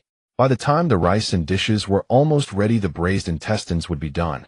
Since there were many people to feed, the cooking took a long time, and the intestines were fully cooked by then. The village women were truly quick and efficient. With so many people's meals, everything was nearly ready in about an hour. The aroma of braised pork intestines began to waft out. Today's feast was truly abundant: a large pot of stewed spare ribs and wild chicken pork stir-fried with cabbage and potatoes, and the pig blood wasn't wasted. It was made into blood tofu. The whole pig head was boiled until tender, then sliced thinly and served with garlic soy sauce. Several large pots of white rice were steamed, and 3 big batches of steamed buns were made as well. When all the dishes were laid on the table, the villagers were drooling with desire. Oh my God, I've never seen so much meat before. Today we're blessed by Dalong's wife. The happiest were the village men. With plenty of wine and meat, and all they could eat, how could they not be overjoyed? They kept praising Dalong without end. Brother Qiuge sliced up the cooked intestines and tried placing a small dish on each table. After all, 2 sets of pig intestines don't yield much, so everyone can just have a taste. I had planned to make braised intestines, but seeing there wasn't enough to share, I'll save it for Dalong next time. Your intestines are so fragrant. Is this really the pig intestines? I can hardly believe it. In the past, when someone in the village slaughtered a pig, the intestines would be fed to the dogs. No one knew how to cook them. Some poor families would take them home to cook, but the smell was so strong that no one could stomach it. Who would have thought that with your cooking I'd be tempted to swallow my own tongue? I wonder what spices you added to make it so delicious. A bite of Qiuge's intestines paired with a sip of wine. What a delight. The men at the table were utterly captivated by the aroma. At first, Dalong hesitated to pick up his chopsticks when he saw the shape of the pig intestines. No matter how much others praised the flavor, he had no urge to try. It was only when Qiuge insisted that he take a bite. Unable to resist Qiuge's insistence, Dalong finally took a small taste. As he chewed, the intestines were tender and soft, rich with the aroma of 5-spice powder, growing more flavorsome with each bite. He couldn't help but take a few more helpings. I told you the pig intestines and tripe are absolutely delicious. Now you've fallen in love with them, haven't you? Qiuge also took a piece and put it in her bowl. Though the pig intestines were tasty, the village women still dared not try. Those who did venture to pick up their chopsticks only took a tiny taste. The men who loved the intestines with their wine graciously left them for the other men. One woman, seeing how much her husband enjoyed the intestines, thought that since no one else wanted the pig offal, she might be able to buy some in town. She decided to ask Qiuge about the cleaning method. Since my husband loves this dish so much, I'd like to learn how you clean the intestines. How do you get them so clean without any odor? Though she felt it was a bit presumptuous to ask, after all this was a family secret, she decided to try her luck, knowing the ingredient was cheap and tasty. Sister, you're too kind. Cleaning the intestines is indeed tricky, and I do have a few little tricks. But it takes a lot of flour, vinegar, and finally salt to scrub them. I'm afraid if I tell you, you won't be willing to use so much flour on pig intestines. The amount of flour Qiuge used to wash the intestines would be enough to make dumplings for a meal. The village women would surely begrudge such a waste. Qiuge, you need flour and salt to wash pig intestines. The woman was indeed astonished. Flour was so precious. Her family only bought 2 caddies a year to make dumplings. Yes, first you wash out the manure from the intestines. You can use plant ash to scrub them, then scrub with flour to remove the dirt more thoroughly. After 5 or 6 washes, coat them with salt, scrub repeatedly, then add some vinegar to scrub away the odor, and finally rinse several times with clean water. Only then is the smell gone. Hearing this, the women thought it was too much trouble.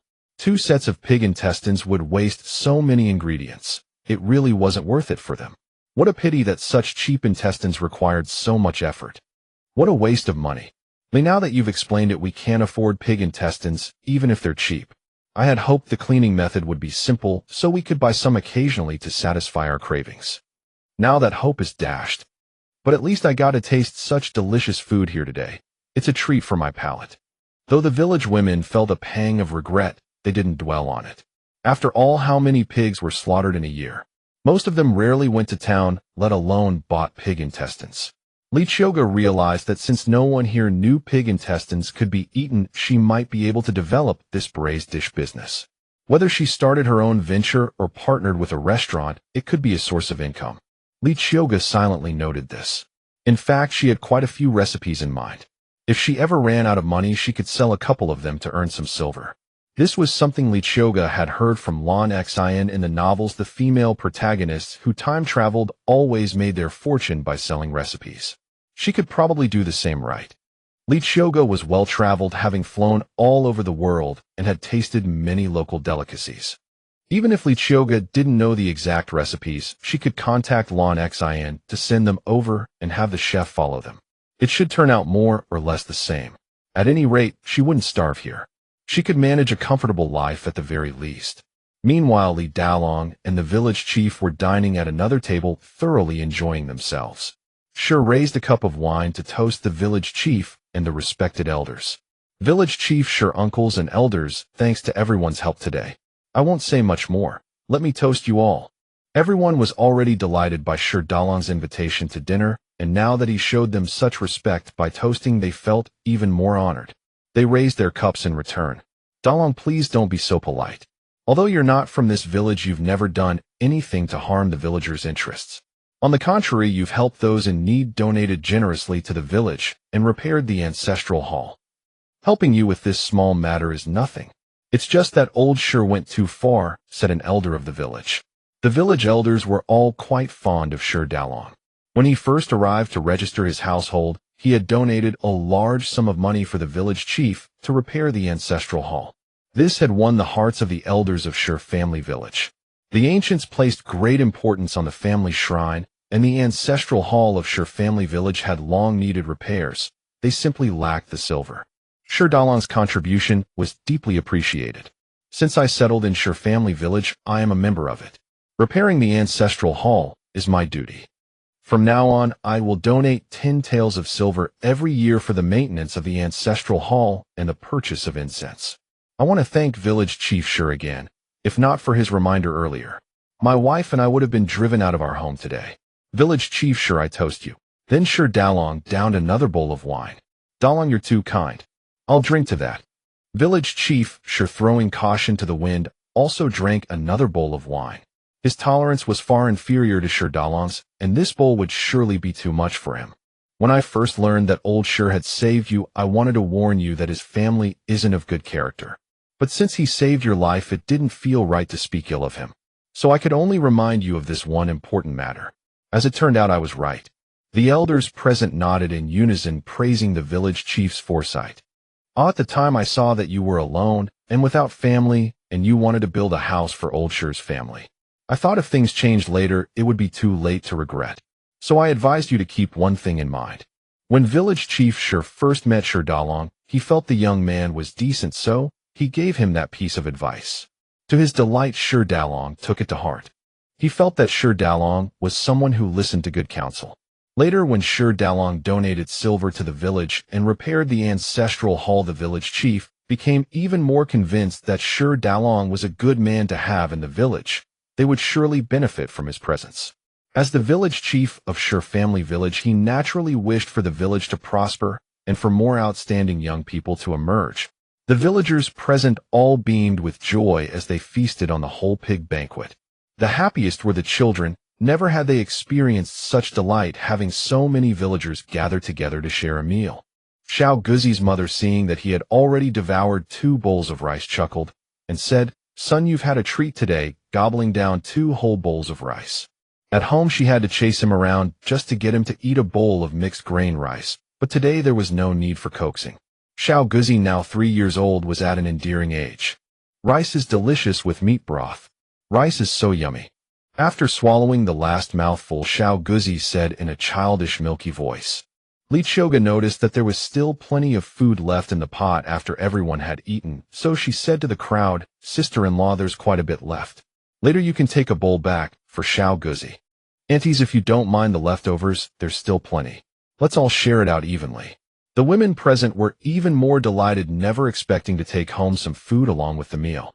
The leftover dishes still contained plenty of meat and were rich in grease. They could add some vegetables and enjoy them for several more meals. "Qiuge, you're so generous.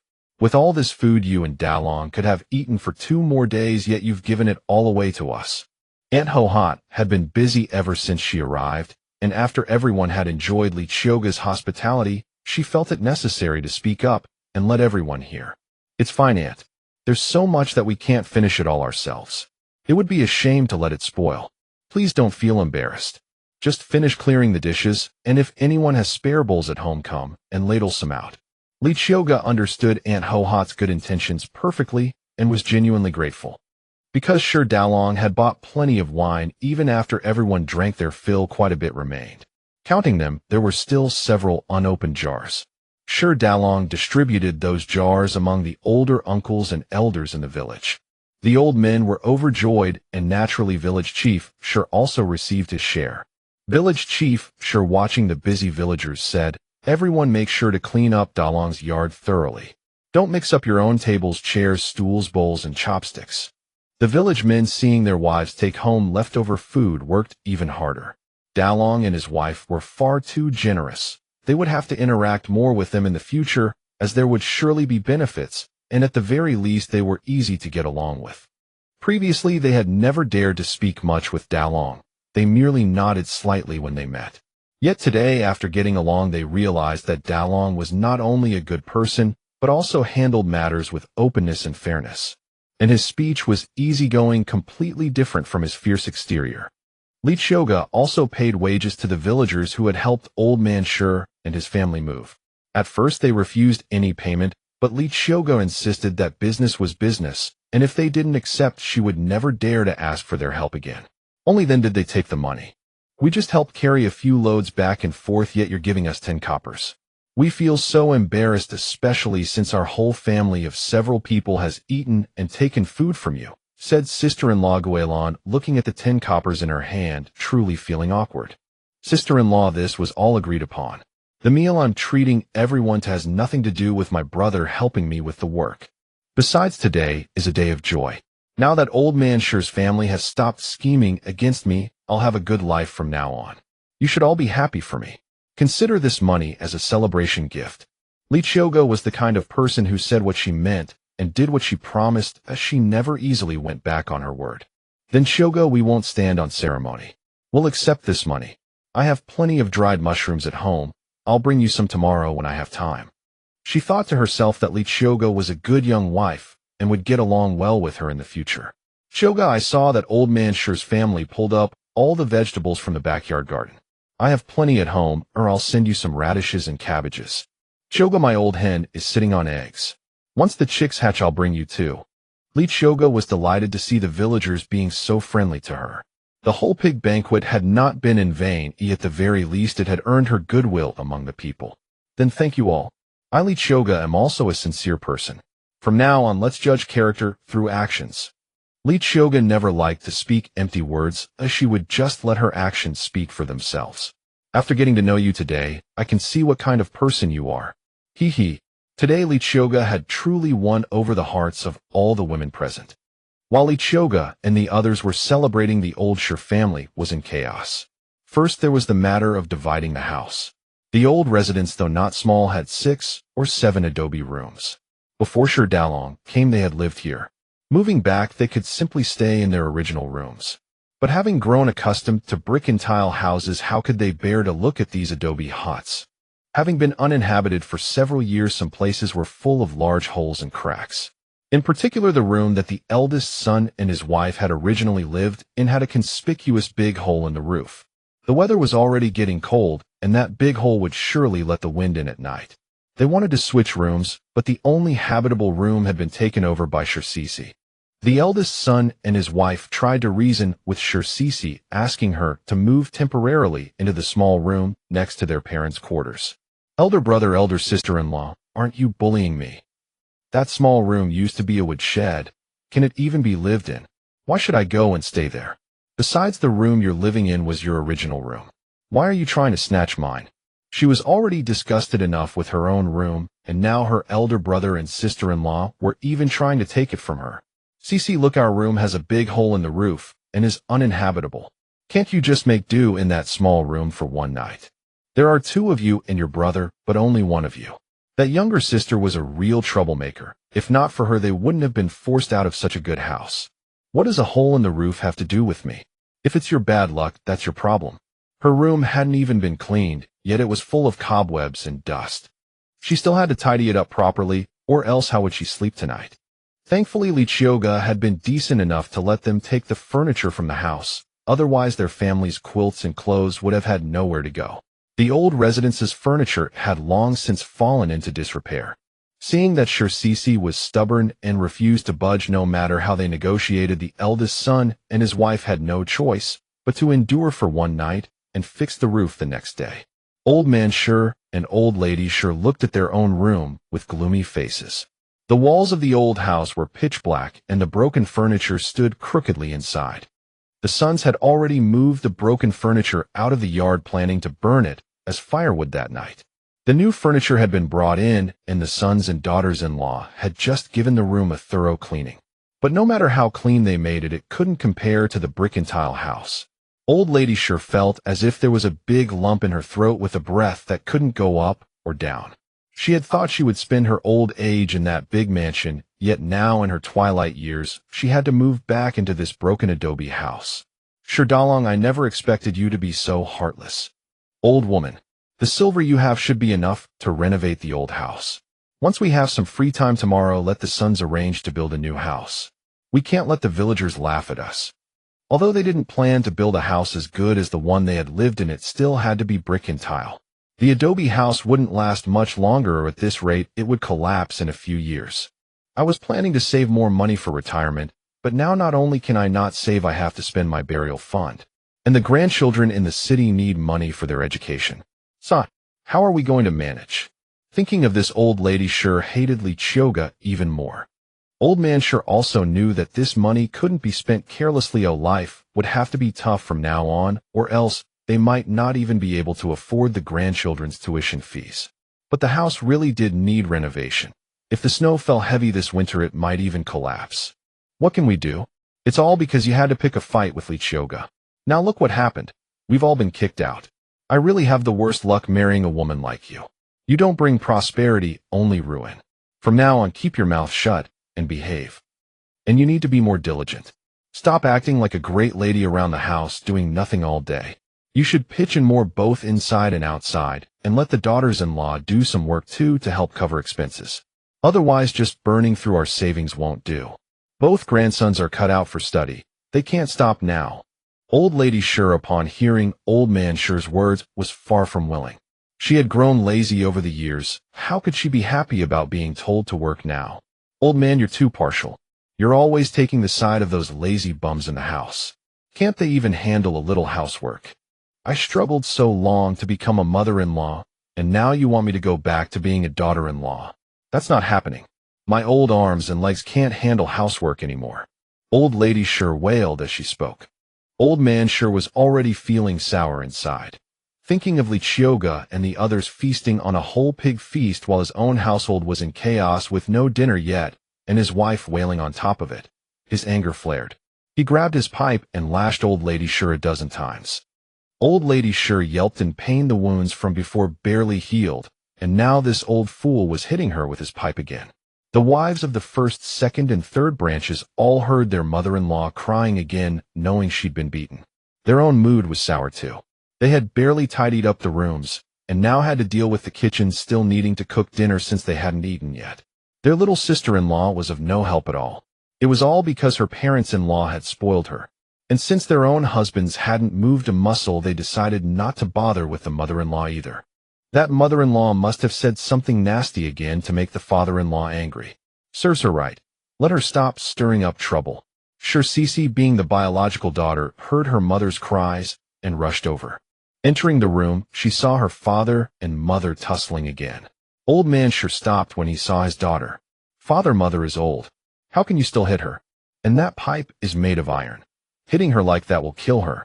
If you're angry, go take it out on Sure Dalong. Why take it out on mother? She raised your children for you. At this age, she still gets beaten. Aren't you letting the sisters-in-law laugh at us?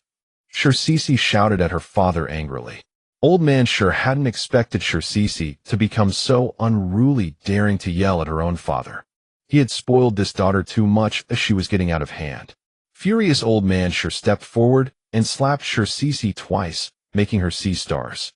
Old man Sure pointed at Sure Cece's nose and cursed. No wonder Qiuge called you a little bitch. You really are clueless. Today I'm setting new rules. If you dare speak to me like that again, I'll marry you off without a single copper for a dowry. Starting tomorrow, you get up early and do housework, cook breakfast. No more acting like a princess. Sure Cece had never heard such harsh words from her father. She stomped her feet, covered her face, and ran out crying. The sisters-in-law, eavesdropping, were delighted. Serves her right. Both the old hag and the old fool got beaten. How satisfying. The pent-up anger finally released. The sisters-in-law, almost in unison, hurried to the kitchen and swiftly started cooking dinner. There was some rice, oil, and salt in the house. They simply cleaned the old stove and cooked.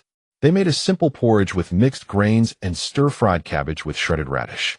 Of course, when they called old lady Sure and Sure Cece to eat, they were cursed at again. It was only when old man Sure tapped his pipe that their mother-in-law finally shut her mouth. You lazy good-for-nothings.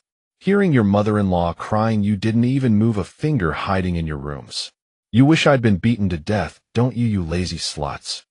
In the past, the daughters-in-law would have come to serve her right away. Now, they didn't even make a peep. Mother, your words are too harsh. We've just moved into the old house. So much needs to be set in order. You're making too many demands. From now on you should pitch in two inside and outside. Don't just rely on the daughters-in-law.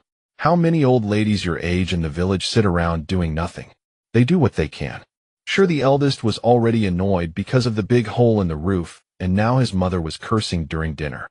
Fine, eldest son, even you dare to lecture me. This is outrageous.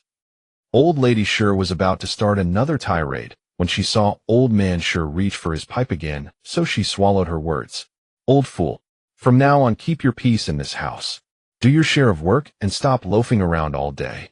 Daughters-in-law, you all need to be more diligent too. Times are different now. We have 2 boys studying. We must be more frugal and save more money for their education. Old Man Sure had officially laid down the law. Father, we understand. But this old house is made of rammed earth, and it's been empty for so many years. It's really not livable. Shouldn't we hire someone to fix it up properly? Especially the roof of our room. There's a big hole. It's too late tonight, so we can make do for one night, but we can't keep it like this without repairs. Sure, the eldest said to his father. Then Sure the second chimed in, Father, the roof of our room isn't leaking, but the earthen walls crumble at a touch. This house won't survive the winter. That's true. Maybe we should hire some people tomorrow to renovate the house. I see there's plenty of space in the back. Why don't we build a new house there? Sure, the third and his wife disliked the dilapidated house even more. Alas, I know this house is uninhabitable. Eldest, second, third, tomorrow gather some people and clear the empty land in the back. We'll build a brick and tile house.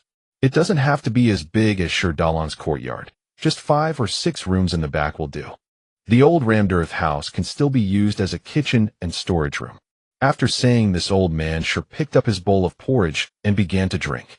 The sons and daughters-in-law knew that although they had enough money to build a house as good as Sure Dalan's, they had to save for the boys' education. Being able to build a brick and tile house was already enough, and they dared not ask for more. During dinner, Sure Cece sat silently, surprising the sisters-in-law. Their younger sister-in-law was rarely so docile. Had she been beaten today? Yet despite their doubts, they pretended not to notice. After all, Sure Cece deserved discipline. Had she been managed this way earlier, they would have spared themselves much trouble. Although they had moved into the old residence and were in low spirits, they had expected sleepless nights. Instead, after hours of sorting belongings and expending effort, everyone slept soundly. Even Sure Cece collapsed into sleep the moment her head hit the pillow. Meanwhile, Qiuge and Sure Daliang lay on their bed contemplating how to arrange such a spacious residence. Our room isn't as grand as the main house. Tomorrow we'll go to town to order new furniture and move into the main hall. Sure Cece explained to Sure Daliang that what they occupied was merely a side chamber, a single room, while the main house, where Old Man Sure and the others had resided, was far more substantial. The rooms were both large and airy. Sure Daliang turned to look at Qiuge and said, Wife, I don't think we should bother. We may not dwell in this residence for long. We might have to move again. Qiuge, startled by his sudden words, quickly asked, Has something happened? Why would we need to relocate? Do you have matters to attend to elsewhere? If so, I need not accompany you. Go handle your affairs, and I will assist when needed. Qiuge assumed Sure Daliang had business to attend to. That was why she saw no point in purchasing new furniture. After consideration, Sure Daliang decided to share the truth with Qiuge. Wife, I will be honest with you. I have received word that the people will soon launch an invasion. The common folk will surely suffer, and we may be forced to flee as refugees. There is no need to acquire anything new for this residence. It would be a futile waste of effort. This was what Yi had told him previously. Why? Why would the people suddenly attack? What is our exact geographical situation? I am uncertain. Could we be a border town? Since they were the first to suffer, it meant they were very close to the territory. Yes, we are quite near the territories. If war erupts, we will be the first to suffer. So I plan to speak with the village chief tomorrow and urge the villagers to harvest their grain promptly, then prepare to take refuge in Yun City. It is relatively safe and closer to the capital. Moreover, over the past couple of days, I have observed the river water rising and the air growing humid. With so many rivers here already, if heavy autumn rains come, we could face flooding as well. He would notify his trusted contacts to spread the word, urging nearby villagers to flee toward the capital. After all, Yi had already captured numerous spies. Although Shur village was close to the border, it was still separated by hundreds of li. Several villages near the border had already suffered the massacres. The emperor had not yet received the news, but he knew it would surface soon. Furthermore, the people lived primarily by animal husbandry. This year, grassland rodents had run rampant, destroying vast pastures and causing many cattle and sheep to starve. Since their livelihood depended entirely on these animals, they faced severe food shortages now. This was precisely what fueled the people's growing ambition to conquer their lands. Now some of the people were even raiding villagers' grain stores. The grain in Shur village had not yet been harvested, and he feared that delaying the harvest would invite the plundering and potentially trigger a village massacre. He planned to inform Chief Shur the next day, urging villagers to harvest, quickly conceal the grain, and carry sufficient provisions for the journey. Once the Da were defeated, they could all return. I have also sensed heavy rain coming, though flooding is not certain. Our Shur village sits at high elevation. But what you said about the massacre threat deserves serious attention. After all, human lives matter above all else. Qiuge agreed with Shur Dalian's decision to warn the village chief. Having just grown familiar with the villagers, she did not wish for them to suffer at the hands. No wonder grain prices in town suddenly spiked. Word must have already leaked out. Qiuge suddenly connected the grain price surge to the looming crisis. She had known something was amiss. Perhaps refugees from other villages brought the news. We must prepare urgently, buy more grain tomorrow, and stock provisions for the journey. Shur Dalian could not yet reveal his true identity. He would flee alongside the rest of Shur village. The following day, after a simple breakfast, Qiuge and the others planned to shop in town first, then visit the village chief. Such an approach would carry greater persuasiveness. When Shur Dalian and Qiuge returned from town, the villagers grew curious, seeing them laden with numerous packages and purchases. After bringing everything indoors, Qiuge sent Shur Dalian to speak with the village chief, while she organized their belongings, storing what could fit within her spatial realm. At that moment, Qiuge suddenly recalled the fourth son of the Shur family, Shur Xiaolai. The meals from last night and this morning had all been brought by Shur Dalian. She had not yet formally interacted with Shur Xiaolai, but judging from his behavior yesterday, Qiuge was quite satisfied with him and decided to go see him. She also intended to examine his leg injury. After all, she had many excellent medicines in her spatial storage. If she could heal him, he would no longer have to suffer as a cripple. Not only was she an assassin, but Qiuge also understood basic surgery. Moreover, with her spatial storage, she could purchase anything she needed. Qiuge knocked on the door a few times. Hearing a weak voice say, "Come in," she opened the door. Shur Xiaolai had not expected Qiuge to come looking for him. "Sister-in-law, is there something you need from me?" From her behavior yesterday, he knew she was not a bad person. After all, she had allowed Shur Dalian to support him, a bedridden cripple, which showed her generosity and kindness. Qiuge looked at Shur Xiaolai's pale face and frail demeanor, frowning slightly. He was far too thin and weak, as if a gust of wind could knock him over. "Shur Xiaolai, I came to see you, and there's something I need to tell you," Qiuge said, as she always preferred to speak directly rather than beat around the bush. Upon hearing that Qiuge had something to discuss, Shur Xiaolai wondered what it could be. Was she going to make some demands? "Sister-in-law, please speak your mind," he said, his expression unchanged. "Dalian, when we went to the city today to buy grain, we found the prices exceptionally high and people were panic buying. So we made inquiries and learned that the Tartars might be about to invade and seize our grain. Some Tartars have already raided nearby villages. Therefore, we have decided to inform the village chief and lead the entire village to flee toward the capital." "What? The Tartars are actually going to attack?" Shur Xiaolai was also stunned by Qiuge's words. "Yes, the information is certainly accurate. Some villagers who have already suffered have come to seek refuge with relatives here, urging everyone to flee together." Qiuge found a stool and sat opposite Shur Xiaolai, speaking to him. "Those damn Tartars. They had been subdued for a few years, but now that the regent is dead, they've become active again. The news of the regent's death in battle was known throughout the country, so it was no surprise that the fourth son of the Shur family knew about it. Let's not talk about that. I came today to examine your condition. If you can be treated, you'll be more comfortable during the upcoming escape. Given your current health, I'm afraid you won't be able to endure the journey," Qiuge stated her purpose.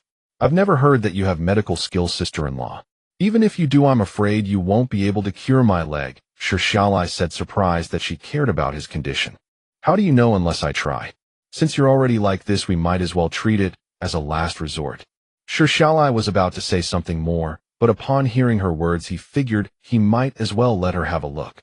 He could tell that Qiuge was stubborn, or if he didn't let her examine him, she wouldn't give up. In the days since she married into the family, he had witnessed her formidable nature. She was someone who would not stop until she achieved her goal. Qiuge told him to sit still and not move. She rolled up Qiuge's pants, revealing his slender calves. The calves, having been inactive for a long time, showed some muscle atrophy. However, someone must have massaged them daily, so the atrophy was not severe.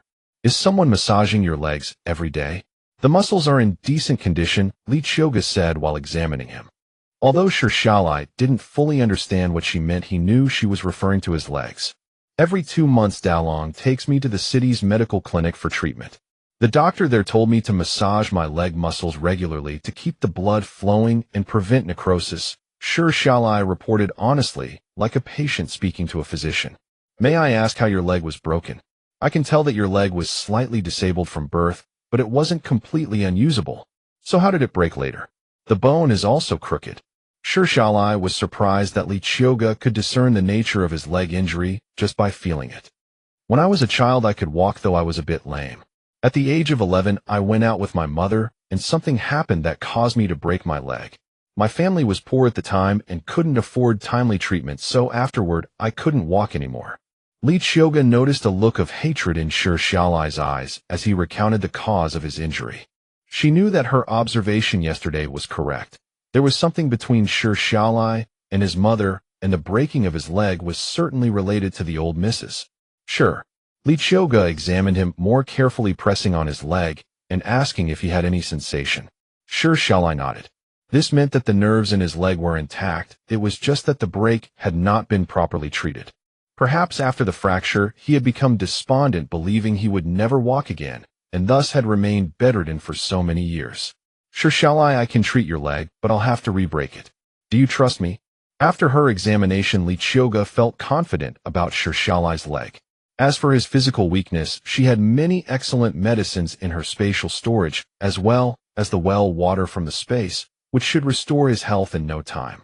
Although he might not be able to run like the wind afterward, he should be able to walk normally. Qiuge was already stunned by Qiuge's words, his mouth agape. Sister-in-law, did you say you can heal my leg? He stammered. He was indeed too excited. Somehow he just believed what Qiuge said. Although I can't guarantee that you'll be as swift as a normal person, you can still lead a normal life. If you've made up your mind, we can operate tomorrow, because in about 10 days we might have to flee from famine. If we delay, your recovery will be postponed for a long time. Moreover, your body is in terrible condition. I need to nourish it properly these days. Qiuge looked at Qiuge. Was this still his sister-in-law? It felt as if a divine physician was speaking to him. All right, you can operate on me anytime. Even if my legs lose all sensation in the future, I'll accept it, because there's no worse outcome than this. Sister-in-law, operate on me tomorrow. Qiuge said, his eyes red like a child's. Breaking your legs again will be very painful. Aren't you afraid? Qiuge saw the tense atmosphere and suddenly wanted to tease Qiuge. Qiuge would never forget the pain of having both legs broken at once. Even now, recalling it made him shiver. But thinking about it, if it meant he could stand up again, he would endure that pain 10 times over. Sister-in-law, I can endure it. As long as I can stand up again like before, I can bear anything. Even if it costs my life, it's better than living like this. If it weren't for Dalong's encouragement over the past few years, he might have given up long ago. After all, no one in the Qiuge family wanted him to be a burden to the whole family. Of course, except for old Qiuge. It must be said that his father had been kind to him, but after yesterday's incident he realized. The father who had been the best to him had also abandoned him, and for 50 taels of silver. Ha ha ha, you're so funny. I was just teasing you. When I break your legs, I'll use anesthesia, so you won't feel any pain. Afterwards there might be a little discomfort, but I have painkillers. If I didn't have the skill, would I be able to perform the surgery? Qiuge heard Qiuge's words and felt relieved, but his face flushed red. This sister-in-law was actually joking with him. Just now he had expressed his determination to die. Qiuge looked at Qiuge sheepishly and said, I didn't expect you to have such skills. I'll entrust my legs to you.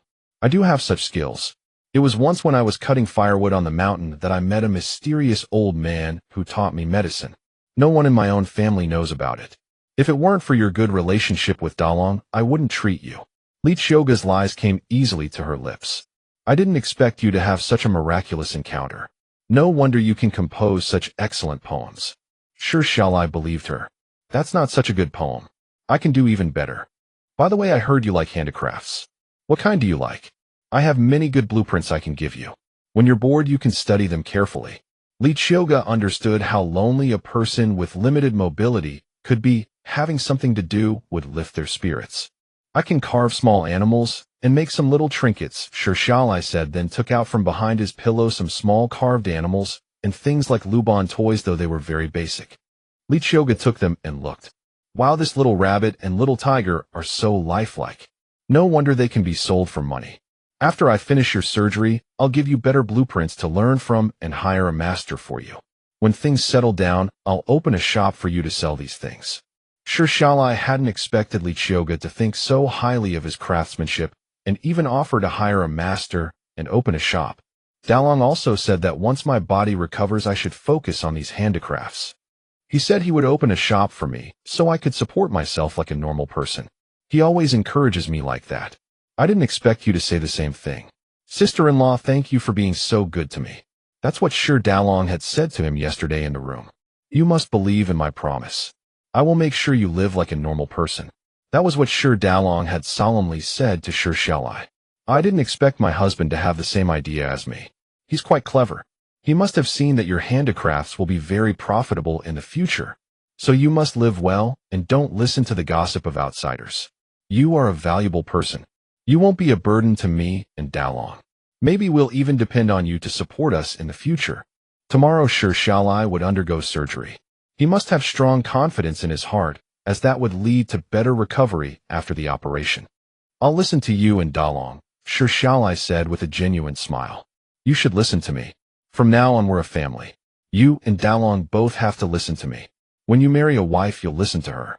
Sure shall I didn't expect Qiuge to say such things and immediately felt embarrassed. Why are you shy? Although you're a bit older you're good looking. Once your legs can walk again. Girls who like you will line up in a long queue. Dalong could marry a pretty wife like me, so why can't you? Alright, I won't waste time chatting with you. I need to prepare some things for your surgery tomorrow. Then Qiuge left Sure shall I's room. After she left, Sure shall I's emotions couldn't calm down for a long time. This sister-in-law and Dalong were the kindest people to him. Now Qiuge had given him confidence and hope in life. He felt the road ahead was bright, and his days would surely get better and better. Even if they had to flee soon, he wasn't afraid. He knew that the three of them, Qiuge, Sure Dalong, and himself, would always be together. And he knew Sure Dalong would never abandon him, unlike his blood relatives who despised him. Sure shall I had never imagined that one day he would marry a wife. Qiuge actually told him that one day he would marry like a normal person and have his own small family. Sure shall I really began to fantasize if he could be like Sure Dalong with a virtuous wife living in harmony and having a few children. What a happy scene that would be. He was already so old and still unmarried. Now that he had hope of returning to normal, of course, he would indulge in some pleasant daydreams. Especially when he thought that Sure Dalong, who was similar to him, could marry a wife like Qiuge, he longed even more to return to normal. Sure Dalong arrived at the village chief's residence. Upon seeing Dalong come, village chief Sure warmly invited him inside. Dalong, have you finished tidying up your home? And you're not going up the mountain to hunt today? What brings you to my place with so much free time? Is something the matter? Village chief Sure was quite curious. Why would Sure Dalong come see him? Could it be that Dalong came specifically to keep him company out of gratitude for helping him? That seemed unlike Sure Dalong's nature. After all, he was not one for idle chatter. Village chief Sure, I have an urgent matter to discuss with you. Could you also invite the village elders? Sure Dalong wasted no words on pleasantries and wanted to gather everyone who could make decisions for the village. That way he wouldn't have to explain things one by one later. Dalong, what exactly is this urgent matter? You've frightened me just by saying it like that. The village chief noticed the grave expression on Dalong's face. This certainly wasn't good news. Chief, it is indeed a matter of great importance that concerns us all. This is about the very lives of every ordinary person in the village. Upon hearing this, Sher Dalong's words sent cold sweat trickling down village chief Sher's face. He quickly sent his sons to summon the village's most respected elders to his home. In less than 15 minutes, the elders arrived, hurrying over in some disarray. Qiuge, your eldest son, says there's something important to tell me.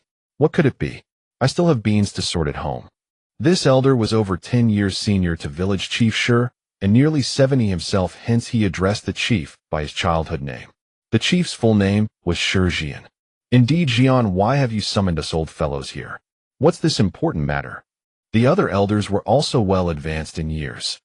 Elders, I asked village chief Sher to gather you all. Today my wife and I went to town to buy grain and heard a momentous piece of news. I felt we must discuss it with you elders. At this point, Sher Dalong took over the conversation. Dalong, what is it? Tell us. The eldest of the elders could already sense the gravity of the situation, for he noticed village chief Sher drenched in cold sweat. He knew this was no trivial matter. Actually, I've noticed something amiss these past few days. I just never imagined it would become so severe. Elders, village chief Sher, here's what happened. Over the past half-month, I've observed grain prices in town surging dramatically, with crowds scrambling to hoard supplies. So my wife and I went to buy grain again today and made certain inquiries. It turns out Dazi has already fled here, looting grain and slaughtering common folk. Several villages have already suffered attack. Refugees have fled here from neighboring areas, bringing word of the disaster. That's how the news reached us. I wish to consult with the village chief and elders on how to proceed. We must urge the villagers to harvest their crops immediately and store them in cellars. Then we should evacuate the entire village toward the capital. Even if we don't make it all the way to the capital, a town closer to it would be far safer than our remote location. We are too close to Dazi's forces. Once open conflict erupts, our village certainly cannot hold. I understand none of us wish to abandon our homeland. But if we survive, we can always return once matters settle. Right now, preserving our lives is what matters most. Sher Dalong concisely laid out his thoughts. The several clan elders and village chief Sher fell into a prolonged silence after hearing him. Finally, the eldest elder spoke. Dalong, we have many people in this village. Organizing an evacuation is no small undertaking. I suggest we discuss this with all the villagers. Qiuge, tomorrow you announce to every man, woman, and child in the village, those willing to flee with the main group shall come with us. Those who choose to stay, we cannot force them. Dalong understood. The elder was willing to flee alongside him. If even the elderly elders were willing to follow Sher Dalong, then village chief Sher's entire household would certainly come as well. No matter how unwilling they were to leave their livelihoods behind, Dazi was a ruthless man. If he truly slaughtered the village, what use would property be? The safety and togetherness of family was what mattered most. Besides, Dalong had said that once things calmed, they could return to rebuild their homes. Brother, since you've made your decision, we old fellows are in full agreement. We old men do not fear death, but our children are still in the prime of their lives. How could we let them perish so? We must consider the young people of the village and set an example for them. Sher Dalong realized why these men had risen to become village elders. They were all reasonable, sensible people. Esteemed elders, since everyone agrees, then tomorrow village chief Sher, you shall convene a general assembly. First explain the situation clearly. Then we will have the villagers hurry to harvest their crops, gather as much as possible. After that, prepare whatever belongings we can take with us. We may be on the road for 1 or 2 months. Everyone must bring enough grain and clothing. Those who can afford handcarts should buy them. Those who cannot should quickly find someone to build one. In short, make all necessary preparations for departure. Sher Dalong told village chief Sher. At this point, the chief's mind was in chaos, but with Dalong beside him offering guidance, he finally had someone to rely upon. Dalong, you are a capable man. If the whole village flees together and anything happens on the journey, please help me make decisions. I have never experienced anything like this before. Although you are young, I can see you are a person of ability. I believe the elders will fully support you as well. The fact that Sher Dalong shared such critical information with him showed that Dalong truly cared about the future of Shertsuan village. As long as the elders trust me, I sure Dalong will do everything in my power to protect every person in the village and guide us through this calamity safely. The elders all nodded in agreement. They signaled their faith in Sure Dalong. Then Sure Dalong and the others discussed further what needed to be said the next day and the specific arrangements before sending the elders home to inform their families. Let everyone prepare accordingly. The elders went home and told their families about the visit to village chief Sure's house. Their families were equally stunned. Upon hearing that Dazi had already massacred nearby villages, everyone was terrified. They immediately agreed to flee first and return once things stabilized, for nothing was more precious than human life. Several daughters-in-law wished to notify their own families as well. The elders agreed, allowing them to hasten to their natal homes with messages. Thus, before the scheduled meeting the next day, everyone in the village already knew about the impending evacuation. Panic spread throughout the village, yet people also knew they could not wait. Tomorrow some would already be heading to the fields to harvest. Those who acted quickly were already finding timber to build small handcarts, while other households had clearly divided labor, some going to the fields, others digging cellar storage. In short, nobody had time to be afraid. They simply kept busy preparing for flight. At the Sure family's old residence, Old Man Sure and his family had also heard the rumors spreading through the village, and the entire household was thrown into panic. Old Man Sure gathered the whole family together to discuss preparations for fleeing. Now everyone has heard about the village-wide evacuation, haven't they? The eldest son, the second son, the third son, and their respective wives all nodded quickly. Their expressions were tense. Ever since hearing the news, their hearts had not known a moment of calm. Father, what should we do? Should we go with the village or stay here? I heard that tomorrow there will be a village meeting to discuss this. The eldest son asked his father. Father, if the whole village is going to flee, then the construction of our new house must stop. After all, who knows whether we'll survive to return? By the way, should we notify the sons who are studying in town? We need to get them back quickly, or they might not make it in time if the whole village leaves together. The second son suddenly remembered the two children studying in the city. Father, what on earth should we do? How could something like this happen? I heard that Sure Dalong spread the news. Is it true or false? Don't let it be a false alarm, and we've gone to all this trouble for nothing, the eldest daughter-in-law said. The thought of fleeing made her heart a mess. This was a matter of life and death. If the invaders came, would they even survive? I heard they've already massacred several villages. Just thinking about it made her tremble with fear. Yet considering the life they had now, everyone was reluctant to flee. Fleeing was no easy path. They would suffer terribly along the way. And where would we flee to? Would we ever be able to return? Sister-in-law, please don't speak for now. Let's all listen to Father. Everyone is already worried enough. If the village chief and the group leader weren't taking it seriously, would they be so concerned? I've heard that the grain market in the city has been in chaos, but I never imagined it was because of this. The third son now felt that his elder sister-in-law's words were nonsense. Father, please tell us quickly. What should we do now? The sons of the Sure family all looked at their father with anxious eyes. Old Man Sure let out a heavy sigh. Oh, I never thought that at an age when I should be settling into my grave, I would have to flee. Eldest, second, third, you must hurry and harvest the crops. That's the first task. The second is that you can't rest tonight either. You need to clear out the old cellar. During the day, harvest the grain. At night, store it away. And you wives quickly make some flatbread to eat on the road. Bring as much as you can. What you can't take, hide as best you can. Also, we must send word to Qiuge and tell him to come back. I estimate that we may have to set off in about 10 days to half a month. It's a pity that the 7 or 8 mu of crops are ripe. We won't be able to harvest much. Let's do what we can. Truly, it's a disaster of both nature and man. Sister-in-law, I'll go tomorrow to call the 2 children back. You two stay here and prepare the things.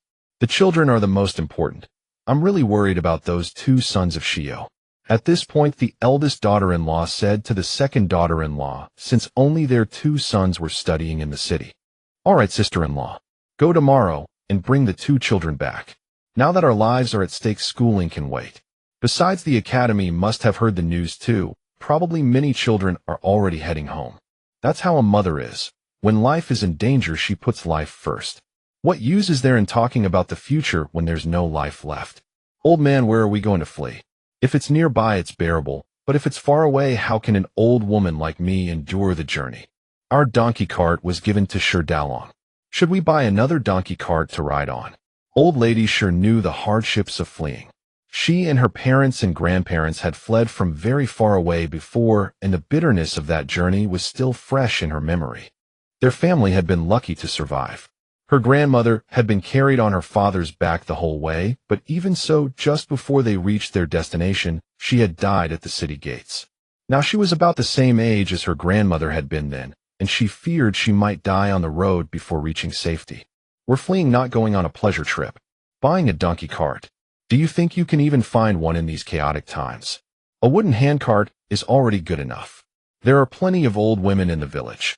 Why are you so special that you need a donkey cart? Old man sure had long forgotten that the woman he married had once been a refugee herself. Old man, I'm so old, and have lived in comfort for so many years. If I have to flee, I might die on the road. Please have the sons find a way to buy a donkey cart. Old lady sure now had money and grandchildren, she was not ready to die. Father, I think mother has a point.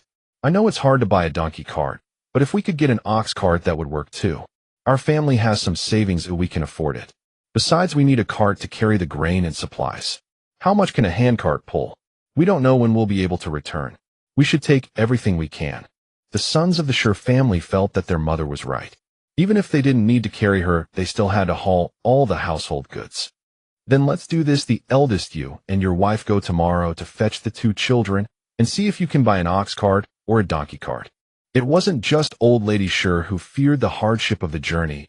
Old man Qiuge himself hadn't done any heavy labor for years.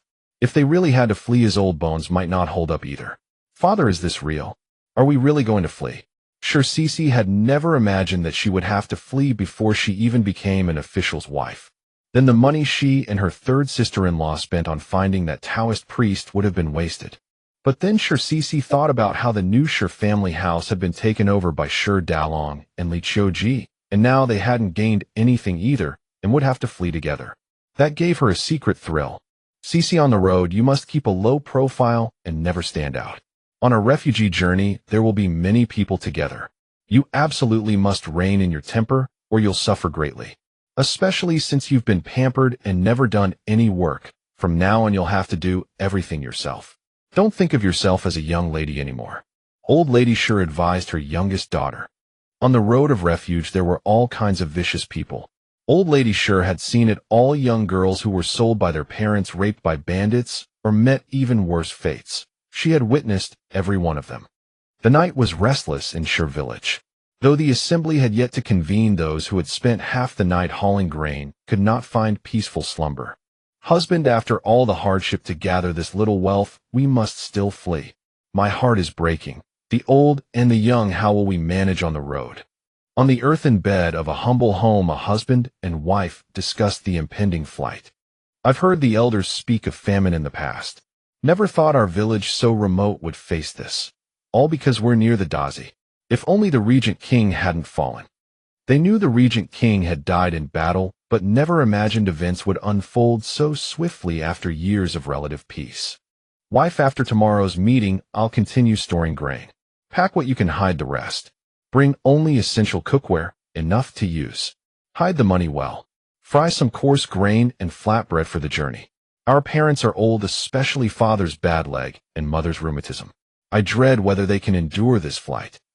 The man spoke with a face full of anxiety. Throughout the village, everyone shared the same worry. Could their elders survive the journey? Would the children manage? None slept soundly. The little ones, unaware of the crisis, slept as sweetly as ever, knowing only that father was busy storing grain and mother was preparing delicious food. At dawn the next day, Qiuge went to the village head's home. The news he had received must be announced alongside the village head and clan elders, along with instructions on what to prepare. Qiuge rose and began preparing the tools for Qiuge's surgery. Qiuge had been tense all night, unable to sleep. When he returned home, he heard Qiuge say she would operate on Qiuge, and afterward his legs might stand again. Qiuge was stirred. He knew Qiuge was skilled, but never imagined she could perform surgery. Qiuge had explained that she couldn't handle complex operations, but resetting Qiuge's broken bones was within her ability. Do you need me to stay home tomorrow? I'll skip the village meeting, Qiuge said. You go to the meeting. I don't need you here. It's just breaking the bone and resetting it. Nothing you'd understand. You'd only get in the way. I'll manage fine alone. Qiuge's disdain surprised Shi Daolong. She considered him a nuisance. You make it sound so simple. Breaking a bone. How painful. Do you have any anesthetic? I'm afraid fourth brother might not endure it. The agony of broken bones is not something anyone can bear, especially Shi Xiaolai, who had been bedridden for years. Could his body withstand such pain? An anesthetic is a trivial matter for me. I won't let him feel a thing. Stop worrying. If I operate alone, and he starts wailing, people might think I'm torturing him. Qiuge disliked Shi Daolong's doubtful attitude. She resolved to show him one day how she could scrape poison from bone like huatou, leaving the patient pain-free, even able to enjoy beer and fried chicken. Fine, since you don't need me, I'll stop bothering you. I need to leave early. The village head and clan elders. We have many matters to discuss. Though most villagers already knew the topic, it still had to be announced officially, so everyone could prepare early. Shi Xiaolai, even more tense, sat on his bed with dark circles under his eyes. This was the scene Qiuge saw when she entered. Couldn't sleep all night. Those panda eyes tell me everything. Didn't I say I can't guarantee you'll walk like normal, but at least you'll be able to move? Shi Xiaolai forced an awkward smile. He had been worried all night, terrified the surgery would fail and his hopes would be dashed. You must be laughing at me, sister-in-law. I truly couldn't sleep. I'm not afraid of anything else, just that you'll give me hope and then crush it. How I wish my legs were whole like a normal person. My legs have been broken for so many years I dared not hope for recovery. Can you understand how I feel? Shi Xiaolai was too nervous to know what else to say. Of course I understand. Just sit there and wait. I'll prepare everything now. In about an hour the surgery will be complete. You'll be awake the whole time. You can watch me fix your leg. Qiuge spoke while gathering her supplies. Once everything was ready, Qiuge began sterilizing the room. She had done so the night before, but fearing bacteria, she did it again. With all preparations set, Qiuge looked at Shi Xiaolai on the bed, greeted him, and removed his trousers. Shi Xiaolai's face turned red as a monkey's bottom, but he had no choice. He treated Qiuge as a female doctor. He tried not to think about gender, as Qiuge had already prepared him mentally. Shi Xiaolai stared at the strange tools she laid out, forgetting his embarrassment at wearing only a short pair of shorts. After preparing everything, Qiuge put a blue sterile cloth on Shi Xiaolai. I'm going to give you general anesthesia now. You'll lose sensation below the waist, but your mind will remain clear. Then she picked up the anesthesia needle and injected him. Shi Xiaolai's eyes widened as he saw the long needle piercing his vein. Soon Shi Xiaolai felt his lower body completely numb. Before a pinch would hurt. Now as Qiuge pinched his thigh with small tweezers, he felt nothing. Qiuge pinched Shi Xiaolai's thigh with tweezers, feeling that the anesthesia had taken effect, and it was time for the surgery. Then Shi Xiaolai watched as Qiuge took a very sharp knife and cut open his leg bone. Blood immediately flowed from his flesh. But he was no longer afraid. Since it had come to this, fear was futile. Qiuge, fearing that Shi Xiaolai might lose too much blood, had already hooked him up to a blood transfusion. Under normal circumstances, a transfusion would not be necessary, but because Shi Xiaolai's body was so weak, Qiuge was truly worried that even this small amount of blood loss would cause anemia, so she had prepared the matching blood type in advance and started the transfusion. Qiuge, thanks to her skilled technique, avoided the blood vessels as much as possible, so the blood loss was not significant. But the sight of flesh being peeled and bones being dug was quite shocking to Shi Xiaolai, especially as he watched his own arm receiving blood from Qiuge and his legs being tinkered with by various instruments. He couldn't understand what was happening. Then he saw Qiuge take out a small hammer. Now I'm going to smash this section of your bone and rejoin it, Qiuge said. Although she had already broken out in a cold sweat from nervousness, she still wanted to scare him a little. Sister-in-law, go ahead and do it. Don't hold back. Shi Xiaolai said, his voice trembling. Hold back? Absolutely not. Then Qiuge swiftly broke the bones of both his legs again. Shi Xiaolai thus watched helplessly as Qiuge broke his legs again, picked out the bone fragments with tweezers, then fixed them with steel nails and plates like repairing a table or chair, and finally sewed up his flesh layer by layer like sewing clothes. Shi Xiaolai's heart was stirred. No wonder the whole family suspected that Qiuge was possessed by a female ghost. He couldn't help but wonder himself. He had never heard of such a medical technique of breaking and reconnecting legs. Though he lived in a remote village, seeing it with his own eyes was truly astonishing. But he thought to himself, even if she were a female ghost, she was a good one. A female ghost who had shown him kindness. From now on, if anyone tried to harm his sister-in-law, he would risk his life to protect her. She was not only his sister-in-law, but also his benefactor who had given him a new life and allowed him to see hope. Even if it were his own parents and brothers trying to bully Qiuge again, they would have to get past him first. Thinking of his biological parents and brothers who were supposed to be closer than blood, Qiuge's heart surged like a turbulent sea. He could not calm down for a long time. Although the surgery had just been done, and he couldn't be sure of full recovery, somehow he believed that Qiuge's medical skills would surely heal him. After Qiuge finished suturing, she bandaged Qiuge's legs with gauze and applied splints. The surgery was quite successful overall. The surgery was a complete success. Now it's up to your recovery. Although the bones have been reconnected, the subsequent rehabilitation training will be more difficult to endure. You will suffer a lot of pain, so you must have strong willpower. I've used the best medicine for you. We'll be leaving this village in about half a month. During this recovery period with my medicine, your flesh and bones should heal considerably, but you must not walk. After a month, you can try to exercise. Before you recover, don't tell anyone about the surgery I performed on you or anything you've seen. If others find out, it will bring danger to us. Qiuge was not yet ready to reveal her medical skills. Because Qiuge had no intention of making a living by curing diseases. Unless absolutely necessary, she would not reveal her skills. Sister-in-law, I know I won't tell anyone. His sister-in-law said his flesh would heal in half a month, and she had used expensive medicine. What great kindness. How could he bring trouble to her? All right, now you need to rest in bed. Just tell me if you need anything. I'll clean up the surgery tools now. Oh, and because I'm afraid you'll get bored lying in bed, I brought you a book on handicrafts with pictures. You can look at it when you're free, but not now. You need to lie down and rest. Then Qiuge placed the book she had prepared beside Qiuge's bed. Qiuge obediently let her dress him again and cover him with a blanket. Now in Qiuge's heart, whatever Qiuge said, he would do. He didn't even realize it himself. He now regarded Qiuge with the respect due to an elder. For the next several decades, Qiuge would respect and honor Qiuge like a senior, and so would his children. Even his wife treated Qiuge like a mother-in-law. Qiuge sterilized the surgical tools again and put them into her space.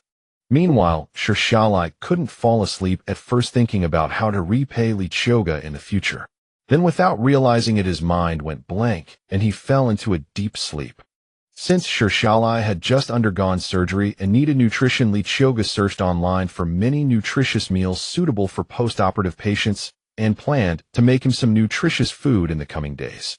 Qiuge decided to make Qiuge some white rice porridge stewed with goji berries, longan, and ginseng root for lunch, and then add some shredded chicken. It was nutritious, light, and delicious. For herself and Qiuge, she decided to make some meat patties and an egg drop soup. Now that the Qiuge family had all moved away, the cooking duties had fallen to her. Fortunately, she had bought all the necessary cooking ingredients at the market yesterday. Otherwise, since everything in the kitchen had been taken, she would have had to go buy them today. Otherwise, it would be hard to explain why her house suddenly had so many kitchen utensils. It was really better without outsiders around. When cooking on her own, it was convenient to take anything from her space. If she had known this, Qiuge would have driven the Qiuge family away long ago, instead of letting them bounce around in front of her for so many days. At this moment, Qiuge suddenly remembered the look on Qiuge's face when she moved out. That's right. She was always the type to repay kindness and revenge. She had promised to teach Qiuge a lesson, and she hadn't done it yet.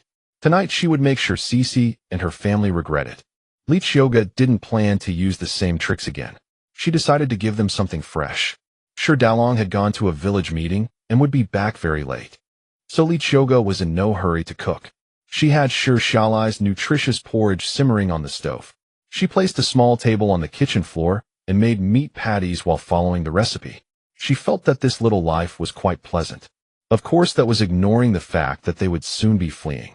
Qiuge, along with the village chief and several elders, was explaining to all the villagers of Qiuge village the main purpose of today's gathering. Although the villagers of Shur village already knew the main points, they still wished to hear the results of the collective discussion. Each family had sent 1 or 2 representatives to attend while the rest had gone to the fields to hasten the grain harvest.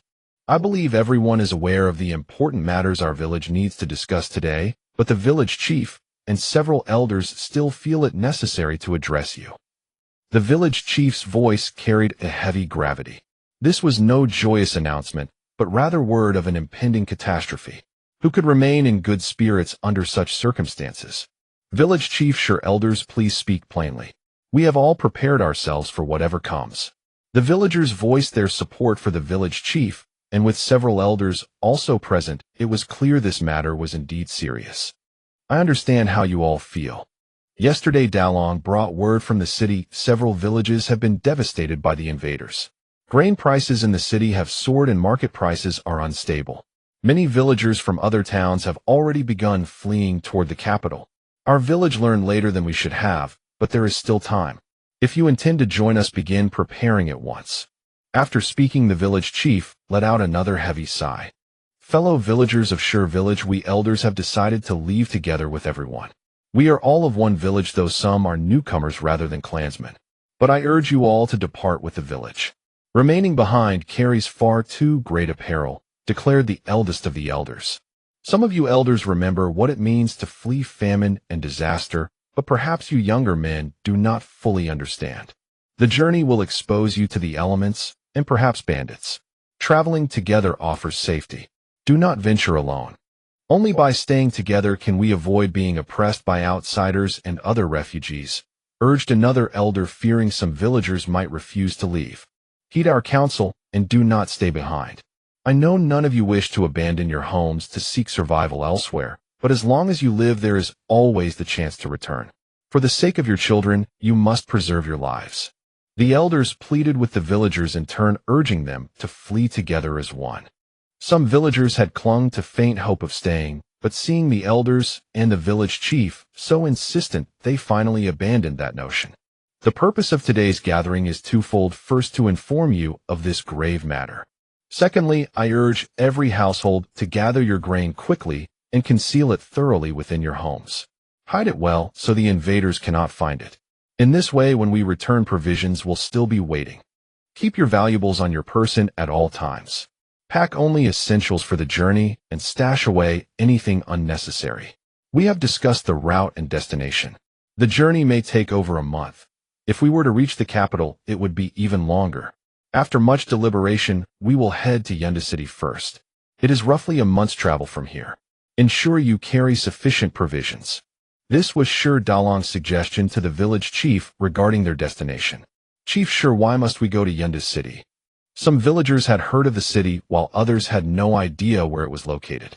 Yunda City is guarded by General Qiuge, making it a safer haven. If we headed to the capital, the journey would stretch for months. With so many elderly women and children among us, I fear most would not survive. We flee to survive, not to settle. Once this calamity passes, we will return. All of this had been arranged by Shur Dalong. Yet no one questioned how he, having lost his memory, could possibly know that General Qiuge would welcome their refugee group. Chief Shur, I have heard Yunda City boasts strong defenses and thrives with prosperity. The common people live well there. Surely we can find our way to survive. Upon hearing of Yunda City, the younger villagers grew hopeful. They believed their strength would allow them to find work in the city and support their families. Qiuge, is that true? Is Yunda City really that wonderful? A young villager asked eagerly. I have worked in the city these past years, and some travelers came from Yunda City. They lived in great comfort. I often heard them speak of it, and it seemed quite prosperous. Moreover, General Qiuge, there is a brave and skilled commander who has fought the region himself. Surely we will be safe there. Their sole purpose in fleeing was survival. Where there was safety, life could be secured. Chief, if Yunda City is so promising, then let us go there. Our entire family will accompany you regardless. Few women had come to the meeting, mostly those who held decision-making power in their households. Thus it was rare for a woman to speak. This particular speaker was Aunt Ho-Hot. Her husband had gone to the fields to hasten the harvest, so she attended in his place. I urge everyone to leave together. Shur Dalong remains among us, a man both scholarly and skilled in arms. With him leading, we should reach Yunda City safely. Once matters settle, we can return as one. Sure Dalong's hunting prowess was unmatched, ensuring safer passage along the way. Chief, we are willing to leave with the village, but we worry about our elderly parents and grandparents. The journey will surely be arduous for them. Filial villagers fretted over this point. The young could endure hardship, but the elderly proved stubborn. They feared their elders would refuse to leave and perhaps die along the way. What harm is a little suffering? Those old fools refuse to see the bigger picture. If any household refuses to leave, I say this, anyone who will not go shall be expelled from the village. Selfish elders who care only for their own lives must consider their descendants. The village elders understood all too well the resistance of the stubborn elderly. Alas, with your words, elder, I can better persuade my parents. They are terribly stubborn. Yesterday our children knelt before their grandparents, but the two of them refused, determined to stay with the old house. In the village, clan ties meant everything. Being erased from the family register was a fate worse than death, for one could not even be buried in the ancestral grounds. Moreover, the elders' words carried weight. Who would dare defy them? Chief, I am willing to flee with you, but my family has neither money nor grain. How can we survive the journey without perishing of starvation? The speaker was the village idler known to all as Lanru, lazy flesh. You lazy wretch, poor though you are, you dare make excuses? Do you think staying here will bring you salvation? While everyone else works to harvest their grain, why not lend a hand to those with more land? You could earn enough food for the journey. Lanru was simply lazy and sought to exploit the situation. Yet who would freely provide him food and drink? Lanru, come work for me. I will provide you with daily rations. We are all villagers, and if we flee together, I would never allow someone like you near my fields otherwise. A villager with ample land spoke at this moment. Lanru was a pitiable figure. His father had died young, leaving him to survive with his widowed mother. Not only was Lanru lazy, but he also loved gambling, having squandered the 2 acres of farmland his father had left him. His family subsisted on what his mother could sell from their modest vegetable garden and household crafts. These are extraordinary times. If I work for your family, you must give me more grain. Otherwise your harvest will rot in the fields. The villagers never expected that this lazy fellow would not only be indolent, but also so shameless. You lazy good-for-nothing. I asked you to work in my fields only because I was close to your father when he was alive. If you don't want to go, then just wait to die in this village. Such a shameless person deserves no response. Uncle Jin, please don't be angry. I'll come to work in your fields tomorrow. Just take my words as a fart. Seeing old Uncle Jin angered, the lazy fellow quickly spoke up, for this man was the only one in the village willing to let him work. Get up early tomorrow morning. You'll harvest grain for a day. Give me 70%, keep the rest for you and your mother on the road. Old Uncle Jin had plenty of land. Out of the youthful bond he shared with the lazy fellow's father, he wanted to help the lazy man and his widowed mother. Under normal circumstances, he wouldn't have gone out of his way. After all, this was a matter of life and death. If he could lend a hand, he would. All right, everyone, if you have detailed questions, come to my house. Time is tight now, so hurry and harvest the grain. As for the village idlers and widows, they must find their own way. Get industrious quickly and stop entertaining idle thoughts. There were also widows in the village. Some were diligent and could support themselves, while those who relied on dishonest means to earn money now had to find a way. The journey would require plenty of food and supplies, and they needed to prepare urgently. In truth, village chief Sure and the clan elders were most troubled by the village's lazy men and petty thugs. The lazy ones were bearable. They had no malicious intent. But the idle young men who had never learned any good would also travel with them. They would be hard to manage on the road. Usually these youngsters loitered in the city, but now they too would head to Yunda City. Still thinking that Sure Dalong would keep an eye on them, they dared not cause trouble. Thank goodness for Dalong. Without him, the village chief would have no backbone. Today, old man Sure also came to the meeting. When he saw Sure Dalong standing prominently before village chief Sure and the elders, his eyes nearly popped out in astonishment. This was Dalong, who had now completely forgotten all the kindness their family had shown him. Old man Sure looked at him several times, but Sure Dalong paid him no attention. Upon hearing the dismissal, some villagers rushed home immediately. Since they now knew the exact time and destination, they had to race against time to prepare. Some women even called out to their mothers-in-law and hurried to their natal homes to spread the news, hoping to travel together in groups rather than get separated. That way they could look out for each other in danger. Shi Donglai and his wife went into the city first to the academy to pick up their 2 children. Father, mother, why have you both come? Shi Qiuge and Shi Shuang, the 2 brothers, had already packed their things and planned to go home today, never expecting their parents to arrive. Today the headmaster had gathered them all together, saying something was about to happen, and they should return home, coming back to study only after the matter had passed. The group was still pondering what exactly was happening. In fact, some classmates already knew, but before they could discuss it, they were picked up by their families. Our village is going to flee as refugees, so your father and I came to fetch you. Hurry, there's still much to do at home. Shi Donglai hoisted his son's bundle onto his back. Father, what do you mean by flee? What happened? Why must the whole village run away? Shi Shuang was stunned by his father's words. Shi Qiuge followed behind in silence, as his elder brother had already asked the question on his mind. Haven't you noticed the many refugees in the city lately? It's not just our village, several nearby villages are fleeing too. We'll talk about it slowly at home. But first we need to buy a donkey cart or an ox cart. We must go quickly or we might miss out. Shi Donglai briefly explained to his sons. Shuang Qiuge, it's true. You too must hurry. The city is packed with people today. Don't get lost. Although the 2 boys had lived in the city for several years, their parents still feared for their safety. Earlier that day, when the couple came to the city, they saw many refugees, some even robbing people in the streets. It had terrified them. Qiuge, you must stay close.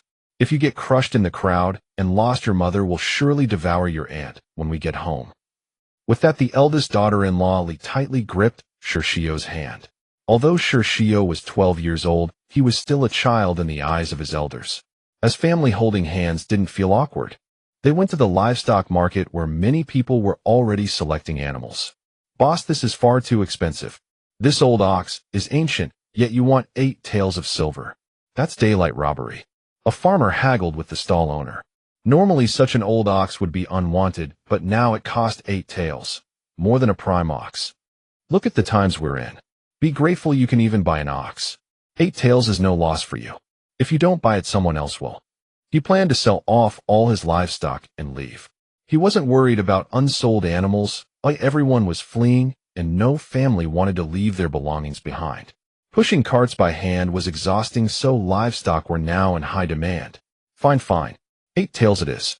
If it weren't for my elderly mother, I'd rather exhaust myself than spend 8 taels. That's years of savings. The man reluctantly paid 8 taels and led away the aged ox. Boss, how much for this donkey? Shi Donglai spotted a fine mule known for its endurance. But the price was bound to be steep. This mule is in high demand now. It's 20 taels of silver. And there are only 2 left. Shi Donglai gasped sharply. 20 taels. Boss, you're selling this mule far too dear. Normally it's only 12 taels, but now you want 20. That's no different from robbery. The stall owner, hearing another customer like this, retorted, You just saw that old ox go for 8 taels. This is a prime mule. If you don't want it, step aside. Don't block my business. His mule wouldn't be hard to sell. Calling him a robber was just asking for trouble. Boss, please don't be angry. My father's words were a bit blunt, but your price is indeed too high. I study at Qingshan Academy. My family has spent a lot on my education, and we truly don't have extra money. Sir, could you possibly lower the price a little? The boss saw that Shuang spoke elegantly, and indeed wore the robe of Qingshan Academy. He couldn't help but regard him with respect. Though the boss himself was not well educated, he held scholars in high esteem. For your son Sake, I'll knock off 1 tael. But not a single coin less than that. Shi Donglai still felt 19 taels was exorbitant, but without his son's face, that 1 tael wouldn't have been reduced. Indeed, education mattered. Scholars always commanded respect. If this calamity passed, he would still have his sons continue their studies. Shi Donglai and his wife spent 19 taels of silver to purchase a donkey cart, and another 2 taels for a set of pulling frames and a flatbed cart. This silver is flowing out like water, and I still don't know how to explain it to mother when we get back. Old Madame Shi had given them 30 taels when they left, and they had hoped to save more than half. What's there to explain? It's because mother is getting on in years. She intends to ride on this flatbed cart during the journey. We won't have much chance to sit on it ourselves. Besides storing grain, this cart has to carry our belongings. There might not even be enough space. Li Shi for once voiced her complaint about her mother-in-law in front of her own husband. After all, both of them felt resentful. Ever since Qiuge had pointed out that his parents favored the third branch and might have secretly given them silver, the first and second branches had harbored grievances against old Mr. Shi and old Madam Shi. Now they had been driven back to the old residence and were about to flee from disaster. They were already displeased. This flatbed cart won't be enough to pull everything. Maybe the three of us brothers will each have to push a wheelbarrow. The family had plenty of land, so there were several wheelbarrows, and all of them would have to be put to use. Xiao, you don't know yet, but now we've been driven by Shi Dalong to live in the old residence. When you get there, don't be shocked. The place we're living in now is almost as bad as a pigsty. Li Shi couldn't help complaining to her sons about their current living situation. "Aunt, what exactly happened? Fifth uncle sent us both silver just a few days ago and told us to study hard. How could he drive us all out?" Although Qiuge was young, he could still tell right from wrong. Their fifth uncle worked hard at home, without complaint, and was good to the children. If not for something serious, he would never have driven the whole family out. Right, mother?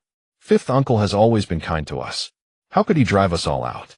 Qiuge also hadn't expected this. He had always been closest to fifth uncle and used to pester him at home. "Stop calling him fifth uncle now. He's drawn a line between us. Even if you call him that, he might not bother to answer. It's all because of that new bride, Qiuge. Whenever I think of her, I get furious. It's all your grandmother's fault. She just had to buy that troublemaker. If not for her, our whole family would still be living in that green brick-tiled house. Now that fine residence has nothing to do with us anymore. Don't count on Shi Dalong to pay for your schooling from now on. That Li Qiuge won't give a single cent. She's a reincarnation of a starving ghost. No one dares cross her. You'll learn soon enough. Your little aunt has suffered a lot at Li Qiuge's hands. I advise you to be careful." The family sat on the mule cart heading toward the village, discussing the events of the past few days. Is this fifth aunt really that formidable? She even defeated little aunt. And little aunt, to be honest, is no pushover. She's made life hard for you and my mother at home. Qiuge had never liked his little aunt. Every day she put on the airs of a noble lady, did nothing, and ordered her two sisters-in-law and his mother around like maidservants. She was nothing like the aunts in other village families. Their childhood friends in the village all had little aunts who were kind to their nieces and nephews, got along well with their sisters-in-law, and worked together in the fields and at home. But his little aunt spent all her time preening and did nothing. Qiuge aunt advises you when you get back, don't call Li Qiuge fifth aunt at all, or else your grandmother will scold you. And don't ask why we moved back to the old residence. Although Li Shi disliked them calling Li Qiuge fifth aunt, she wouldn't scold or hit them. But if her mother-in-law heard, she might resort to violence. And I understand. I definitely won't ask too many questions, said Qiuge and Shi Shuang. Both of them were of good character and had a close relationship with Shi Dalong. Otherwise, Shi Dalong wouldn't have suggested sending them to school. They both felt that someone in the family must have done something excessive, otherwise a person like fifth uncle would never have driven everyone out, not even for their sake. Mother, everyone says we're fleeing from disaster, but where are we going? Shi Shuang sat on the donkey cart asking his mother while his father drove the cart in silence. Where? We don't know either. Your father and I came today to buy this donkey cart and pick you up on the way back. Your grandfather went to a village meeting. He might know when he gets home. Hearing that we have to flee terrifies me. I couldn't sleep all night. I wonder if your maternal grandparents know about this. After I send you back to the village, I'll have to go check on them. Grandma and Grandpa's village isn't far from ours. They should have received the news too. My classmate Li Jiming is from their village, and he's already gone back, so they must know. Li Shi nodded, but she still decided to hurry to her parents' home right after arriving at the village. When Shi Donglai and his family drove the donkey cart back to the village, everyone was busy. Some were pushing carts of grain home, some women were urgently rearranging things, and smoke rose from every chimney. In short, the village was in chaos. The Shi family's old residence was far from where Shi Dalong lived, but close to the village entrance. When Shi Shuang and Shi Qiuge had moved out of the old residence, they had thought they would never have to live in those adobe houses again. Little did they expect to be back so soon. Grandpa, Grandma, we're back. The two boys got off the mule cart and first one to greet old Mr. and old Madam Sure. Old Madam Sure was wiping her tears on the bed. The thought of fleeing made her weep uncontrollably. Sure Cece was trying her best to comfort her mother, but she was utterly annoyed. She couldn't understand why her mother at such an age had so many tears. The more she comforted, the more she cried, driving Sure Cece mad.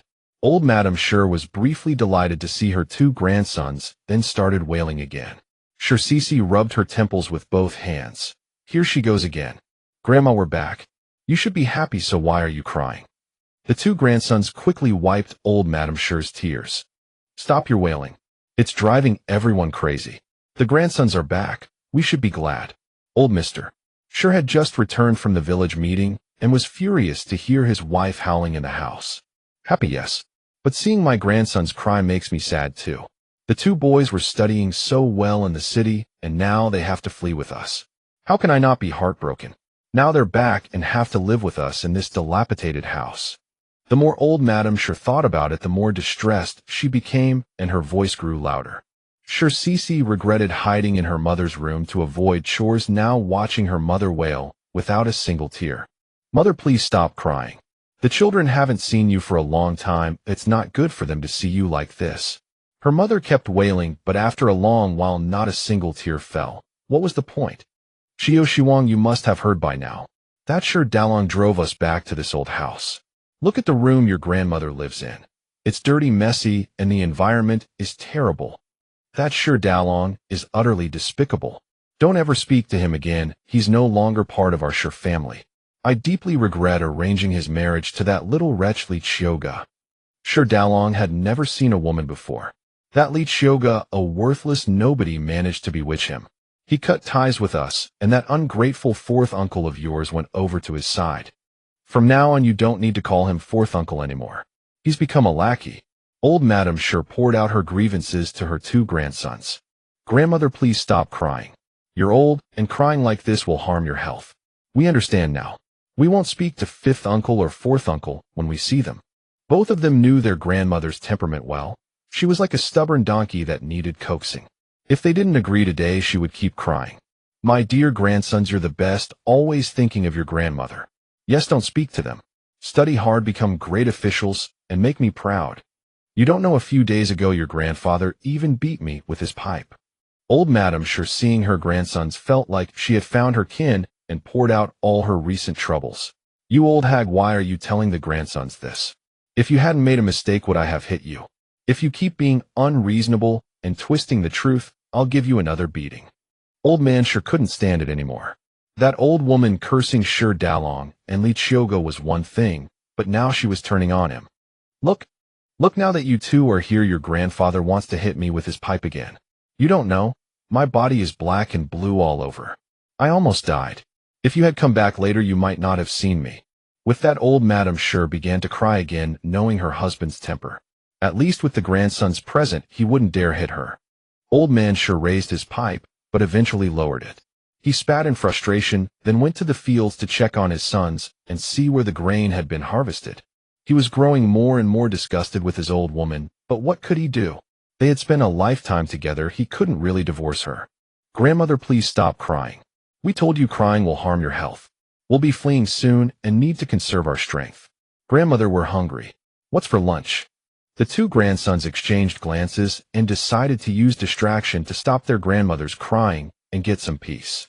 We'll have chicken stew for lunch. Tell your mother to kill a rooster. Since we're about to flee, the roosters are useless. Today we'll stew one to nourish my grandsons.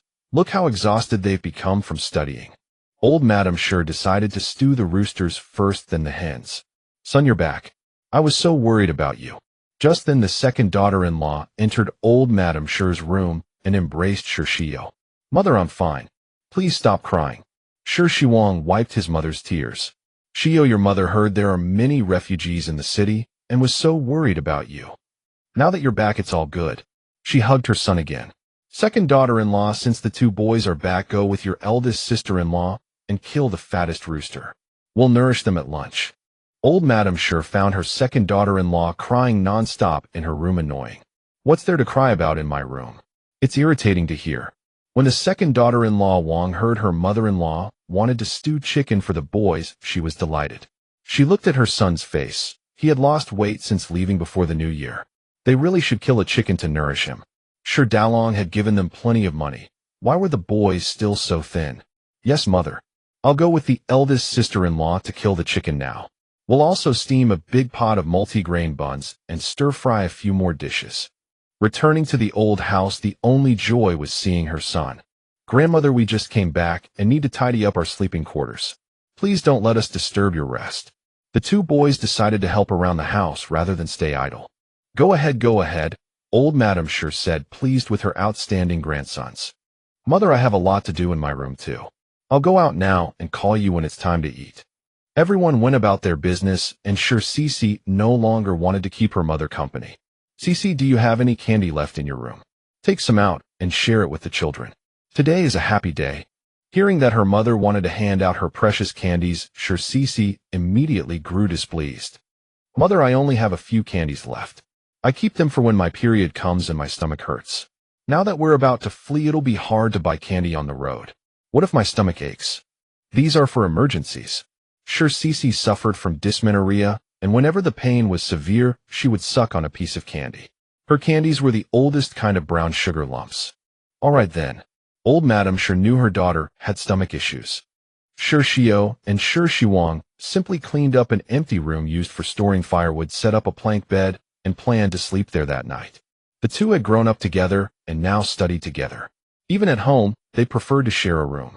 Besides, the current conditions didn't allow for extra rooms, so this was the only option. When Lee heard that her mother-in-law wanted to kill a chicken to nourish the boys, she was overjoyed. The two sisters-in-law quickly plucked and chopped the fattest rooster into pieces. Third sister-in-law, make sure to steam plenty of multigrain buns today. The men working in the fields will have big appetites. And the kids are back too. They deserve a good meal. Li said to Zhao, the third daughter-in-law. Zhao, though favored, had only given birth to a daughter, Sure Xiaonyo, now 8 years old. I know, sister-in-law. I'll make plenty today. Xiaonyo is so happy to see her two older brothers back that she's been following them around. Third daughter-in-law Zhao knew that since the last incident, the two sisters-in-law had taken a dislike to her. So she was unusually diligent. Today's gathering at the ancestral home was a rare occasion for joy. At the dining table, Grandmother Sure kept piling chicken meat for her two grandsons. Sure Qiuge, Sure Qiuge, you two should eat more chicken. Look at your thin faces. Nothing but narrow strips left. Sure Qiuge and Sure Qiuge quickly grabbed their bowls to receive the chicken their grandmother was serving. Grandma, that's enough. You and Grandpa should eat as well. We're a whole family here. We can't just focus on the two of us. Everyone should have some. Nyonyo, this is the largest piece, all for you.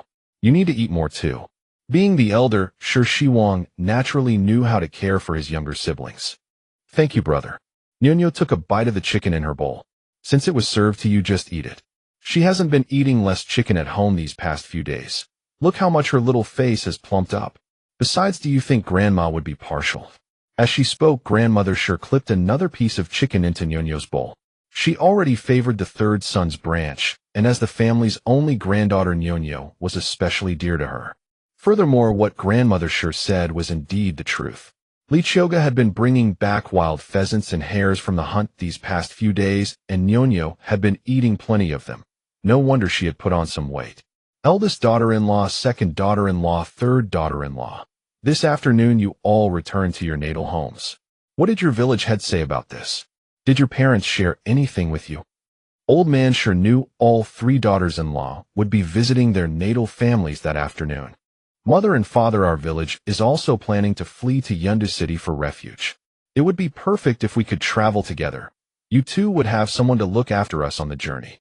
The eldest daughter-in-law's home was farther away, as she had taken a donkey-drawn cart. The other two daughters-in-law's villages were closer, and a short walk would get them there. My natal home is heading to Yundu City as well.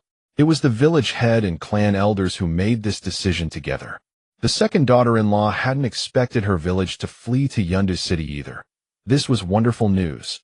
My side is the same. It seems all of our villages are making for Yundu City. I'm not sure about the others.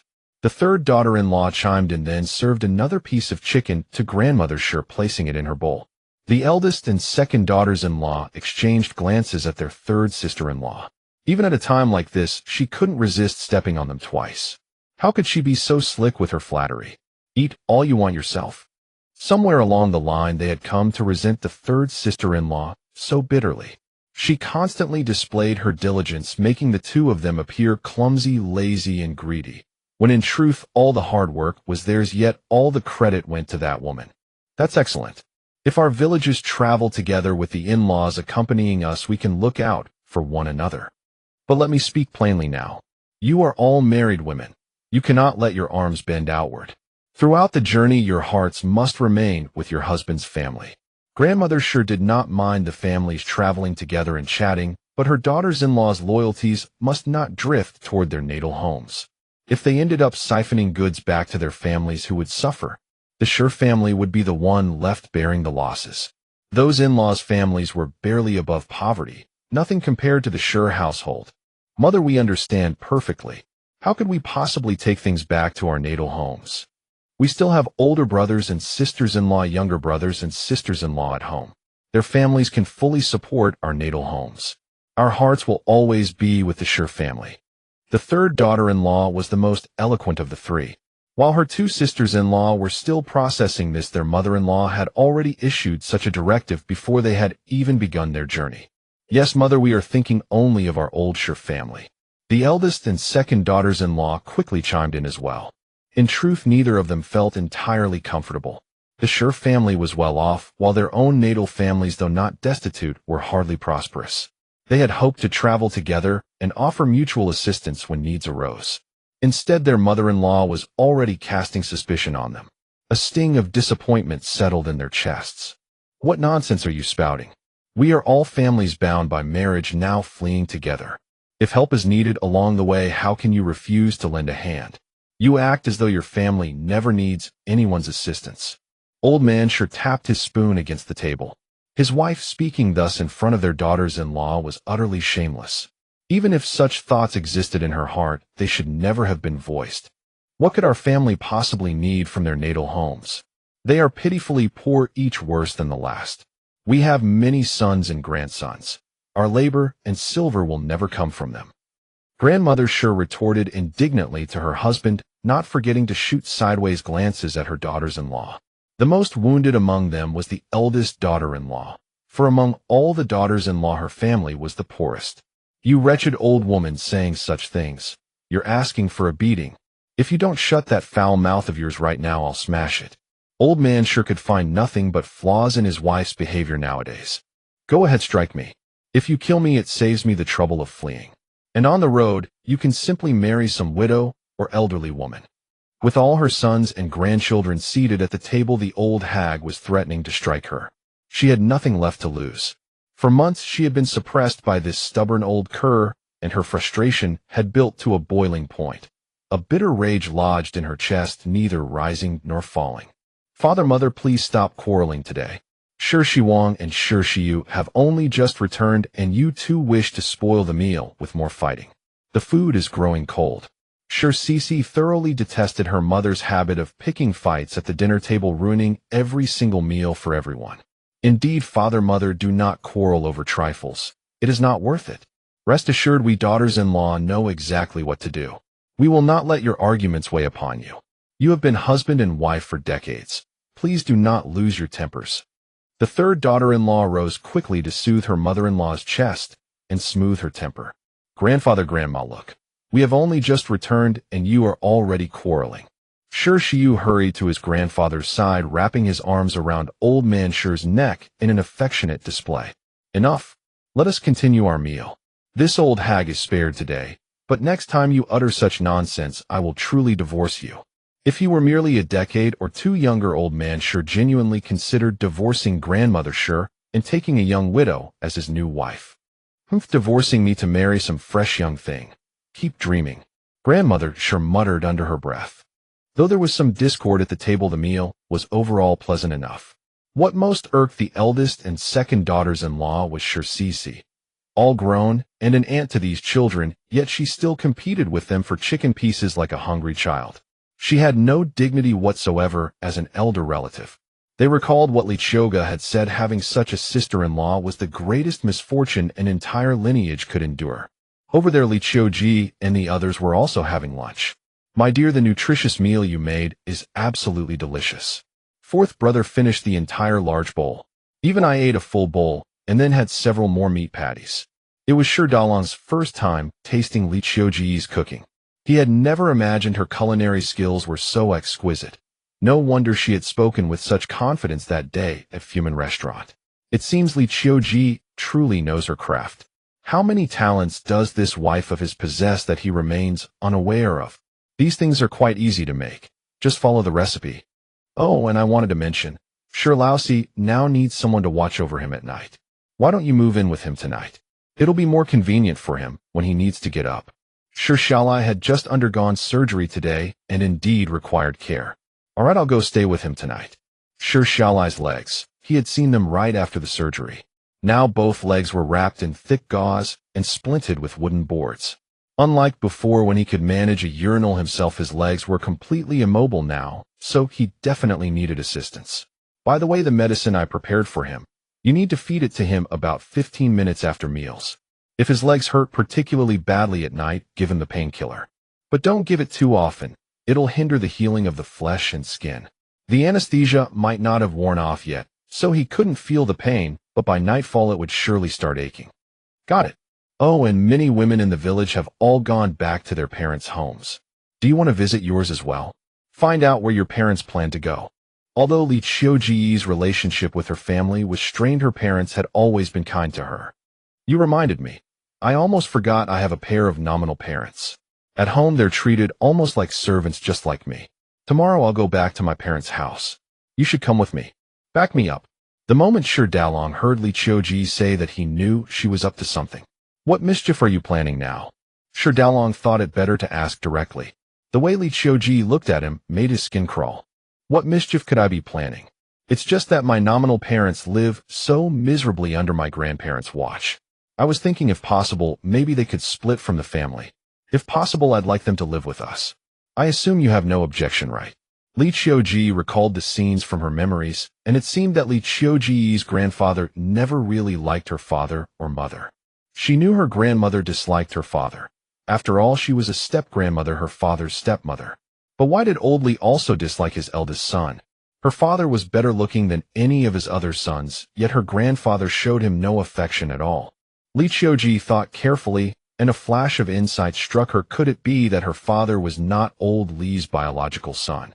She had heard villagers say that her biological grandmother was brought back by old Li from a distant place with no family of her own, and she died giving birth to her father. It must be so.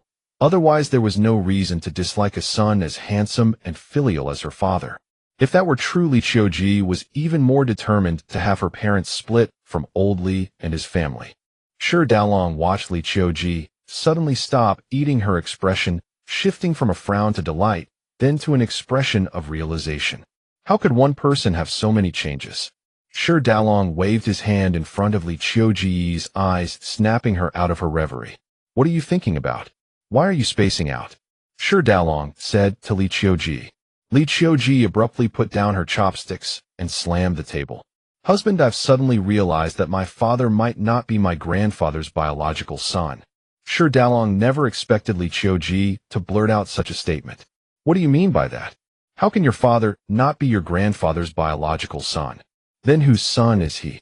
Dalong was unaware that Li Qiuge's biological grandmother was not the current old Madame Li. Haha, there's a hidden story. You don't know, my father's biological mother died giving birth to him. The woman old Li married now is not my real grandmother. Li Qiuge said to Dalong. Even so, at least the father should be the real father, right? Dalong still didn't quite grasp what Li Qiuge meant. Let me explain. I heard from the village elders that my biological grandmother was brought back by old Li when he was young, and she was already pregnant with my father at the time. I suspect old Li knew the child in her belly wasn't his even when he brought her back. In other words, my grandfather willingly became the cuckold. The elders who saw my grandmother said she was stunningly beautiful, with every gesture befitting a lady of noble birth, and she was even literate. It was just her misfortune. She died of dystocia giving birth to my father. Dalong seemed to understand Li Qiuge's conjecture. You've seen my grandfather too. Does he look anything like my father? Old Li has small eyes and a pinched nose, and my two foolish uncles are his spitting image. But my father has thick eyebrows, big eyes, and an air of heroism. He doesn't look like old Li's offspring at all. Shi Dalong recalled that Qiuge's father indeed looked different from the rest of the Li family. To be honest, Qiuge's grandfather and uncles were not good-looking. They all had shifty eyes and appeared untrustworthy. If Qiuge's conjecture was correct, then how could her grandmother, so beautiful and cultured, have become old Li's wife? There must be a story behind it. Even if your guess is right, how do you plan to make the Li family admit that your father has nothing to do with them? Shi Dalong wondered what scheme Qiuge had devised. I think my father's background must be extraordinary. Based on the stories I've heard, maybe he's even the son of a wealthy family. Just like you, with a hidden identity. This is no big deal. That cheap grandmother of mine sold me to you, an old man, for a few taels of silver. We can use money to sever ties with them too. Besides, that so-called grandfather of my father isn't even my real grandfather.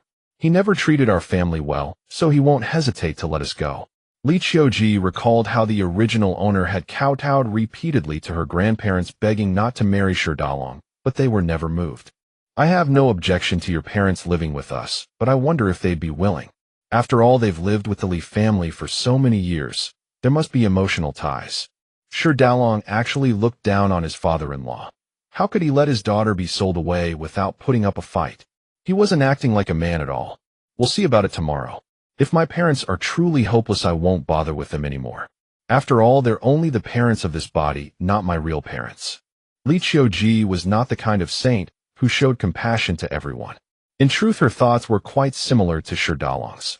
Parents who couldn't even protect their own child were truly useless. Then when we go to your parents' home tomorrow, should we prepare some gifts to bring along? After all, it would be their first formal visit to her in-laws' house since their marriage. Gifts for them? Not even a damn thing. Even if I took something, my useless parents wouldn't get it. It'd all go to those bastards. Besides, I'm going there to stir up trouble, not to honor them. Qiuge despised such superficial gestures. Spending silver on them would be better given to beggars.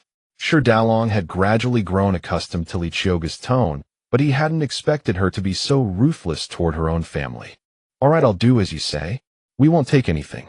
Our grain is running low, so I plan to buy some this afternoon. Do you want to come along? Shi Dalong knew Qiuge loved going to town. I won't go today. Shi just had surgery, and I need to monitor him. Just buy whatever you see fit. The surgery was done in the morning, so someone had to be present in the afternoon. With Shi Dalong staying overnight, Qiuge had everything arranged perfectly. All right, I'll leave the household in your care. In truth, he didn't need to go out this afternoon, but he had received a message from Yi. Something urgent required his attention. He also planned to arrange matters along the route. Thus, Qiuge spent the afternoon in the space, chatting with Lan Xian for a while, then checking on Shi. He was recovering well. Though his leg hurt, he didn't ask for painkillers, showing a manly resilience. Shi had slept all morning. In the afternoon, despite some leg pain, his spirits were high. He lay in bed, reading the books Qiuge had given him, utterly engrossed. She thoughtfully placed water and snacks within his reach. Shi politely declined, saying the snacks were too expensive and unnecessary for a grown man like him. She had already spent a lot of silver to treat his leg, and now she was caring for him like a child.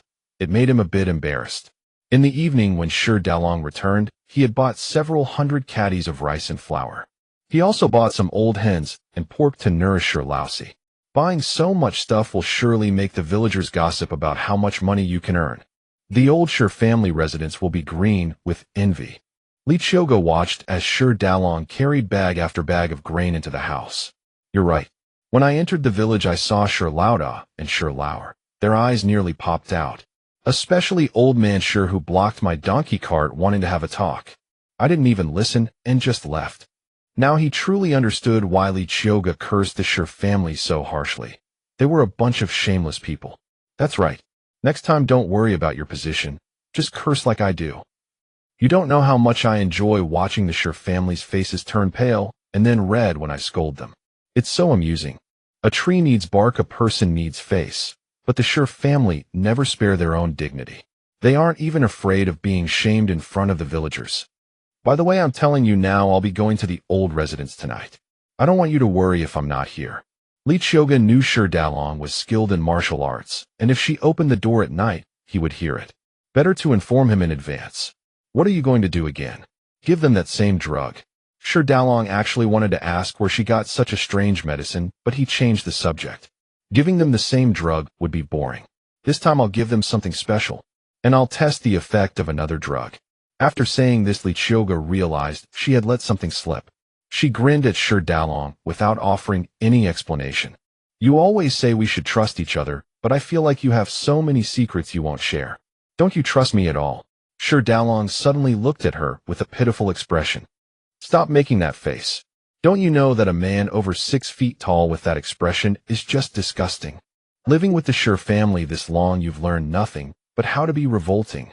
Shi Dalong hadn't expected his rare attempt at acting cute to end with a scolding. Is it really that disgusting? He asked. Of course it is. With such a stern face, don't make that expression. As for trust, who doesn't have secrets? You have plenty of things you don't tell me, and I don't pry. So don't ask about mine. Though Shi Dalong and Li Qiuge had a good relationship now, it didn't mean she fully trusted him. Li Qiuge was no young girl who could easily trust anyone. Even with her closest friends, she never revealed all her cards. Saying that makes our relationship seem distant. Aren't you my wife and I your husband? He had promised Li Qiuge that she would be his only wife, yet she still guarded herself against him. It stung a little. That's the relationship now, but who knows what the future holds. Besides, we haven't known each other long. We're still strangers in many ways. You're a grown man. Don't nag me about this. I hate whiny men. Shi Dalong was usually a man of few words and sharp actions, yet today, he was acting like a woman. Fine, I won't ask. But if you need my help with anything, just say the word. Shi Dalong knew that no matter how much he pressed today, she wouldn't tell him. In time, he believed she would reveal her secrets. See, you're doubting my abilities again. Haven't you seen what I can do? The Shi family are like bugs underfoot. I can crush them by the dozens. It's nothing at all. Besides, I'm not messing with the whole family, just 2 of the annoying ones. For instance, the 2 studious children Shi Dalong favored would not be touched. All right, do as you see fit. By the way, the book Shi Xiaolai was reading looked interesting. Do you have any books suitable for me? Lend me a couple. I get bored at night. Though he didn't know her secret, he tried asking, suspecting she could give him what he wanted. You're sharp. Trying a new angle. If Shi Dalong was a fox, Li Qiuge was the ancestor of foxes. Shi Dalong, realizing his thoughts were seen through, rubbed his nose sheepishly. The books you gave Shi Xiaolai were good. I'm genuinely curious what other books you have. Li Qiuge rolled her eyes at his words. Don't you think your words are weaker than your kidneys? Li Qiuge hadn't expected Shi Dalong to be like this. So will you lend them to me? Shi Dalong made another childish face, making Li Qiuge feel sick again. I'll give you 2 books on military strategy later. She turned and walked out. Shi Dalong smiled. He knew she would have them. Li Qiuge gave Shi Dalong 2 books on military strategy, including The Art of War and the 36 Stratagems, for she believed men would be drawn to such works. When Shi Dalong received the 2 books, he could not bear to part with them. Even the covers alone filled him with delight. The paper quality of these books was remarkably fine, and the characters were rendered with exceptional clarity and neatness. He had no idea where Li Qiuge had obtained such volumes. They must be precious treasures. It seemed incredible that he would ever have the chance to behold such fine books. Look at you acting as though you've never seen the world. Your background suggests you should be well-bred and experienced, yet you make such a fuss over a couple of unremarkable books. It's truly painful to watch. Li Qiuge scoffed at Shi Dalong, her expression dripping with disdain. These 2 books. Shi Dalong began about to ask about their origin, but Li Qiuge silenced him with a sharp gesture. Do not pester me with questions about everything. Prying will benefit you not, and I will not tell you anyway. You have already gained so much. What more do you desire? Do not push your luck. Go away and stop bothering me. Li Qiuge despised indecisive men the most. She had already gifted him military texts and treated the leg of the revered Shi lousy. Such generosity was extraordinary. Seeking more was utterly out of the question. Not even a grain of kindness. Can you not be gentler with me? You are always so harsh. Li Qiuge cast a sidelong glance at Shi Dalong, and he immediately understood. That look warned he would lose the books entirely if he spoke another word. Recognizing his limits, Shi Daolong gathered the 2 books and his luggage and retreated to Shi Xiaolai's room for the night. A man cannot be coddled. The more you indulge him, the worse he becomes. If you do not reprimand him daily, he will tear the roof off. Watching Shi Daolong obediently join Shi Xiaolai, Li Qiuge freshened up simply and climbed into bed. She planned to slip away to the Shi family's old residence later when the night was deepest and all were asleep.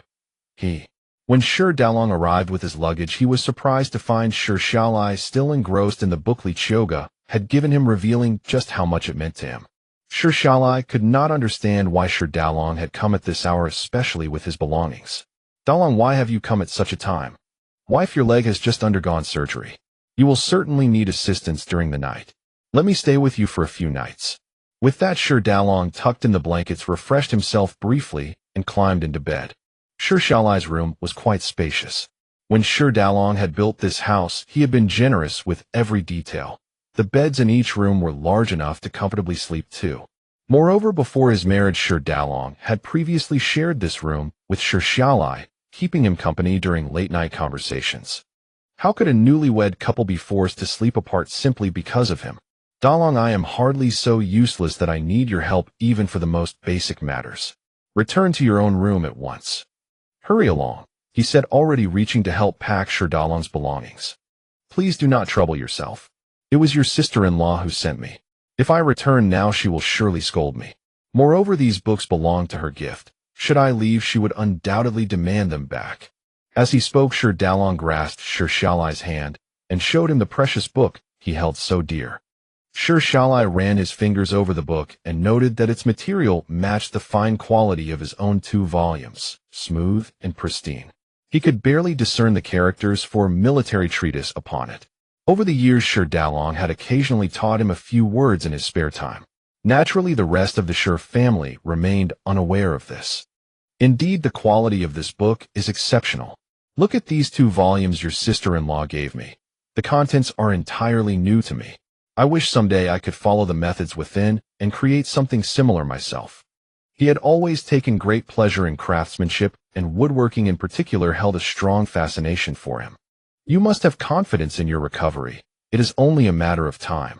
When that comes, study these methods carefully. Shi Daolong retrieved the book and began reading its contents with genuine focus. I am confident. Your sister-in-law is a woman of her word. If she says I will recover, then I shall.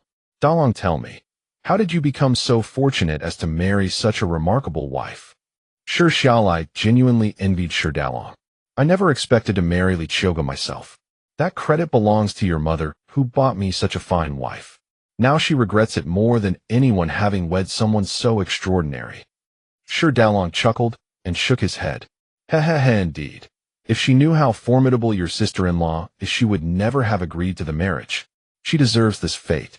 Someone like her needs to be handled by someone like your sister-in-law. Daolong, from now on, treat her as my mother. Call her old Madam Shi. How could she ever deserve to be called my mother? Shi Xiaolai suddenly found Li Qiuge's nickname for her rather apt. Understood. I will call her old Madam Shi from now on as well. 4th brother, you still harbor such hatred toward her. The past is behind us. Do not cling to it. The one who suffers is yourself. Shi Daolong was well aware of what had transpired between him and old Madam Shi. How could I not hate her? I do not know what others would do in my position, but I genuinely despise her. Because I discovered she was carrying on an affair, she actually dragged me up the mountain and pushed me off. If I had not been so fortunate as to survive and be rescued, I would long since have become nothing but bones.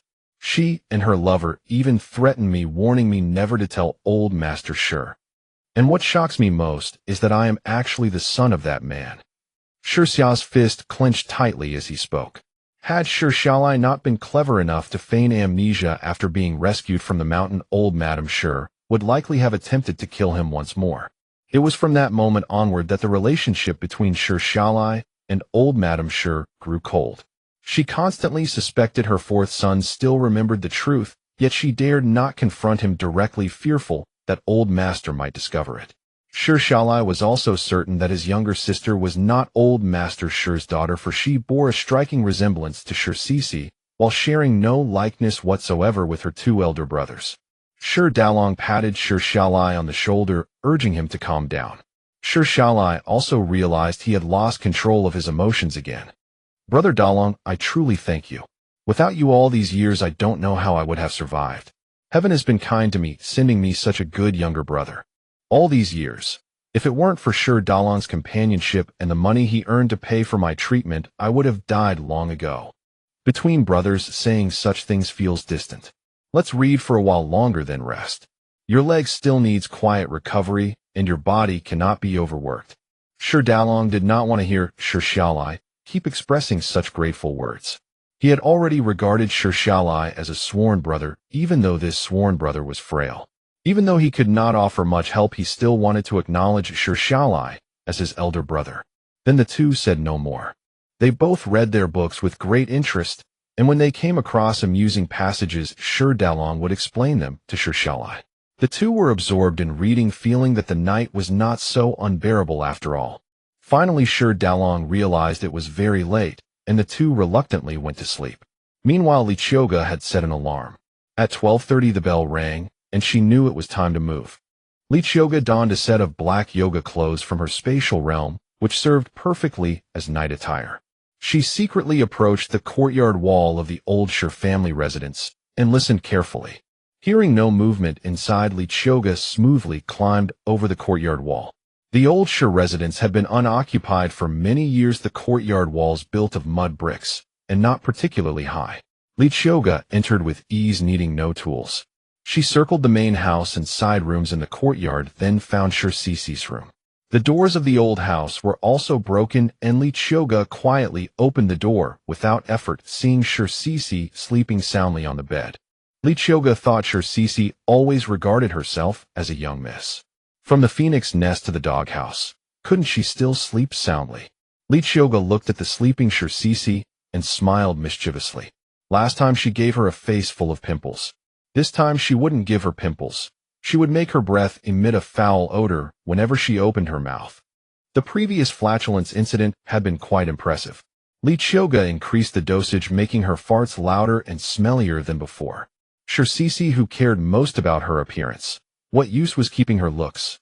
What use was it if Shi Cici only had good looks? When she opened her mouth to speak, she would repel others with her foul breath. As long as someone did not mind her bad breath and flatulence and married her, it would be Shi Cici's blessing. After all, someone who could still kiss her despite such conditions proved true love for her.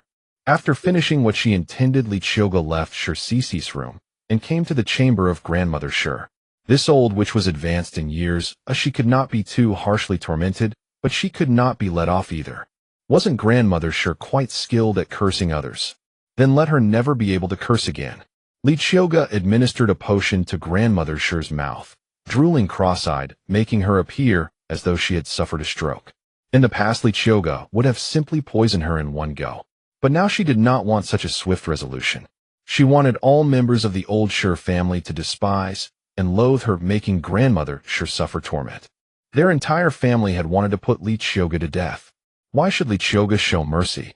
To spare their dog lives was Qiuge being kind and compassionate. Then she went to see old man Shi. This old bastard was no good man either.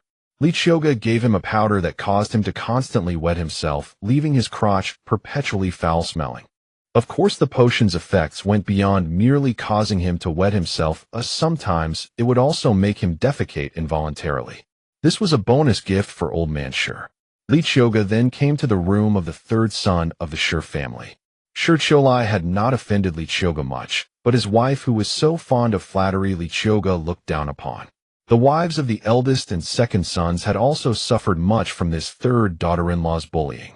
Qiuge thoughtfully helped them vent their resentment. Look how kind-hearted Qiuge was. She loved helping others. Grandmother Shi had always been partial, secretly giving the third branch considerable money.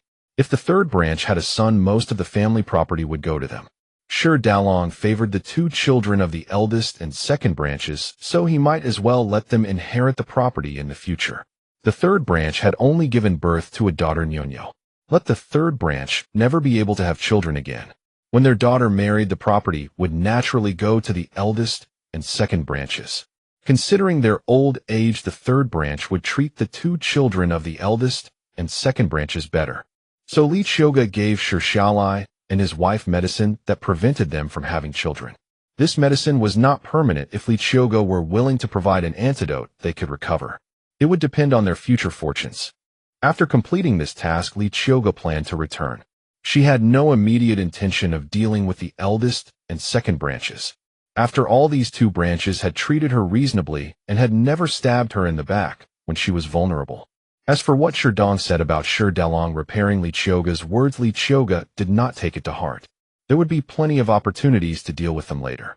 She could not deal with too many people at once, as she needed to keep some for slow entertainment. Moreover, if everyone had problems in one night, it would arouse suspicion. After everything was done, Li Qiuge climbed out of the old Shi family residence. On the way back, Li Qiuge was in no hurry, walking leisurely. She felt this peaceful mountain village was quite nice. In the quiet night, one could still hear insects chirping. Everything seemed so tranquil and serene. Second brother, you are too. Li Qiuge paused. What was that sound? There seemed to be noise from that patch of grass. Li Qiuge clearly heard a young woman's voice along with a man's heavy breathing. We haven't done it in half a month. Don't you miss me? I'm desperate. The man busied himself while answering the young woman. There have been many family matters these past few days. Besides, I still need to help sister-in-law watch the children. How could I find time to come out? I only took this opportunity while everyone at home was asleep to sneak out. Then the young woman let out a series of breathless moans. Xiaohua's doing this all the time is not right. Second brother, I truly miss you so much. The man at last lay his head on the young woman's chest and said, You miss me, then why don't you divorce your wife? That tigress at your home. Marry me. The young woman pushed the man lying on her chest, displeased at the thought. You know well enough that I am a matrilocal son-in-law who married into the Shi family village. How dare I divorce her? If she does not beat me, I would already be burning high incense in gratitude. Thinking of his own wife who resembled a sow, he felt a surge of frustration. If it were not for having many brothers at home and being unable to find a wife, otherwise would he have become a live-in son-in-law for someone else? But we cannot keep doing this forever. I heard from my brother and sister-in-law that the escape journey was quite perilous. If it comes to that, find some way. Xiaohua had lost her parents when she was young and lived with her brother and sister-in-law. Her brother and sister-in-law's life was not easy either. She usually loved dressing finely and wearing beautiful clothes, so she had gotten entangled with Erjuzi, who had married into the Shi family village. Erju was stunned by Xiaohua's words. She actually wanted him to get rid of his fat wife. He and Xiaohua had been seeing each other for 2 or 3 months, and they had been together several times. He knew full well she was no longer a virgin when they first slept together, but Erju never cared much about it. Who wouldn't take advantage of free companionship? All the same, it didn't cost much, just a few dozen coins here and there. Far cheaper than the girls from the pleasure houses. Outside his home, Erju wasn't limited to just Xiaohua. He had also been with the widow from the neighboring village. It was only because his own wife, despite her weight and plain looks, treated him well. Though she could fly into a rage and beat him at times, she never restricted his spending money. His father-in-law was a man of modest means, having worked as a senior merchant in the city and accumulated considerable wealth. Since he had no sons and only one daughter, his overweight wife, it was only natural that Erju came to them as a live-in son-in-law. In truth, his father-in-law still controlled the family finances, wary of opportunists who might exploit him for the wealth. His father-in-law remained the true authority in the household. Even if his wife were to die in an accident, her father would never hand over the inheritance to him. They had 2 children together after all, and both bore their grandfather's surname. The family line continued. No matter how much he strayed, he never once considered divorcing his wife. His father-in-law was aware of his infidelities and chose to look the other way. As long as he treated his daughter well, a man's occasional indiscretions were considered normal, so long as he didn't bring them home. Though Xiaohua was young and pretty and her body drew him in, especially those full pale breasts, he so enjoyed burying his face in each time. But what of it? He had tasted better. The widow Li from the next village knew far more about pleasing a man and left him thoroughly satisfied every time. She could even manage 2 or 3 rounds. So he would never risk murder for Xiaohua. He wasn't a fool nor some naive youth. Seeing Erju freeze and stop his wandering hand, Xiaohua realized she had pushed too far. She quickly changed her tune. Second brother, I've given you everything. I only want to be with you every day. You can't abandon me. I only thought that way because I love you. Besides, haven't you noticed my breasts have grown larger since last time? I feel like I might be. Oh, what a joke. She had experience with men. Actually, 2 years prior she had been with someone and carried a child, but her brother and sister-in-law discovered it and forced her to take abortifacient herbs. Her body could no longer conceive. She said it only to pressure Qiuge into marrying her. After all, Qiuge was well off in the village, handsome and skilled in bed, far surpassing the men she had been with before. Qiuge's expression hardened when he heard she was pregnant. Trying to threaten me with a child. You've made a grave mistake. I scatter my favors everywhere, but plant no seeds. I took contraceptive medicine long before we began our affair. That was my promise to my father-in-law. I won't let any bastard child appear outside this house. Qiuge was shocked by his calculation, but she couldn't bear to lose him. Second brother, I'm not certain yet. I just thought my body had been developing lately. Look, you're really angry now. She pressed herself against him, rubbing her swollen breasts against his chest then. Despite his earlier release, his habit of taking aphrodisiacs before intimacy resurfaced as she aroused him once more. But he made a silent vow. This would be the last time he sought out such a girl, always ready to trap him with pregnancy schemes. Qiuge listened from the shadows, her cheeks burning with shame on behalf of Qiuge's wife. These wretched pair had crossed paths with her today. Fate cursed them. They thought they could quietly cover this up. There was no way. Qiuge wrapped her face in a dark mask and crept toward the adulterous pair. Watching them perform so diligently, Qiuge surprisingly skilled, and Qiuge responding in kind. What a colorful display. Playing. Like you play? Such a splendid performance. What fun is it between just two of you? Everyone should witness this. As she spoke, Qiuge retrieved a potent aphrodisiac from her spatial storage and scattered it over them. Both were drenched in sweat when a fragrant scent wafted past. Neither knew what it was, but it only intensified their arousal. Their minds went blank as they pursued their base urges. When it was over, Qiuge turned and left, disgusted by the pair of treacherous lovers. Sure, Dalong had been awake the entire time.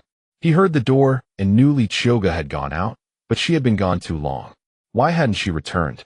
He was considering getting up to check when the door opened again. Qiuge was back. Why had she been gone so long? Last time she returned within moments. Sure, Dalong reasoned that as long as she was safe, he needn't question what she had done. By the next morning, the entire village was abuzz with excitement. Second Aunt had spotted Qiuge and Qiuge while gathering firewood at dawn. She dropped her bundle and began raising a commotion. Oh heavens! What a scandal! This shameless pair dare commit adultery beside my woodpile. Truly ominous. This is the most ill-omened thing ever. Husbands, Dawa Urwa Sanwa, come quick. Fetch everyone in the village. At over 60, Second Aunt was remarkably robust, rising early each morning to prepare breakfast for the entire family. While fetching firewood that morning, she had heard moaning from the tall grass beside the stack. Anyone with life experience knew exactly what those sounds meant. She approached and saw two naked figures engaged in lewd acts. In rural communities, witnessing such things was considered deeply unlucky, so Second Aunt was furious that anyone would defile her firewood pile with such depravity. Though elderly, Second Aunt possessed a booming voice that drew all her neighbors. Second Aunt, what's all the shouting about? I was in the middle of my morning bowel movement when you shouted and scared it right back up inside me. A neighbor emerged, fastening his belt. Exactly. You woke my little grandson with that screech. An older woman ran out, clutching a child. Some mischievous children attempted to rush toward the commotion, but Second Aunt quickly blocked their path. Shoo! All children scatter and stay away. Don't stare. Go home at once. If you keep looking, you'll get styes. She hastily shooed the curious children away. Qiuge stood frozen for a moment, then turned to Qiuge with a cold smile. You used quite the method today, didn't you? After Aunt Air's explanation, the villagers who had rushed over understood what was happening. Besides, the moaning from the grass was so loud. They were all experienced people, so how could they not know what was going on? But how could those two be so desperate? Couldn't they hear the people talking here? After shooing away the children, Aunt Air led the villagers toward the grass, clutching a big stick in her hand. She wanted to see which adulterous couple dared to fool around right at her doorstep. When they got closer, they saw it was none other than the live-in son-in-law of Steward Shi and Shi Xiaohua. They were nearly a decade apart in age. How did they end up together? And even with so many people watching, they were still lost in their passion, completely oblivious. They must be madly in love. Air noticed blood streaks on Xiaohua's thigh. How long had they been at it? She raised her big stick and thwacked Zhu several times. Another villager fetched a bucket of water and doused the pair. Only then did they come to their senses. Seeing themselves surrounded by a crowd, Xiaohua let out a shriek. She fumbled for her clothes and threw them on haphazardly. Even after coming to her, Zhu was still standing at attention down below. The men watching couldn't help but envy him. Zhu was truly impressive. He had clearly been at it all night, yet he was still so hard. The married women stole a glance, then turned away with red faces. Air, being older, was unafraid. She launched into a torrent of abuse. "You damned Suzy, how dare you commit such lewd acts on my firewood pile? You shameless bastard. And you Shi Xiaohua, you little slut. He's old enough to be your father, and you still carry on with him. You both act so proper in public. But behind the scenes you're so depraved. Shameless. Good thing they don't drown adulterers in pig cages anymore, or the two of you would be thrown into the river to feed the turtles." "Wah. I'm innocent, he forced me. Wah." Shi Xiaohua wept uncontrollably in fear. "You little bitch, I forced you. I'm not your first man. You fooled around with plenty of others. Don't act like a virtuous maiden. What did I force you to do?" Zhu was not the least bit afraid. After all, he wasn't Shi Xiaohua's first man. The onlooking villagers were witnessing such a scene for the first time. They knew Zhu had been taken in by Steward Shi's family, spending his days in idleness and pleasure. Who wouldn't envy him? "Suzy, you're quite the performer, going at it all night. I've only seen dogs do that. You must have practiced with that fat wife of yours, huh?" The whole crowd burst into laughter. "Sure, daming. Don't you start jeering. I am awesome. What of it? Unlike you, who can't even last as long as it takes to drink a sip of water. Your wife must be unsatisfied, right? Give me a chance, and I'll sleep with her for a couple of nights, so she knows what a real man is like." He even made obscene gestures without a shred of shame. Air, seeing that Zhu showed no remorse, and was even proud of himself, whacked him twice more with her stick. "You worthless scoundrel. How did your parents raise such a degenerate? Get the hell off my firewood pile." Air cursed and beat him, making Zhu yelp in pain. Just then, Zhu's wife Pangyo arrived. Seeing her husband being beaten by Air, she rushed to intervene. "You old hag, why are you hitting my man? Do you think I, Pangyo, am to be trifled with? How dare you lay a hand on my husband?" Pangyo was fat and tall, and not at all attractive. She was immensely proud of having a handsome husband like Zhu, so even when he fooled around, she always forgave him. Besides, Zhu was usually good to her. She could hit and curse him as she pleased. And his skills in bed were indeed remarkable, so she believed it was always the other women seducing him, never her husband's fault. After all, her husband was so handsome that every woman would fall for him. "Pangyo, you don't know what's happened yet. Your man was here committing adultery. You should give him a few good slaps and teach him a lesson so he won't dare to mess around again," a kind-hearted villager told her. Pangyo looked at Shi Xiaohua crying on the ground, then spat fiercely, the spittle landing on Xiaohua's hair. Her husband was just too charming. Even young girls threw themselves at him. "You shameless little hussy, daring to seduce my man. Do you really think your tits are big and wide enough? You're so cheap. How many coppers did my husband give you for a romp?" Saying this, Pangyo pulled out 2 coins from her bosom and tossed them onto Shi Xiaohua. "Here, buy yourself some flowers with this. Next time, dress up better. Look at you. You're not even as good as Widow Li from the next village." Pangyo's words stunned the villagers.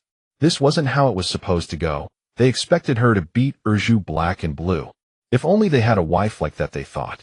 Her husband gets caught cheating, and she just lets it go. No, second brother said he liked me, loved me, and wanted to marry me." Shi Xiaohua protested weakly. "You're a damn liar. Marry you? Can you even get through his door? If he had the means to marry, would he have become a live-in son-in-law at my place? If you like him so much, I don't mind you coming to our house as a concubine. Then you can wipe my ass and wash my feet every day. For a fat person, wiping after a bowel movement is extremely difficult." "No, I won't go. I won't." Shi Xiaohua was terrified by Pangyo's fierce expression. "Wife, you're the best. Her skinny body has nothing to hold on to. Yours suits me better. Tonight this husband of yours will serve you well, and make sure you're comfortable, Erju whispered in Pangyo's ear. Pangyo smiled sweetly. She knew her man loved her the most. A woman as thin as a chicken. What's there to enjoy? Come on, let's go home. I boiled some eggs for you this morning. Dad is also waiting for us to have breakfast. Then Erju put his arm around Pangyo's waist, and they went home.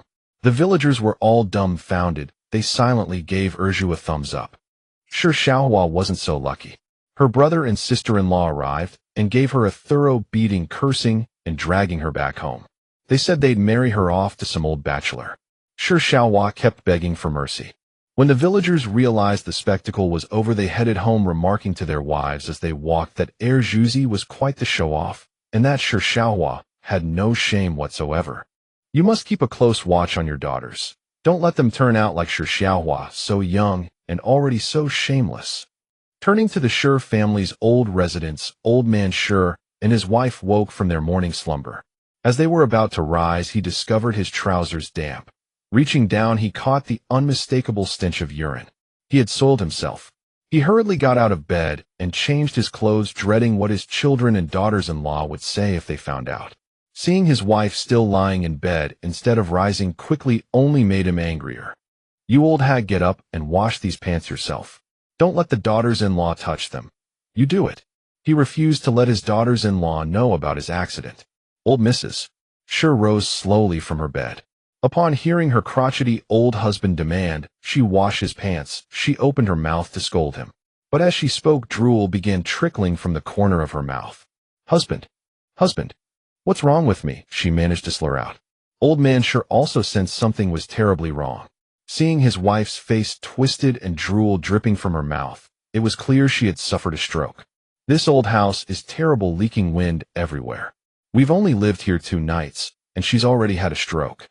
After changing into clean pants, old man Sure hurried outside to summon his eldest and second sons. Upon hearing their mother had suffered a stroke, both sons rushed over, immediately followed by their wives, who quickly dressed and came running. Mother, how did you get a stroke? Sure Donglai leaned close to his mother, and upon seeing her twisted face and constant drooling, he couldn't help but feel a wave of revulsion. Mother, don't worry. I'll go fetch the doctor right away. The second and third sons of the Sure family hurried off immediately. They knew that timely treatment was crucial for a stroke patient's recovery. The 3 daughters-in-law, upon seeing their mother-in-law's state, felt nothing but utter disgust. This difficult old woman was hard enough to serve when well, and now she had suffered a stroke. She'd be even more burdensome now. Still, the 3 daughters-in-law put on a show of concern, speaking sweetly while helping old Mrs. Sure dress and put on her shoes. Meanwhile, the eldest daughter-in-law noticed her father-in-law's underpants discarded on the floor. She approached and saw they were still damp, with a strong urine odor wafting up. It instantly dawned on her. Her father-in-law had wet himself. Could it be that last encounter with Qiuge had damaged him? Now he couldn't even control his bladder. How could their family be so cursed? First her father-in-law couldn't hold his bladder, and now her mother-in-law had suffered a stroke. What calamities kept striking the Sure family one after another. Caught by his eldest daughter-in-law's expression of disgust, the old man's face flushed red. I accidentally knocked over the chamber pot last night, he insisted. But when she glanced at the chamber pot, it sat neatly in its place, clearly not the one that had been spilled. The old man was quite the skilled liar. Though she didn't call him out on it, she took the stinky pants and marched outside. Just as things settled down, another scream erupted from Sure Cece's room. The sisters-in-law rushed to their younger sister-in-law's room again, finding her sitting motionless on the bed. They feared she might be having another outbreak like last time, but upon closer inspection, she seemed perfectly fine. What was she up to now? This family never gave them any peace. Cece, what are you screaming about? You scared us half to death. You're fine. Go check on Mother. She seems to have had a stroke. Her face is twisted and she's drooling. Your second and third brothers want to fetch the doctor, and we still need to prepare meals. The eldest sister-in-law had grown increasingly resentful of her younger sister-in-law, who seemed to only cause trouble and never helped with anything. Wah! To everyone's surprise, Sure Cece covered her face and burst into tears. Crying at this hour of the morning. Don't you think our family has enough troubles? You can barely sit with Mother for a moment before you start wailing. I've treated you with nothing but kindness since marrying into this family. Never once raised my voice to you. And now you're aggrieved just because I ask you to keep your own mother company. The second sister-in-law grew displeased as well. What was the meaning of this? If mother-in-law found out, she'd think they were bullying their youngest daughter-in-law. Qiuge, please stop crying. Mother truly had a stroke. She loves you the most. Go see her at once. The third sister-in-law approached Qiuge's bedside, bringing her clothes to help her dress. Sisters-in-law, you misunderstand. It's not that. My old illness has returned. As she spoke, a foul odor washed over the third sister-in-law, Qiuge. Cough, cough. Qiuge, why does your breath smell so terrible? Go rinse your mouth. The pungent odor drove the third daughter-in-law to uncontrollable coughing. I don't know why my breath smells so foul today, and I've also been passing wind repeatedly. The moment those words left her lips, Qiuge let out another series of deafening farts. Good heavens. Qiuge's words have come true. You're suffering from excessive liver fire again. The sisters-in-law quickly covered their noses and mouths. The potency of those farts was far worse than before. Qiuge, I've told you before. Keep your temper in check and don't lose your temper so easily. Look, your liver fire is acting up again. Thank goodness your face isn't breaking out in sores this time. The second daughter-in-law could bear it no longer. She finished speaking and rushed outside, gasping for air. The unluckiest of all was the third daughter-in-law, Qiuge. With Qiuge's farts aimed directly at her, she took the full force of them, retching continuously. Having eaten nothing that morning, only sour bilious fluid came up. The eldest sister-in-law, upon hearing those farts erupt, had quickly bolted outside, a rare display of quick thinking. She had feared the stench might match last time's devastation, and she absolutely didn't want to endure that again. To her relief, her instinct had proven perfectly correct. Watching her third sister-in-law heaving, she felt not pity, but a hint of schadenfreude. Eventually, the pale-faced Qiuge fled from Qiuge's room. Qiuge herself was nearly overcome by the stench, but there was nothing to be done. It was her own doing. The only silver lining was that her face remained clear of sores this time. Otherwise, the situation would have been far more distressing. Qiuge, stop sitting in that room. Get dressed and come out. And if you need to pass wind, don't do it hiding inside. Go behind the house where no one's around. The eldest sister-in-law called out to Qiuge in the room. Sister-in-law, do you remember the prescription Qiuge gave last time? Please make those pills for Qiuge again as soon as possible. If this continues, our entire family will be gassed to death. The third daughter-in-law, Qiuge, approached the eldest sister-in-law, imploring her to prepare the same medicine pills for Qiuge. I do recall that prescription. We have the other ingredients at home, but the dog dung. We'd need to search the village for it. We no longer keep dogs. The black one we bought was bled dry. But as Qiuge warned last time, this prescription may not work if the condition recurs. The eldest sister-in-law still remembered Qiuge's warning to Qiuge. Qiuge sat in the room, and upon hearing that her sisters-in-law were about to feed her that excrement bowl again, she immediately rushed out in panic. I don't want to eat those medicine pills made from excrement. That's all nonsense made up by Qiuge. My illness is cured because the medicine from Bowen Medical Hall took effect. It has nothing to do with those excrement pills. Don't fall for Qiuge's tricks. She's just deceiving you. Qiuge had never heard that excrement could cure illness. Her sisters-in-law simply didn't want to spend money on her treatment and were deliberately conspiring to fool her. Qiuge, don't discuss this with us. We have no money to treat you. Go talk to your parents. But now with all the chaos in our family, even if you want to buy medicine in the city, there may be no doctor to prescribe it. The city is in complete disorder with refugees everywhere. If you go, it will be in vain. The eldest sister-in-law despised this little sister-in-law the most. With so little money left in the family, she still wanted to spend it all on herself. If her mother-in-law and father-in-law dared to buy such expensive medicine for Qiuge again, she would also voice her opinion. Why should the family's money be spent on this daughter, who would marry out? What about her son's education? This family was about to flee on the road. If anything happened, they would have no money at all. I don't need you to go with me. Stop blabbering. If my mother knew how you treated me, she would slap you to death. Now things were truly different. Even her dim-witted eldest sister-in-law dared to point fingers at her. Did she really think Qiuge was easy to bully? You're becoming more and more ill-mannered. No wonder Qiuge called you a little bitch. I don't think you're any good either. And claiming to become an official's wife? I think that's pure nonsense. That Taoist was also a fraud. Since he took the silver and hasn't come back for so long, why hasn't he shown up? He must have run off with the silver. You idiot, you paid him in advance. You're nothing but a troublemaker and a spendthrift. The old Qiuge family has you, and it's never been good. The eldest sister-in-law was furious, hands on her hips. This was her first time trading insults with Qiuge. Eldest sister-in-law, forget it. Qiuge is still young. Don't lower yourself to her level. She'll be better once she's married. The second sister-in-law also disliked Qiuge, but with her in-laws favoring her, she couldn't say much. Young? How young is she? Girls her age in the village are already married. Forget about others. Isn't Qiuge the same age as her? Look at her, and then look at our little sister-in-law. All day she loafs around and does nothing but play the lady at home. What kind of lady is she? She's just a lazy slut. Whoever marries her will suffer 8 generations of bad luck.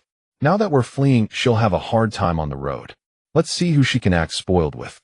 The eldest sister-in-law vented all her pent-up frustrations over the years. It felt so satisfying. No wonder Qiuge cursed freely. It felt great not having to hold back. You old bitch. How dare you curse me like that? I'll have my mother beat you to death with her cane. Do you really think you're the mistress of this house? Let me tell you, as long as I Qiuge am here, you won't have your way. This family doesn't belong to you. My father and mother spend money on me. So what? It's only right. You want to take over all the family property? No way. Even if they die, half of the property is mine. Don't think you can hog it all. I can become an official's wife. When I do, I'll have you flogged for disrespecting an official's wife.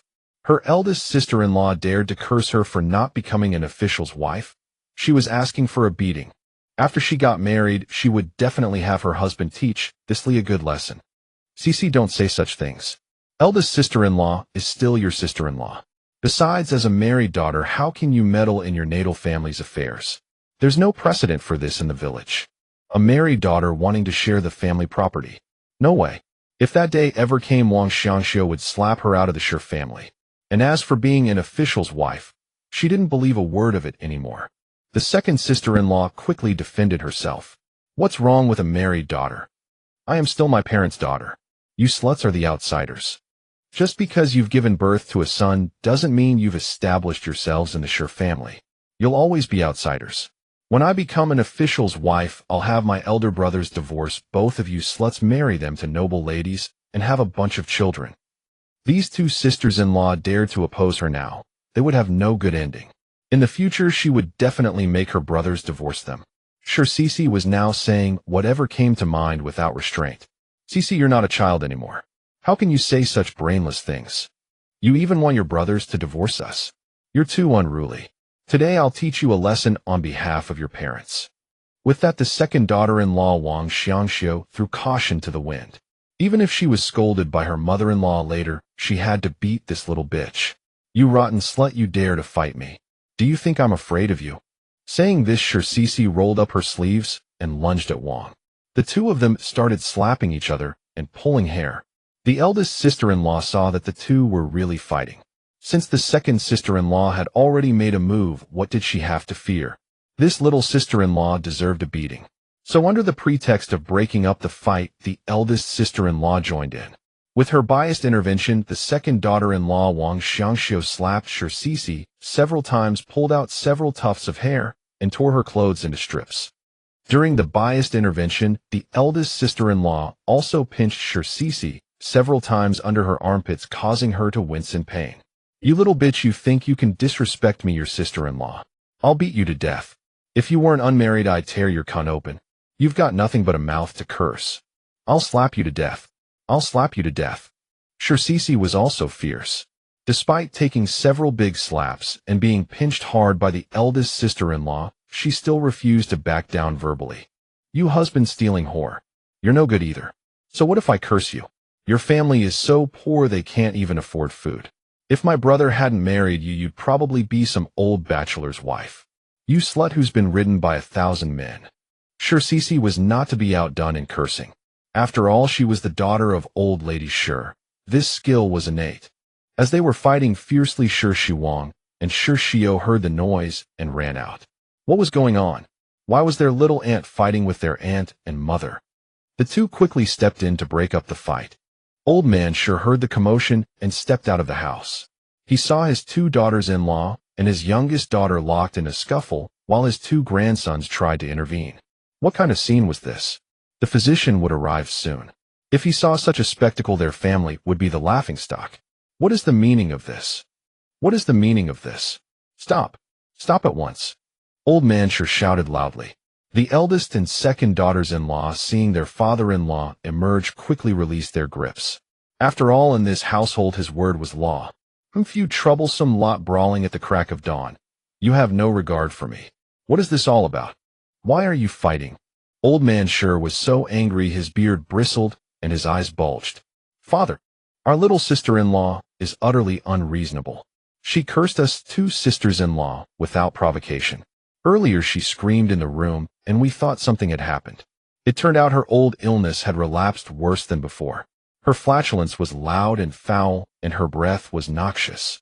We discussed preparing the same remedy as before, but she not only refused our help, but attacked us, accusing us of deliberately harming her. The second daughter-in-law quickly recounted the whole incident to Old Man Sure. Old Man Sure was baffled. How could this be? Hadn't the illness been cured? Why had it relapsed? This was truly worrisome. Yes, little sister also claimed we meant her harm, siding with Qiuge. She said we had malicious intentions, and that once she became an official's wife, she would make your sons divorce us all. And she would have me beaten with a board. Since marrying into this family, I have treated her like my own blood sister. I have never spoken a harsh word to her. Her every word was like a royal decree, and I obeyed without fail. Yet now she treats me like this.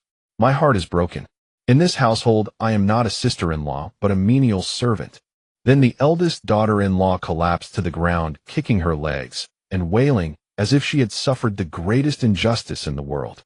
Old Man Sure never expected his youngest daughter to utter such words. It was truly outrageous. The two daughters-in-law had indeed treated her like a true sister. But the girl, spoiled rotten by her mother, always spoke to her sisters-in-law with utter disrespect. Everyone had their limits.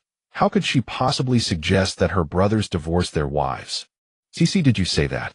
How could you speak such words? You are the younger generation. How dare you address your elders like this? Besides, your sisters-in-law only have your best interests at heart. Have you started releasing foul-smelling gas again? Is this true? Old Man Sure looked at Cici, whose hair was a tangled mess and whose clothes were torn to shreds. She had been badly beaten too. Yet she still wore a haughty, arrogant expression. Father, what if I did say it? Those two black-hearted sluts just can't stand to see me well. They wanted to feed me those dung pills.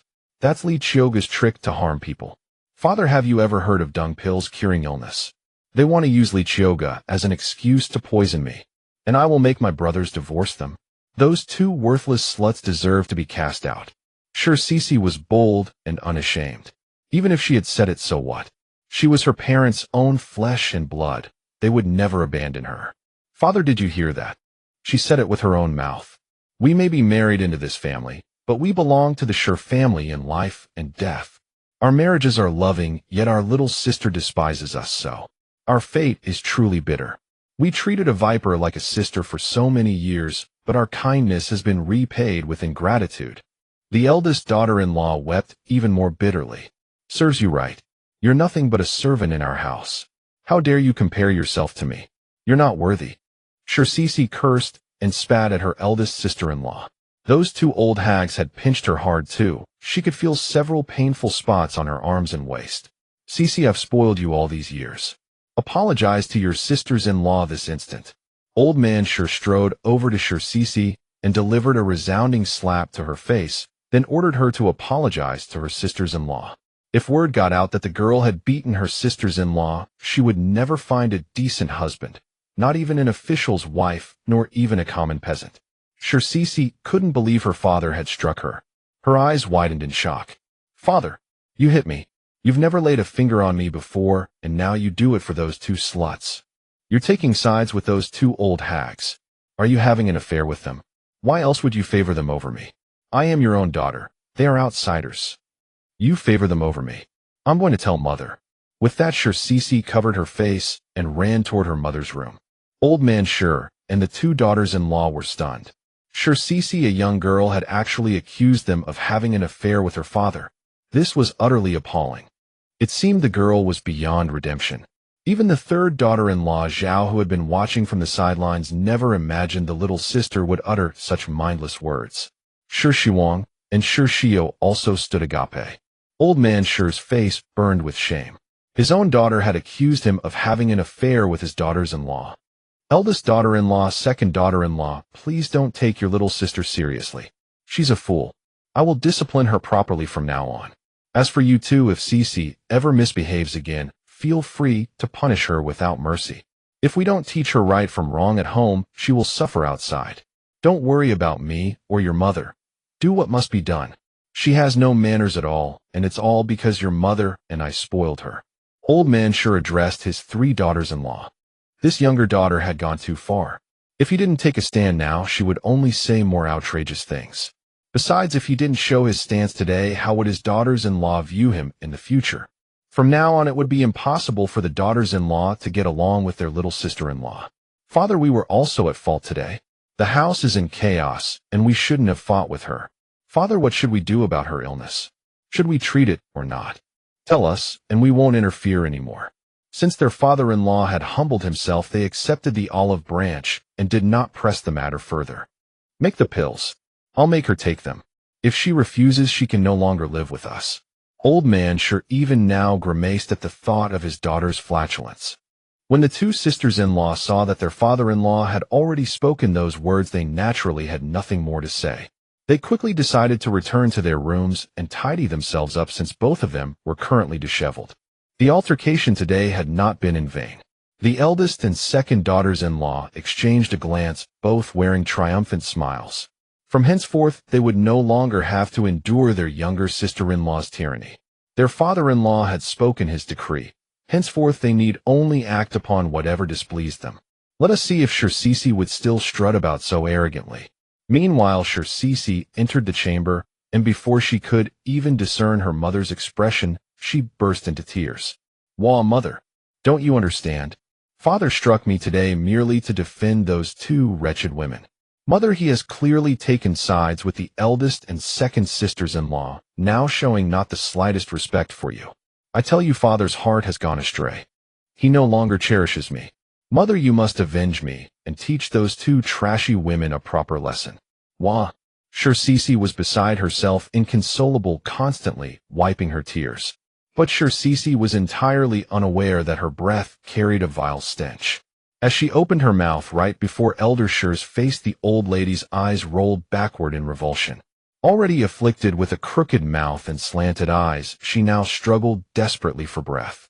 Feeling as though death itself were upon her, Elder Shi, in her desperation, delivered two sharp slaps across Qiuge's face. Then she stammered, Begone! Begone! Foul! Stench! I cannot breathe. Elder Shi felt she was speaking with her very last breath. Qiuge covered her face and listened for a long while before comprehending that her mother simply detested her foul breath. Mother, I have been bullied to this sorry state, and you mock me. Does your daughter not suffer from illness once more? Mother, hasten to fetch the money and have eldest brother take me to Bowen Hall. Let us ascertain what plagues me. I shall not touch those rice balls our sisters-in-law prepared. I want medicine prescribed by Bowen Hall. Then Qiuge felt another surge of gas rumbling violently through her intestines. She lifted half her body, and like the report of artillery, a thunderous fart erupted. Boo! Boo! Boo boo! Several thunderclap-like farts rang out. After releasing them, Qiuge felt her posterior numbed from the violent force. Immediately thereafter, the putrid stench permeated the entire room. As old man Shi was just stepping over the threshold, hearing his daughters farting, he hastily withdrew his leg and sprinted toward the courtyard. He wished to prolong his days yet. His daughter's farts possessed extraordinary potency, likely laced with venomous gas. He must keep his distance. Elder Shi, already reeling from Qiuge's odor with her eyes rolling back, was struck by several more consecutive blasts and actually collapsed fainting on the spot. Qiuge had never imagined her farts could be so devastating that she'd rendered her mother unconscious. She hastily supported Elder Shi and pinched her philtrum with all her might. It was not until Elder Shi's philtrum nearly bled that she finally stirred back to consciousness. "Mother, how do you fare? Mother, are you all right?" Shirsisi continuously shook Elder Shir. "Out! Out! Summon your eldest and second sisters-in-law."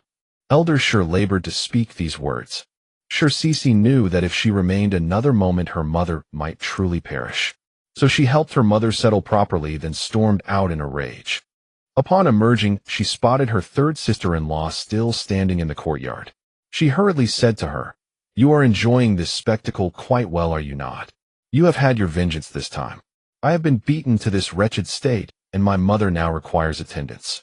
You had best attend to her." Humph. When Shirsisi had been struck earlier, this third sister-in-law had not lifted a finger to assist her. Truly a cunning and malicious woman. "Sisi, you misconstrue the matter. How would your third sister-in-law know to fight?" "Sisi." The third daughter-in-law Zhao Shi called out several times, but since Sisi ignored her, she ceased. It was merely a perfunctory gesture. Did Sisi truly believe she feared her younger sister-in-law? Now that their father-in-law had spoken, there was no need to coddle her anymore, nor to yield to her. That spectacle had been truly exhilarating. Her spirits lifted considerably. By the way, the eldest and second brothers had gone to summon the physician. Why had they not yet returned? Never mind. She must not dwell on it. She needed to quickly check on her mother-in-law. When the third daughter-in-law entered the room, she saw her mother-in-law gasping heavily, drool cascading from her mouth. Her chest was drenched in a large patch. The freshly changed garments were soaked once more. She would have to change her yet again. She retrieved a clean set of clothes from her mother-in-law's wardrobe and dressed her. The stench within this chamber was quite overpowering. During the process of changing clothes, she gagged several times. "Mother, your legs should still be capable of walking correct.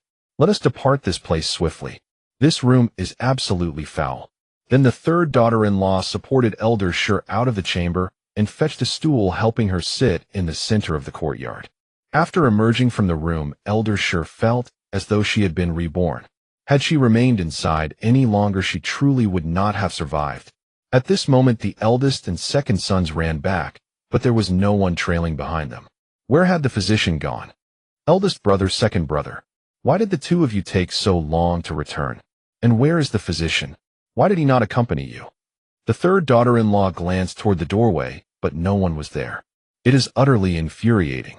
No matter how we pleaded the village folk, doctor refused to come to our home.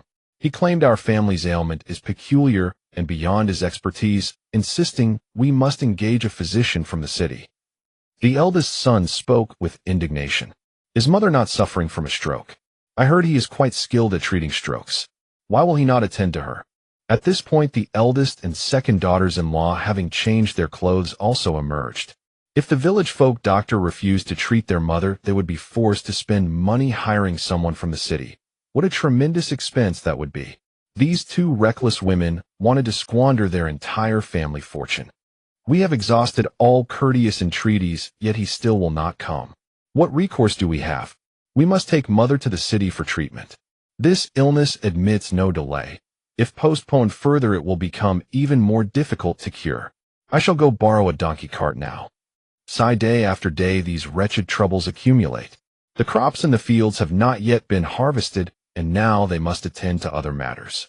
What a dire existence this proves to be. The eldest son muttered curses as he set out to borrow a donkey cart from the village. It was not easy to procure one at present. The village possessed only 2 donkey carts, and their owners required them for harvesting grain. Their own mule cart also had to be reserved for collecting crops. It could not be diverted for other purposes. "Eldest brother, better to utilize our family's mule cart. Venturing outside to borrow one wastes precious time, and moreover, no one would lend it. At a time like this, who would part with a donkey cart?" The third daughter-in-law quickly hailed her elder brother-in-law. "Indeed, eldest brother, hasten to take mother and your sister to the city at once. We can only pray that the medical clinic in the city remains open." Old man Shi also interjected at this moment. Upon hearing his father's words, Shi Donglai abandoned the idea of borrowing a donkey cart from outside. To be honest, it was impossible to borrow one anyway. But why did his father insist on taking his sister to the city? She wasn't ill. "Father, I'll take mother along. There's no need for Sisi to come. His sister was nothing but trouble wherever she went. Why drag her along?" She might as well stay home obediently. Father, didn't you say we should prepare the medicine for Qiuge ourselves? Why take her to the medical clinic? Had their father just promised and now changed his mind? Was he trying to deceive them? You should go ahead and prepare your medicine. Taking Qiuge to the clinic for a pulse check will give us peace of mind in case she has the same illness as before. This time she also developed halitosis. She must see a doctor. Besides, your mother with her twisted mouth and slanted eyes needs someone to attend to her. You all work efficiently at home, so sending her out will save you from quarreling. Now it was truly outrageous. Even his daughter-in-law dared to question his decisions. Father, what did you say? Qiuge has relapsed with that same problem, and now she has halitosis too. Good heavens, this is unbearable. Father, do you know how much money it cost last time when Qiuge went to Bowen Hall? The money vanished like ripples in water. Once inside, they prescribed whatever they wanted, and you couldn't just say, let's take a look and be done with it. With Qiuge's temper, you know it well. Never mind 20 taels of silver, even if it were 50 taels, mother and Qiuge would spend it all, without a second thought. His mother and Qiuge shared the same temperament. They cared only for their own comfort, completely disregarding the family's survival. Lauda adamantly refused to have Qiuge treated, especially since they already had the prescription they could manage at home. Fine, you big brother. So this is how you speak of me behind my back. I'm your own sister and you're delighted that I'm ill, aren't you? You're unwilling to spend even a few dozen taels to cure me, just like that wretched wife of yours. You can't bear to see me well. Mother, do you see this? Now my big brother refuses to spend money on my treatment. I've witnessed it with my own eyes. At that moment, Qiuge had just changed her clothes and happened to overhear her brother talking about her. Qiuge, perhaps you shouldn't go? Don't we have the prescription at home? Leo Tai mumbled indistinctly. Spending so much silver pained her as well. Her eldest son had misjudged her. Although Leo Tai also hated Qiuge, it was indeed Qiuge's prescription that had cured Qiuge last time. This time they should first try the same prescription. If it truly didn't work, then they could go to the city for treatment. No, I won't. I insist on seeing a doctor at Bowen Hall. Besides, father agreed to let me have a pulse check. I must go to the city. With that, Qiuge climbed onto the donkey cart without a care. Enough, stop arguing. This early morning quarreling is giving me a headache. Eldest son, take your sister for a checkup, but don't buy any medicine for her. And you old woman, just go to the city and see. If it costs too much to cure you, then come back and wait for death. Our family's money is not meant for you two to squander recklessly. It's needed for greater purposes. Old man thought that by saying this his sons and daughters-in-law would be satisfied. Indeed, after he spoke, the hearts of his sons and daughters-in-law were at ease. If they were to treat both his mother and Qiuge on this trip to the city, how much silver would it cost? The family was already in dire straits. So without even breakfast, Dalong drove the mule cart to the city with his mother and Qiuge, who had the appetite to eat. Since early morning, one incident after another. What was wrong with the old house? What sort of feng shui was this? Troubles had plagued them ever since they moved in. Since no one felt like eating, breakfast was abandoned. The other two sons, the second and third, along with the two grandsons, went to the fields to harvest grain. The daughters-in-law stayed home washing and scrubbing, and the eldest daughter-in-law had to wash her father-in-law's urine-soaked trousers. Sitting on the donkey cart with her mother, Qiuge calculated in her mind, once they arrived at Bowen Hall, regardless of whether her mother or brother agreed, she would insist on the doctor prescribing her several doses of medicine. If they refused, she would cry and throw a tantrum. After all, curing her illness was the most important thing. She didn't care about saving face or losing face. Donglai, now experienced with his sister's loud and foul-smelling flatulence, picked several fragrant herbs from the roadside as he drove the donkey cart, stuffing them into his nostrils to endure the unbearable stench during the journey. Poor Leo Tai.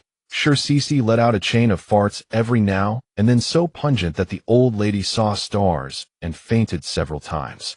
But her daughter didn't notice, thinking her mother was just taking a nap. Meanwhile, Qiuge and Dalong had also risen. They prepared a nutritious meal for Xiaolai and told him they would visit her parents' home today. Qiuge had informed Aunt Hohot that she would come to cook for him at noon, so he needn't worry. They would be back by dinner at the latest. Xiaolai nodded, understanding that Qiuge had been married for several days without returning to her parents' home, it was indeed time for a visit. Here's the medicine I prepared for you. Don't forget to take it after meals. And don't read too much, but it's bad for your eyes. You need rest now. Qiuge placed the medicine for Qiuge within his reach and added a few more reminders. Feeling a bit embarrassed at being treated like a child, Qiuge replied, "Rest assured, sister-in-law, I'll balance work and rest as you say." Qiuge nodded in acknowledgement. Then Qiuge and Qiuge drove the donkey cart toward her parents' home. Qiuge sat on the cart, gazing at the beautiful scenery along the road. It was the autumn harvest season. The leaves on the mountains were turning yellow, and the crops in the fields were ripe, creating a splendid view. I've never felt so carefree and at ease. Qiuge recalled the mood of the original owner when she married into Qiuge village, sitting on the donkey cart. Back then, Qiuge felt as if she were heading to her death, having lost all faith in her family and loved ones. How could she have enjoyed the scenery along the way? Was your past life so hard? With your fiery temper, you should have lived quite well, observed Qiuge. Qiuge's personality of cursing and hitting whenever she pleased should have made for a decent life. Qiuge remarked. Of course my past life was good. I was just thinking about the original Qiuge. She never had the chance to enjoy the scenery so freely like I do now. She was always a drudge at home, either cutting pigweed on the mountain or washing clothes in the river. The easiest task was cooking. Qiuge recalled that the original body had been toiling every day, never resting even a single day in the entire year. Li family village was not far from Qiuge family village. It took 2 hours on foot, but Qiuge and the others were driving a donkey cart, so they arrived at the village entrance in less than an hour. Along the way, Qiuge kept telling Qiuge about the mistreatment she had suffered in her maiden home. It was truly bitter. Even calling her a maidservant was an understatement. Your grandfather and grandmother are too biased. Why can't they appreciate your father? Even if he isn't their biological son, his filial piety is more than enough. Sometimes Qiuge simply couldn't understand why people's hearts could be so evil. Shouldn't villagers be simple and kind? But in these 5 years, he had truly witnessed many vicious mothers-in-law and fathers-in-law. For instance, the entire old Qiuge family were not good people. Some people are born with a belly full of malice, while others eat 100 beans and still don't know the stench. How can people be the same? When the Creator made humans, he made all kinds, which is why this colorful world exists. Not to mention anything else, just look at the yamen. If everyone were good, what would be the use of the yamen? To keep a bunch of people idle. People must have both good and bad. Anyway, I'm not a good person. If someone bullies me, I'll bully them back. If someone takes advantage of me, I'll make them pay. Qiuge never considered herself a good person, but she wasn't a heinous villain either. If others do not offend me, I will not offend them. If they offend me, I will uproot them completely. You don't need to say it. You're already bad enough. Look how you've bullied the old Qiuge family. I also want to ask you that scandalous affair this morning. It had nothing to do with you, right? Upon hearing Qiuge's words, Qiuge rolled her eyes at him. The way you said it, you already knew it was me. You're pretending to be clueless while knowing full well. So what if it was me? That pair of adulterers were unlucky to run into someone like me. Besides, what was wrong with what I did? They were fornicating, and I just added some excitement. I was doing a good deed. What Qiuge hadn't expected was that Erju's wife actually didn't beat her husband to a pulp. She let him off lightly. How spineless. Even if Erju was handsome, he had betrayed her physically, yet she still didn't despise him. As for Qiuge, she had no sympathy. Served her right. That little wench, not even as big as a cat's tail, yet she's thinking about sleeping with a wild man. Don't blame her for being ruthless. If such a little wench were married to a good man, wouldn't she ruin that good man's family? She wanted everyone to know that this little wench was not decent and should not be married. Wasn't her brother talking about marrying her off to an old bachelor? Just look at this. She's perfect for that old bachelor. He's never slept with a woman in his life, but once he gets a taste, he'll surely treat her well. Don't do such a good deed again. You're still an unmarried virgin, yet you saw such a thing without any shame. You really have no sense of decency. Qiuge was quite bothered that Qiuge had witnessed such a scene. So what if I'm a virgin? Who says a virgin can't watch such things? To me, this is child's play. As long as I'm not afraid of getting sty in my eye, it's fine. Qiuge didn't notice that as she spoke, Qiuge's face was constantly red. How could Qiuge know that Qiuge, at 27 years old, was still an unmarried young man? If Shi Dalong saw such a thing, he would blush and look away, but Li Qiuge actually went up close to watch. Forget it, I won't argue with you. I can't outtalk you anyway. Just don't do such things again. It harms your reputation. Li Qiuge pouted. What's so bad about it? She thought to herself, if I see such a thing again, I'll do it again. Li family village, like Shi family village, was now busy harvesting grain. These past 2 days, Li Qiuge's father Li Tai and her mother Wang Xiuyan were exhausted day and night like dogs. Even so, they weren't even given a full meal to eat, and her mother still had to endure scolding from old lady Li. You lazy bitch, you've done so little work, and you're pretending to be sick. Get up right now. Wang Xiuyan was exhausted from these 2 days, and on top of that, her daughter married Shi Dalong, without even returning home to visit, so she kept worrying about her daughter. With such exhaustion, she finally couldn't get out of bed today. Mother, Xiuyan is sick, she really can't get up. Let me do the housework alone. Let Xiuyan rest for a couple of days. If you keep beating her, you'll beat her to death. As Li Tai entered the door, he saw his stepmother beating his wife, and immediately rushed over. You do it. How much work can you do in a day? This lazy bitch is just pretending to be sick. Look, she can dodge when I hit her. She's not sick at all. Saying this, old lady Li raised the fire poker in her hand, intending to strike Wang Xiuyan hard. Li Tai was also furious. His wife had already suffered enough with him, and now she was sick and being beaten by his stepmother. In anger, he snatched the fire poker, broke it, and threw it to the ground. Well done, Li Tai. I raised you with great hardship, and now you dare to rebel against me for this slutty bitch. You're something. Let me see if I don't have your father break your legs. Old lady Li hadn't expected Li Tai to dare do this to her. These past few days, she had noticed that the couple wasn't as obedient as before. Wasn't it just because she sold that little wench Li Qiuge? What use was keeping such a little wench? She would have to be married off sooner or later. Old lady Shi had given 10 taels of silver as betrothal gift, if married to another family, at most 5 taels. Wang Xiuyan saw her man fighting with her mother-in-law for her sake, so she quickly tugged at his clothes, wanting Li Tai to yield to his mother-in-law. He knew that Li Tai fiercely shook off Wang Xiuyan's hand. Xiuyan, don't be afraid. We have nothing to fear now. Our daughter has been sold by her, and she still wants me to respect her. Xiuyan, I know your illness is also caused by Qiuge. I'll go to Shi family village later and bring Qiuge back. Li Tai had been thinking about this for several days. He had grudgingly accepted that Shi Dalong treated his daughter well, but if his daughter was mistreated in the old Shi family, he would even go to the authorities to get her back. Don't daydream. Do you think old lady Shi is easy to deal with? I took 10 taels of silver from them. What will you use to exchange for that little wench? You want me to take out the silver? Don't even think about it. Not a single copper will I give you. I am her grandmother. So what if I sold her? I have the authority over her marriage. Old lady Li was thin and small. She looked passable when young, but in old age, she increasingly resembled a mummy.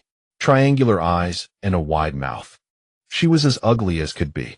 Li Tai now watched his stepmother's mouth opening and closing as she spoke, his fists clenched tightly, wishing he could knock out all her front teeth.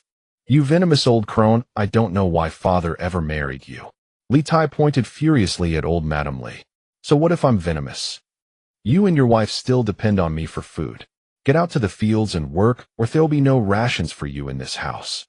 Giving them a mouthful to eat was already merciful of her, and now they dared to talk back. We won't do a lick of work today, nor ever again. I want to split the family. Wang Xiuyan, lying in bed, was beside herself with excitement. She had longed for this day for so long, but had kept it buried in her heart, never daring to speak it. In the countryside, dividing the family while parents were still alive was a grave offense against filial piety. Ridiculous. Split the family. What is there in this house that could be divided between the two of you? If you want to split, then strip naked and crawl out of this house. Don't you dare take a single thread of cloth or a single grain of rice with you. If it weren't for the fact that the couple could still work, old Madam Li would have driven them all out long ago. Now that they were about to flee as refugees, keeping them around meant sharing food with them. Their leaving suited her just fine. But taking even a fraction of what belonged to this family, absolutely impossible. You say there's nothing for me, so there's nothing. This house holds a share for me too. I am the eldest legitimate son. You're nothing but a stepmother. In the countryside, though, they didn't make distinctions like the great houses between legitimate and illegitimate. He was old Li's eldest son, and rightfully entitled to family property. Oh, listen to you. Shameless talk. Eldest legitimate son, indeed. Do you really think you're some young master from a noble family? You're nothing but a mud-footed peasant. If I hadn't raised you, you might have died long ago. Your father would have thrown you into a ditch. Do you truly believe you matter that much to him? If you did, after all these years of me treating your family of three like this, why hasn't your father said a single word? Old Madam, Li declared proudly. Yes, the light in Li Tai's eyes dimmed instantly. For all these years while his family of three suffered under Old Madam Li's grinding oppression, his father had never spoken a word. Even when he was a child and his two younger brothers got hurt, his father always blamed him first. The number of times he had been beaten was beyond counting. Sometimes he truly wondered if he was even his father's own son, for why had he never received any fatherly love? If his father was not a man capable of affection, then why was he so good to his two younger brothers? And why was he so kind to their children while treating Qiuge so poorly? What hurt him most was that his only daughter had been sold off by Old Madam Li, and his father had not opposed it. Why did the eldest branch work the most, eat the worst, and wear only the cast-off clothes of the younger brother's family? On what grounds? Why, on what grounds? Just then, Old Madam Li's eldest daughter-in-law rushed in. Mother, come out quickly. That little slut Qiuge is back, and she's brought that old man she married. Could it be that Qiuge did something wrong in the Shi family and got thrown out? Mother, that 10 taels of silver have already been paid for Junjia's tuition. We can't get it back. The eldest daughter-in-law had just gone out to dump the slops when she saw Qiuge and Shi Dalong returning. That little tramp. Why is she back? Come on, let's go see. Old Madam Li also thought Qiuge must have been thrown out by the Shi family, and she was terrified of having to refund the 10 taels of silver. Husband, our daughter is back. Go out and see to it. Don't let mother bully the child. Wang Shilian mustered all her strength and pushed Li Tai. I know. You stay in bed. I'll settle this matter today. Then Li Tai strode out after them. Qiuge and Shi Dalong stepped down from the donkey cart and stood at the gate of their home. Qiuge gazed at the small rammed-earth courtyard house. A surge of hatred rose from the depths of her heart. This was the place where the original owner had lived her entire life. There was not a single pleasant memory in this house. Everywhere she looked, she could feel the suffering the original owner had endured. Qiuge, you little slut, why are you back? Get the hell out of here. You're no longer a member of the Li family. Don't even think about setting foot in this house. Old Madam Li, with her short legs, stood at the gate and started cursing at Qiuge, pointing her finger. You old damn bitch, what business is it of yours why I'm back? I came to see my parents. This is my maternal home. Why shouldn't I come back? Who do you think you are, some old stinking stepmother? Qiuge, with one hand on her hip and the other pointing at Old Madam Li, let loose a torrent of curses. Old Madam Li had never expected that only a few days after her marriage Qiuge would be a completely different person. Before she was like a mouse before a cat. Now she dared to point at her nose and curse. Qiuge thought to herself, who couldn't play the shrew. If she started cursing, she could go on for 2 hours without repeating herself. Qiuge, you're out of line. This is your grandmother, and you dare point at her nose and curse. The eldest daughter-in-law also chimed in, rebuking Qiuge. You fat, so you're here lecturing me too. Go eat your pig slop. My real grandmother turned to dust long ago. She's a goddamn bitch. Get the hell out of my way or my fists won't show any mercy. The eldest daughter-in-law had never been cursed like this before. She was indeed quite fat, weighing over 180 caddies, but no one had ever called her a fat sow. Qiuge's insult was too much. Qiuge, you're back. Come on in. Your mother is sick. She's been missing you so much. Now that you're here, she'll surely recover. Even if you hadn't come back today, I was planning to go to Shi family village to fetch you. It's all my fault. I'm nothing but a spineless coward. I couldn't even save my own daughter from being sold. But this time I've made up my mind. Even if it costs me my life, I'll bring you back home. At first, when Li Tai heard Qiuge cursing Old Madam Li, he was taken aback. But then it suddenly dawned on him. His daughter must have been through some shock and finally seen things clearly. Besides, what was wrong with this? He thought it was just fine. She was no longer cowering and timid as before, just like what he himself had done, venting his anger, and it wasn't so frightening after all. At worst, they could move out of this house. He had hands, feet, and strength. He could always support his wife and daughter. Qiuge hadn't expected that as soon as she stepped through the door her father would give her such a pleasant surprise. She had thought she would have to persuade him at length. Unexpectedly, her being sold had suddenly made him see the light and grow a backbone. Father, I'll go see mother right away. Oh, and this is my husband, you've met him once before. From now on, please call him father too. Qiuge tugged at Shi Dalong behind her. Shi Dalong hurried over to Li Tai, bowed deeply, and called out, Father. Li Tai observed Qiuge's treatment of Shi Dalong. It seemed quite good. The couple likely got along well. Under the circumstances, he felt reluctant to ask too many questions. Judging from the girl's attire and appearance, she was clearly living a comfortable life. This brought a measure of solace to Li Tai's heart. Looking at his daughter, now she seemed far more radiant than when she lived at her natal home. Her complexion had improved greatly, and her clothing and styling resembled that of city women. Her head and hands were adorned with silver jewelry. Li Tai knew Shi Dalong could earn money, yet he had never imagined the man would spend so generously on his daughter-in-law. Then again, his daughter was beautiful and kind-hearted. No wonder her husband adored her. Ah, good son-in-law, come inside quickly. Your mother is still in bed. She will be so happy to see both of you. For some inexplicable reason, Li Tai felt an urge to weep and struggled to hold back the tears in his eyes. Qiuge also noticed the tears glistening in Li Tai's eyes.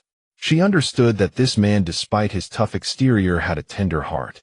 Who could bear to see their wife and children suffer such great injustice? It was all because she had been so foolish in the past. But realizing her mistakes was never too late, Qiuge thought to herself. Qiuge's beauty was largely inherited from her parents. Li Tai had been tall and imposing, and though hard times had weathered him, he was still unmistakably a handsome middle-aged man. And her mother needed no introduction. She had once been one of the most celebrated beauties in the village. Bah, scoffed Grandma Li, and they call him a son-in-law.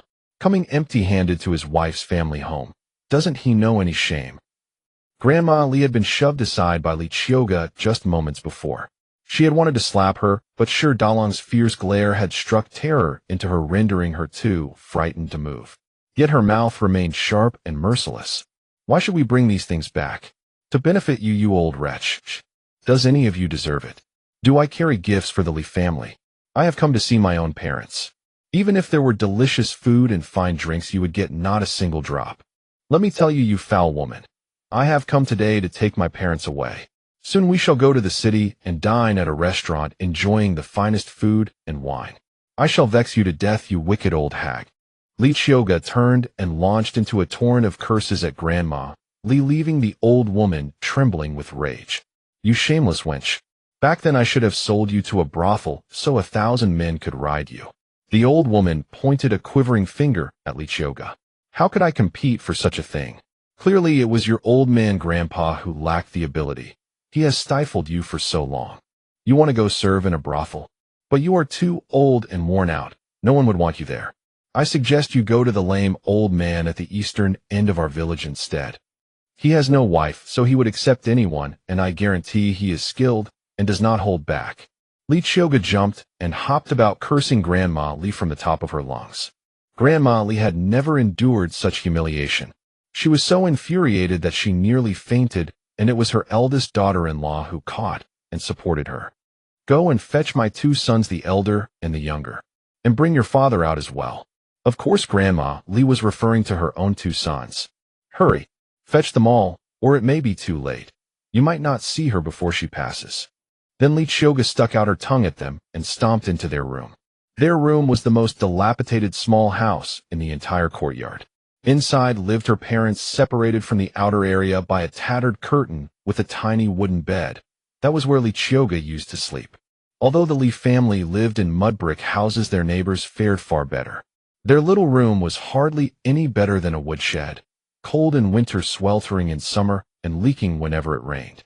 It was truly the case. Heavy rain outside meant light rain indoors. No sooner had she entered the room than she heard her mother calling softly, Qiuge, is that you? Have you come back? Woo-woo. Qiuge quickened her steps and rushed to her mother's bedside. She saw her mother was nothing but skin and bones, her face deathly pale. It truly seemed as though she were on the verge of dying. Mother, how have you fallen into such a state? Haven't they hired a doctor for you? Ah, that wicked old hag. How could she possibly call a doctor for you? Mother, let me dress you now. You will go with your daughter. From this day on, the three of us will never be parted. With that, Qiuge began helping her mother put on clothes. Wang Xiuyan was overjoyed at the thought of her daughter taking her away, but then she realized, a married daughter cannot simply bring her natal parents along. The old Shi family would certainly never agree. She hastily tried to stop Qiuge. Wang Xiuyan looked at her daughter, now dressed in fine clothes with silver jewelry adorning her head, ears, and hands. She knew her daughter was living well, and that was enough for her. She could not bring herself to cause trouble at her daughter's marital home. Doing so would only make her daughter lose face. No, Mother, Qiuge is quite well. The fact that you came back to visit us already makes us so happy. Your father has already decided to separate our household, and my days ahead will be easier. Do not worry about me. As long as you are well, your father and I are content beyond measure. Li Tai nodded beside her. Qiuge, you need not worry. I have already decided to separate from them. From now on, no one will ever wrong your mother again. The fact that you live well in the old Shi family eases the guilt in my heart. Li Tai had originally planned to go to the old Shi residence today to bring his daughter back. But seeing how well she was living now, he had already abandoned that idea. Qiuge could plainly read her parents' minds. But they in turn had no idea of her true situation. They only worried about not becoming a burden to their daughter. Father, Mother, you may not understand my current circumstances. I have driven the entire old Shi family out to the ancestral residence. The large brick tile house we now occupy is home only to my husband, his fourth brother, and myself. So it would be perfectly fine for you to move in with us. Besides, we are about to flee the famine together. It would be wonderful to look after one another on the journey. We are a true family. Qiuge's parents were utterly stunned by her words. How had their daughter driven her parents-in-law away? What on earth was going on? They could not fathom what had happened at all. Exactly, Father, you know well how capable my husband is at earning money. Moreover, he is not a blood member of the Shi family. During these past few days since I married into their home, the old Shi family treated me horribly, making trouble for me at every turn and almost costing me my life. So I, your daughter, flew into a rage and drove them out. You may not know that the grand brick tile house was built by my husband and is registered under his name, so evicting them was quite easy. Your daughter and her husband now have no connection to them whatsoever, so there is absolutely no problem in you joining us. If you do not believe me, your son-in-law is right here. Ask him yourself. Is it not true that I call the shots in this house? After speaking these words, Qiuge waited for her parents to question Shi Dalong. Shi Dalong quickly stepped in to affirm her words. Father, Mother, everything Qiuge says is true. The Shi family grew exceedingly arrogant and bullied my wife at every turn, so we decided to separate from them. Please rest assured and join us. The two of us will support you in your old age. Qiuge was deeply satisfied with the way Shi Dalong spoke. Li Tai and Wang Xiuyan were both astonished that their son-in-law, despite his burly stature, would heed his wife's words and allow her to take charge of the household. Qiuge, seeing her father standing there dumbfounded, quickly pushed him and said, Dad, don't just stand there. Look how sick Mom is. Let's pack up right now and take her to the city to see a doctor, and then we'll go back to my home. At this, Li Tai snapped back to reality and said to his daughter, Qiuge, of course your mother, and I would be delighted to go live with you. You're our only child, and we couldn't bear to be apart from you. But I'm not sure how to explain things to your grandfather. That stepmother of yours said she'd throw us out without even a shred of cloth. I don't believe she'll do that, but I still need to talk to your grandfather. After all, he is my father. I can't just leave without saying a word. Besides, my household registration is still in his hands. Dad, I was just about to talk to you about that. Of course, we need to get the household registration back. As for Grandpa, I want to tell you that you might not be his son at all. Don't expect him to care much about you. Qiuge shared her speculation with her father. Qiuge, how do you know that? How could that be possible? Li Tai knew his father wasn't good to him and didn't like him much, but he had never considered that he might not be his father's biological son. Dad, though I'm not 100% sure, I'm 90% confident. Look at how tall and handsome you are, while my grandfather has small eyes and a small nose. You could even say he's ugly. Besides, second uncle and third uncle both look like Grandpa. Where do you resemble Grandpa at all? And look at how Grandpa treats our family of three. Does he treat you like a real son? Qiuge laid out all her suspicions to her father. And look at how Grandpa treats us. Does he treat you like a real son? Qiuge then recounted all her doubts to her father. At this moment, her mother Wang Shulian also suddenly felt that her husband really didn't resemble this family. Even if he took after his former mother-in-law, he couldn't be completely unlike old Li. Husband, I think our daughter is right. Otherwise, why would your father and stepmother treat you like this? You must not be their biological son. Besides, I've heard from the village elders that when your mother came to Li family village, she was already pregnant with you, and no one knew where she came from. They all said that she was very refined in her manners, not like a peasant at all. Most importantly, I've also heard that our father was sold to a wealthy family as a servant and only returned to Li family village with your mother after more than 10 years. Could there be something we don't know about? Wang Shulian then shared what she knew. Dad, if what Mom says is true, then you certainly are not old Li's son. Maybe you're the son of a wealthy family. A young lady from a rich family falls into misfortune and hides in an unfamiliar place with a servant. Such things are not impossible. They happen all the time in TV shows. Can this be true? I don't know anymore. Li Tai was now completely bewildered.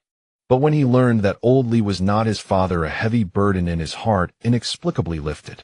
Perhaps it was the obsession with a father figure. Since old Li was not his biological father, it was only natural that he didn't love him. Dad, Mom, but we can't confirm this with old Li because we don't know why my biological grandmother hid here. If it involves some serious matter, we might get into trouble. So we need to plan carefully and talk about this later. For now, let's quickly sever ties with the Li family. Shi Dalong increasingly admired Li Qiuge's foresight. She had thought everything through so thoroughly. Li Tai and Wang Shulian also quickly nodded. Indeed, if this was true, then her biological grandmother must have been involved in some life or death matter, otherwise why would she hide? Just then, old Mrs. Li and a large group of the Li family arrived at Li Qiuge's room. Li Tai, you bastard. How dare you disrespect your stepmother? You've gone too far. With that, old Li raised his stick to strike Li Tai. Li Qiuge couldn't let her father be beaten again. Just as she was about to step forward, Shi Dalong beat her to it and blocked old Li's stick. How dare you disrespect my father-in-law? I'll break your legs. With that, Shi Dalong snapped old Li's walking stick in two with just his fingers. The Li family was all stunned. The walking stick old Li held was made of willow, the toughest wood, yet Shi Dalong had broken it with his fingers. Shi Dalong, you've gone too far. My grandfather is your wife's elder, and you show him such disrespect. You have no manners. Li Junjie, the eldest grandson who studied, said. He had just returned from the city with his brother a couple of days ago. Li Junjie, what right do you have to spout nonsense here? He is not my elder. What kind of elder sells his own granddaughter to fund his grandson's studies? Li Junjie, aren't you ashamed? You study with the money from selling your sister. If I were you, I'd have drowned myself in the latrine long ago. And now you have the nerve to spout off in front of me. This Li Junjie was nothing but a pretentious fool with no real aptitude for learning. He had taken the exams so many times and hadn't even passed the Shoutsai level, yet the Li family still thought their eldest grandson would amount to something great. They didn't hesitate to sell Li Qiuge to fund his studies. Li Qiuge, you are a young married woman, yet you spew foul language. What a disgrace to scholarship. A person like you is only fit to marry Shi Dalong, a filthy peasant. Li Junjie said, his face red with anger. My husband is a peasant, so what? But my peasant husband has more literary talent than you. With the half-ounce of ink in your belly, you dare to show off in front of my husband. And you talk about disgracing scholarship. I don't think you're even worthy of uttering those words. Li Qiuge, like a hen with its feathers ruffled, rained down a torrent of abuse on Li Junjie. Li Tai, are you dead? Why don't you control your little bitch of a daughter? Old Mrs. Li furious jumped in front of old Li and pointed at Li Tai's nose, cursing. I'll beat you, old bitch. Just now I told you to go to old cripple at the east end of the village. Well, you're back already. Now you're bouncing around in front of me. Li Qiuge, without waiting for old Mrs. Li to react, strode up and gave her 2 slaps across the face. The slaps sent old Mrs. Li seeing stars. Li Qiuge, you're asking for death. How dare you hit my mother? Old Mrs. Li's 2 sons Li Gang and Li Tong, seeing their mother struck, rushed to attack Li Qiuge. Shi Dalong quickly stepped forward and delivered 2 consecutive kicks, sending both of them flying from the room far outside. The 2 fell to the ground, each spitting out a mouthful of blood. Their wives, terrified, rushed over. Husband, husband, are you all right? Qiuge, how could you let your man beat your brothers-in-law like this? They're not my brothers-in-law, just two idiots. Don't worry, they won't die. It's just stomach bleeding. They'll be fine after a couple of days of rest. Husband, next time take it easy. Don't make them spit blood. It makes me sick. Qiuge finished frowning with disgust to show that she really was nauseated. When Li Junjie and Li Junqing saw that Daland had struck with such ferocity, leaving their father severely injured, they could no longer stand idle. They went into the courtyard to grab weapons, determined to fight to the death against Daland. Are you two good-for-nothings really thinking of going head-to-head with my husband? You're simply asking for death. I advise you to save your strength while you still can. They say scholars are useless, but even if you exerted all your strength, you couldn't lay a finger on my husband. Qiuge sneered at her two cousins who had always bullied her in the past. Li Tai, are you truly my son? These two are your own brothers, yet you just stand there watching your brother-in-law beat them, not daring to utter a single word. Old Man Li realized that even if his entire family teamed up, they still stood no chance against Daland. A few days ago, his wife had been nagging him to kick Li Tai and his wife out of the house. He had hesitated, but he never imagined such an incident would occur today. My father doesn't have an upset stomach, so why would he be passing gas constantly? And what do you mean, brothers? Old Man Li, don't you feel guilty saying such things? Do you look like my father? Do you dare swear before heaven that he is your son? Look at your face. You wouldn't do your parents any favors. And your bastard child is no better, sharing the same wretched appearance as you.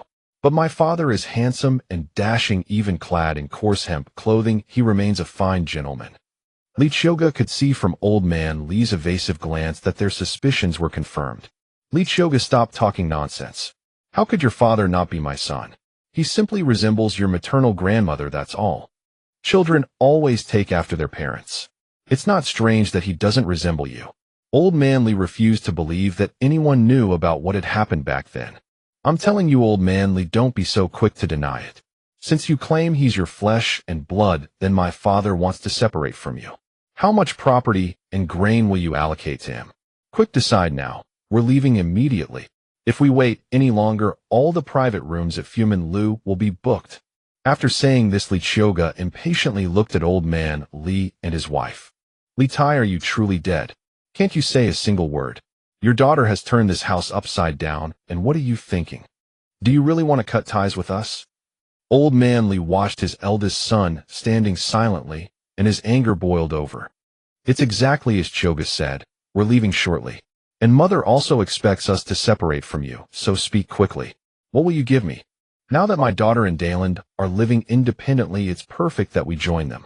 Better than staying in this dilapidated mud brick house, cold in winter and sweltering in summer. After saying this, Li Tai kept staring at Old Man Li, silently urging him to hurry up and pay, money or grain, whatever he had to offer. I'm not dead yet. Not a chance of you separating from this family. Old Man Li exclaimed angrily. That's not something you can decide. My father wants to leave and no one can stop him.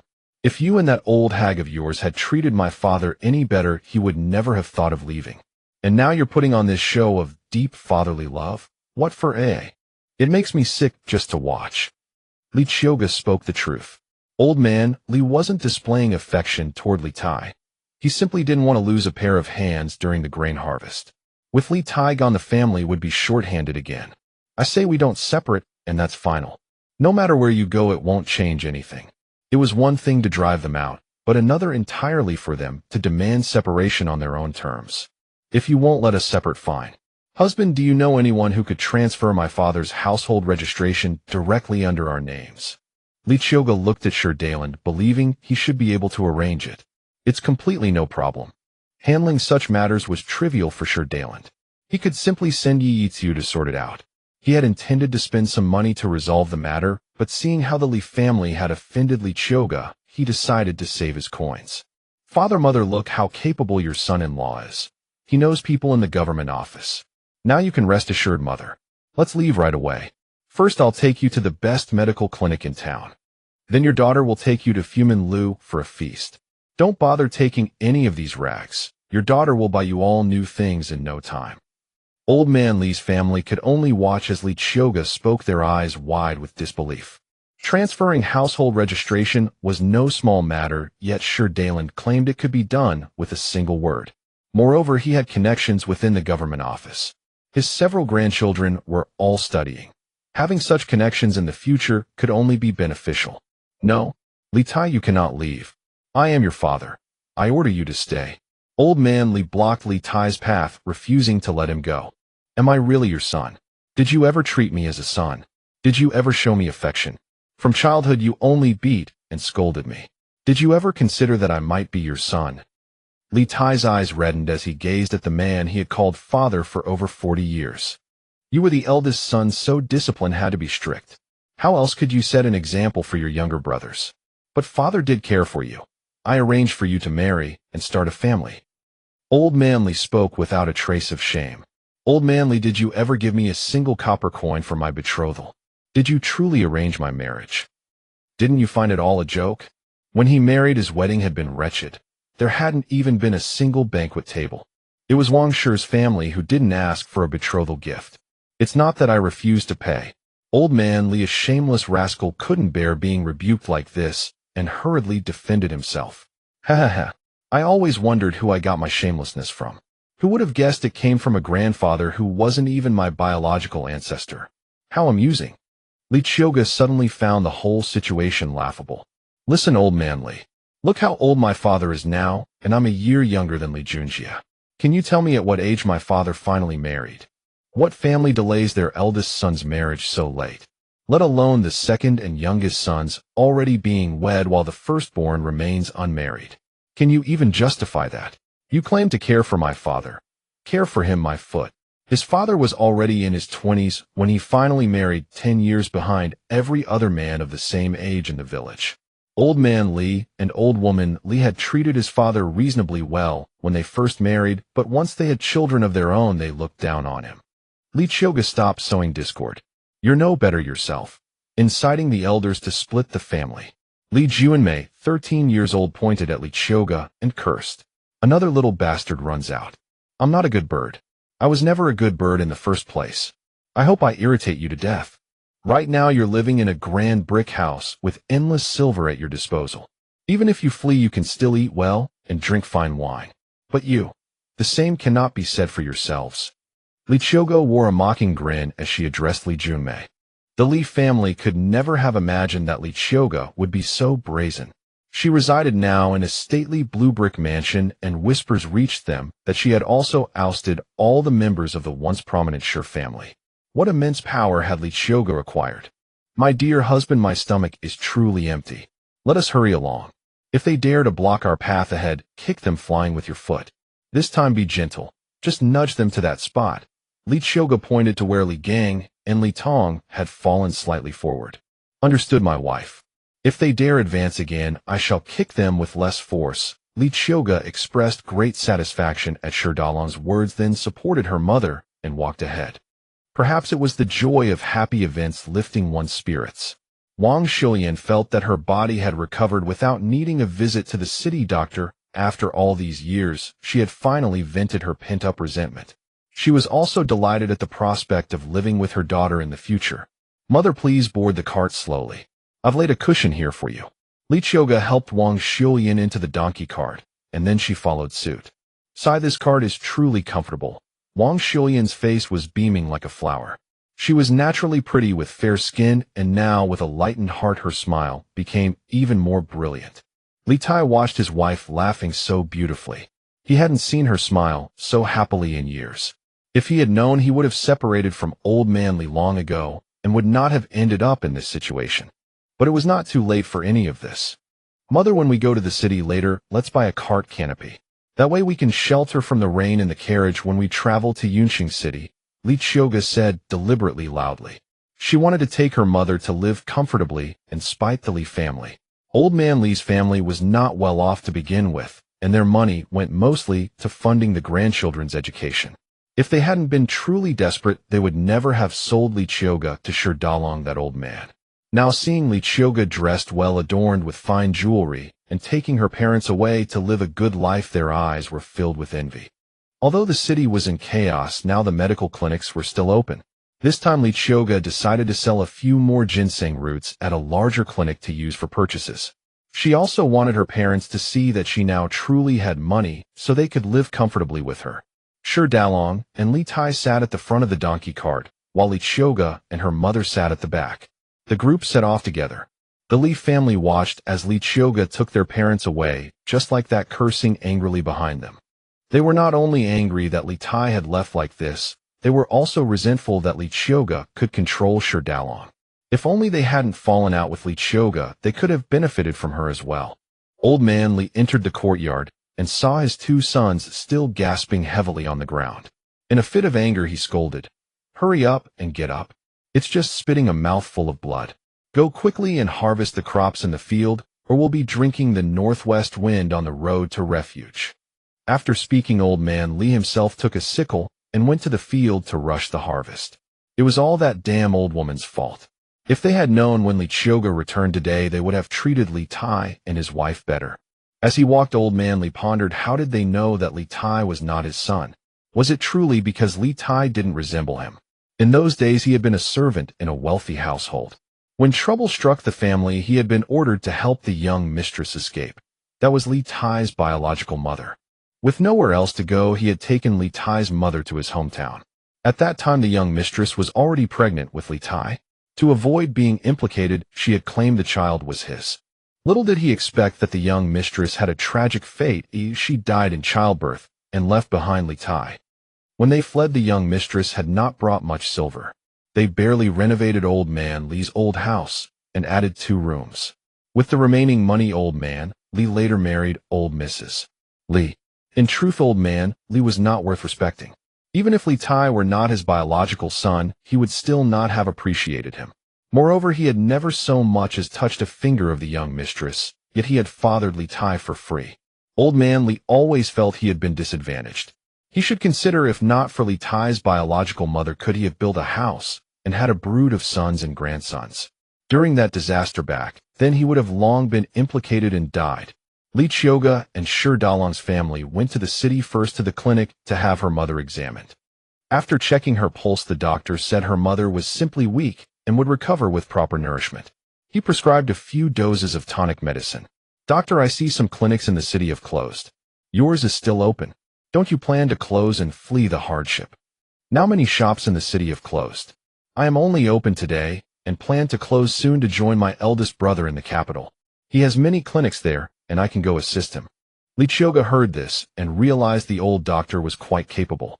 Since this old doctor had relatives in the capital and operated several clinics, selling him some wild ginseng would surely be possible. "Old doctor, do you accept wild ginseng? I have a few decent roots here that I'm eager to sell. You might find use for them in the capital." Upon hearing this young lady, the old doctor did not take it too seriously. How could she possess good ginseng? It was likely ordinary. But he did not wish to underestimate people. "Then, young lady, please show them to me. If they are acceptable, I will buy them," the old doctor said while preparing the medicine. Shi Dalong was quite surprised. When had Qiuge gone digging for wild ginseng again? How had he not known? Qiuge pretended to search for the wild ginseng in the donkey cart, then pulled out 4 or 5 roots from an unremarkable worn bundle. "Old doctor, what do you think of these ginseng roots? How much are you willing to give?" The old doctor's eyes widened as he looked at the 5 ginseng roots in Qiuge's hand. These were wild ginseng that had grown for hundreds of years. He was certain. How could this young woman have such good fortune to encounter such fine ginseng? These are all over 100 years old, at least 500 years. The old doctor's hands trembled as he picked up a wild ginseng root. If these wild ginseng roots were taken to their family clinic in the capital, they would surely become famous. They could entirely serve as treasured items for the shop. So they are 500 years old. That is truly rare. Qiuge had not expected that after nurturing them in her spatial realm for just a few days, the ginseng had grown to such maturity. Indeed, what came from the spatial realm was always of top quality. "Young lady, I will take all 5 wild ginseng roots. I will give you 5,000 taels." These 500-year-old ginseng roots were indeed worth that much money, and in the capital, they could be multiplied several times over. Qiuge's father and mother stared in disbelief. 5,000 taels. What did that mean? Their daughter had earned so much money in one go. No wonder she had the confidence to say they could live comfortably with her. Deal. 5,000 taels of silver was no small amount. Qiuge thought it was acceptable. Given the current situation, she was very satisfied to have sold them for so much money. The old doctor happily rushed upstairs, retrieved a banknote for 5,000 taels, and handed it to Qiuge. Then, as if holding a rare treasure, he placed the 5 wild ginseng roots in a room. When seeing Qiuge and her family out, the old doctor cheerfully waived the charge for the few doses of tonic medicine they had purchased. Of course, Qiuge also thanked him profusely. Although these medicines were not worth a single tael of silver, they were a thoughtful gesture. He also urged Qiuge to seek him out at the clinic in the capital if she ever had such fine ginseng again. As Qiuge boarded the carriage with her parents, she noticed that both her father and mother seemed dazed, moving in a clumsy, uncoordinated manner. "Qiuge, are we dreaming? Did you really sell for so much money all at once?" Li Tai and Wang Xiulian gazed at their daughter, unable to believe their ears as they questioned her. Qiuge understood their feelings. A farming family could toil their entire lives and barely save a few dozen taels of silver. The sight of thousands of taels was indeed terrifying. Qiuge quickly took out 100 tael silver note and showed it to her parents. Wang Xiulian was literate, and though Li Tai knew only a few characters, he could recognize simple ones, all taught by Wang Xiulian. With trembling hands, Wang Xiulian and Li Tai took the silver note, examining it closely. It was indeed a 100 tael note. After confirming, they hastily returned it to Qiuge in a fluster. "Mother, keep this silver note for you and father to spend," Qiuge said, handing it back to her mother, who immediately waved her hands in panic. "Qiuge, you should hold on to this money. If your mother needs something, you can buy it for me. I've never even touched such a large silver note. I dare not take it. If I did, I'd be afraid to sleep at night. You must hide it well and never lose it." Wang Xiulian spoke the truth. Before marriage, she occasionally had a few bits of silver in her maiden home, but after marrying Li Tai, she rarely had even a few copper coins in her hands. "Qiuge, keep the money yourself. Don't put us in such a spot." Li Tai also showed a frightened expression, feeling as if the 100 tael note was a hot potato. "Qiuge, listen to your parents. You should keep the money." Sure, Dalong chimed in, advising Qiuge not to press the money on her parents, or they truly wouldn't sleep well. "All right then. Later I'll exchange some small silver for you to carry, so you won't be without money in an emergency." Li Tai and Wang Xiulian didn't object to this decision. After all, a few bits of silver were different from hundreds of taels. "Yes, your mother has only ever handled a few taels at most. Giving me more would truly frighten me." Wang Xiulian felt she was being timid, but she couldn't help it. She had developed this meek nature after years in the Li family. "All right, mother, let's hurry to the ready-made clothing shop by the fields and buy you some clothes. After a few days, it won't be so easy to shop." Qiuge made up her mind. She would gradually correct her mother's habit of thriftiness until she could spend hundreds or thousands of taels without batting an eye. But Qiuge knew that her mother at her age could not change her frugal ways overnight. That was fine. As long as she was there, she would buy her the best food and clothes. "Qiuge, ready-made clothes are so expensive. If we have time, I can make a few sets myself," Wang Xiulian said, true to her nature. Even though her daughter now had plenty of money, she still believed in saving wherever possible. "Let's go to the clothing shop first. We need to buy at least 2 outfits for you and father to change into. If you want to make some yourself, we can also buy some fabric." Wang Xiulian thought it over. They were about to return to Qiuge village with their daughter. They couldn't show up in tattered clothes and embarrass her. They did need to buy a couple of ready-made outfits to change into. Li Tai and Wang Xiulian followed Qiuge and Dalong to the same ready-made clothing shop they had visited before. They marveled at how well Dalong treated their daughter, entrusting her with such a large sum of money and being so kind to them. Though a bit older, he certainly knew how to care for others. When Qiuge and her party entered the shop, the owner was busy packing up his goods, planning to set off that very day with everything in the store. 2 carts outside were already loaded. Fortunately, he had started clearing out stock a few days earlier, or he would have had even more left over. "Boss, are you leaving already?" Qiuge saw the shopkeeper along with 2 young assistants sweating profusely from the hustle. The shopkeeper turned around. Was Qiuge. What was this young woman doing here again? She had already bought many clothes a few days ago. Wasn't that enough? While everyone else was preparing to flee from disaster, this woman was spending all her money on clothes instead of saving it for food or travel expenses. What a spendthrift. Madam here for more clothes. If you want to buy, you'd better hurry, else soon there won't be any left. All the shops in town are packing up, planning to leave in a few days. I have a lot of stock, so I'll start moving things to Qiuge City tomorrow. I've rented a shop there, the shopkeeper said. Though he disapproved of Qiuge's spending habits, he thought she might patronize his business again if they also went to Qiuge City. Boss will be going to Qiuge City in a few days too. I'll come to your shop again. Today I'd like to buy some clothes for my parents. Qiuge stated the purpose of her visit. What fabric do you want for your parents? I've already packed everything, but if you tell me what you need, I'll find it for you. All the clothes in the shop were now bundled into packages. It wouldn't be practical to open them all. All fine cotton cloth, please. Just pick 2 or 3 sets that fit my father's height. Do the same for my mother. Choose what suits her. Also prepare the undergarments, shoes, and socks. Qiuge figured that since everything was already packed, it would be unnecessary to browse thoroughly. Besides, her parents weren't picky. Alright, your father is quite tall, so he'll need large sizes. Your mother is about your build. Ooh, I'll pick a few outfits suitable for a married woman. With a glance, the shopkeeper knew exactly what sizes Li Tai and Wang Shulian needed. Mother, please make do with these clothes for now. When we get to Qiuge City, I'll take you to a shop and buy you something nicer. Qiuge had originally planned to let her mother choose freely, but the shopkeeper had already packed everything. Mother thinks these are already good enough. There's no need for anything better. I haven't worn new clothes in years, let alone fine cotton ones. Before she married, when she was still a maiden at home, her father was a scholar who taught and earned a modest income, so she never lacked food or clothing.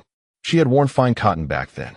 But after marrying Shi Dalong, she had only worn hand-me-downs of coarse hemp and linen. Li Tai had never owned a new piece of clothing in his entire life, let alone fine cotton. Now their daughter was buying them several new outfits at once. What more could they possibly ask for? Here you are, this is what I've picked for you. Would you like to change at home or here? We have a changing area in the back. The shopkeeper remembered that this young woman had immediately put on her new clothes when she bought them last time. Of course we'll change here. Father, mother, go put on your new clothes. Urged by Qiuge, Li Tai and Wang Shulian went to the back to change. Qiuge paid for all the clothes she had bought for her parents outside and also selected several bolts of fabric. Her mother had just arrived at Shijiao village and surely had nothing to do, so Qiuge thought it would be nice to buy some fabric to keep her occupied and relieve her boredom.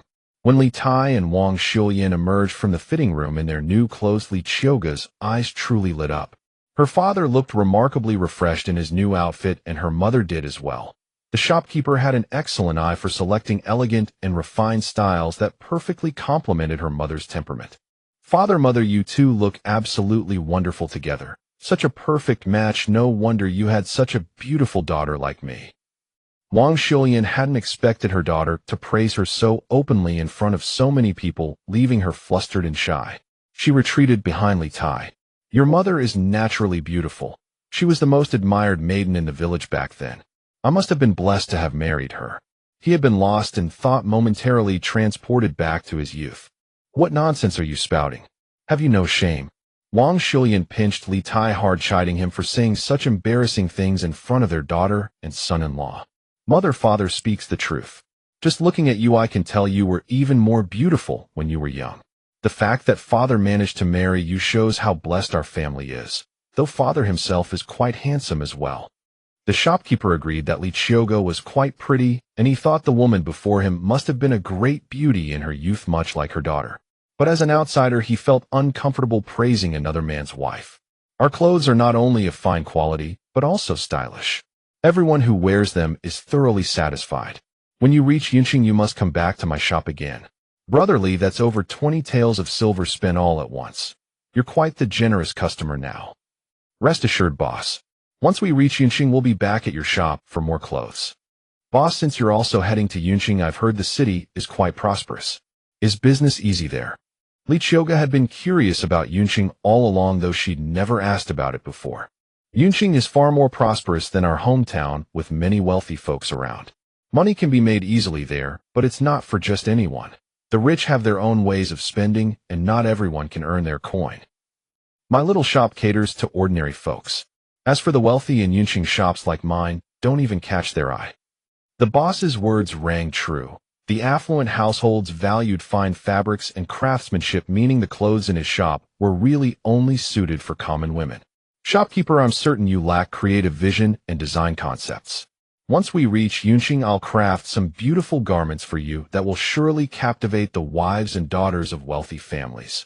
They'll find them irresistible.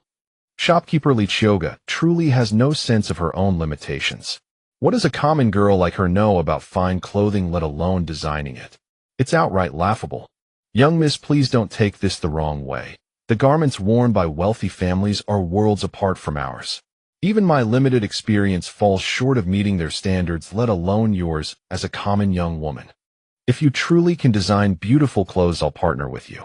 Let me tell you, my eldest uncle also runs a fabric shop with major clients.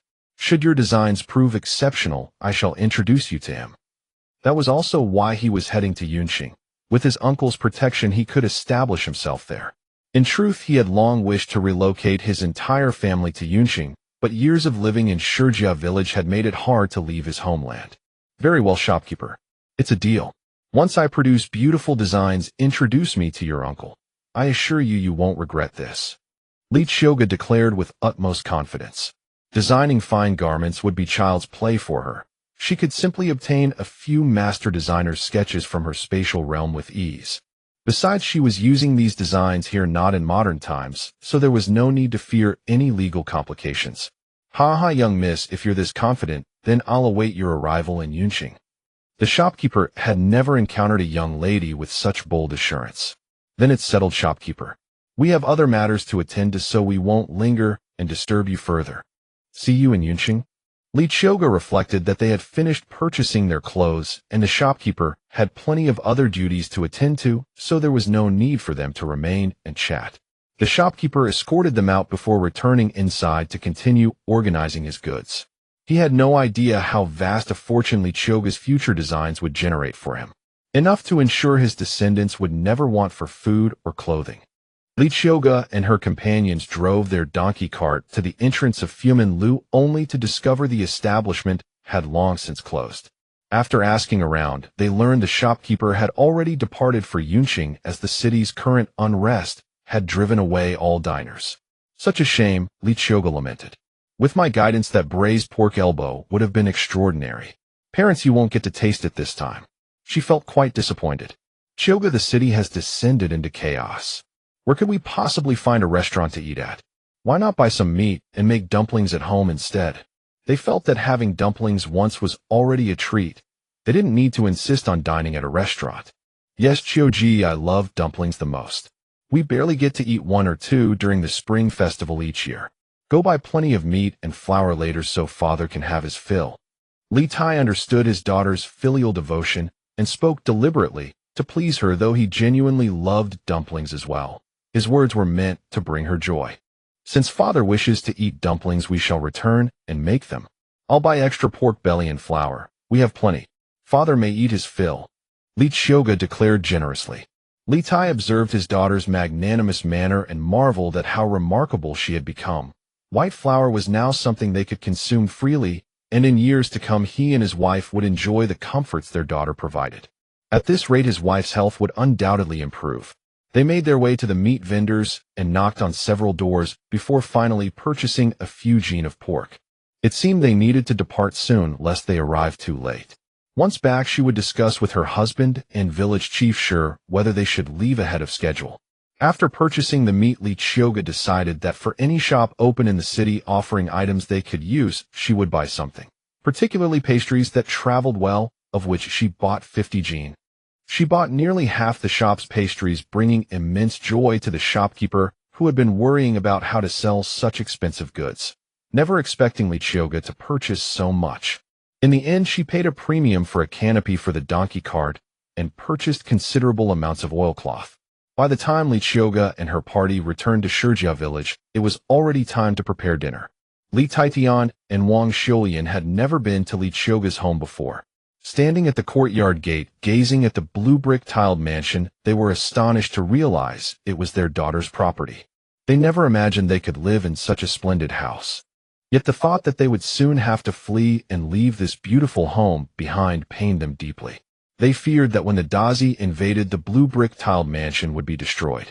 Qiuge opened the courtyard gate and invited her parents inside. Shi Dalong tied the donkey cart to the shed. Qiuge approached Shi Dalong by the tied donkey and whispered, "I think I saw your friend again just now. When you meet him later, have him process the household registration for my parents." Shi Dalong had thought Qiuge was leaning close to whisper something else. He marveled at how sharp his wife's eyes were. She could spot Yi no matter where he hid. If he hadn't known Yi's skills, he would have thought their personal guard was incompetent. "Got it," Shi Dalong said softly. Li Tai and Wang Shulian watched their daughter and son-in-law behave so intimately and couldn't help but shake their heads with a smile. Newlyweds were indeed affectionate, just like they had been back in the day. "Qiuge, we need to unload the things from the donkey cart. Which room should we move them to?" Li Tai and Wang Shulian thought about the goods on the cart. "Mother, there are plenty of empty rooms. Any will do. Let's put them in this room.